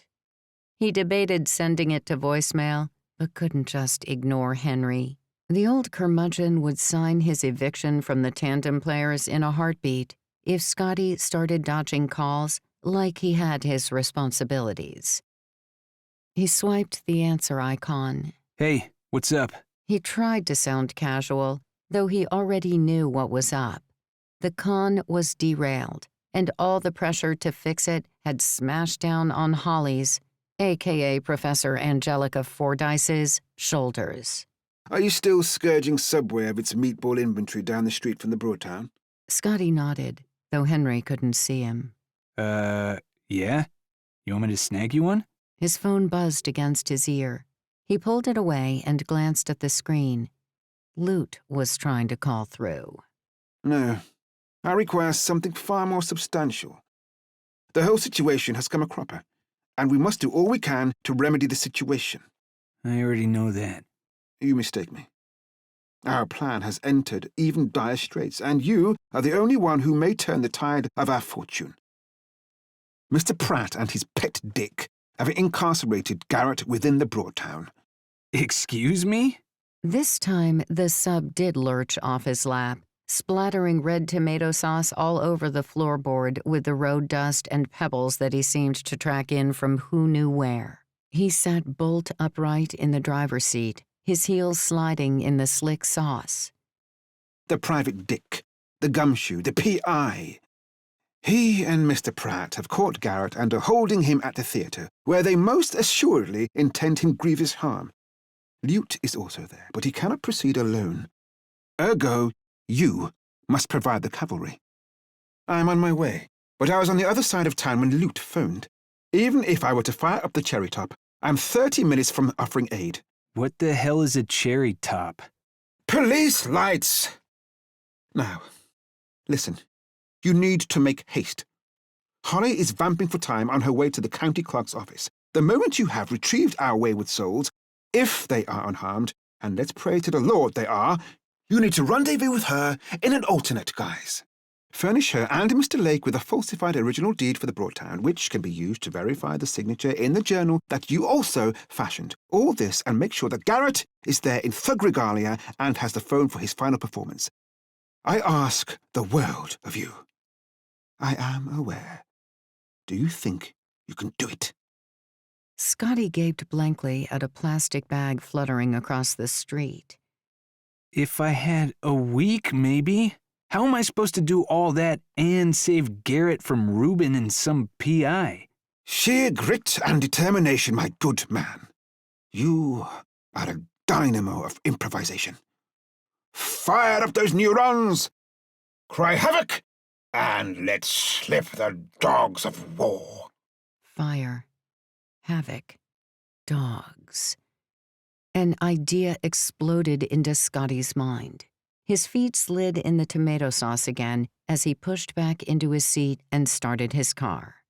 The old beast's tires slammed onto Broadtown Road, the street that had either given the Broadtown its name or vice versa. No one knew for certain. If Professor Ingleton had been real, maybe he would have been able to say. The phone vibrated in his hand, though Henry was still on the line, Lute again, trying to call through. Scotty now knew why. He'd call Lute back as soon as he could get their stage manager off the phone. I can't believe you're still worried about the damn con when one of the players is in danger. Scotty tucked the phone against his ear, pinching it in place with a jab of his shoulder. How could Henry be so calm? Was this all a game to him? Or maybe he was so confident in the players that he knew Scotty would come through. You are right, of course. If you get even the slightest hint that Garrett can no longer carry on, call the whole thing off. I assure you that no one will hold it against you or him. If I can get him out of trouble without anyone getting hurt, we'll see. Is this not unlike the thrill of the stage? Who knows what plot thread will unravel next? It sure didn't feel like any place Scotty had ever performed. But he realized that maybe Henry was trying to keep him calm by pretending things weren't as bad as they actually were. Do your best to play your part, rescue Garrett, and if you can, come up with documentation to prove the journal is real. And then head to the clerk of courts with haste. Scotty ground his teeth.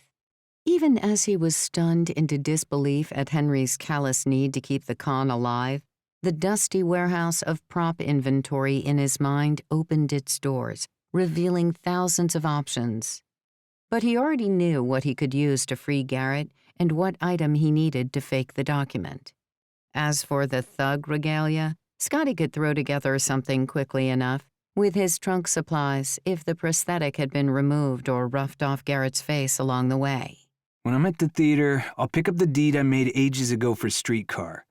I don't think I signed it, but I made it look hella old, so I can make sure it matches the signature I used for the journal. At least that part would be easy peasy lemon squeezy. Now, can you go enact all of those tasks? Are you fully compos mentis? Scotty clenched his jaw. Yes, I can. And yes, I am. I'm 2 minutes from their max. He locked the tires up as one of the stoplights changed to red, and the car ahead of him came to a halt. Maybe 3 minutes. His leg bounced up and down on the brake, shaking with nerves. He needed to get Henry taken care of so he could call Lute back. He had to make sure his friend didn't do something stupid.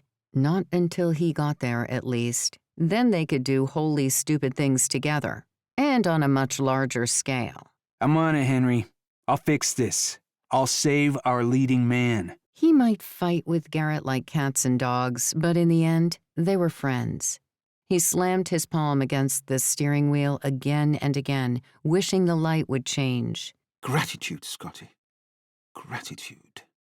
With that, Henry finally hung up. Scotty immediately called Lute back. His friend answered before the first ring had finished. Oh God, Scotty, they've got Garrett! His words spilled through the phone.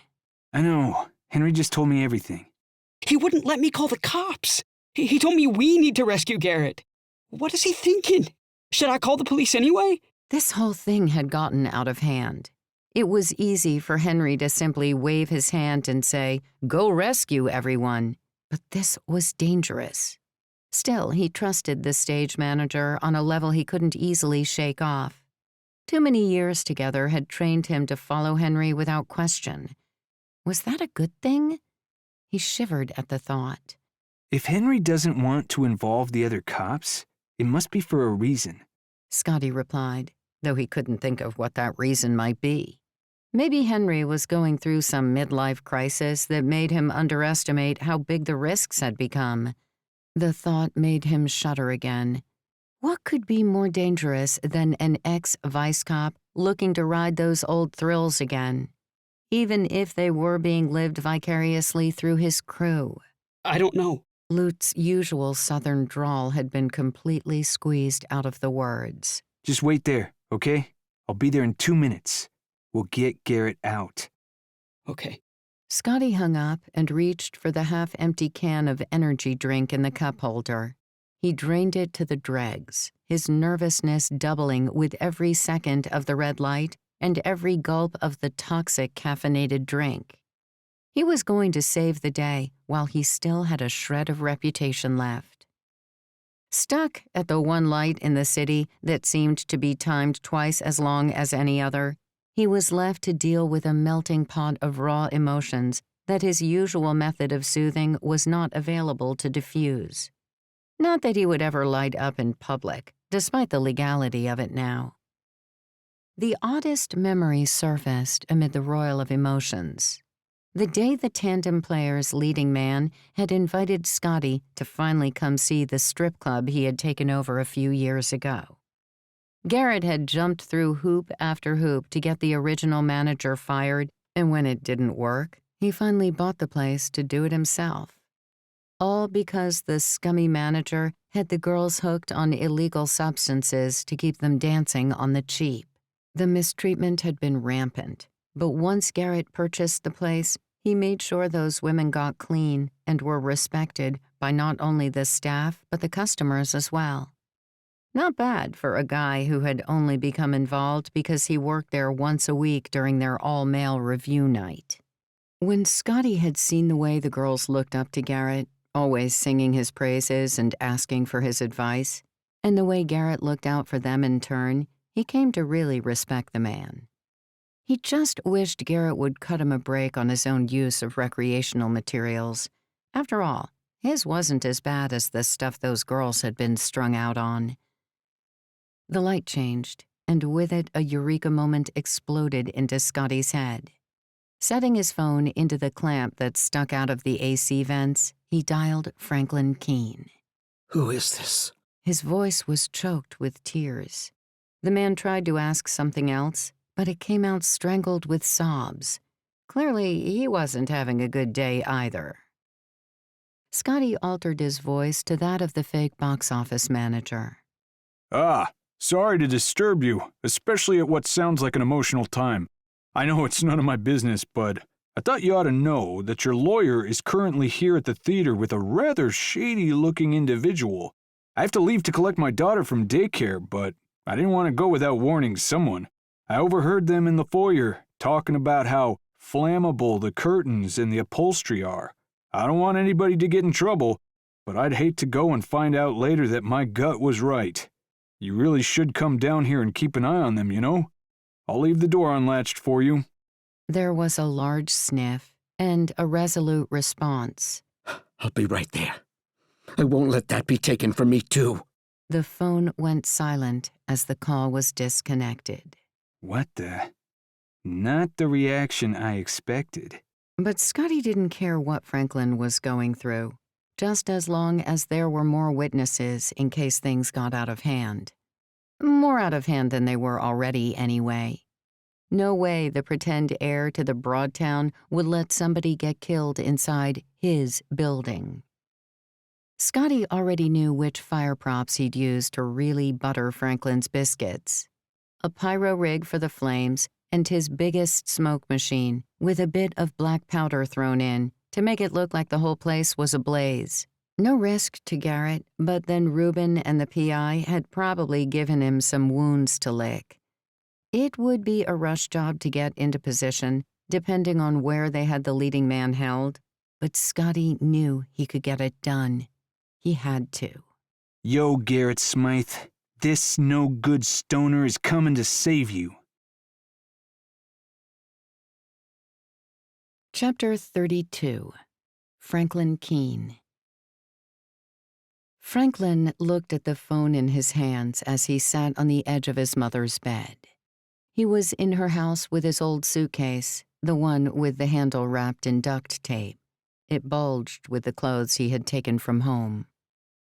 The day of the funeral, he had avoided his mother's room, the old habit of never entering her private domain keeping him on the other side of the closed door. Laura had gone in and looked through the sparse jewelry while he made arrangements downstairs for the reception. And despite some costume pieces, she'd come back unsatisfied. Even his mother's Christmas necklace was nowhere to be found. She'd probably had to hawk it off during the recent lean years. But now, he'd been exposed to the memories within his mother's room, and they'd run through his open heart worse than the pain of packing up and leaving Laura. It wasn't the smell, though the room would probably always have the remaining wisps of his mother's Femme Rochas perfume. It wasn't the chaotic spread of covers on the floor that she must have thrown off as she went downstairs and called the ambulance, the one that would find her dead in the kitchen. It was the pictures. Every square inch of her bedroom furniture was covered in them, frame after frame of them. Some wood-trimmed, some shiny brass, all in various sizes, all containing photos of him. There was Franklin by himself on stage with that big, clunky push broom, him with friends playing Dungeons and Dragons in the basement of the Broadtown. She'd told him that role-playing would make him a better actor if he wanted to use those skills. Him posing for prom with Tracy Gouth from down Mint Street. Him standing on the center of the stage, learning to stage fight with old Stefan before he passed away. Him cleaning up after a Full House performance, a trash bag of crumpled playbills in his hands, as he smiled over his shoulder at the person taking the picture. Not all of the photos featured him by himself. Several showed Franklin and his mother together. A proud young man and the single mom who raised him as she taught him to dance, while actors played music on instruments all around them.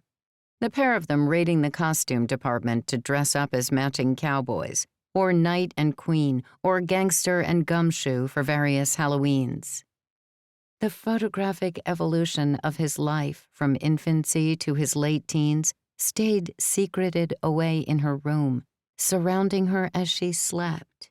The way he suddenly stopped aging in the photos made it look like he had died his freshman year of college, when he met Laura, the woman his mother had seen through and warned him not to trust time and time again. The woman he had married almost out of spite, and now the woman he was finally divorcing. Each photo tied him to the theater, and each memory had made that theater all the more precious to his mother. Franklin was not so small of a man that he didn't know why his mom had chosen the Players over him. Laura would have pushed him into selling the theater. She very much had, in fact. His mother had willed the Broadtown to the people she knew would do anything to keep it running. Had that been her last attempt to keep their shared memories as mother and son alive? He would never know. Not that it mattered. It was too late. Reuben had stolen his inheritance and, despite Laura's denials, had clearly stolen his wife, too. Too little, too late.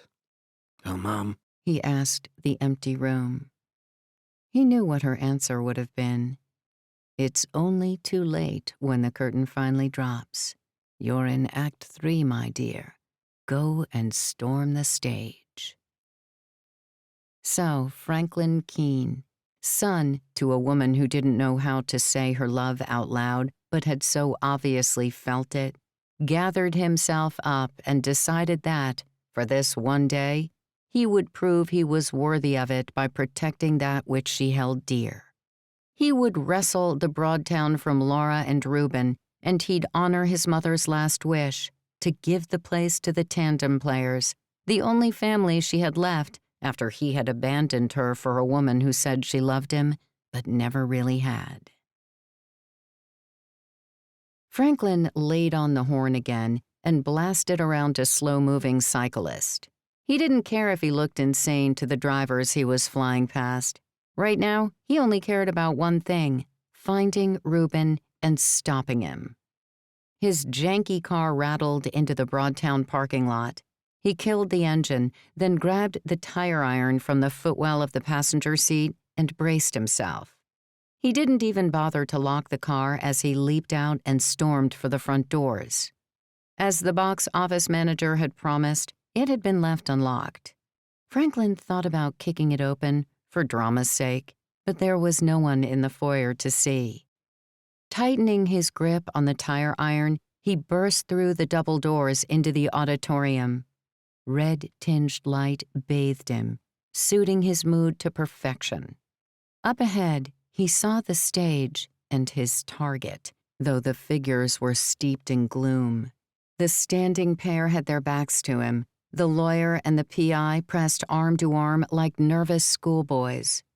Franklin had taken 2 big strides when a high lick of flames shot up from the right-hand side of the stage.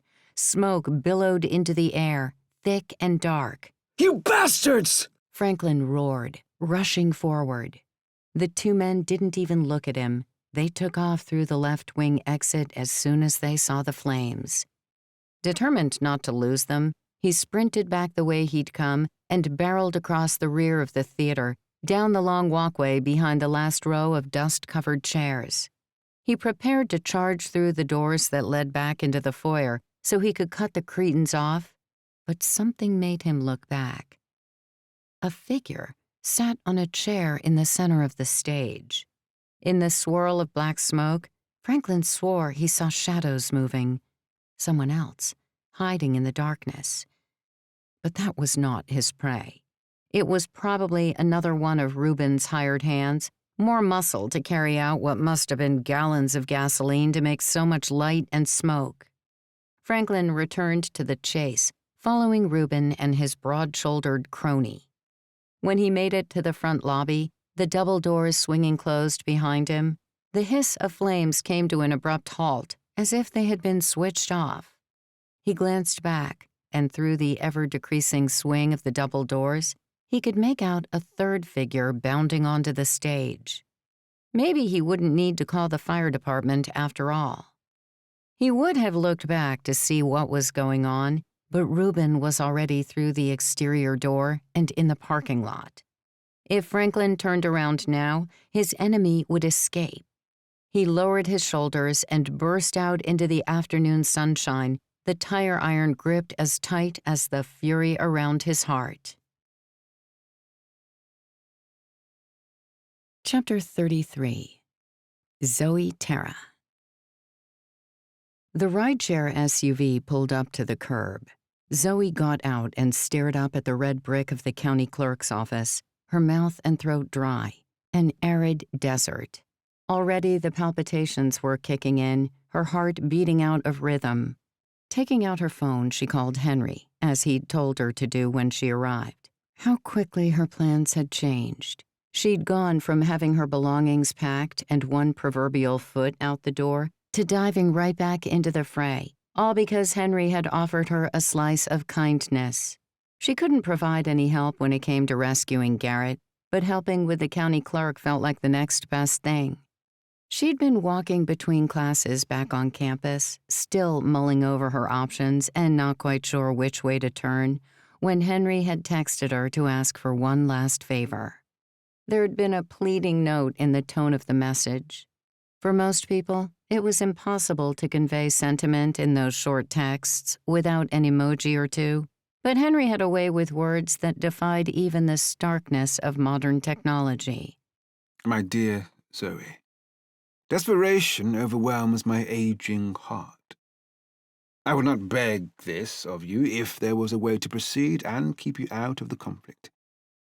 I know what I promised, that you were free of all of this, and I will not put you to test again, and my conscience aches as I must ask one more act of you. Please, help. She had sat hard on a concrete bench and stared at the text for several minutes until she finally responded. What do you need me to do? So, Zoe found herself riding to the county clerk's office and was now standing beside the building waiting for further instructions. The moment she found out Scotty had messed up the original con somehow and Holly was taking over his part, she knew what Henry was going to ask of her. Since Henry had sent Zoe to the county clerk's office, chances were that she was about to put on a performance that she wouldn't be comfortable with. I could have said no. I could have refused to get in the Uber.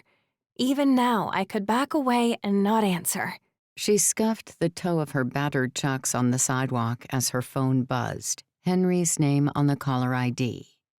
But there was no way she could have really said no to him. She owed him too much. He was determined to give her a roof over her head, and that required some bravery on her part to pay back the price of his generosity. Zoe, thank heavens. Henry gasped as he picked up.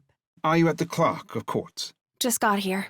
You are the star I would set my Marinus sextant to. What am I doing here? She meant the question not only for him, but also for herself, just in different ways. You must infiltrate the office and distract the real county clerk in order to coax him from his desk for as long as you are able. Scotty has saved the day and rescued Garrett with Lute's help. They're on... Sheesh, Henry. You should have led with that. I was worried to death. That's good news. Zoe squeezed her arms around herself, wishing one of her friends was there already to sling an arm over her shoulder and hug her too. Very good indeed. The best of news to be certain. But, as I was saying, they are on the way, and Holly is currently controlling the pace at which Mr. Legge journeys to your locale. As such, you should have time enough if you are judicious about it. Take pains. Be calm, and you will triumph in this. Zoe clenched and unclenched her free hand. I just have to get this clerk person to leave the desk? It is a him, I am told. And indeed, remove him from the office however you can. Though our overall operation is an extremely covert one. You may behave as yourself if you feel comfortable enough. If you fear that you need to disarm him with a character, do not worry. Any lie told to the clerk will not affect the others. Scotty and Harley will be the ones truly in danger. They are the foxes going after the hens once you have emptied the nest of its cockerel. But keep your wits about you. Okay. Zoe mumbled, wishing he would say things plainly. I'll do my best. I know that you will, dear girl. She thought she could hear him smile. You have always been sublime upon the stage, and this is no different to your treading of the boards. It is merely an audience of one, which, as you know, is not unusual for us. Zoe smiled, despite her nerves. I'll send you a text when I've got him out of his office. Gratitude, sweet Zoe. May fortune favor us all. As she ended the call, Zoe steeled herself for what was to come. She let the cue cards Scotty had shown her flip through her mind again, and she drew courage from the words he had written. Sucking air into her lungs, she strode up to the red brick building and passed through the double doors, noting they could do with a fresh lick of black paint. Inside the cavernous foyer, she found the reception desk. A young man, who looked more like an intern than an actual employee, peered up at her through thick, fashionable glasses. His name, Ross, was printed on a badge on his chest. Hello, Ross, she said, her voice as stiff and crusty as bread left on the counter overnight. She coughed into her elbow once and tried again. Hello there. I was wondering if you could direct me to the county clerk? Ross waved a bored hand toward a bending staircase with an iron rail that looked as though it had been built in the 1800s. 3rd floor, turn left, first office on your right. Can't miss it. Thanks. Zoe hurried off. A glance to the building directory board listed all the floors, if she had bothered to look there first. 3rd floor, clerk's office. 2nd floor, Bureau of Motor Vehicles and Titles. 1st floor, notary, district attorney's office. Basement, records. With no elevator to speak of, she took the dusty stairs 2 at a time and reached the 3rd floor, breathless. She tried to forget reading the words district attorney. What in the world was she doing? She was going to end up as somebody's bitch in the showers. Zoe took a moment to compose herself. For the Tandem Players. She repeated the phrase like a mantra, undoing a button at the collar of her shirt so it wouldn't strangle her as she marched along a narrow, dimly lit corridor with all the confidence she possessed. At the first door on the right, she stopped and checked the plaque outside. Damian Hightower, County Clerk. She closed her eyes and tried to picture him as an NPC in a video game. Press the triangle, get him to speak. Read the responses, listen to what he has to say, and move the story. She smiled. If she thought of it that way, it didn't seem so frightening. No, he's not an NPC. She corrected herself. He's a mission trigger. Her objectives scrolled down in her mind's eye. 1. Speak to the county clerk. 2. Divert the county clerk. 3. Avoid detection. 4. Unlock the not being a coward trophy. She usually hated the creeping around parts of a game. They made her so darn anxious. But this one didn't involve any crouching or hiding behind random objects or blending into bushes, waiting to strike targets. All she had to do was get the clerk far enough away from the office to let Holly and Scotty work their magic. She knocked, her heart rate slowing, a steady baseline. It's open. Zoe pushed the door open to find a surprisingly young man sitting behind a desk, his fingertips poised over a computer keyboard. He looked like he was in his early 30s, with a decent head of reddish-brown hair and a much sleeker, subtler pair of glasses than the interns downstairs. A flicker of surprise passed across blue eyes as he observed her, but she wasn't sure if it was a nice surprise. I didn't think I was going to have any more appointments this afternoon. I was about to clear out for the day. He didn't bother to get up, but he sounded irritated. She panicked for a moment. Why would she need an appointment? Maybe he was being figurative. Either way, Zoe guessed she wasn't welcome. It was like a customer coming into a restaurant 5 minutes before closing time, demanding to be served. She'd always hated that at the coffee shop, and now she was the jerk, making the staff stay past their hours. Zoe put on her best smile, praying it didn't make her look like a maniac. I didn't make an appointment. I couldn't get through to the office, so I just swung by after class in the hopes of catching you before the end of the day. I'm, Jen, by the way. He clearly didn't care what her name was. You don't really need an appointment. That's not what I meant. He smacked his lips as if he could taste the stupidity wafting off of her, fouling the air. Never mind. Can we make this quick? I've got emails to send, and then I'm on my way out. That brusque, I couldn't give a crap tone took Zoe aback. She'd come in with confidence, but it seemed to be trickling out of her with every cold, annoyed glance Damien shot her over his glasses. I need to, find a marriage certificate and a death certificate as part of a, family tree project I'm doing. It was the first thing she could think of. If she could get this guy into the records department, it would leave the office clear for Holly and Scotty whenever they got here. The clerk rolled his eyes. Do you know how many times a day I get calls like that? Isn't it your job? He recoiled like a snake. Yes, but my job also dictates my working hours. He pointed to a clock on the wall. It's 5:15, more or less. Do you finish at 4:30 or something? She tried to lessen the coolness in her own voice in case she rubbed him the wrong way. Well, even more so than she already had. He sank back in his chair and clicked a button on his computer. His laser printer sputtered to life. Well, no, I finish at 5, but I've got a lot to do still. He sighed as though she'd asked him to name the states and their capitals. I'll tell you what. I can search for the document and let you know where to find them. Then you can go off and look for them yourself. What are the names? Zoe thought quickly, feeling her shot slipping away. I asked downstairs if I could do that, and they, told me you'd have to accompany me to the records department.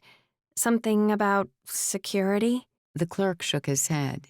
That's all the way down in the freaking basement. He thrust the paper he had just printed into his outbound tray, the edges crinkling as it caught the gap. Freaking rules and regulations. He swiveled around in his seat. Look, you'll have to come back tomorrow. I can't be wandering around records right now. Besides, you actually do need an appointment for us to search records. Can't have the place empty while I'm down there helping you. So call back in the morning and the new kid will set up a time for you to— I tried that, but as I said, none of the calls went through. There must be something wrong with your service provider. She could hear the desperate strain in her voice. I'm just asking for a little chunk of your time here. And as I said, you can make an appointment for tomorrow. If your calls weren't going through, then speak to what's-his-name downstairs on your way out. It was a dismissal. He was done with her. She didn't know what else to do to make him listen or to get him out of this office while she still had time. I'm sorry, Henry. I really did try. She turned around with burning cheeks, flushed with anger and embarrassment. People had spoken to her like that throughout her entire life. To them, Zoe was a mouse to be kicked aside, and she knew that no amount of squeaking would get them to treat her any differently. She slouched back out into the hallway just as her phone buzzed in her pocket. She took it out to find messages bombarding the group thread. We're 10 minutes out. Lute's name was above it. She guessed Scotty was with him and Garrett. I'm 5 out, stuck at light. Maybe I can buy time finding parking spot. From Holly. Zoe realized more than ever before that it was up to her to clear the clerk out of his office, or everything would be ruined beyond repair. A heap of circuits and wires that would never be put back together again. She closed her eyes, thinking of Scotty flashing those prompt cards at her and his words of encouragement. She pictured all the women she'd played on stage who would never have stood for this crap. The kind of women who would unleash a scourge if someone spoke to them the way this Damien guy had spoken to her. The Medeas, the Antigones, the Alcestises, the Violas, the Cordelias. They fought for what they believed in, even if they occasionally took it too far, but that was precisely what Zoe needed to do. She needed to channel that wrath and power. She needed to make Damien Hightower regret the moment he told her to come back tomorrow. Straightening up and putting on her fiercest face, Zoe barged back into the office, armed with the fortitude of every character she'd played and every heroine she'd seen in movies. I expect you think your staff should follow you around and say right, like a regular parrot. Zoe growled at the clerk. Ellen Ripley seemed like a good place to start. Well, listen up. I'm not leaving here until I get those certificates because it's my grandma's 90th birthday this weekend, and she's going to have that family tree as her gift. It's said that the death of any one person is the death of an entire world. And if you don't help me mark out the branches of everyone she's lost and loved, it's going to be one hell of a dogfight. Sarah Connor felt like the natural progression, with a bit of personal ad-libbing thrown in so it made sense. Damien stared at her in shock. I get it. You think I'm this small, insignificant person who's just a drain on your time and your chance of getting out of here early, to go back to your dull apartment, cook something you've seen on Pinterest, and convince yourself that you're content because you've got a big TV. It's human. We all put self-interest first. But if you want to get out of here at a reasonable hour, you're going to come down with me to the records department and give me a hand with my self-interest, or I swear to God, I will stand in this doorway and sing happy freaking birthday at the top of my lungs until you beg to take me down to records. Damien pushed his glasses back up on the bridge of his nose, and Zoe saw that he was sweating. Actually sweating out of fear or intimidation, or both. Thank you, Ripley. Thank you, Sarah Connor. Thank you, Medea. A moment later, he scraped back his chair and gathered his keys. When you put it like that, I suppose I can help you find what you're looking for. Chapter 34. Celio Lake. During a summer Boy Scout camping trip in his youth, Celio had developed a rash from some poison oak that a fellow camper had pranked him with by stuffing it into the bottom of his hiking boots. The boy had laughed about it right up until the whole troop had to go home 2 days early as the scout leader rushed Celio to the hospital. The raw itching on the bottom of his small, sweaty feet and between his tomato-red toes would resurface in Celio's mind every so often like 2 mental scars. One for his poor left foot, one for his right. Still, it was nothing compared to the irritation he felt 30 minutes into letting Angelica Fordyce drive him to the clerk's office. An annoyance that doubled as each minute sailed past, all for what should have been a 20-minute drive. He had even pulled up Google Maps on his phone, and she had ignored him, saying, Once knew a man who followed those turns and ended up in a lake.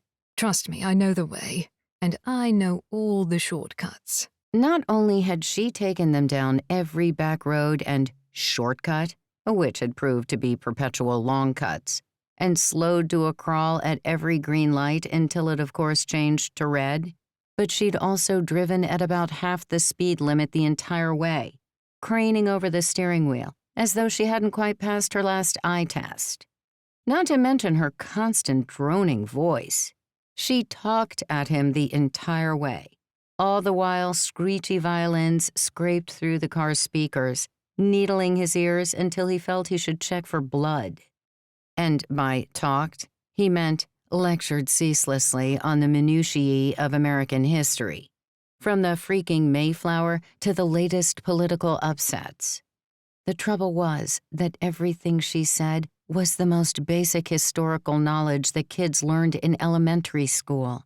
This was the expert in the county? He was not at all in a chipper mood as he mounted the staircase to the 3rd floor of the office building, where they'd been directed by a rude receptionist who looked like he would rather be anywhere else. At least we're here now, and I can get this wrapped up with a neat bow. He tapped his knuckles on the glass insert in the door that announced the office of Damien Hightower, Clerk of Courts. There was no answer.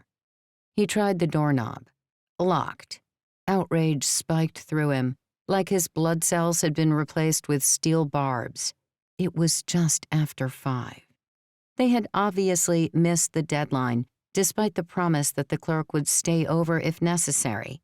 A promise that Professor Fordyce had received on a second phone call, once Celio had started worrying they would be late.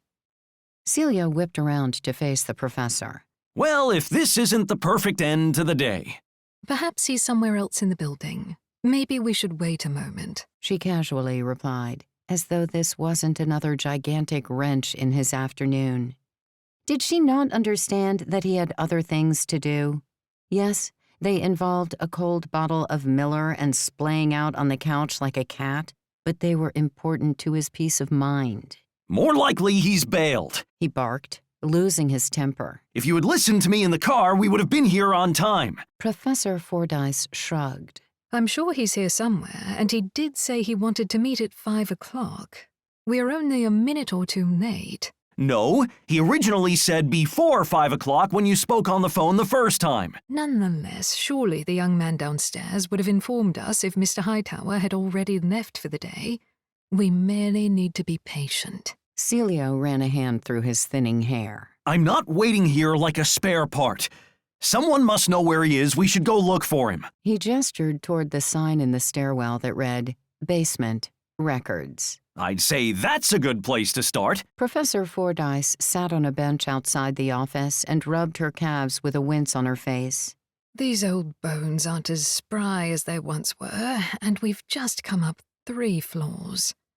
Let's give it until 10 after, and if he doesn't come back, then we can go and look for him. Celio nearly swore. This journal had better be verified today or I'm going to lose my mind. If we can't, I'm going to have to postpone the rest of this until I get back from vacation. Probably longer. Setting his mouth in a thin line, he did the only thing he could do, considering she was his ride back to his car. Pace and pray this would soon be over. He finished with a mumbled, If at all. But he would only stay a few minutes more. After that, he'd take a freaking Uber back to the coffee shop and gladly pay a $10 tip if the driver would keep their mouth shut the whole way. Chapter 35. Loot Row. Loot took the stairs 3 at a time, barely breaking a sweat or missing a breath as he reached the 3rd-floor landing, running with cat-footed softness. Didn't want to make it look like he was panicked after all. At the top, he ducked behind the half-wall that extended the stairwell's handrail into the hallway and checked his phone for any word from Holly. He'd left Scotty in the car to quickly apply makeup to Garrett's thankfully unblemished face. They had rescued him before the PI and Reuben had gone from the threatening to the doing stage. Scotty also needed time to recreate the original deed to the theater using an old prop from A Streetcar Named Desire. The man really was a wonder, despite how much Loot's husband derided him. Loot was going to buy Scotty that time. Shaking off the rush he felt, Loot cocked his head and listened to see how Holly was faring with the state official. Loot's phone flashed with a new message from the lady herself, even as her voice drifted down the hallway while she lazily coaxed Celio into not rushing off. Loot didn't bother to open the message and just read the short banner alert. Running out of things to say. He's gonna get restless soon. Don't worry, ma chérie. The cavalry is here. Loot whispered to himself and stepped out into the hallway.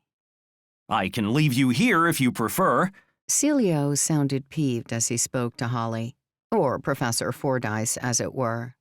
He sounded like a man who had been waiting in line for the DMV for 2 hours and was about ready to punch through some plasterboard. Screw it. I'll just go and check the records department myself. I bet I can make that intern downstairs give me the key. Interdepartmental respect and all that. The poor guy had been ragged from pillar to post, so of course he was going to be a little touchy. Zoe's earlier message explained that the real clerk had locked the office door behind him, so Loot slid his lock-picking kit out of his pocket and concealed his 2 favorites, Jabby and Twisty, in his palm. It's only 5 after 5, Mr. Lake, Holly replied, her tone surprisingly cool and collected. Hollywood is totally missing out. She's more than a stuntwoman, you louts. If we can just give him another 5 minutes, I'm quite sure he'll be along. If not, I'll go down to the records department with you. I would hate for us and him to miss one another like ships passing, or like one of those charming, old-timey comedy sketches. She began to hum the Benny Hill Show theme, and Loot stifled a laugh as he stepped up. See, Celio?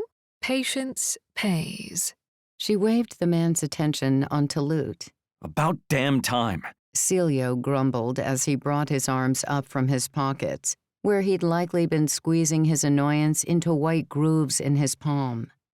For a second, Loot worried that Celio would reach out to shake his hand, the one with the lockpicks palmed underneath, but the man's movement turned into the folding of his arms over his chest. Loot couldn't read his expression. Was he relieved or annoyed at Loot's arrival? Now performing in front of a live audience. Loot would have to keep his back to Celio while he worked, or he might as well announce he was breaking and entering. Fortunately, diversion tactics had always been one of his magical fortes. You're still here! Lute washed out the southern drawl and went full Midwestern. He was sure his red-tipped, over-blonde faux hawk hairstyle already had the man on his heels, and he didn't want to tip him backward too far with the image of a half-Korean 30-something with a Savannah dialect. Some people just didn't understand class. Frankly, some people would even get irritated. Best to play the part straight. Pun intended. I got caught up fixing the coffee machine in the break room. The other clerks will eat each other alive if they don't get their fix, you know? So I whipped out my screwdrivers and hopped to it. Lute blabbered a mile a minute, hoping a good explosion of nonsense would take Celio off guard. Next thing I know, it's past 5 and I've kept you fine folks waiting. Sorry about that. Height of rudeness, I know, and I hate to be rude. Celio frowned. You're the county clerk? Says so on my paycheck. Lute hurried to the door and positioned himself so that his narrow shoulders blocked the state official's view. Wish I had Garrett's wide shoulders right now. And not just in the I want to touch them way. Well, maybe that too. As Lute palmed out his lockpick tools to an extended position and slid them into the narrow gap of the lock, he ramped up his inane chattering. I was surprised when I got your call, Angelica. Shocked to find you're still alive. You never answer a text. I thought you were dead in a ditch somewhere. But we'll have to catch up sometime when you're not buried in essays and research and whatnot. You know, you work much too hard. Holly took the cue to help further hide what Lute was doing. I get so snowed under this time of year. I'll need a shovel at this rate. Good one! Lute barked a laugh, though Celio didn't look too impressed. He stood there with a, "What the hell kind of whirlwind blew through here" expression. Speaking of leisurely distractions from a hefty workload, you should come to the upcoming lectures on the Revolutionary War at the university. Holly stepped between Celio and Lute, leaning her shoulder against the door jamb next to him. She put her hand on her other hip and crooked out her elbow. One human wall made to order.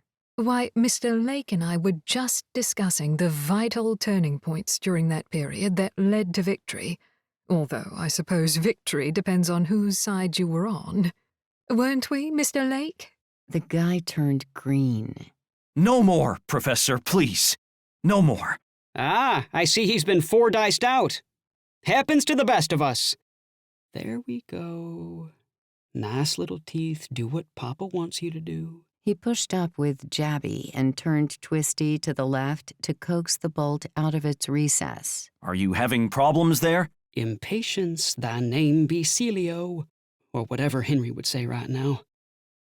Old key, have to jiggle it a bit. If you could have come in for your document search earlier in the day, I wouldn't be so frazzled right now. Damn this lock. Why wouldn't it catch? I actually tried to call your office a few times. So let's blame your accounts department. Oh, well then, forget I said anything. He put his brain on autopilot and let it wander in the conversation wherever it wanted to go as he scratched at the pins inside the tumbler. Honestly, we kept saying in the staff room, I wonder why no one's called in the last few days. But we just thought it was a slow patch, you know? I'm sorry you had the same difficulties trying to reach us. Speaking of apologies, sorry, but I don't think I caught your name. Celio Lake. His face said, not that it matters at this point, just get the key to work for the love of everything holy. Or at least a close approximation to that. Lute turned the lock and the door clicked open. Pleasure to meet you, Mr. Celio Lake. Once we get inside, we'll dive right in, won't we? Lute forced a laugh at his own joke, and Holly, or whatever character she was supposed to be playing, snorted in laughter. Celio did not. I'm Damien Hightower, Lute declared as he surreptitiously checked the name plaque outside the office. And welcome to my office. He palmed the lockpicks back into their secret sleeve pocket and offered a hand to Celio.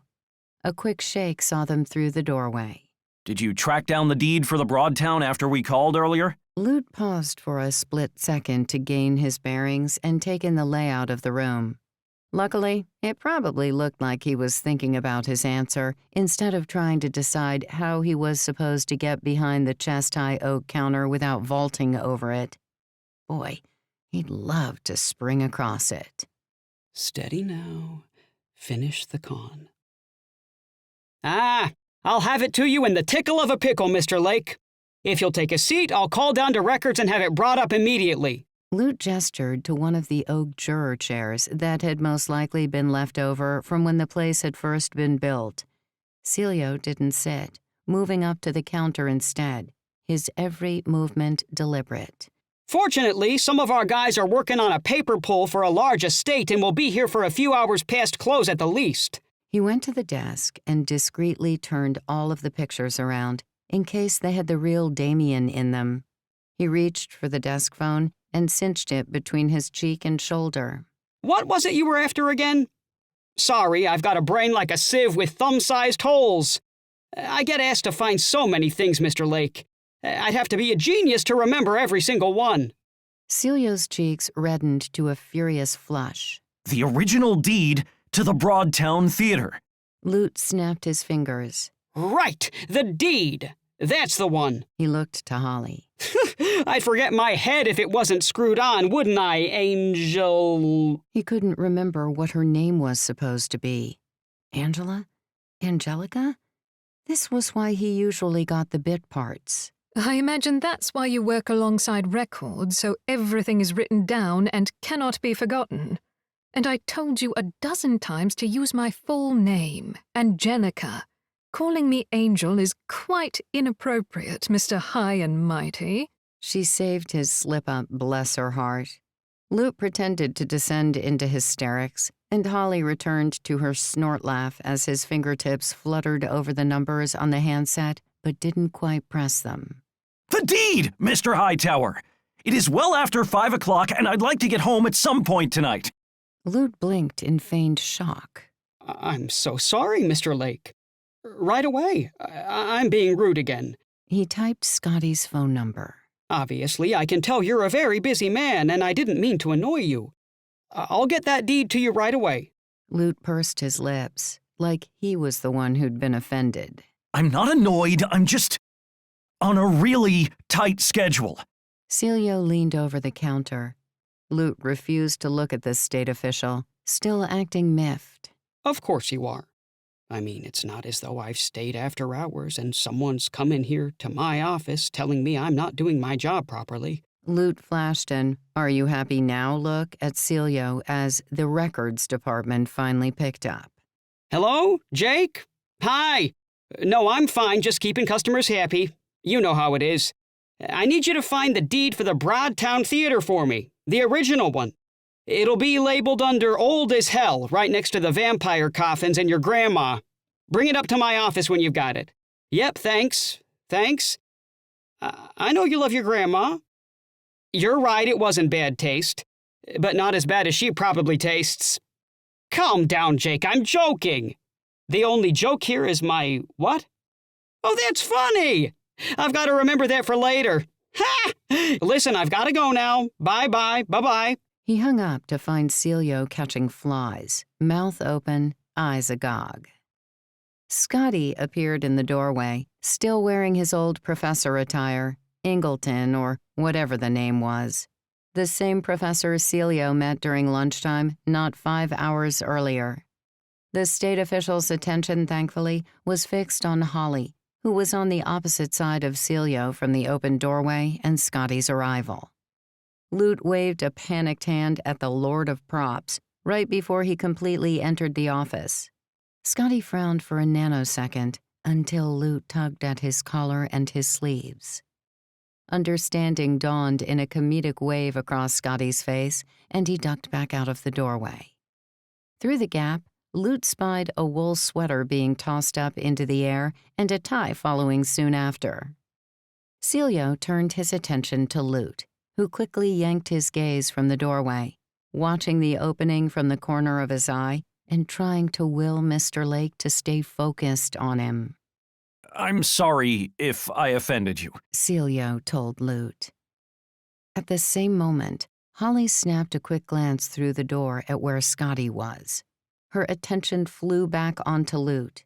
She nodded a few times over her shoulder at their fellow cast member, who was about to step back inside, his face still adorned with his old man makeup and the gray-haired wig from earlier in the day. Ah, damn it. Lute shot up out of Damien's office chair, waltzing from behind the counter and toward Celio, like a shark chasing after a surfer. He raised his eyes and looked hard at Celio. Look at you! I mean, just look at you! Celio froze, staring at his pants and his shirt as though Lute had seen a stain. What? Ha! You know what! In the heartbeat of time Lute bought her, Holly took a single step back and brought her leg up in a soft but fast kick backward. She caught Scotty on the hip and spun him out of the room into the hallway. His lanky legs stayed under him, but it was a near thing. Any noise she had oofed out of the tall beanpole was covered by Lute's sudden comments. I really don't know what you're talking about. Celio didn't need to say the words. His expression already said it for him. You look fantastic! Where do you shop? Lute finished, having bought as much time as he could. Holly had taken the precious cover and backed out of the doorway. Lute wasn't sure what she did to poor Scotty and his prosthetics, but it had happened in a hurry and left the prop lord with a nose so red it looked sunburned, and his bald head was equally irritated. The pair came back through the door together, Holly throwing the mess of silicone and the wig into the trash can near the entrance, Scotty rubbing his raw face. Lute returned behind the counter, dead-faced calm, as if he hadn't said anything strange at all to Celio. He plopped himself down in his swivel chair and looked up at the newly red face of their prop master. The state official stared agog at Lute, obviously unable to process what had just happened. Did someone ask for the Broadtown file? Scotty asked, wielding a large yellow sheet of paper. The red streaks on his cheeks and chin could pass for some kind of rash or eczema, and the flaky glue around his hairline looked like a bad case of dandruff. If he stayed far enough away from Celio, it would work. Another undeserved stroke of luck. I assume you found it downstairs, right next to Dracula and your Nana, like I said? Sure did, boss. Celio seemed confused on multiple levels. His eyes swept back and forth between everyone. But then, almost begrudgingly, he glanced down at his clothes again. He tugged on the end of his shirt and wiped non-existent crumbs from his front. With a shake of his head, he stepped back up to the counter. Target, He said to Lute. What? my clothes. I shop at Target. Chapter 36. Celio Lake. Is that the original deed? Celio asked Damien. It was a single piece of old yellow paper, one that had caused an upheaval in his work and had even managed to interfere with his life. He should have been almost home from his office at this point in the workday. Celio wanted to rip the paper into 1,000 bits and ticker tape the floor as he happily marched away from the loony bin he'd fallen into.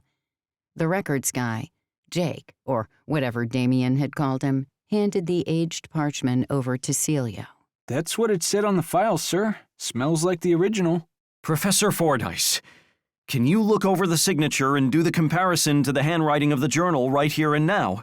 Celio held back a gasp of relief as he took out the journal and passed both items off to the professor. Sitting on the edge of an oak chair, she leaned over the side table, pushing away some yellow-trimmed National Geographic magazines. She combed over both articles, swaying back and forth with scanning eyes and brushing fingertips. Celio stood near her in jittery anticipation, following the flow of her fingertips as she worked her historical magic. He would have watched her until she reached her conclusion if it wasn't for that records guy chewing gum obnoxiously loud. It was ruining the moment for him, and the longer he kept glancing at this Jake figure, the more he seemed familiar. Yes, He had a face that Celio was certain he'd seen, but couldn't quite place. Have you worked here long? Celio asked the records keeper, his gaze flitting between Jake and Professor Fordyce. He didn't want to miss the outcome after all he'd been through to get here. The red-faced man shrugged. A couple of years. Pays the bills, you know. You look familiar. Have you ever worked over at the main state offices? Celio noted the bloodshot ring of veins in the young man's eyes and almost rolled his own. What was it with this town and all these stoners? Just because something was made legal didn't obligate a person to do it. Jake shook his head. Nope, never worked there. I get the look-alike thing a lot, though. I've got one of those faces. He stopped chewing his bubblegum, his expression tightening up. Are you sure we haven't met before? Celio was certain they'd crossed paths, but where was it? Professor Fordyce spoke without raising her head from the documents. You are probably thinking of his father, Professor Ingleton. She flipped one of the journal pages back and forth, looking at both sides. By the by, Jake, you should call the old man once in a while, and not just when you want something. Maybe he would leave me and mine alone if he had someone else to occupy his time.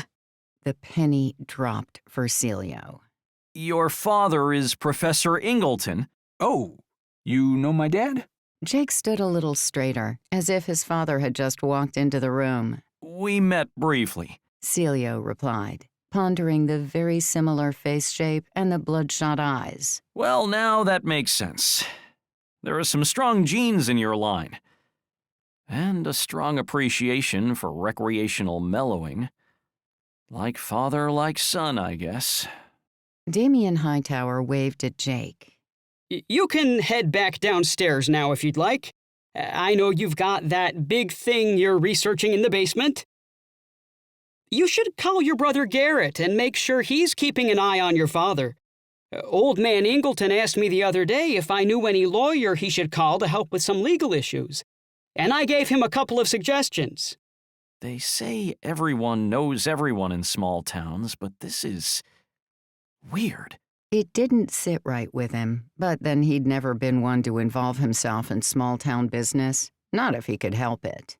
Now he was remembering why he dealt with state matters rather than county quirks. But there was something about all of this that felt off. Maybe he was just too annoyed and tired. That coming vacation was looking better and better. Jake nodded, his fingers pinching the end of his ruddy nose. Thanks, boss. I'll swing by his place on my way home. He hasn't been himself lately, and I know he'd appreciate the company. He went to the door and turned back. Have a good night, everyone. Now that the gum chewer had gone and Damien was busying himself behind his desk, Celio returned his attention to Professor Fordyce's observations. How long would a verification take? An hour? 10 minutes? He edged closer and peered over her shoulder as she moved from deed to journal and back again, turning pages here and there. He thought he wasn't disturbing her, that she hadn't even noticed his approach until she started talking.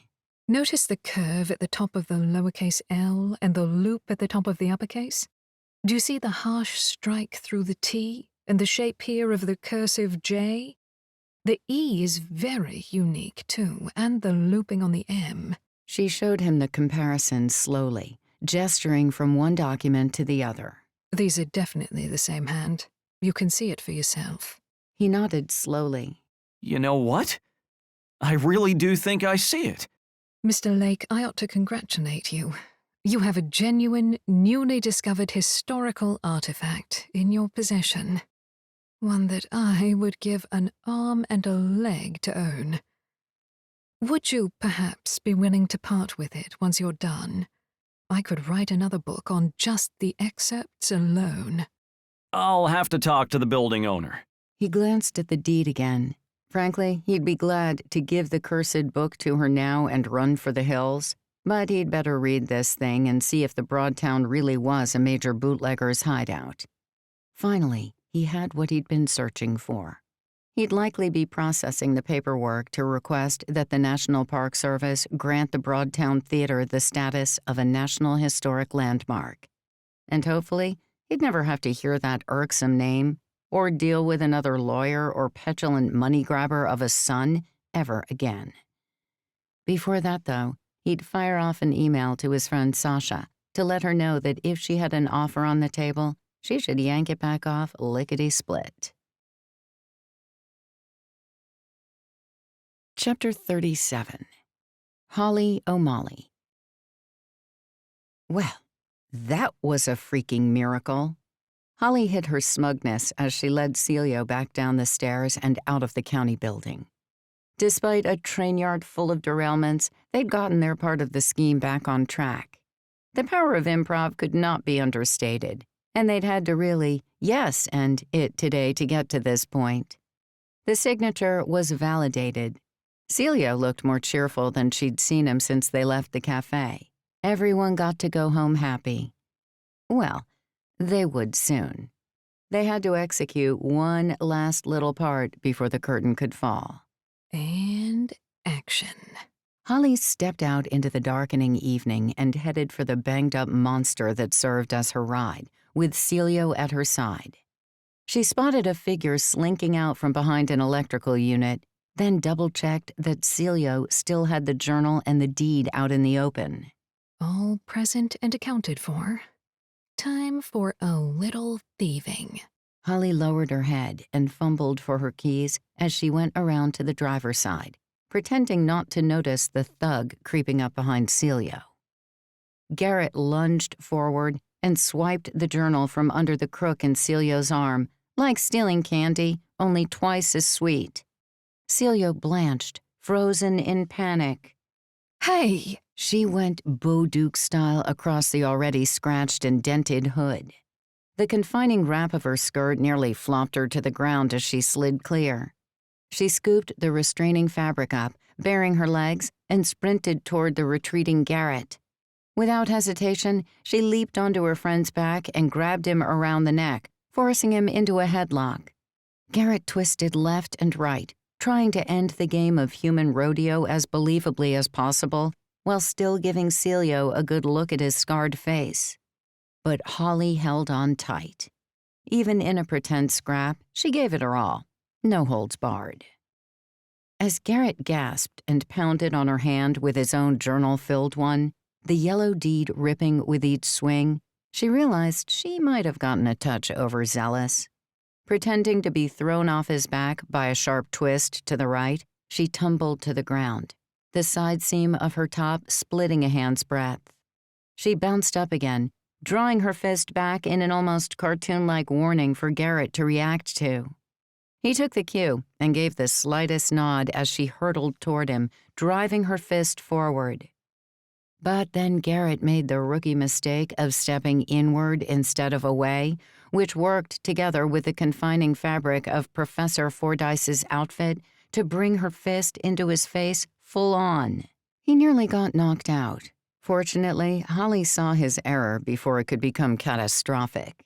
The split second before she landed the punch, she pulled back just enough to avoid a total KO with another shredding of stitchwork in her outfit. But there was no avoiding the impact entirely. He took a solid hit on that Hollywood-chiseled jaw. Damn! He cursed as he stumbled backward. He bounced off a green garbage can and thankfully spun away, turning the move into an all-out run. After all, he needed to get away. If he wound up unconscious, all their good work up to now could go right in the trash. Holly hiked up her skirt and sprinted after him. It was time to put the last piece of evidence into play. She leaped as if to tackle him, but snatched at his back pocket, ripping the Velcro tearaway seam that Zoe had sewn into it. The burner phone he'd stowed there hit the concrete sidewalk with a plasticky clatter. Please don't be broken. Get the hell off me! Thug Garrett yelled, coming to a stop long enough to shove Holly backward. This time, she let him best her. The same concrete that had absorbed the falling phone without care slammed into her backside. She'd probably feel the damage next week and sport a yellow and purple bruise to rival her old high school varsity colors. Garrett scrambled for the phone, and Holly grappled with him. She took an accidental elbow as he tried to keep from loosing hold of the journal and the crumpled deed in his left hand. He got an equally accidental palm to the nose, but they had to make it look good. Stop! A new voice bellowed at them. 30 yards off and closing fast was a police officer in full uniform. Henry had arrived. Garrett sprinted away, the paper deed fluttering with each pump of his arms. He easily outdistanced his friend as Henry pretended to give chase. Holly sighed. So sorry, old man. I hate that there's no way you could actually catch him. In less than a minute, Garrett had vanished. Henry doubled back, panting and wheezing, as only a desk-bound man in his 50s could. He had a real hitch in his step, reminding Holly that there was a reason their stage manager had lost his job with Vice. Henry towered over her, offering her a hand and helping her to her feet. She glanced over to Celio. He stood quite still, his gaze darting between the cop and the distant buildings Garrett had run through. Holly frowned at him. Where was his cell phone? Why wasn't it against his ear? Apparently, Celio hadn't even thought to call the police, let alone help her to her feet. Sure, they had counted on him not wanting to get physically involved in the tussle, but honestly, would it have hurt him to at least dial the cops? Not that it mattered. The cell phone jammer Henry said he was bringing with him from the police unit for hostage situations would have been a blanket that protected them from real police involvement. Still, a small attempt at chivalry would have been nice. She pinched the bigger of the two rips of her top together with one hand as Henry stooped over again, his hands on his hips, still wheezing. Only after he had collected himself did he look up at them. Celio had finally gotten into enough motion to make it to the same patch of sidewalk she had tumbled across. I'd have caught that guy 10 years and 30 pounds ago. You two all right? Yes. All thanks to her. Celio stared at Holly as though she'd walked straight out of the frame of a comic book, all snazzy cuffs and golden whip and sexy boots that no one could practically run in. All his earlier frustration with her seemed to have been beaten out of him when he had seen her fists in action.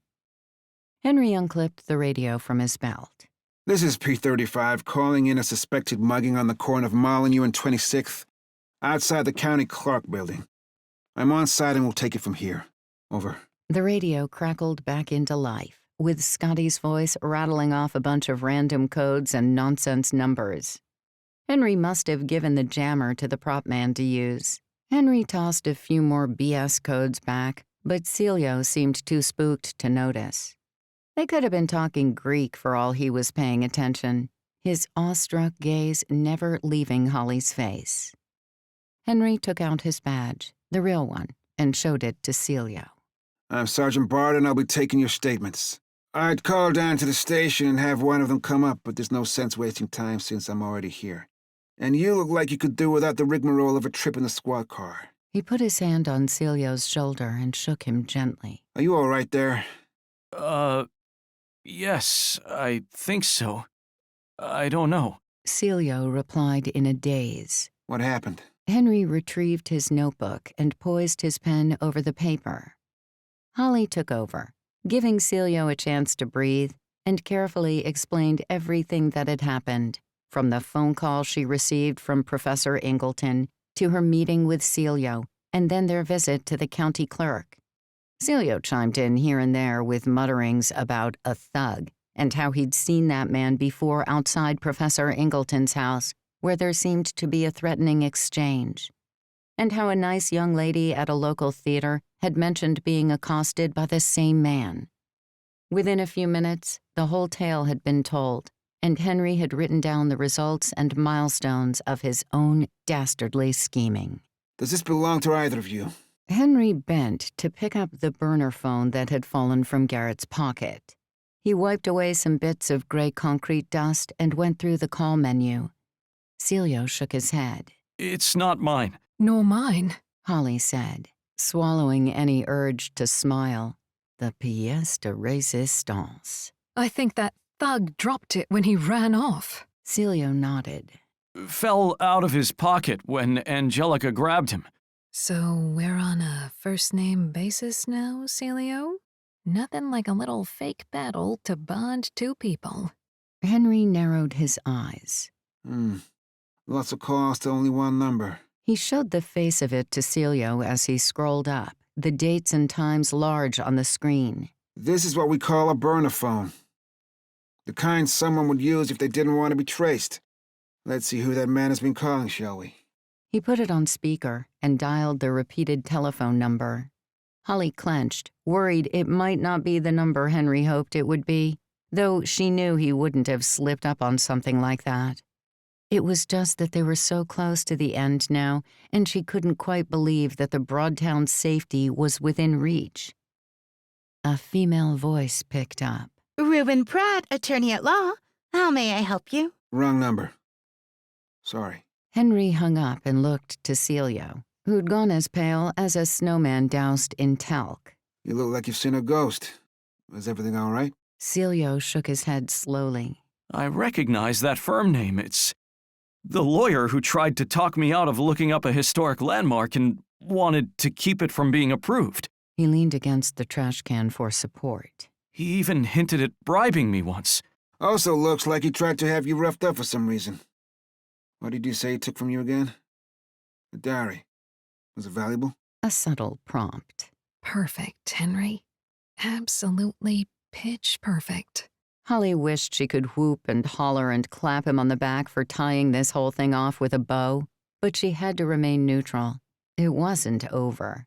There was still one big thing left, and plenty of time for things to implode again.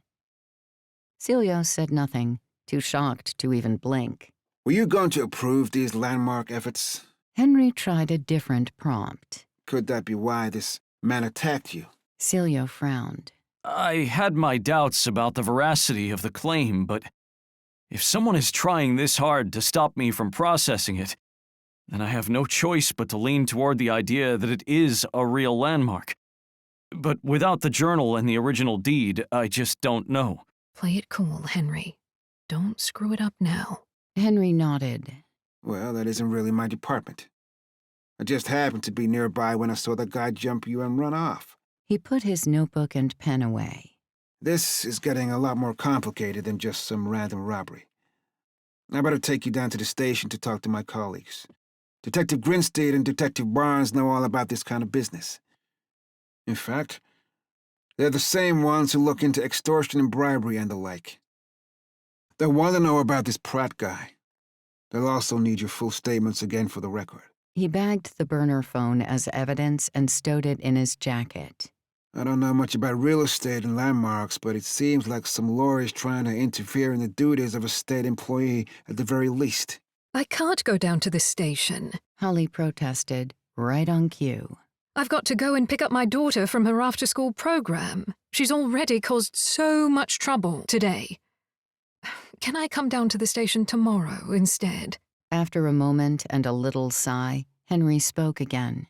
As long as you show up within 48 hours, I should be fine. He glanced back at Celio. Did you come in your own car? Or do you need a ride? I left my car outside the Jumping Bean Cafe. Celio sounded out of it. His shoulders slumped. Okay, then.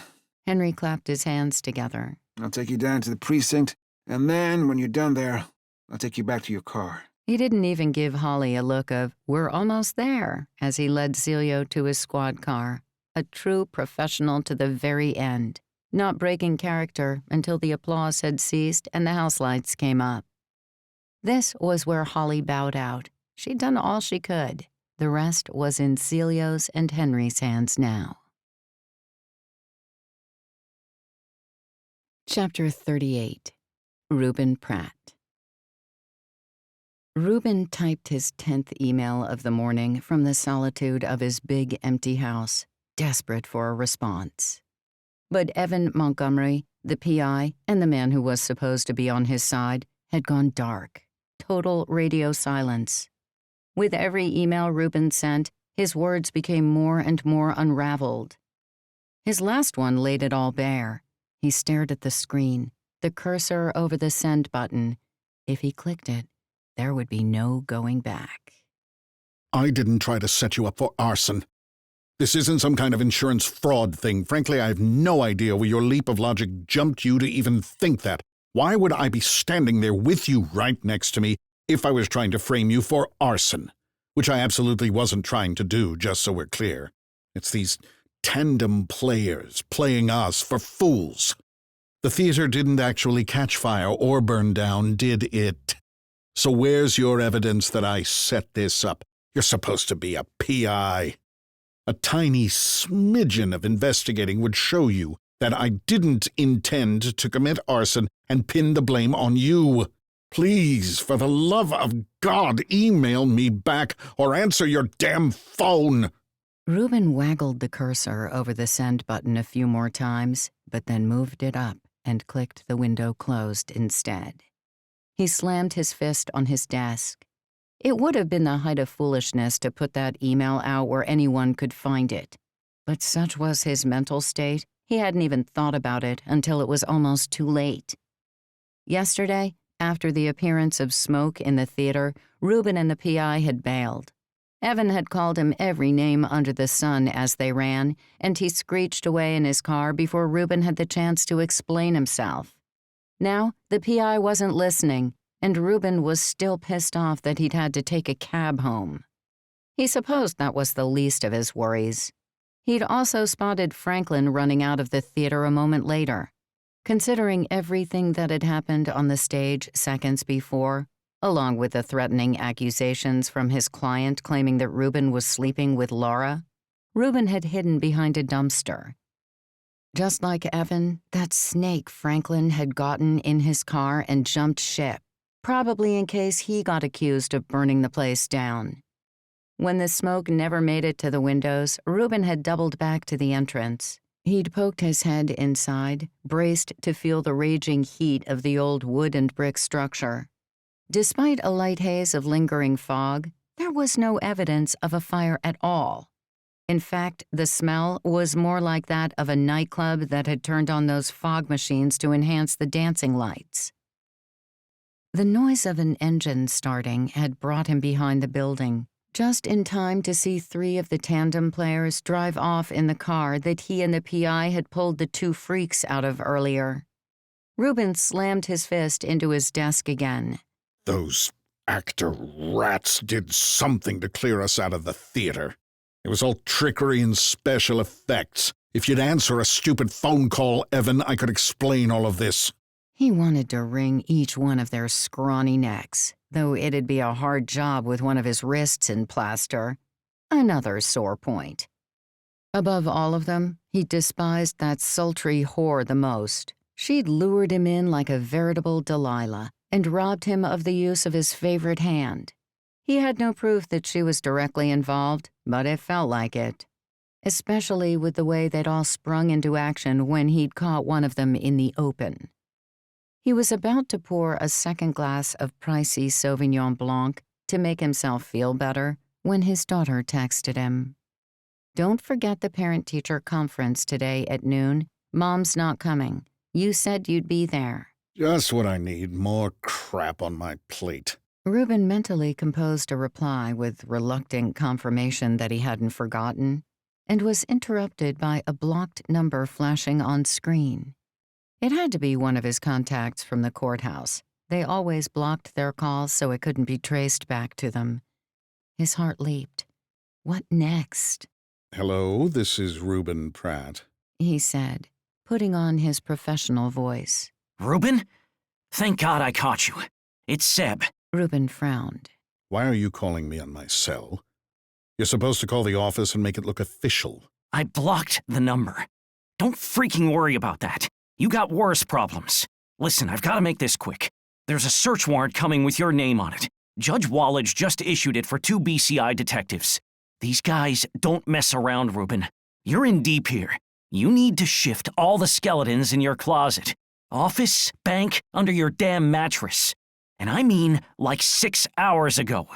At least Reuben still had 1 or 2 good friends.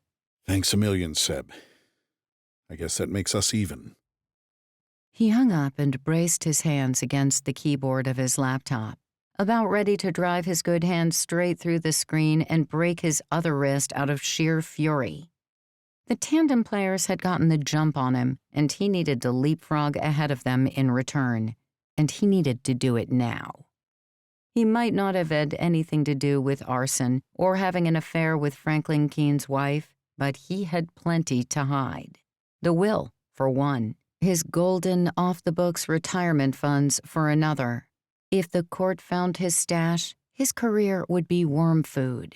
You can still get out of this, Reuben, He told himself, like a frantic self-help guru. Stay sane. There's time. You can go straight to Sasha and cash in on the deal, undercut the original price and make it snappy. You just need to get rid of the other will, and nobody ever needs to know about it. He got up and started pacing, dragging a hand through his hair. No, that wouldn't work. He needed the other will to keep Laura in check, because she might try to snake it all out from under him. That'd be just like her. She probably set all of this up. But that will was going to be his insurance, not only for the deal, but if things really spiraled. Things always could get worse, right?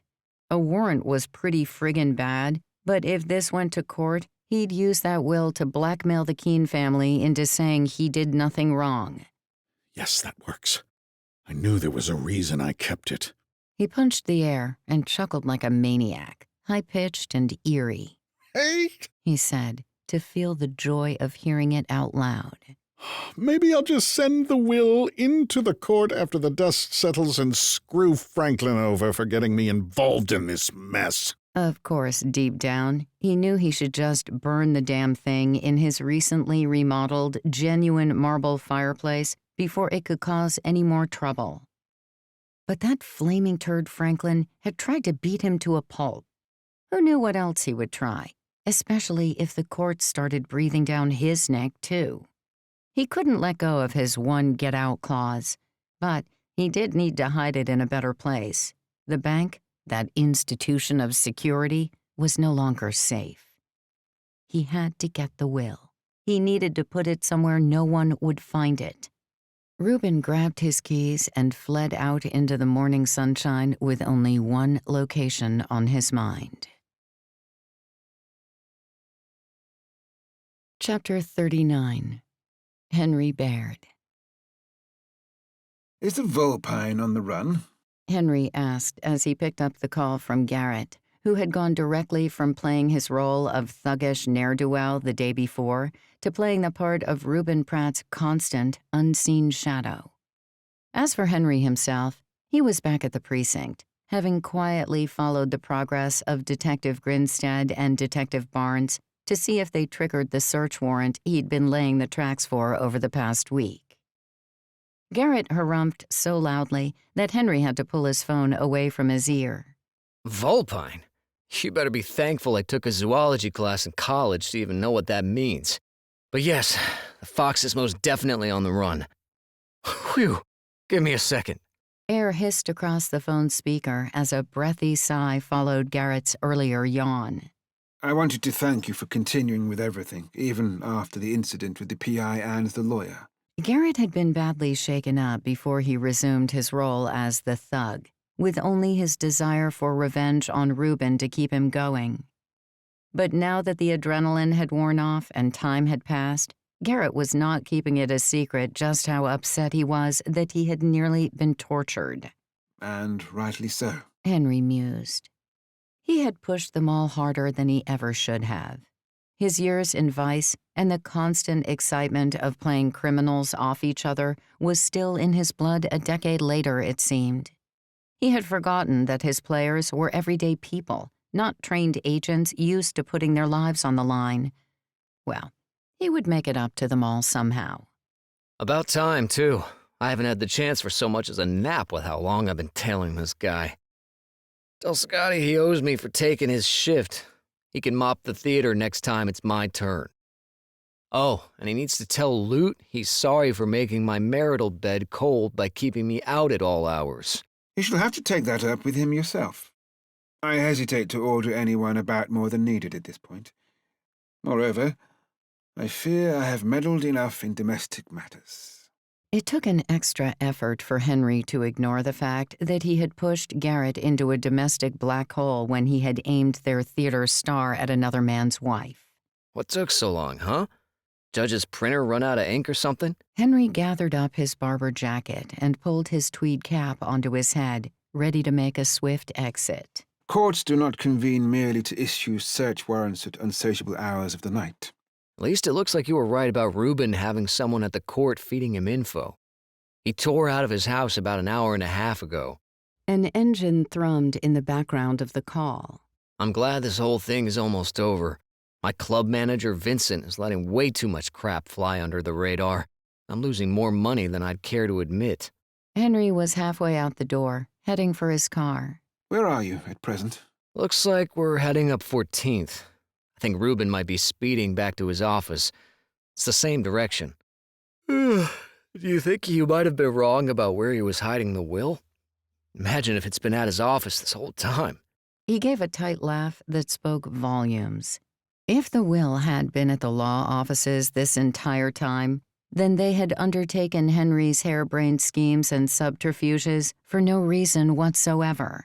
I cannot be mistaken, can I? Henry shook off his doubts. After decades in the police force and working in vice, there was nothing he knew as well as people.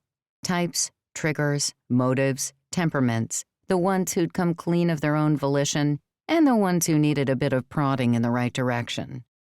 Mr. Pratt was more than a typical underhanded little blighter. He was also an educated man who considered every potential outcome. There was no way he would have hidden the will in plain sight. If he was going to the office, he would be going to fetch a key that would lead to the will, or to shred incriminating evidence. No, I am assured in my convictions regarding that rogue, Henry said as he opened his car door and got into the driver's seat, trying to ignore the throb in his knee. Damn him for thinking he could sprint after Garrett to sell the moment to Celio. Foolish pride. Thy name is Henry. Did you say something? Forgive me. That was not for you. Where did Mr. Pratt go when the subpoena warning went through earlier? To a bank halfway across town. I think it might be the same branch on that statement Lute mentioned you took from his house when you two broke in. Garrett spoke in a rushed, hurried tone, as though he were having trouble doing two things at once. A horn blew through the speaker, and Garrett cursed at someone. Another voice screamed back, and Garrett doubled down, questioning the man's paternal heritage. Sorry, Henry. Like I was saying, he stopped at that bank. Then he went on to his daughter's school right after. I figure he was going to take her to an early lunch or something, but he went inside with her instead. He drove off like 20 minutes later, and I've been on him since. Henry smiled as he put the car into first. An automatic was something he would never drive, regardless of how long he had been in this country or how bad his knee became. They were glorified golf buggies as far as he was concerned. I have splendid news for you, Garrett. You do? Was that more exhaustion or plain dubiousness Henry was hearing? Your days of tailing Mr. Pratt have come to their conclusion. Bravo, sir. Bravo. Henry screeched out of the precinct parking lot. Retrace your journey and rendezvous with us at the school. I now know where the will shall be secreted away next. You old dog, Mr. Pratt. I did not think even you would stoop so low. Henry found a classical music station and let the sound of angsty strings wash over him. Actually, no. Bottom feeders such as the lawyer would always drag themselves and those around them to the very dregs of the barrel. One quick side trip to the school in the late afternoon, plus a quick flash of his badge to the security on duty, and Henry was given a list of all the student lockers. He left the guard immediately after telling him he would return in the morning to discuss something with the principal about suspected stolen goods being held in one of the students' lockers. But he had come back an hour later with the whole Tandem Players crew while the school watched a Friday night game at their small stadium out back. No one walked the halls as they searched for the locker belonging to one Miss Abigail Corinne Pratt. Holly, Garrett, Lute, Scotty, Zoe, and Henry himself stared at the metal plaque mounted to the top of the narrow steel locker. Number 318. Would it be their lucky number? Back in his Tower Hamlets comprehensive school, there'd been no such thing as lockers. Indeed, it wasn't the done thing in England at all. They went for more of a pack-horse approach. Carry everything you'll need in the one bag and pray you remembered it all. All part of old-fashioned character building, like rancid showers that no one used, bleak prefab 60s exteriors, gelatinous custard, and a graffitied spot where smokers congregated for their sly lunchtime Benson and Hedges. Honestly, this school was luxurious compared to the one he'd attended. It had its own gymnasium that didn't double as a dinner hall for one. What's with this building being open this late? It's like 6 o'clock or something, isn't it? Scotty shoved his hands in his pockets, evidently still feeling some remorse about his part in the proceedings. What he was not doing was smoking. There was no smell of the sour stuff about his person, and his eyes were clear as they scanned the hallway around them. It had taken a while to put the whole group together, considering their various work and school schedules, but Henry had been confident the goods would stay in the locker for at least one night. Otherwise, he would have asked the guard to open it up when he first came by. But that would have made problems of another sort. The principal and the student both had to be present for a locker inspection. What he was hoping to find needed to be searched for by his crew alone. There is a match afoot in the school stadium pertaining to your bastardized version of rugby. How it can be referred to as football when the ball rarely touches the foot is quite beyond me. Arm egg might be more appropriate. Henry pointed toward a banner that said, "Go Tigers, pluck the Cardinals." Anyway, that is beside the point. This is where our revels are ended, my friends. Holly frowned. She was back in her normal garb of a comfortable cotton shirt and well-loved jeans. There was little doubt she'd not be wearing the professor costume again, unless in dire need. Of all the players, she spent the least amount of time at the theater, so it was no wonder she looked confused about why they were here. Not that Henry had told a single one of them the whole plan from front to back. She yanked her ponytail tighter and jerked on her scrunchie in annoyance as she finally spoke up. Did we do all of this risky stuff? Forgeries, cons, disguises, just to get a freaking subpoena to search his house and office? If that was your plan, Henry, then you've led us on an insane goose chase. We could have done one sting to get enough evidence for a damned search warrant. Tension bristled through the Tandem Players. For the slightest moment, Henry felt his authority slip. They were all glancing at him with wariness in their eyes, as though he had betrayed their trust. Given the events that had led up to this moment, he had. Be at peace, friends. We have come to this final denouement in a rather roundabout fashion, but not in futility. He braced for the final plot twist. We grafted without pause these last few days, so that Mr. Pratt would move the will from the lone place that we did not fare even the remotest chance of breaking into or searching, his safety deposit box. That is why he made a detour this afternoon to a bank where he does not keep any money. Holly cocked her head to one side. How did you swing that into the warrant? Did you actually know he had a safety deposit box, or were you just hoping he did? I had a very respectable inkling after searching his home with loot and finding a yearly payment amongst his financial paraphernalia that implied the existence of a safety deposit box. As for how I encouraged Detective Barnes, my colleague over in BCI, to include that addendum in the warrant, it was merely a matter of choosing careful words to seed the idea. Under his own steam, Barnes suggested that he ought to include the bank in the warrant application. Lute stifled a yawn. He looked as exhausted as Garrett did. Henry would make it up to both men as soon as their lives returned to normal.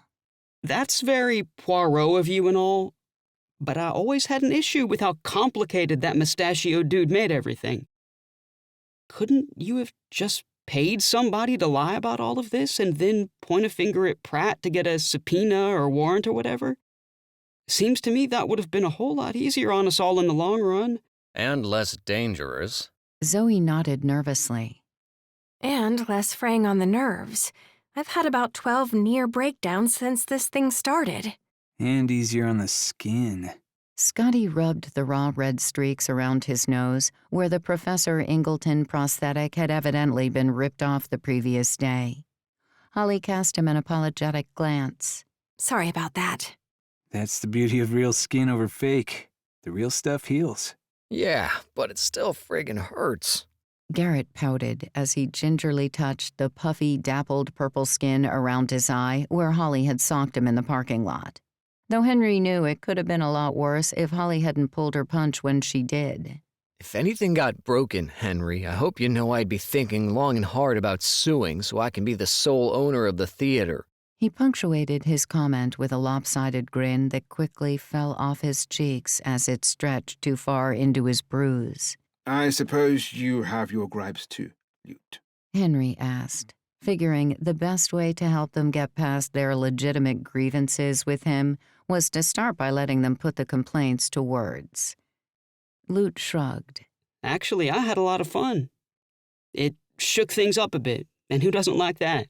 Really? Garrett arched an eyebrow. Even after I got kidnapped? I didn't like that part, no. And after all the jealousy you went through? That wasn't too much fun either. What about the fact that you barely saw me over the past week as I had to chase that idiot around and monitor him all the time? Okay, I changed my mind. I hated it too. Now where were we? You asked if it would have been easier to pay someone to lie. Henry had been expecting someone to ask and had the answer already waiting. If one, or even two individuals were to waltz into the precinct and spout vitriol about a crooked lawyer trying to extort money or conceal a will that no one has seen, I might add, they would have been ignored. If an official from the State Historic Preservation Office claims there is something untoward afoot, you best believe it will draw the eye of my precinct comrades. It is immediate validation. Without Mr. Lake, it would have become a tennis match of he said, they said, which we might not have won. In addition, I wanted Mr. Lake to persuade Sasha that something underhanded was taking place. Zoe saw the woman's name appear often in Mr. Lake's inbox. Being her close acquaintance, he was the sweetener. He was the one who could make her believe that purchasing the Broadtown was a bad business investment. It could not be done without his involvement. If Mr. Lake began to behave as though there was something to this landmark tale, then she would believe it by proxy and would pull her investment. It also meant that she would not aid Mr. Pratt financially or otherwise during our exploits. But why did you think Reuben would move the will instead of destroying it? I know what I'd do with a steaming pile of incriminating evidence.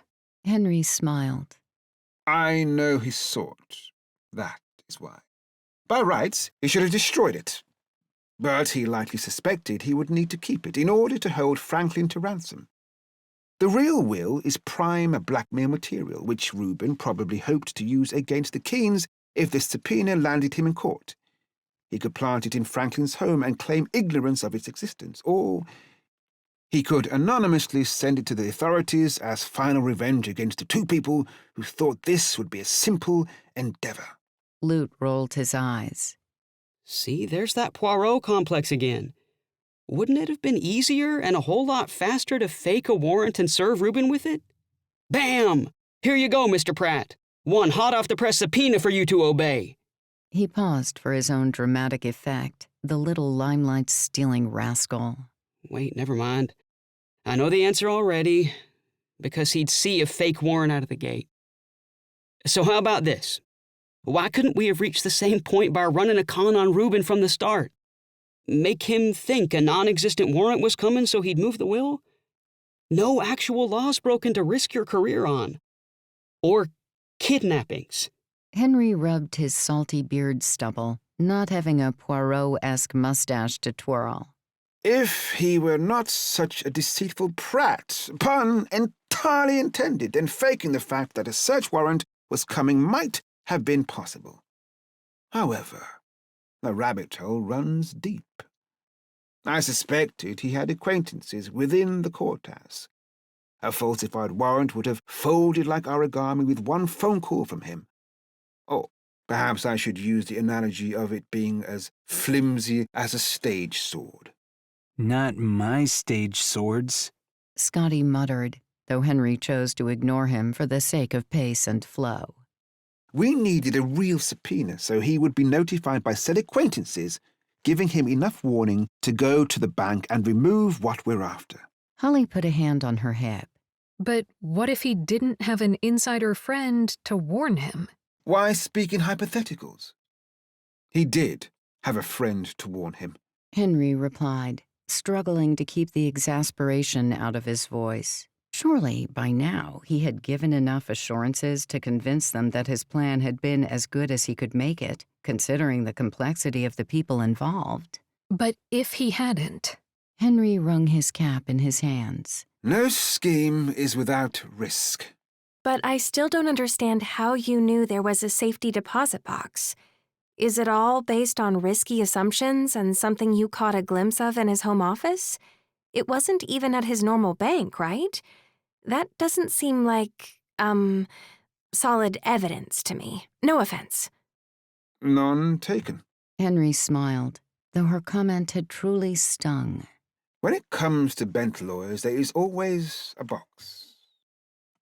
A hidey hole that no one is aware of for under-the-table earnings and whatnot.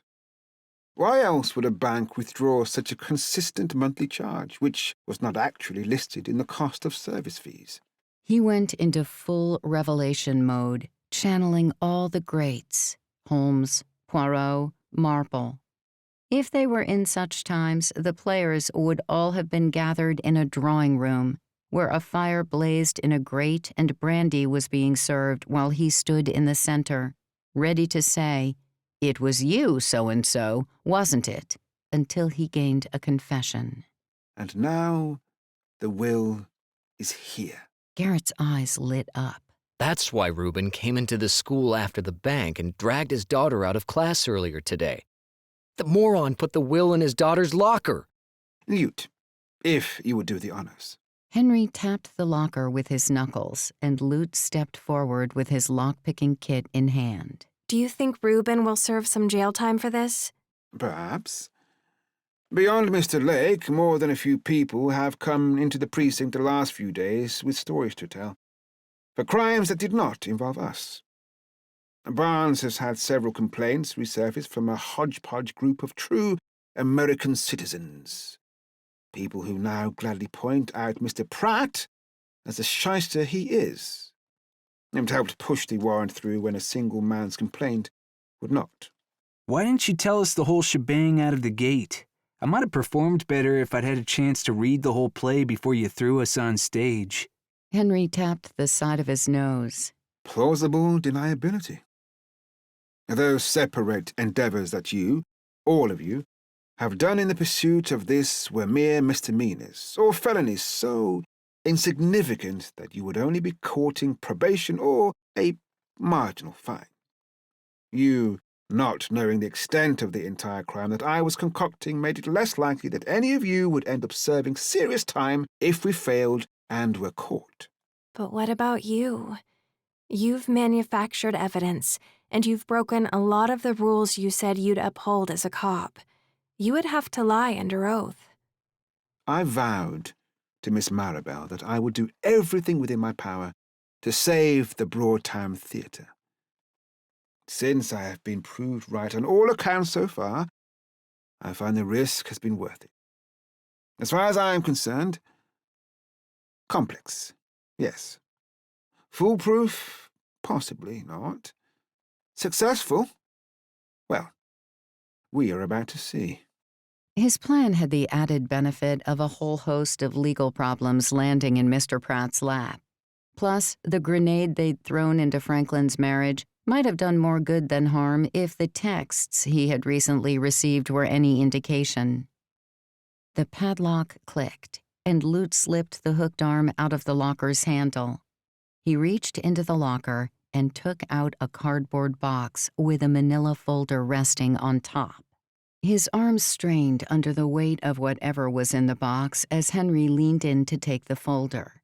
He opened it, picked up the top document, and showed it to the others. There, in plain and simple black and white, was Miss Maribel's updated will from a year earlier.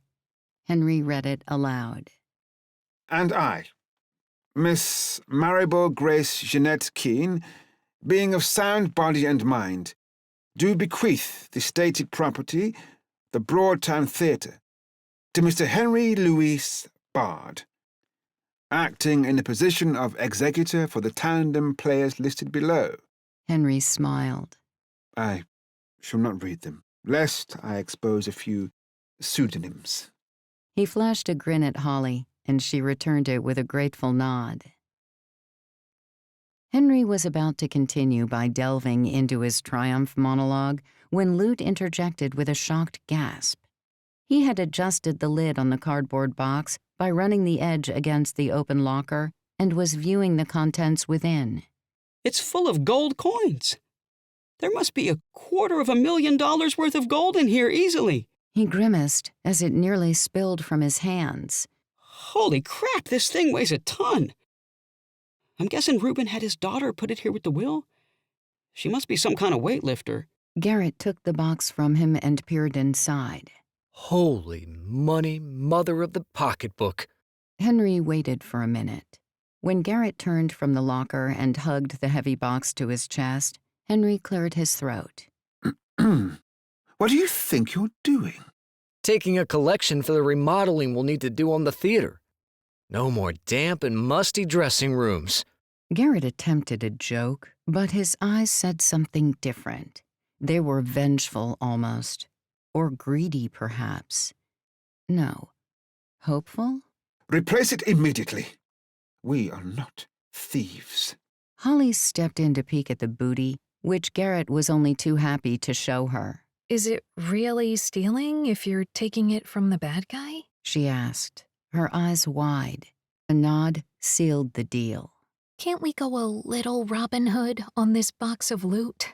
Across the group spread a look of hunger that money could set to gnawing in even the most honorable person's belly. Yes, he is the villain of the piece, and he's going to end up in fathoms so deep he will be bailing for decades to come. But he is also a father with a 16-year-old daughter and at least one ex-wife who is a nurse working in the children's cancer wing at the hospital. I would leave something for them when Reuben is eventually put behind bars. Lute seemed to make the decisive call and took back the box of gold coins. Before anyone could argue, he heaved it into the top part of the locker and closed the door, sliding the lock home. Why are they even in here? Likely they are undeclared payments received for work Reuben does not regularly advertise. He would not have wanted these coins seen when the warrant for the bank deposit came down the pike. Maybe we could just... Garrett touched the locker door lightly for a second. We've got the theater now, Lute declared before Henry could respond. I think we can call that even. Henry smiled at him. As to that, I have a lawyer waiting. One of actual trust and worth. Let us take our hard-won treasure to her immediately and see the Broadtown restored to us. Just as Miss Maribel wanted. As Henry turned to head out of the school and back to his car, he thought of their former matriarch. Was she smiling down on them? If she could have seen all of this, he knew she would be cackling and clapping vigorously from her heavenly box, delighted that the play had not ended in tragedy. She had always preferred the shows with happy endings, and Henry was glad he had managed to give her one last act that would honor her legacy. Epilogue. Henry Baird. A few weeks later, Henry found himself watching from the wings of their cherished Broadtown Theater as the Tandem Players delved into their Saturday performance of Romeo and Juliet. Lute and Zoe had the starring roles, and Henry observed them with blurry, tearful eyes as the play came to its bitter conclusion. The apothecary's drugs had been quick, and with a kiss, Romeo was gone. Juliet was about to wake, and Henry could hardly bear to watch, for he'd never seen a Juliet as heartbreaking as Zoe's. The audience held their breath as she stirred, though it was more of a whispered gasp, considering how few patrons were present. As it had been for years, the house was near empty. A random audience member could have stood and swung a broom around them in a wide arc and not come close to hitting another person. Though Henry had to admit, it might have knocked some dust into the air.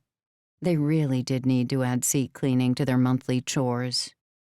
The spattering of people who were risking the dusty chairs were mostly season ticket holders, of which neither Barnes nor Grinstead had elected to become, despite the fresh passes Henry had snuck into their in-trays earlier.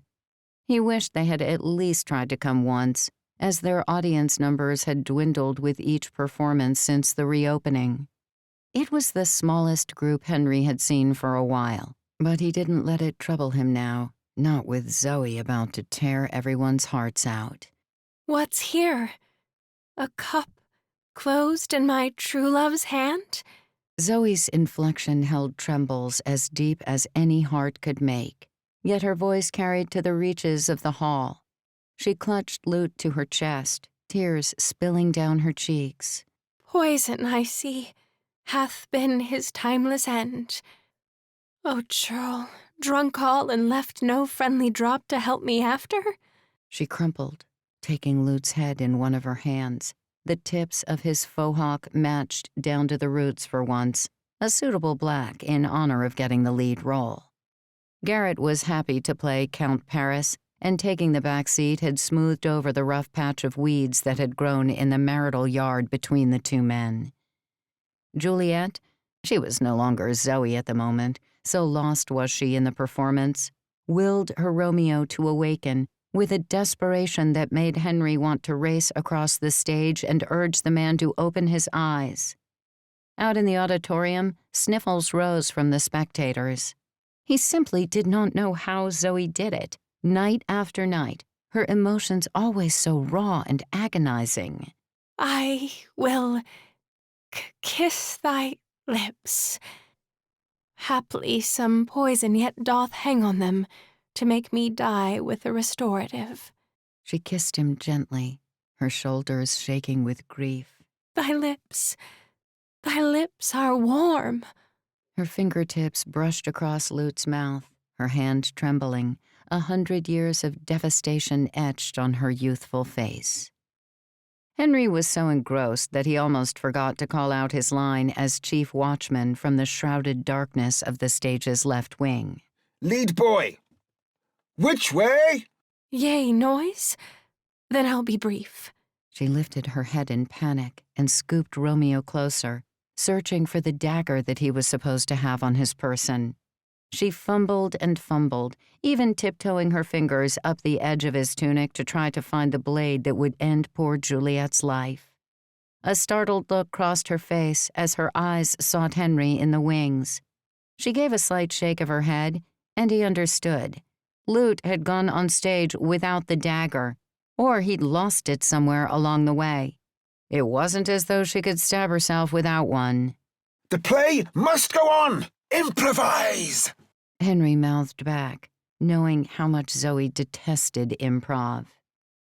She turned back to Lute and resumed her hapless fumbling about his body. Lute shifted in her lap as her hand explored a little too deeply. She took a deep breath as she snapped her fingers back from the edge of his tunic. She recovered immediately, pretending she had pulled out a blade, her hand twisted in such a way that she could conceal from the audience that there wasn't a dagger. Positioning her sneaky hands against her chest, she spoke her final lines. Oh, happy dagger, this is thy sheath.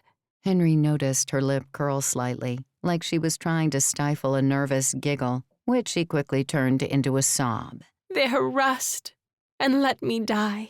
Her hands jolted against her chest as she managed to scrape a killer performance back from the brink of hilarity. She dropped her hand quickly, her empty palm in the skirt of her dress. Covering her chest, where the blood gag was supposed to seep from the tip of the dagger, she coughed and spluttered, her eyes bulging until, with one painful, rasping breath, she collapsed on top of her Romeo. They lay in what must have been painfully awkward positions, reminding Henry that he would never be able to play such roles anymore. Everyone gathered on stage to take on the multiple roles of the Watchman, the Montagues, the Capulets, Balthazar, Friar Lawrence, and Paris. Henry went on to play his part of Lord Montague, sweeping his voice into the small crowd, ramping up to the final words. For never was a story of more woe than this of Juliet and her Romeo. He noticed Garrett slide a dagger under Zoe's hand. Applause swelled, or bloated a bit at least, as the Tandem Players stood forward to take their bows. Lute and Zoe cast each other an amused smirk, and she discreetly waved the newly given dagger at him as they accepted their solo ovations. The thinness of the crowd let Henry pick out a familiar face in the front row. Celio. Henry froze mid-bow, half expecting the man to come charging up on the stage. The two men looked at each other, the small audience dispersing behind the state official. The rest of the Tandem Players were already heading backstage, not noticing that their stage manager was still staring into the crowd. Quite the performance, Celio said up to the stage. I was riveted. In his entire decades-long career in theater, Henry had never lost a line on stage, but he found himself without words. He stood silently, frozen, as the thick curtains flanking him swept in from the sides and the red velvet slid down overhead, making an ever slowly decreasing gap. Celio spoke again. I especially liked the part about Juliet tricking everyone with that potion. Quite the little con. Of course, I'm surprised you didn't perform the sting instead. I would think that was more your troupe's speed. Henry stepped through the narrow gap as the curtains met in the middle of the stage, the undertone of the words breaking his paralyzed thoughts. The adaptation they wrote from the movie does not play near as well as the show itself. Alas, I would never seek to upstage the incomparable Paul Newman. Naturally. Henry's hands came to his hips. The stockings underneath his costume rubbed his legs as he rocked back on his heels. What brings you to our theatre other than this show? More importantly, are you alone, or should I expect the arrival of more companions? Perhaps some uniformed ones as well? Oh no, there's no one else coming. It's just me tonight. Surely you did not venture all the way to our little town this evening merely to take in a show, though I will say we are well worth travelling for. I've got my reasons. The man paused, obviously enjoying the moment and the position he held over the actor. And it wasn't to watch the tragedy that just unfolded up there on the stage. Henry hoped he was speaking of the fact that Romeo and Juliet was a tragedy, not that their performance was, but he did not comment. He knew his role in the moment was to let the man have his. Celio had, no doubt, pieced the whole thing together. Easy enough given the flaws created as the Tandem Players were forced to improvise the plan as they went. Not to mention the time that had elapsed since Celio's unwilling role in their play for the Broadtown. Indeed, there had been plenty of flaws and time for the man to work out what had actually happened. I'm here to ask for a souvenir. He had Henry's full, albeit confused, attention. The book that the thug who attacked Professor Fordyce stole. Do you still have it? Celio finger-quoted the air as he said Garrett's role and Holly's alias. Unfortunately, yes. My prop man refuses to throw anything away, even when I tell him it may not be wise to have such corroborative things lying about. But you know artists, they do not often think logically. You asked what I'm here for. That's it. He tilted his head, and a playful smirk touched his lips. And if your little crew wanted to scrawl their signatures on the inside cover, I wouldn't mind. That is asking quite a lot. I would not want to see any of my people in trouble. Celio shrugged in disappointment, but didn't push past it. Well, it was just a thought. Tell your people I understand what they were doing and why. Though I don't condone how they did it. I'm not holding any grudges about it all. He turned away from the stage. Mr. Lake? Henry called out after the smallest of hesitations. The younger man stopped halfway up the aisle. Why not pop your head in the front office on your way out and ask about season tickets? The house, of course. It'd be nice to see you in the crowd regularly. Maybe even the whole rest of the year. We throw quite the renowned Christmas party here. If you happen to attend, I'm sure I can forestall Santa as he sneaks through and makes certain he drops off a gift of something other than coal for you. Celio grinned and gave him a small nod. Who should I ask for at the front?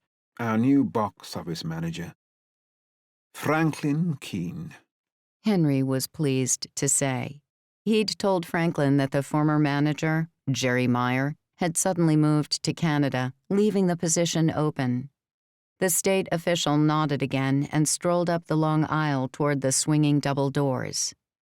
Henry found the crew waiting in the wings, still chatting about the performance, oblivious as to what had occurred on the other side of the thick curtains. Zoe was trapped in a bout of giggles. Holy crap, Lute.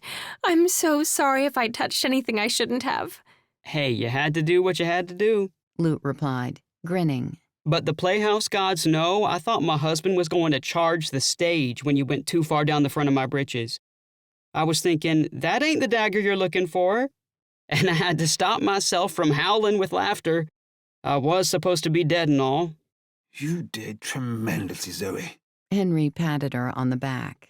I knew you would come up with something, and I do not believe that anyone was the wiser. Garrett snuck up between Lute and Zoe and slung an arm around their shoulders. If you'd kept looking, you might have come up with a sword, not a dagger. Lute jabbed him playfully in the ribs. Flatterer. What? Can't a man compliment his husband? Garrett protested, looking to Zoe. Sorry about that, by the way. I was supposed to hand it to the old ball and chain before he went on stage, but I left it on the prop table.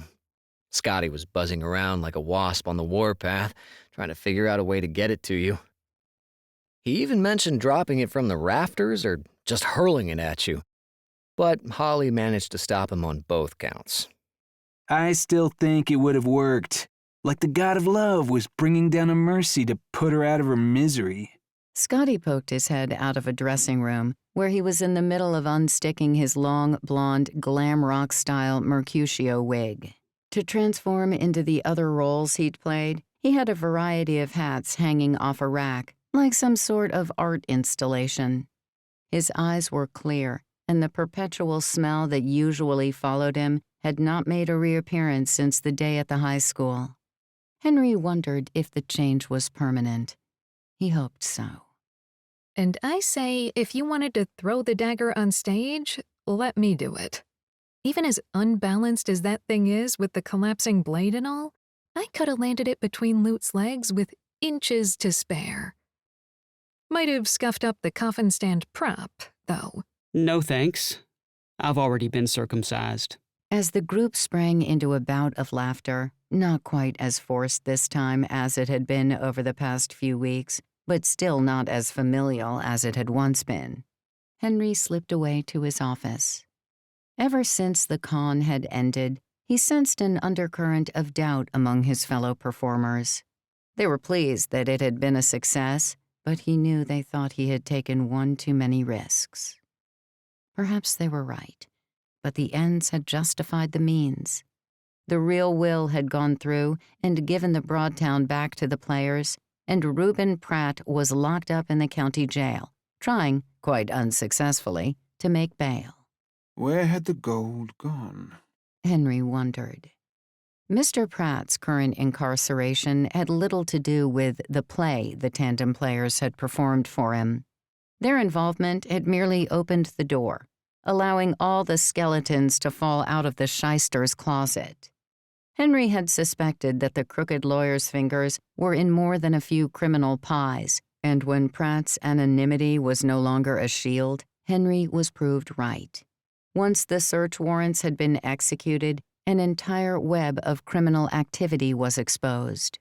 The evidence that started the ball rolling, a certain concrete-chipped burner phone, had disappeared from the lockup 2 nights after Mr. Pratt's arrest. But those things happened. There was some worry, at least privately commented on among the BCI members near the water cooler, that no one at the station could find hide nor hair of the thug that Celia Lake had described during his deposition, or a Professor Ingleton, or a Professor Fordyce for that matter. Even the county clerk, whom Celia swore was not the right Damien Hightower, and had to show his ID before Celia would believe it, had no idea about anything related to the Broadtown Theater when Detective Barnes brought him in for his statement and the state official had come back for follow-up questions. Henry suspected that might have been the breaking moment for Celia. All the hints and clues that had probably been bothering the state official had clicked into place, not because of what was there, but by what was missing in the end. Still, the loss of evidence and the evaporation of Mr. Pratt's criminal cohort didn't matter. The lawyer would end up walking on the charge of extortion and bribery in conjunction with the Broadtown Theater, but the 100 other criminal enterprises he had been involved in were not going to go away as easily. If Pratt managed to get all the evidence thrown out, fruit from a poisonous tree and all that, the damage was done, and he was certain to be disbarred. The dozens of clients, such as the owners of the Spinner's Laundrette and the Mad Mex food truck who had come forward with stories of extortion and blackmail, would see to that. The Broadtown would never be a historic landmark, and that was fine with Henry. If they had lied their way into it, he would never have felt clean. Sure, historic status would have helped ticket sales, but the cost would have been the last shred of his integrity. No, it was a good thing he had made the evidence disappear. He had felt relieved as he had broken the burner phone into 1,000 pieces. He had been unable to wrest the book from Scotty's possession at the time, but maybe he would release it once Celio had proved he was the good sport he claimed to be. So, Henry had not minded receiving the email from Celio declining the application a month ago. Looking back on the strange wording of that email, Henry should have known that the man had figured it out even then. He chuckled and shook his head. Surely that was Miss Maribel's influence from heaven. The other culprits involved in trying to take the theater from the players had fared better than Reuben, but not greatly so. Sasha Dudek, the investor, had managed to get off with a slap on the wrist. Franklin was divorcing Laura, which was punishment enough for her, as far as the players were concerned. I just need to let the dust settle a while longer, he told himself as he sat at his desk and sorted through his theater-in tray. And avoid being seen at the precinct as much as possible, lest one of the other witnesses, one that is not as forgiving as Celia, put 2 and 2 together. A particular letter caught Henry's eye, probably mail Zoe had picked up earlier in the day as she returned to her place in the basement. He had brought in a nice mattress from his house as a show of permission for her continued living on the premises without Zoe having to embarrass herself by asking. The 3 unmistakable letters at the top of the envelope sent a cold dread through Henry, the bold red ink heralding a warning for whatever lay inside. IRS.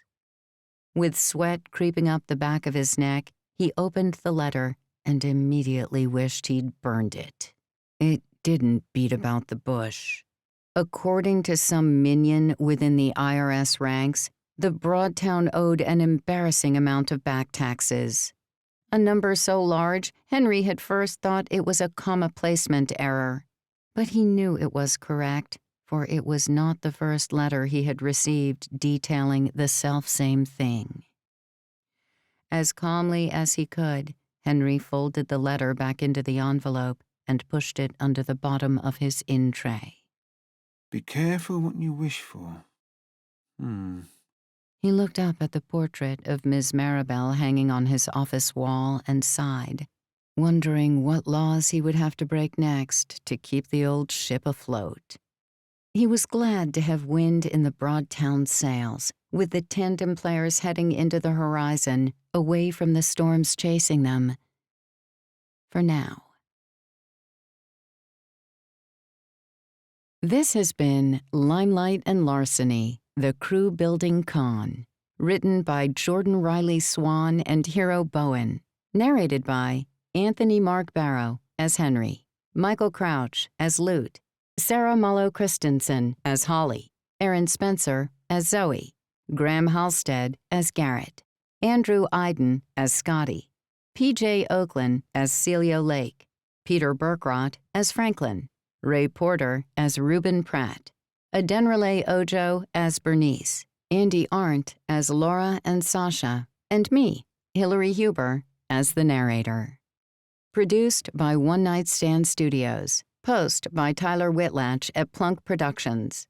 Text copyright 2021 by Jordan Riley Swan and Hero Bowen. Production copyright 2021 by Jordan Riley Swan and Hero Bowen.